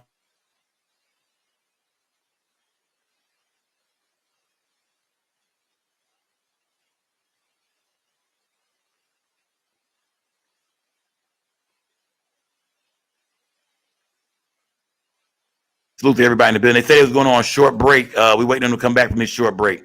They be on nigga time. They breaks been a little. They last break was cool. They last little 10, 15 minute break was cool. We're gonna see how long it takes them to come back this time, y'all. Shout out to everybody in the building, y'all. Salute to everybody that's donated to the channel today, y'all. We've been here for a long time. Salute to Rob for that cash app. Salute to Rob. Salute to Gab for another cash app. Salute to Gab for another cash app, gang. Salute to everybody that's donating to the channel, y'all. Shout out to everybody in the building, y'all. We ain't gonna let them stop shit, y'all. Big Skull gang. Y'all know how we do it, man.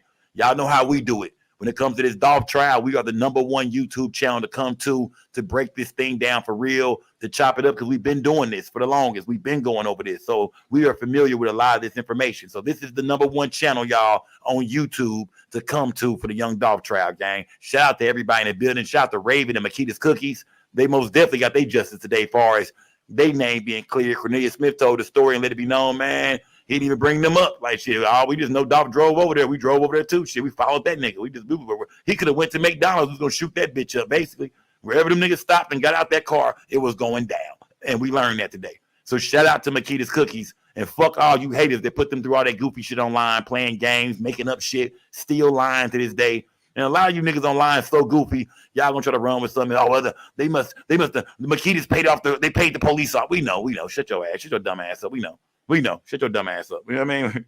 Shut up, nigga. It's over with, man. Take a L. Learn to take L's, man. I ain't gonna say learn to take them, but take this one. Like the gas up, y'all. I most definitely got some good I rolled up, man. We smoking for Young Dolph today, man. We finally seeing justice for Young Dolph, gang. Shout out to everybody in the building, man. We on a small break, y'all. We on a small break. After this, I'm thinking after this, it should be over with. After they come back, whatever else they gonna do. I'm not for sure if another witness is taking a stand today. Maybe it might play out tomorrow. They might do some closing shit today. I'm not for sure, but man, this has been a very interesting and very entertaining day, man. It was funny to hear Cornelius Smith talk to the goddamn defense attorney, to the straight drop attorney, because that nigga voice changed. He started talking squeaky and said, I don't know, man. I mean, shit. I mean, what would you do, man? I'm just saying, Kinfo, damn, bro. I mean, goddamn, man. Goddamn, man. I mean, in my baby mama, man, I'm running game, nigga. Nigga, in my baby mama, fan, I'm running game, man. I mean, come on now, man. That nigga turned right to a Memphis nigga, fan. That nigga turned to a whole, that nigga, I know he a Memphis. That nigga boy, the Memphis came out, that nigga say, man, that nigga, the lights up game. That nigga, when the defense got on Cornelius Smith, man, he went there explaining like, man, nigga, I didn't lie about nothing, man. Hold on now, nigga. I didn't say that. Hold on now, nigga. Run it back now, fam. I ain't said nothing like that. Nigga, that is not what I said, man. That is not what I did. Nah, man, look, man, I'm just popping shit to my baby mama. I'm trying to get back with her, fam. Come on, man. You know how it is, man. Yeah, man. But either way, the defense didn't get nowhere. Then there was no bombshells, no bombs dropped during the defense when he was questioning, when straight drop attorney was questioning Cornelius Smith. No bombs at all, man. Just a bunch of irrelevant ass shit, man. You know what I mean? Just a bunch of irrelevancy. Nothing we cared about. Like, man, that don't prove shit. That don't prove nothing. Yeah, he didn't. Straight drop is over there cooked, man. He know it too. His lawyer tell him, look, man, I'm going to put some money on your books, man. Calm the fuck down, man. I'm going to put some money on your fucking books, man. Calm down, man. Yeah, but that was straight drop lawyer telling him now. I'm going to put some money on your fucking books, man. Calm the fuck down, okay? That's what he told him in the hallway. Want to make sure you got some shower slides, everything, man. You know what I mean? Deodorant, you know what I mean? Hygiene, about at least 30 packs of noodles. I'm talking chips and shit, dip, everything, man. Calm the fuck down. Because you're finna go to prison, brother. Oh, yeah, he going to jail, man. They going to jail. Like I said, straight drop and get that life piece, man. Straight drop is getting ready to get that life, man. Shout out to everybody in the building. Y'all subscribe to this channel. Go subscribe to my old channel. Not my old channel, but my other channel, my main channel as well, y'all. Just Say No to Sco. This is Say No to Sco TV. Go subscribe to Just Say No to Sco as well, y'all. And subscribe to this channel as well, y'all. We going up over here. We going up over here, gang. This is where we at for the Young Dolph trial, man. I'm thinking about doing the Halloween party over here, too. I might do the Halloween costume contest over here, too. I don't know. I might take it back to my real. I might do that on my. Nah, you know what? I'm gonna do that over here. I'm gonna probably play some music and shit that night. So we're gonna turn up probably. I'll make up my mind within the next week or two. Get the lights up, gang. Salute to everybody in the building, man. Oh yeah, we've been here 7.5 hours, almost 8 hours, y'all. My longest live stream ever is 8 hours, y'all. So let's see. We might end up beating it. Might end up beating my record tonight. Might end up seeing 8.5. I don't know. If we see 8.5, we done beat the record. My longest live stream ever was 8 hours. Man, shout out to everybody in the building, gang. Shout out. We on a small break. Young Dolph murder trial. Yeah, we on a small break. We just waiting, y'all. We on a small break. Let me see. Shout out to Ocean Sapphire. Said brand new subscriber. Shout out, gang. Shout out Born Official TV. What's good, fam? Salute to Nathan Starks in the building, man. Salute Michael GL. Salute, gang. Everybody in here, man. Shout out to the whole gang, y'all. Rest in peace to Young Dolph. Like I said, we just waiting on them. They said it was on a small break. They taking a small break. Like we trying to see if another witness is gonna take the stand. Y'all know what 3 niggas I'm looking for: Marcus Thornton, Dolph brother, Jamarcus Johnson, straight drop brother, or else you know what I mean, Shondale Barnett, the cat who was caught with straight drop in Indiana when they arrested him. So them the 3 cats who I'm thinking might hit the stand. I'm not for sure. I could be totally wrong, but those are the 3 cats that I would like to hear from, for real. So let's salute to everybody in the building. Like I said, smash the like button, hit the Cash App, y'all. The Cash App is at the bottom of the screen, going by down there. Y'all see it, it's going by at the bottom of the screen. Just Say No to Sco. That's with an O, not a 0. Just Say No to Sco. Y'all donate to the Cash App, gang. Turn me up, y'all. Salute to everybody that's rocking with me, gang. They should be back in 1 second. Till then, light that good gas up or something, gang. Light it up. Shout out to everybody that's off work right now. Shout out to everybody that's in that traffic. Shout out to everybody at the crib chilling. Shout out to everybody, man. Get the lights up.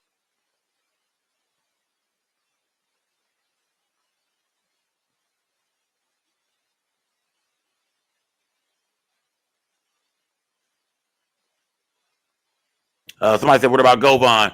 Will Gobon be a witness? I'm not for sure. If Gobon is a witness, then I'm not. I mean, maybe Cornelius Smith did say Gobon had been ratting and cooperating. He felt like so. Will Gobon be a witness? I'm not for sure. Gobon going to come in here and cook his damn self. If he a witness, he got to cook himself like Cornelius Smith did. If you're going to be a witness in a straight drop case, you got to come cook your damn self. So I'm not for sure. We all said Gobon going to end up getting that life piece too, man. He put this play together along with Big Jook. We all wonder why Jook was not locked up though before his murder though. If Cornelius Smith had been if Cornelius and Gobon had been cooperating, why was Jook never arrested? Jook died in January of 2024 this year. Why was he never arrested?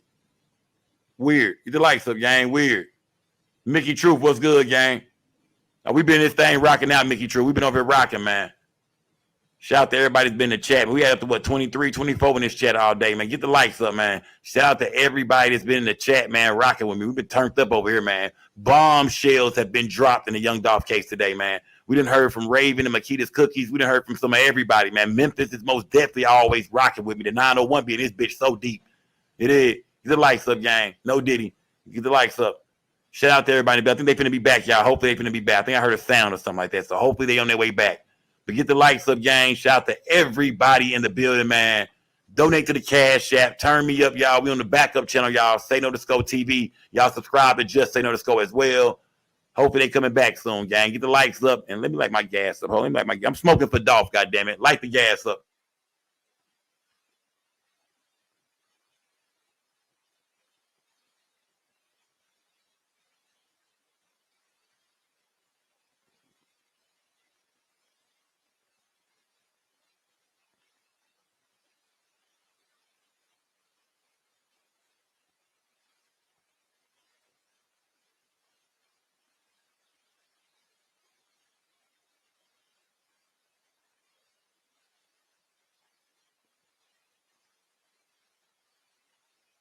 Shout out to Marnicia for that cash. Am I saying your name right? Marnicia? I hope I'm saying your name right. Marnicia. I hope I'm saying your name right. Shout out to you for that cash app, though. Shout out to you for that cash app. Salute, gang. Marnicia. I hope I'm saying, am I saying it right? Marnicia? Get the likes up, y'all. Salute to everybody donating to the cash app, gang. It really helps, y'all. It really helps. Shout out to everybody in the building, gang.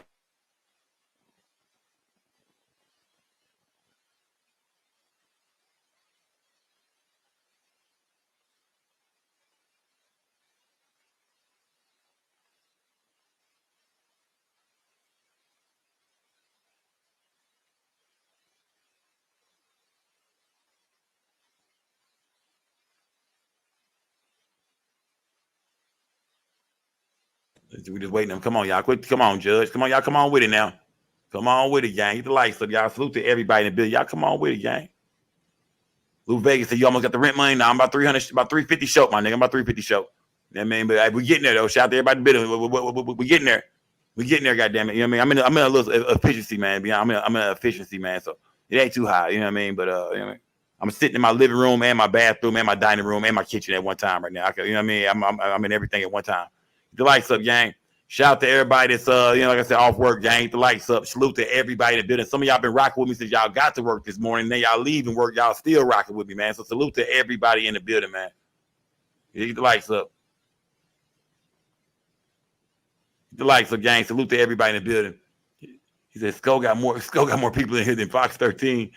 Yeah, hopefully they don't get mad about that. You know how people do. Get the lights up. Salute to everybody in the building. We should be back soon, gang. We should be back soon. I'm starting to get hungry. It's almost dinner time. What time is it? It's almost dinner time. Salute to Trey Lewis for that cash app. Salute to Trey Lewis for that cash app. Salute, gang. Salute, man. Shout out to everybody donating to the channel, man. Shout out to everybody that donates to the channel, man. That cash app is at the bottom. Salute to y'all, man. Like I said, everything's appreciated, gang. Salute, man. Let me see. Yeah. Salute to everybody, man. Shout out to Hey Mrs. Parker in the building, man. I'm cooking dinner so I can go to work. Lady Beast, what's good? What you making for dinner, Lady Beast? Who's the Memphis in the building? Lady Beast, what you making for dinner, gang? I need to play to that, gang. What you making for dinner? Get the lights up.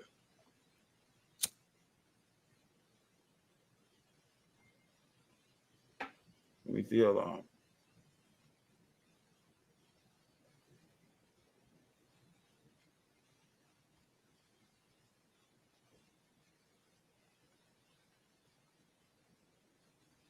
Shout out to APC for that cash app too. Shout out to APC for that cash app. I didn't say you. Shout out to APC. Oh, I got it right. Marnicia. I got it right. Marnicia, I said her name right. Shout out to Marnicia for another cash app. Salute. And shout out to APC for that cash app too, gang. Salute, gang. Shout out. Yeah, shout out to Marnicia Peel and APC for that cash app, y'all. Salute, gang. Salute. Oh, shout out, man. Can't believe this dude killed someone on his daughter's birthday, said Danny Blue. Right. Nigga made it. They're gonna make it seem like I did it for my daughter. Don't say that, nigga. She gotta see this one day. Don't say I did it for you. His daughter gonna feel bad. Like my daddy was broke, didn't have shit. Nigga on the pills all day, nigga full of that X. He done went and tried to kill a nigga to give me something for my birthday. Don't say that, dog. You didn't do that for your daughter, dog. Look at straight drop, my nigga. What's good, fam? Welcome back to hell, nigga. It is. Matter of fact, you ain't went there yet, nigga. What you get to that cell, nigga, in that penitentiary, nigga? Boy, niggas gonna have it's gonna always be a target on your head forever in prison, bro. It's gonna forever be a target on your head, man. She nigga, get ready to go to prison, son. It's gonna be okay. But you're going down there. Life. Okay? Straight drive like, God damn, man. Two white people explaining to a nigga how your ass gonna go to prison forever, bro. For taking out one of your own. You took out one of your own kind, nigga. Now look at us sitting there pretending to help you, nigga. There ain't shit we can do for you. All right? Get you a shank. They tell nigga right now, do you know how to sharpen a shank? Well, you better learn. You been hitting push-ups and shit lately? Get in shape. That's what they telling them right now. Get you a shank and get in shape ASAP. All right? Ladies and gentlemen, that's what they tell them right now. Get you a shank and get in shape ASAP, son. There's nothing we can do for you. Examiner, and I'm going to admonish you now. If you don't think you're going to be able to remain unemotional, if you don't think you're going to be able to sit through watching or looking at photos of the autopsy, please excuse yourself now, because there won't be any outburst tolerated. Thank you.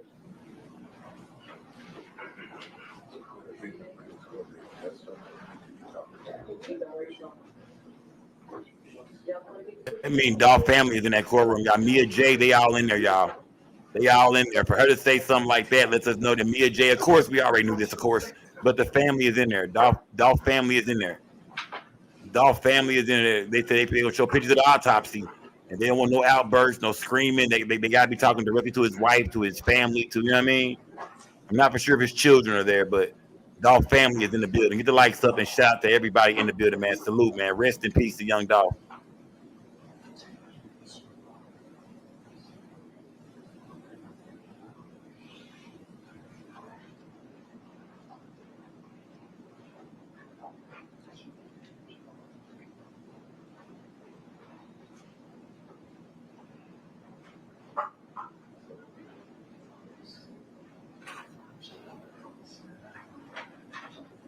And the reason for showing the autopsy photos is really to the jury, y'all, to show what happened. You know what I mean? To kind of walk them through this man's death. You know what I mean? How many times he was shot? We know Dolph was shot. They like 22 times. The autopsy photo got to be crazy, man. That's what they saying. No outbursts. I don't think they're gonna show it to us. They might not show it to us. They might not put it online. I doubt they'll show it to us either. But if they won't show us people's faces and all that, they probably ain't gonna show the autopsy photo. But then again, I don't know. Maybe they won't. Maybe they will. Maybe they won't. I'm doubting they will. But either way, man, this is going to be the hardest part of the trial for the family. But it's going to be the part the jury needs to see in order to get a conviction. They feel like they want to see the family react to these photos. They want to see the suspect react to the photos. They want to see the jury react. You know what I mean? They want the jury to see this. So this is a big part of every trial, is showing the autopsy photos and showing exactly what was done to this person. Get the lights up, y'all. Salute to everybody in the building, man. Straight drop look like, man, let me get ready to spend the rest of my damn life in jail and quit playing.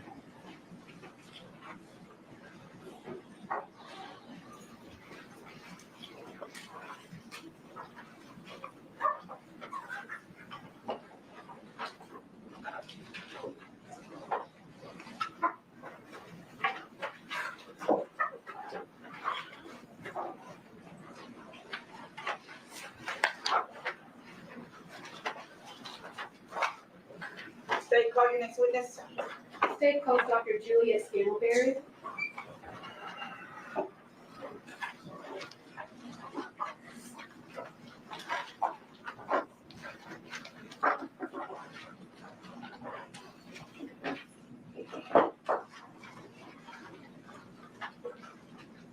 This is the last witness for today.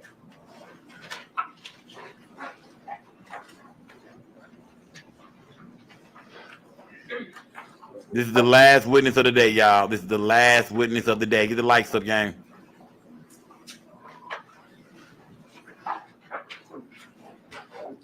Stand right here, ma'am. CubeSmart offers a variety of vehicle storage options. Good afternoon. Good afternoon. Could you spell your name for the record, please? My name is Dr. Juliette Scanterbury, JulietScanterbury.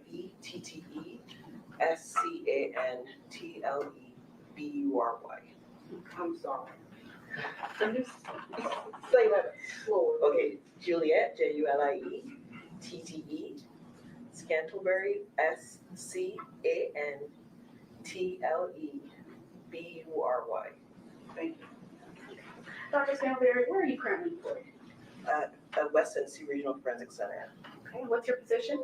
I'm an assistant medical examiner. And how long have you been in that position? 5 years. Okay. And what does your job consist of? Performing autopsies. Okay. So could you tell the jury a little bit about your educational background? Okay. So I attained my Bachelor of Science in Biology at Howard University. After that, I completed my medical training at Howard University College of Medicine.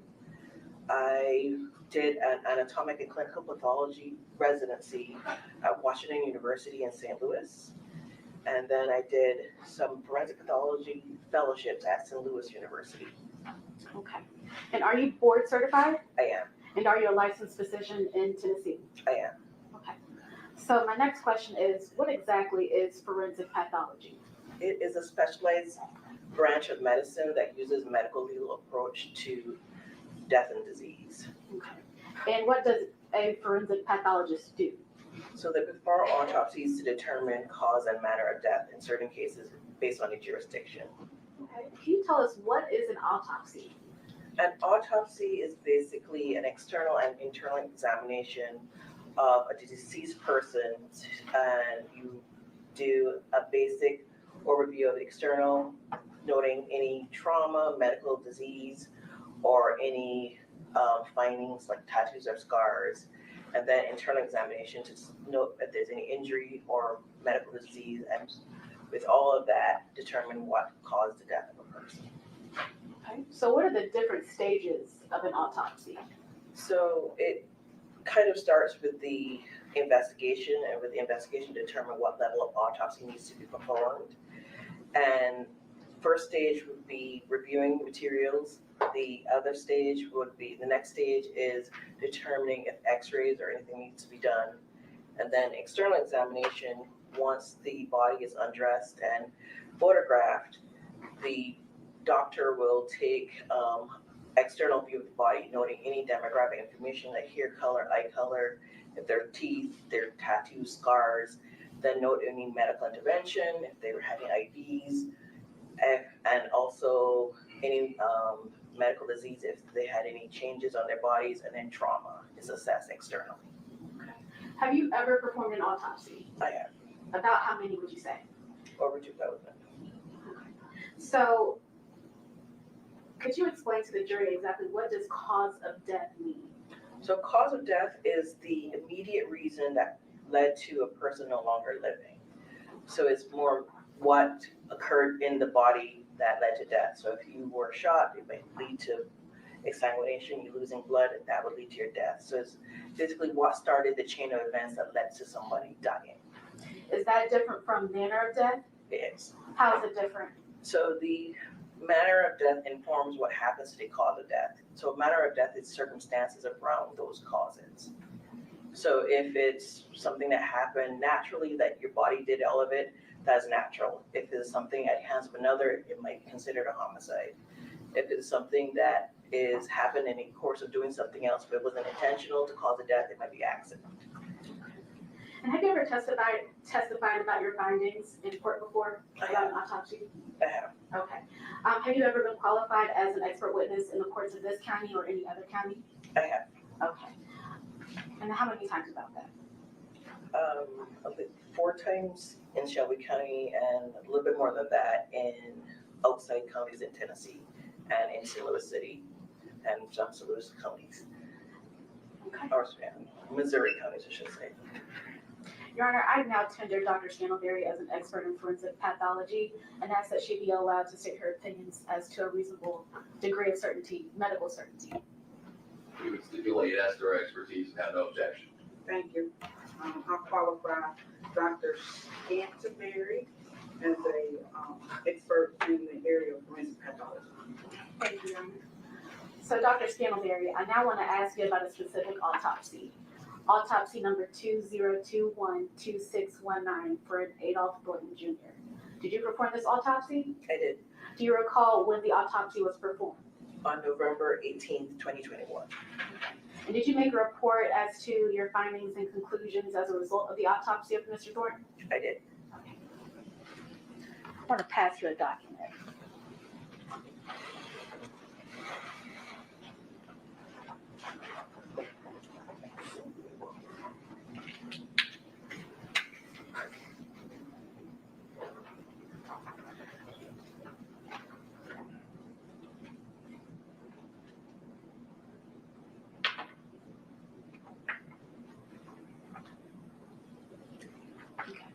So do you recognize that document I just handed to you? I do. And what is it?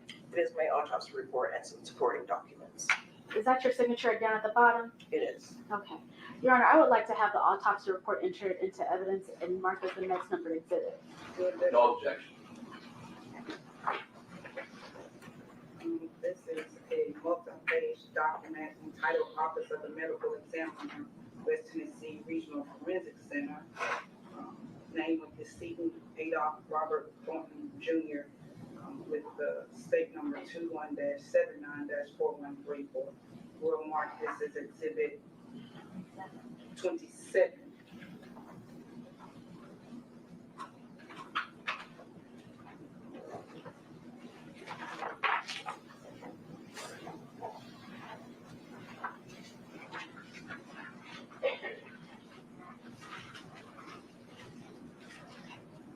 So now I just want to go over the autopsy report a little bit. First, I want to ask you, how did your autopsy proceed? Where did you start? So I started with being notified of the death, and then I reviewed the investigative material that the medical legal death investigator performed or produced, and then I had requested what I needed done for the case. So it will start with me getting x-rays, and then the autopsy technician would be weighing the decedent. They would be taking measurements, and then they would undress them after taking pictures and documenting what they found on the body. And then after pictures are taken of the overall body and certain findings of the body, then more specific photos are taken of the injuries that were found on the body. And then I would start my external examination with everything, all the findings, and then measurements of all the injuries that were on the body. And after that, I performed the autopsy with the assistance of the autopsy technician with their eviscerated body, and I would note what was injured and what was found in each body cavity, and also going to the head. So during the course of the autopsy, you said pictures were taken? Yes. Did you take pictures? Yes. Okay.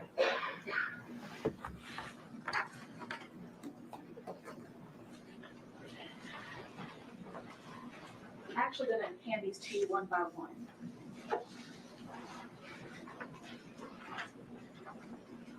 Can you tell me what you see in that picture? So this is the right side of the head and neck, showing a large wound on the right jaw. Okay, you can place that one down. So because these have been previously marked, I need to know which one you're sending. Your Honor, this is actually going to be exhibit number 16 that was previously marked. And now as to the exhibit number 17 that has been previously marked. Dr. Scantlebury, can you tell us what you see in that picture? Yes. This is the back side of the body, mostly highlighting the right back with several wounds, and some wounds are noted on the left side of the back as well. And you can see the wound on the right jaw. You can place that one down as well. As to exhibit number 18, could you tell me what you see in that picture?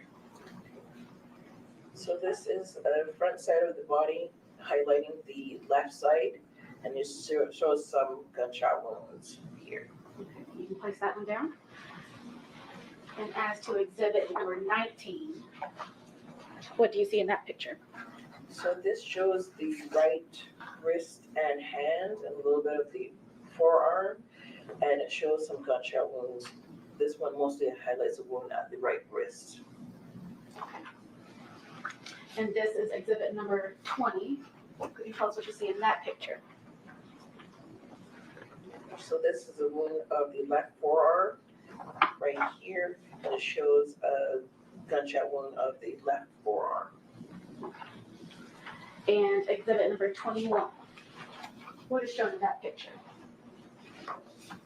This is an overall picture of some of the clothing that was removed from Mr. Thornton.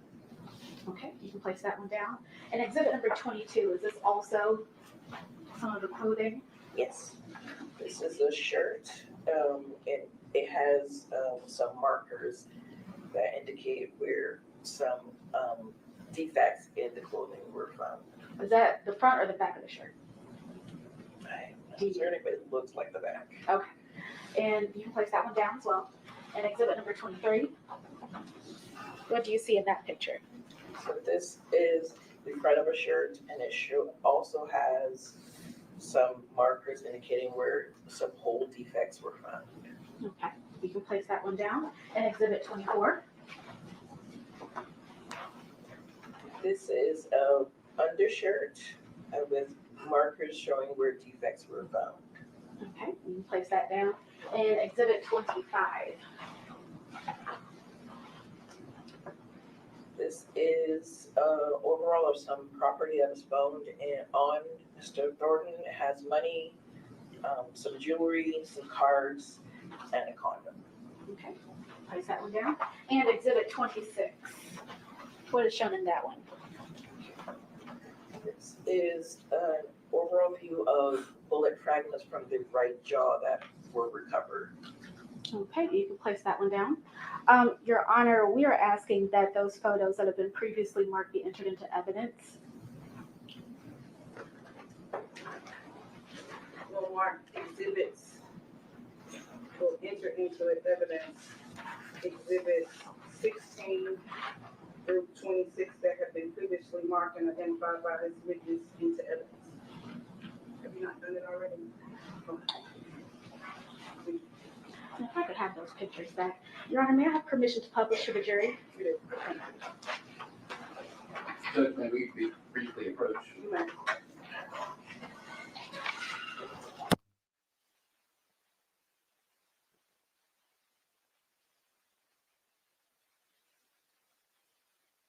Yeah, y'all. She said a condom. She said one of the things in Dolph's pocket that I guess they found was a condom. You know what I mean? I'm sure his wife's sitting out there don't like to hear that. You know what I mean? She probably want to hear that shit. But hey, at least niggas practicing safe sex. It is what it is, man. You know what I mean? But like I said, it gotta be kind of embarrassing for her to hear that. And not even though she probably already knew this. This ain't nothing new to her. Probably the things that were on him. She probably already knew all this.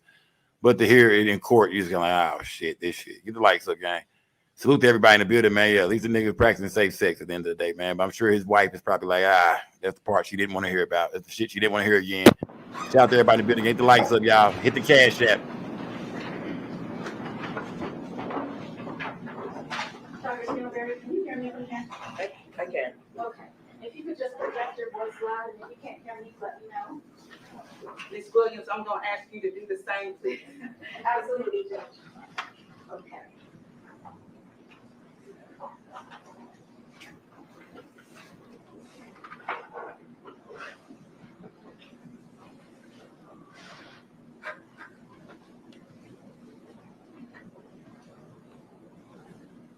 Dr. Steelberry, I believe this photo might be a little bit blurry, but could you tell the jury what is actually shown in this photo? Okay, so this is showing his. Do you have a pointer by any chance?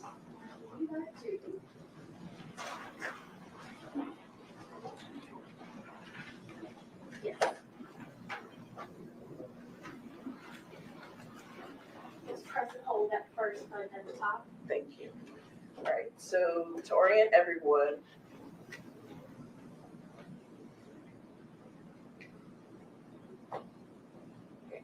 so this is the top of his head. This will be his torso here.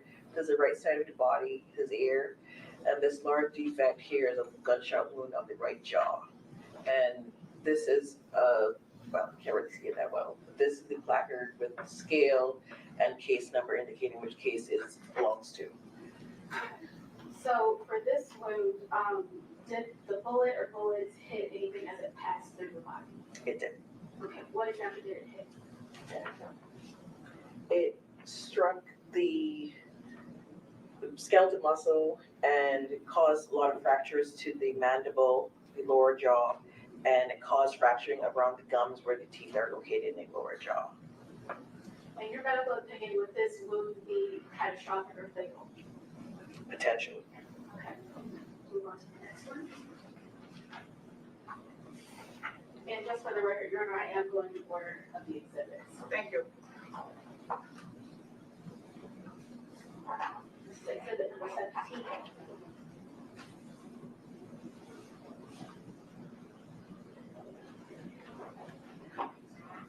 Dr. Scalaberi, can you tell us what we're looking at right here? We're looking at the back of the body.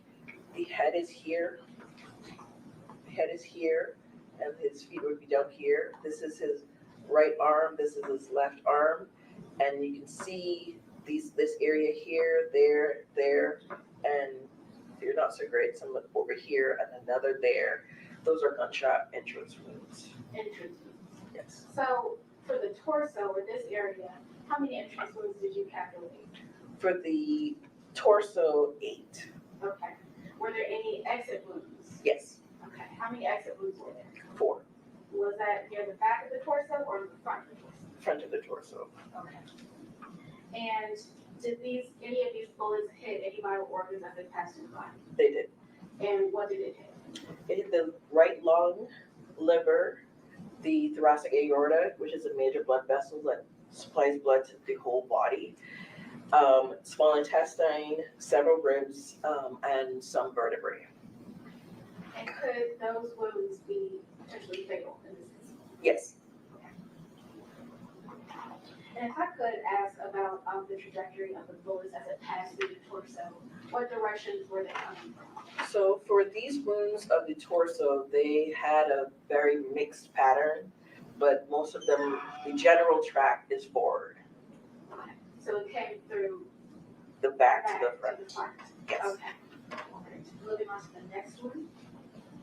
This is exhibit 18.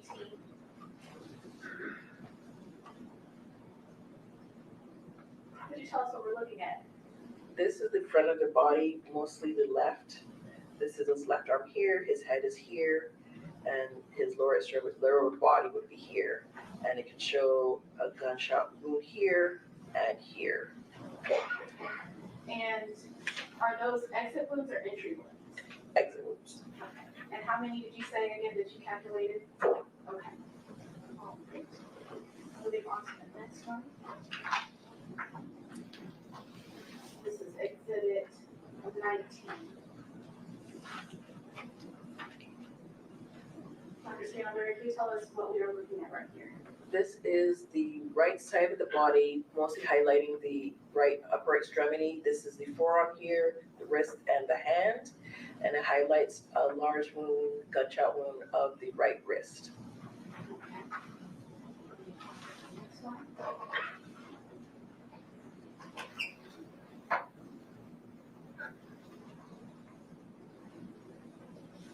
This is exhibit number 20. Does this also show upper extremities? Yes. Okay. So how many wounds are in this exact picture? 1. Okay. All right, moving on to the next exhibit, which is exhibit 21. Now, are these the victim's clothing? They are. Okay. So exactly what did he come to, what was he wearing when he came to you? These clothes. Okay. Yeah. So we have two shirts, pair of jeans, boxers, shoes, and socks. Correct. Okay. Was there any property found within his clothing? They were. Okay.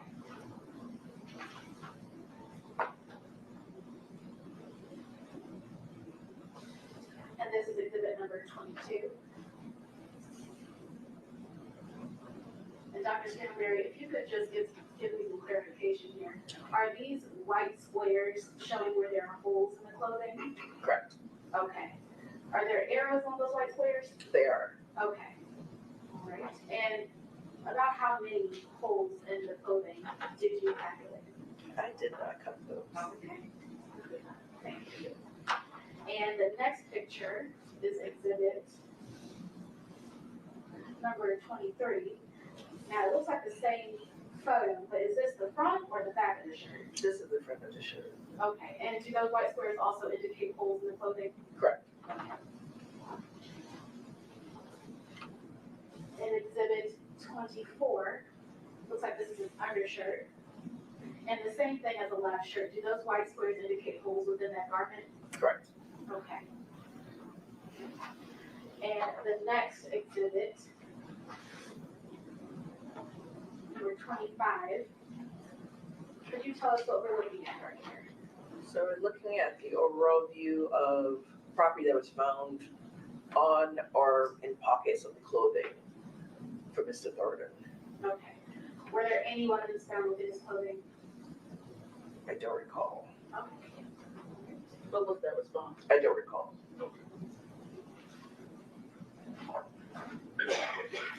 And on to the final exhibit, number 26. What are we looking at, Dr. Stanberry? This is the brown areas of envelope that we use to package any ballistics that we recover from the body. And these are multiple bullet fragments that were recovered from the right jaw. Okay. Regarding the bullet fragments that were recovered from the right jaw, would it be within your job duties to conduct tests on those fragments? No, it would not.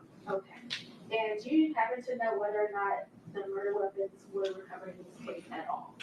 Not at the time that I did the case, no. Okay. So if the murder weapons were recovered, would it be within your job duties to conduct tests on them?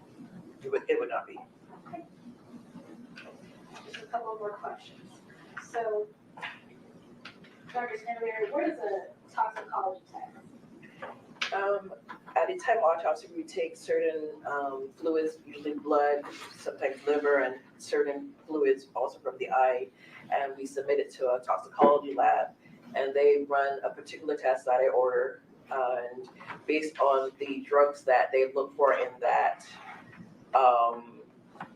particular test, it would test against the blood, and whatever is detected would be read as a positive finding. Okay.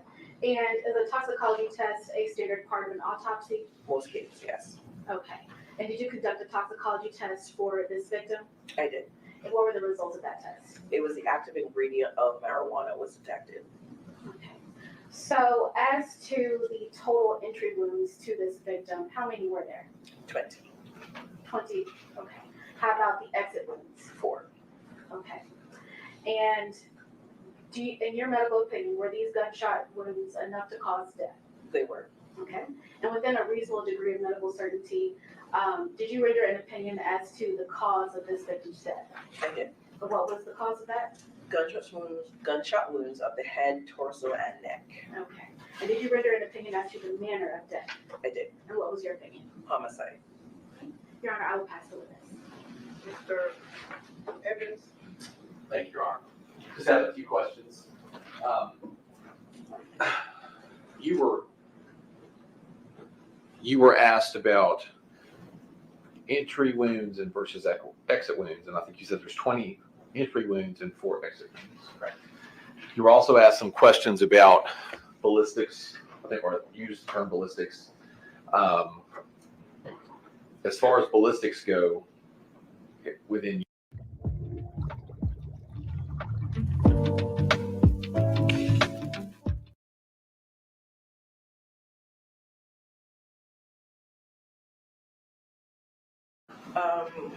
So I recovered 4 bullets that were related to this shooting, and then there were 3 others that occurred, like he had in his body from before. So remote bullets I found. 3 of them. All right, so 3 from him being shot some other occasion. Yes. Okay. So 4 related to this shooting. Yes. And then does that include fragments or is that a different category? So in this case specifically, he had several fragments, and some, due to evidentiary value, they're very small. I didn't recover all of them, but I recovered the larger ones, yes. Okay, and is that inclusive in the number that you just gave me of the bullets recovered? Yes. Okay. Were some of those intact? Most weren't. Most weren't. Yeah. But to your recollection, were any intact? One was intact. And it would be your procedure and policy as the medical examiner to package any of those bullets and bullet fragments in the brown envelope, right? And send those back to law enforcement to let them do any potential ballistic firearms testing on them, correct? Correct. And did you do that in this case? Yes. All right, thank you. You read the right? No redirect, Your Honor.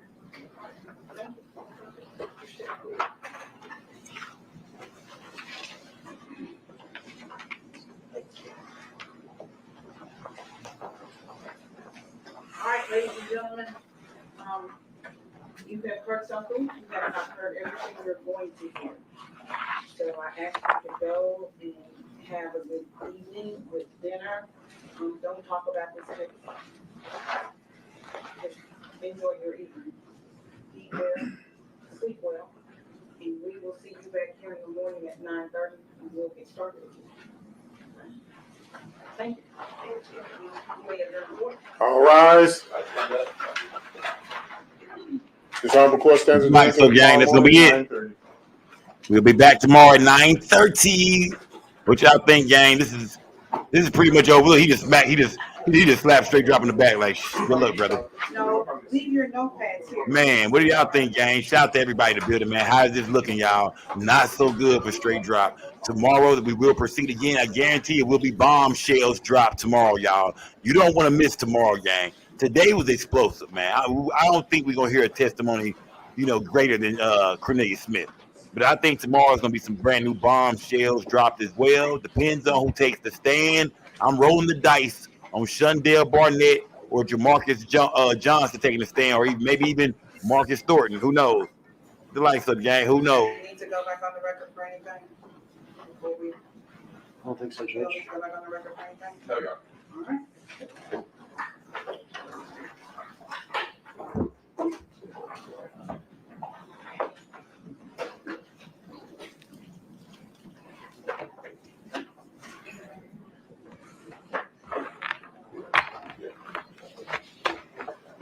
The lights up, gang. Salute everybody in the building, man. What y'all think about this situation? What y'all think? What y'all think about this, gang? Yeah, we'll be back tomorrow, y'all. Salute everybody in the goddamn building, man. We'll be back tomorrow. Today was like I said, jaw-dropping day, man. The testimony of Cornelius Smith was crazy. I think that took over the whole entire day. That was crazy, man. That was crazy. Let me see. Oh, yeah, that was crazy, man. The testimony of Cornelius Smith was crazy. I mean, all Back in the white safe. We kind Lights up, gang. Okay. Let's go back a little bit, y'all. Let's do a little recap before I leave. A quick recap, y'all. Quick recap, y'all. The day is over with. Let's do a quick recap. Did you see him get out of his car like this? Nah, I ain't seen him get out the car. Cornelius Smith testimony was crazy, nigga. I mean, got everybody looking at CMG though. I know Big Jook is gone, but it got everybody looking at Gotti like, oh, nigga, you been knowing about this. This was your people that did this. Like, I mean, I'm sure, like I said, Memphis already. The streets of Memphis know what's going on. But far as the rest of the world, you know what I mean? Everybody looking like, oh, shit. Man, what's the next move for CMG and Gotti, man? What's the next move? I know they getting money. I know they got a lot of talent over there. I'm not knocking nothing they got going on, but I'm talking about far as they brand. Far as Memphis, the likes of gang, you know what I mean?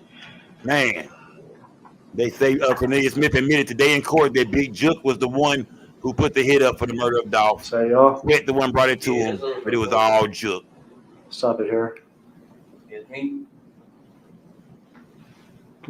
Hey, shooting at Draco, man. That's the craziest part of the whole day is him shooting at Draco, too. Cornelius Smith swinging at Draco around is the craziest part of the day as well, man. That's you?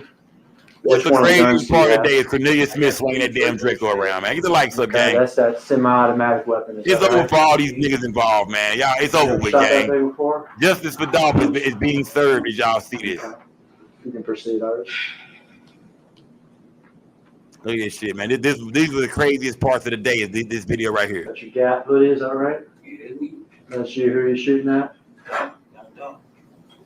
Shout out to Darren for that cash app. Shout out to Darren for that. Is it Darren? I'm not sure if it's Darren or Darren. Let me know if I'm saying it right. Shout out to Darren for that cash app. Salute, gang. Salute. Justin getting out of the car.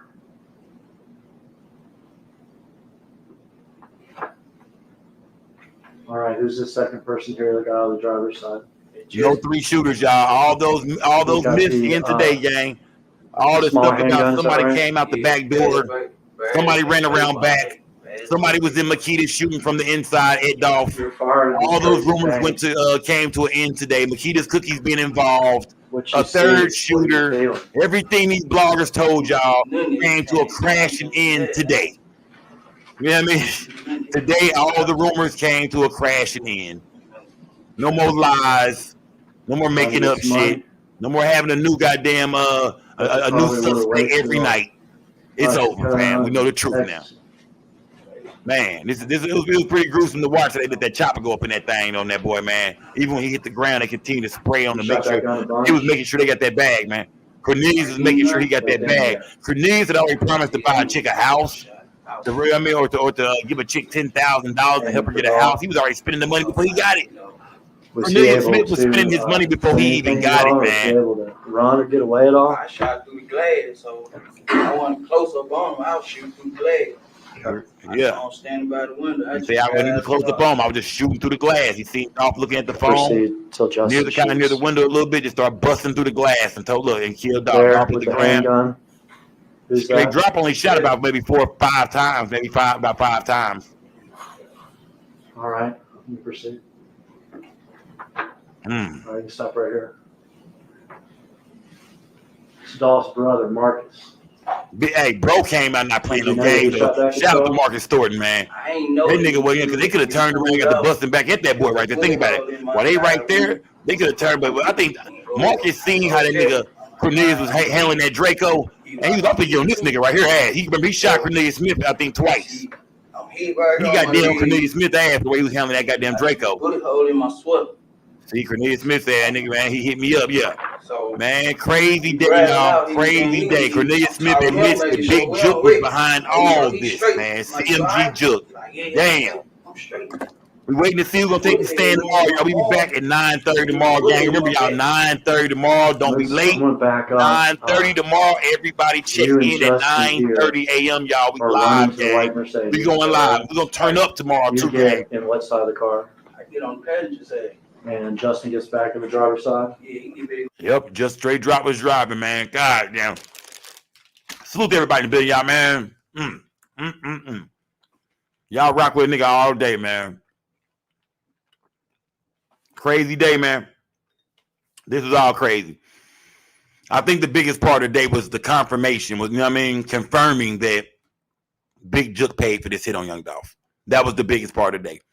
The biggest highlight from the videos to see Cornelius Smith swinging that goddamn Draco around, lost control of that Draco like that. Those are the 2 biggest moments to me of the day. Yeah.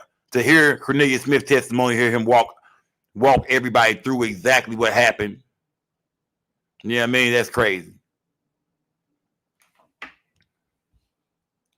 That's crazy, gang.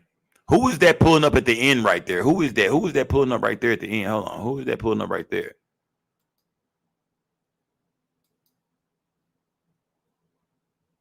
Who was it? Was that Raven Daddy pulling up at the very end, y'all? Look at that. When he running back, let me see. Hold on. Get the lights up, gang. Salute. Who was that at the very end? That was Raven Daddy pulling in right at the very end. So right when they dropped, that means Raven Daddy, they drove right past each other. Oh man, that's scary, man. That's scary. He could have got caught up in that. You know what I mean? God damn, I mean, that boy was, he was pulling in. Raven Dad was pulling in right as Marcus Thornton is running back inside. Yeah, that was Raven Dad. As they pulling off, his car is pulling into the parking lot of his spot. Get the lights up, gang. Yeah, that's Maurice. Get the lights up.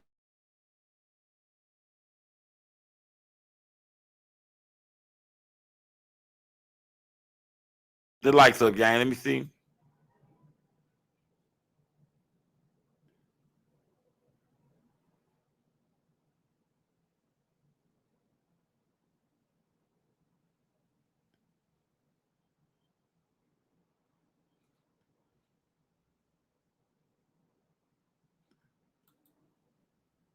Get the lights up, gang. Salute to everybody in the building, man. Shout out to everybody in the building.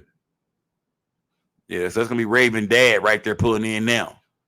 So none of that's race. So okay, they are okay. My bad. They been gone. Okay, so Raven Dad didn't pass by them. My bad. Raven Dad did not pass by him. You know what I mean? It seemed like it all went down. They drove off. He already shot back at them and everything. Matter of fact, he shoot back at them. They burn off. He runs back inside, and then Raven Dad pulls up. Okay, yeah, I mean, he in the old school joint. He in the old school thing. That classic over there, man. Yeah, shout out to Maurice, man. Maurice barely missed this whole situation, man. That could have been dangerous for him pulling up into his parking lot. They busting like that. He could have got hit. Yeah, but Maurice was that close to probably getting shot his damn self. So, man, yeah, shout out to salute to the OG, man. Get the lights up, man. Salute to the OG, man. White wall tires on that thing. Y'all see it, man. That thing look freshly shined up, too, man. Yeah, you bumping that thing over there. No diddy. Get the lights up. Salute to everybody. Slow walking, God. What's good, man? Salute to everybody in the video, y'all. We're going to be back, man, tomorrow, man. We're going to be back, y'all. Like I say, Cornelius Smith, man, this is the testimony of all testimonies. He basically said he's not looking for anything in return, which we know he is. He most definitely hoping they consider this when they give him when we come to sentencing. When he gets sentenced, he most definitely hope they take his testimony into consideration when it comes to his sentence. He say he don't care. He say not looking for nothing, but that's what you tell the jury. You want them to feel like, man, I'm just doing it because I have a change of heart, man. I'm changed. I'm a different person now, man. You want everybody to feel like you're not that bad of a human being. So maybe they'll take this into consideration and give me about 30 years. He hoping for 30, man. I'm telling you right now, that nigga is praying for about a 30 piece. Picture a nigga praying for 30. He praying he can do about 15, 20 years and come home, man. Come out when he about 50 something. You know what I mean? He praying for about a 30 piece right now. Straight drop is most definitely getting life. So, yeah.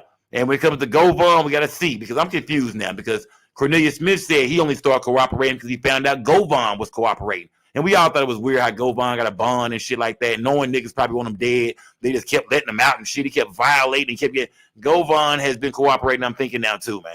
But it said that all three suspects were going on trial September 13th. We get here and just straight drop is here, and goddamn Cornelius Smith is on the stand. We didn't expect this today. I didn't see this coming, y'all. I did not expect for it to go down like this today. I'm being dead serious with you, y'all. 9:30 tomorrow, y'all. Don't be late, gang. I won't. Don't be late. I'll be in this thing by 9:15. Matter of fact, I'm striking. I'm cranking it up by 9:15. So y'all be in here tomorrow, gang. Y'all know who the #1 channel is when it comes to the Young Dolph trial, gang. It's only one channel you can really rock with. Everybody else done told too many damn lies. They moonwalking now. Now they all moonwalking. We don't want to hear it, nigga. The truth has been told. CMG and Yo Gotti, it ain't looking good right now, man. I'm gonna go look at the gram and see what's going on. I know this shit is all over social media, TikTok, Instagram, Facebook, goddamn Twitter. I'm sure this is everywhere right now, man. Like I say, CMG artists, man, they gonna act like ain't nothing going on. Watch Glorilla, watch Moneybag Yo, watch Big Boogie. Everybody gonna keep promoting their music and shit, keep doing shows and shit. Everybody gonna keep on, and they don't got nothing to do with it. We can't put them in this.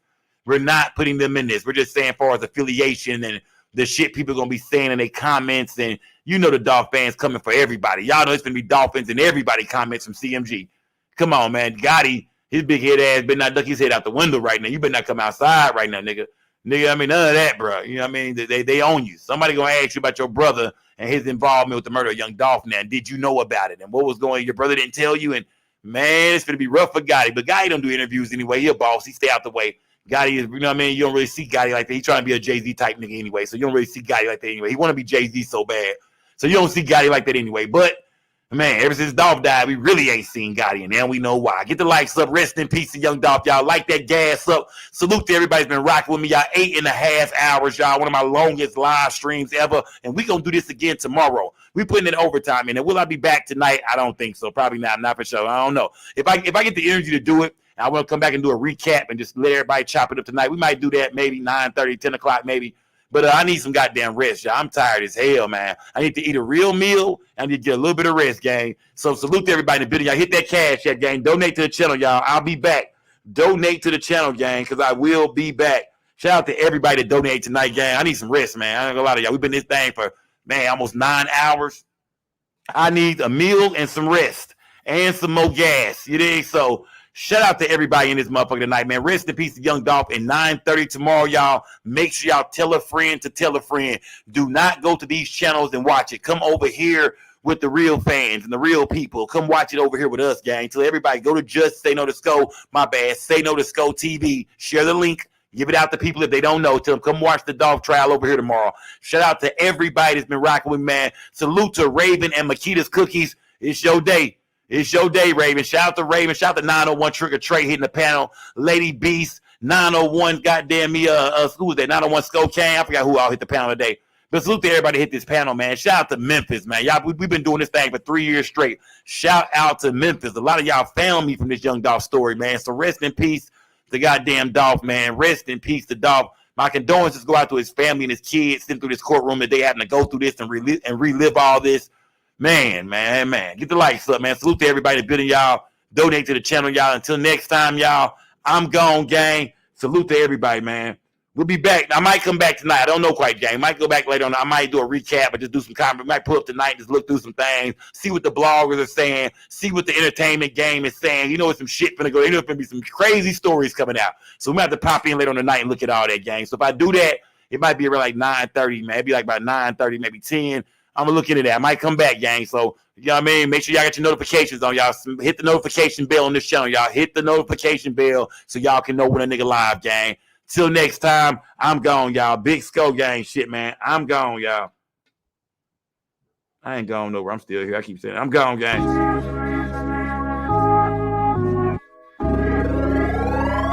Hey, I keep it G at all times. At all times, keep it G at all times.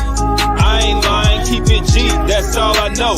Hustling, flipping dope. Salute to a real G when you see us step in the toe. I keep it G at all times. She with me at all times. All this money in this bitch, oh, can't you see it's all mine? I ain't got no 9 to 5 when you with me, it's all crime. In Frisco bringing the bitches, what you see is all dime. In San Diego with 90 bricks, fly season all on my feet. Rest in peace, my nigga Guap, he used to put us on plenty links. Rest in peace, my nigga Dre, he used to tell us go spin that shit. Go to LA, get some bees, make a box and then send that shit. I've been flipping with Stony C, us niggas is getting rich. I'm feeling like Jake Prince, pull up in this step on shit. Clover G's is the mob, them the ones that I'm stepping with. Lil Flip put me on, so he the one who I'm repping with. Keep it G at all times.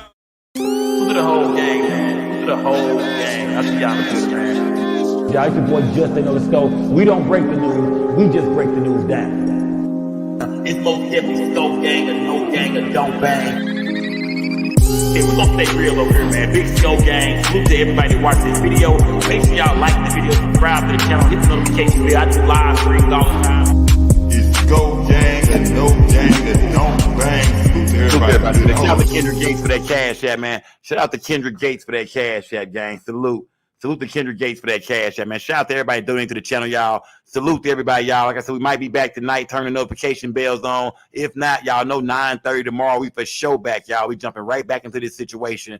Man, the mind-blowing day in court, y'all. One of the biggest days in court in any hip-hop trial ever, man, to hear the truth just pour out that early, man. This shit was crazy. Salute to everybody in the building, y'all. I'm gone, y'all. Salute to the whole gang, man.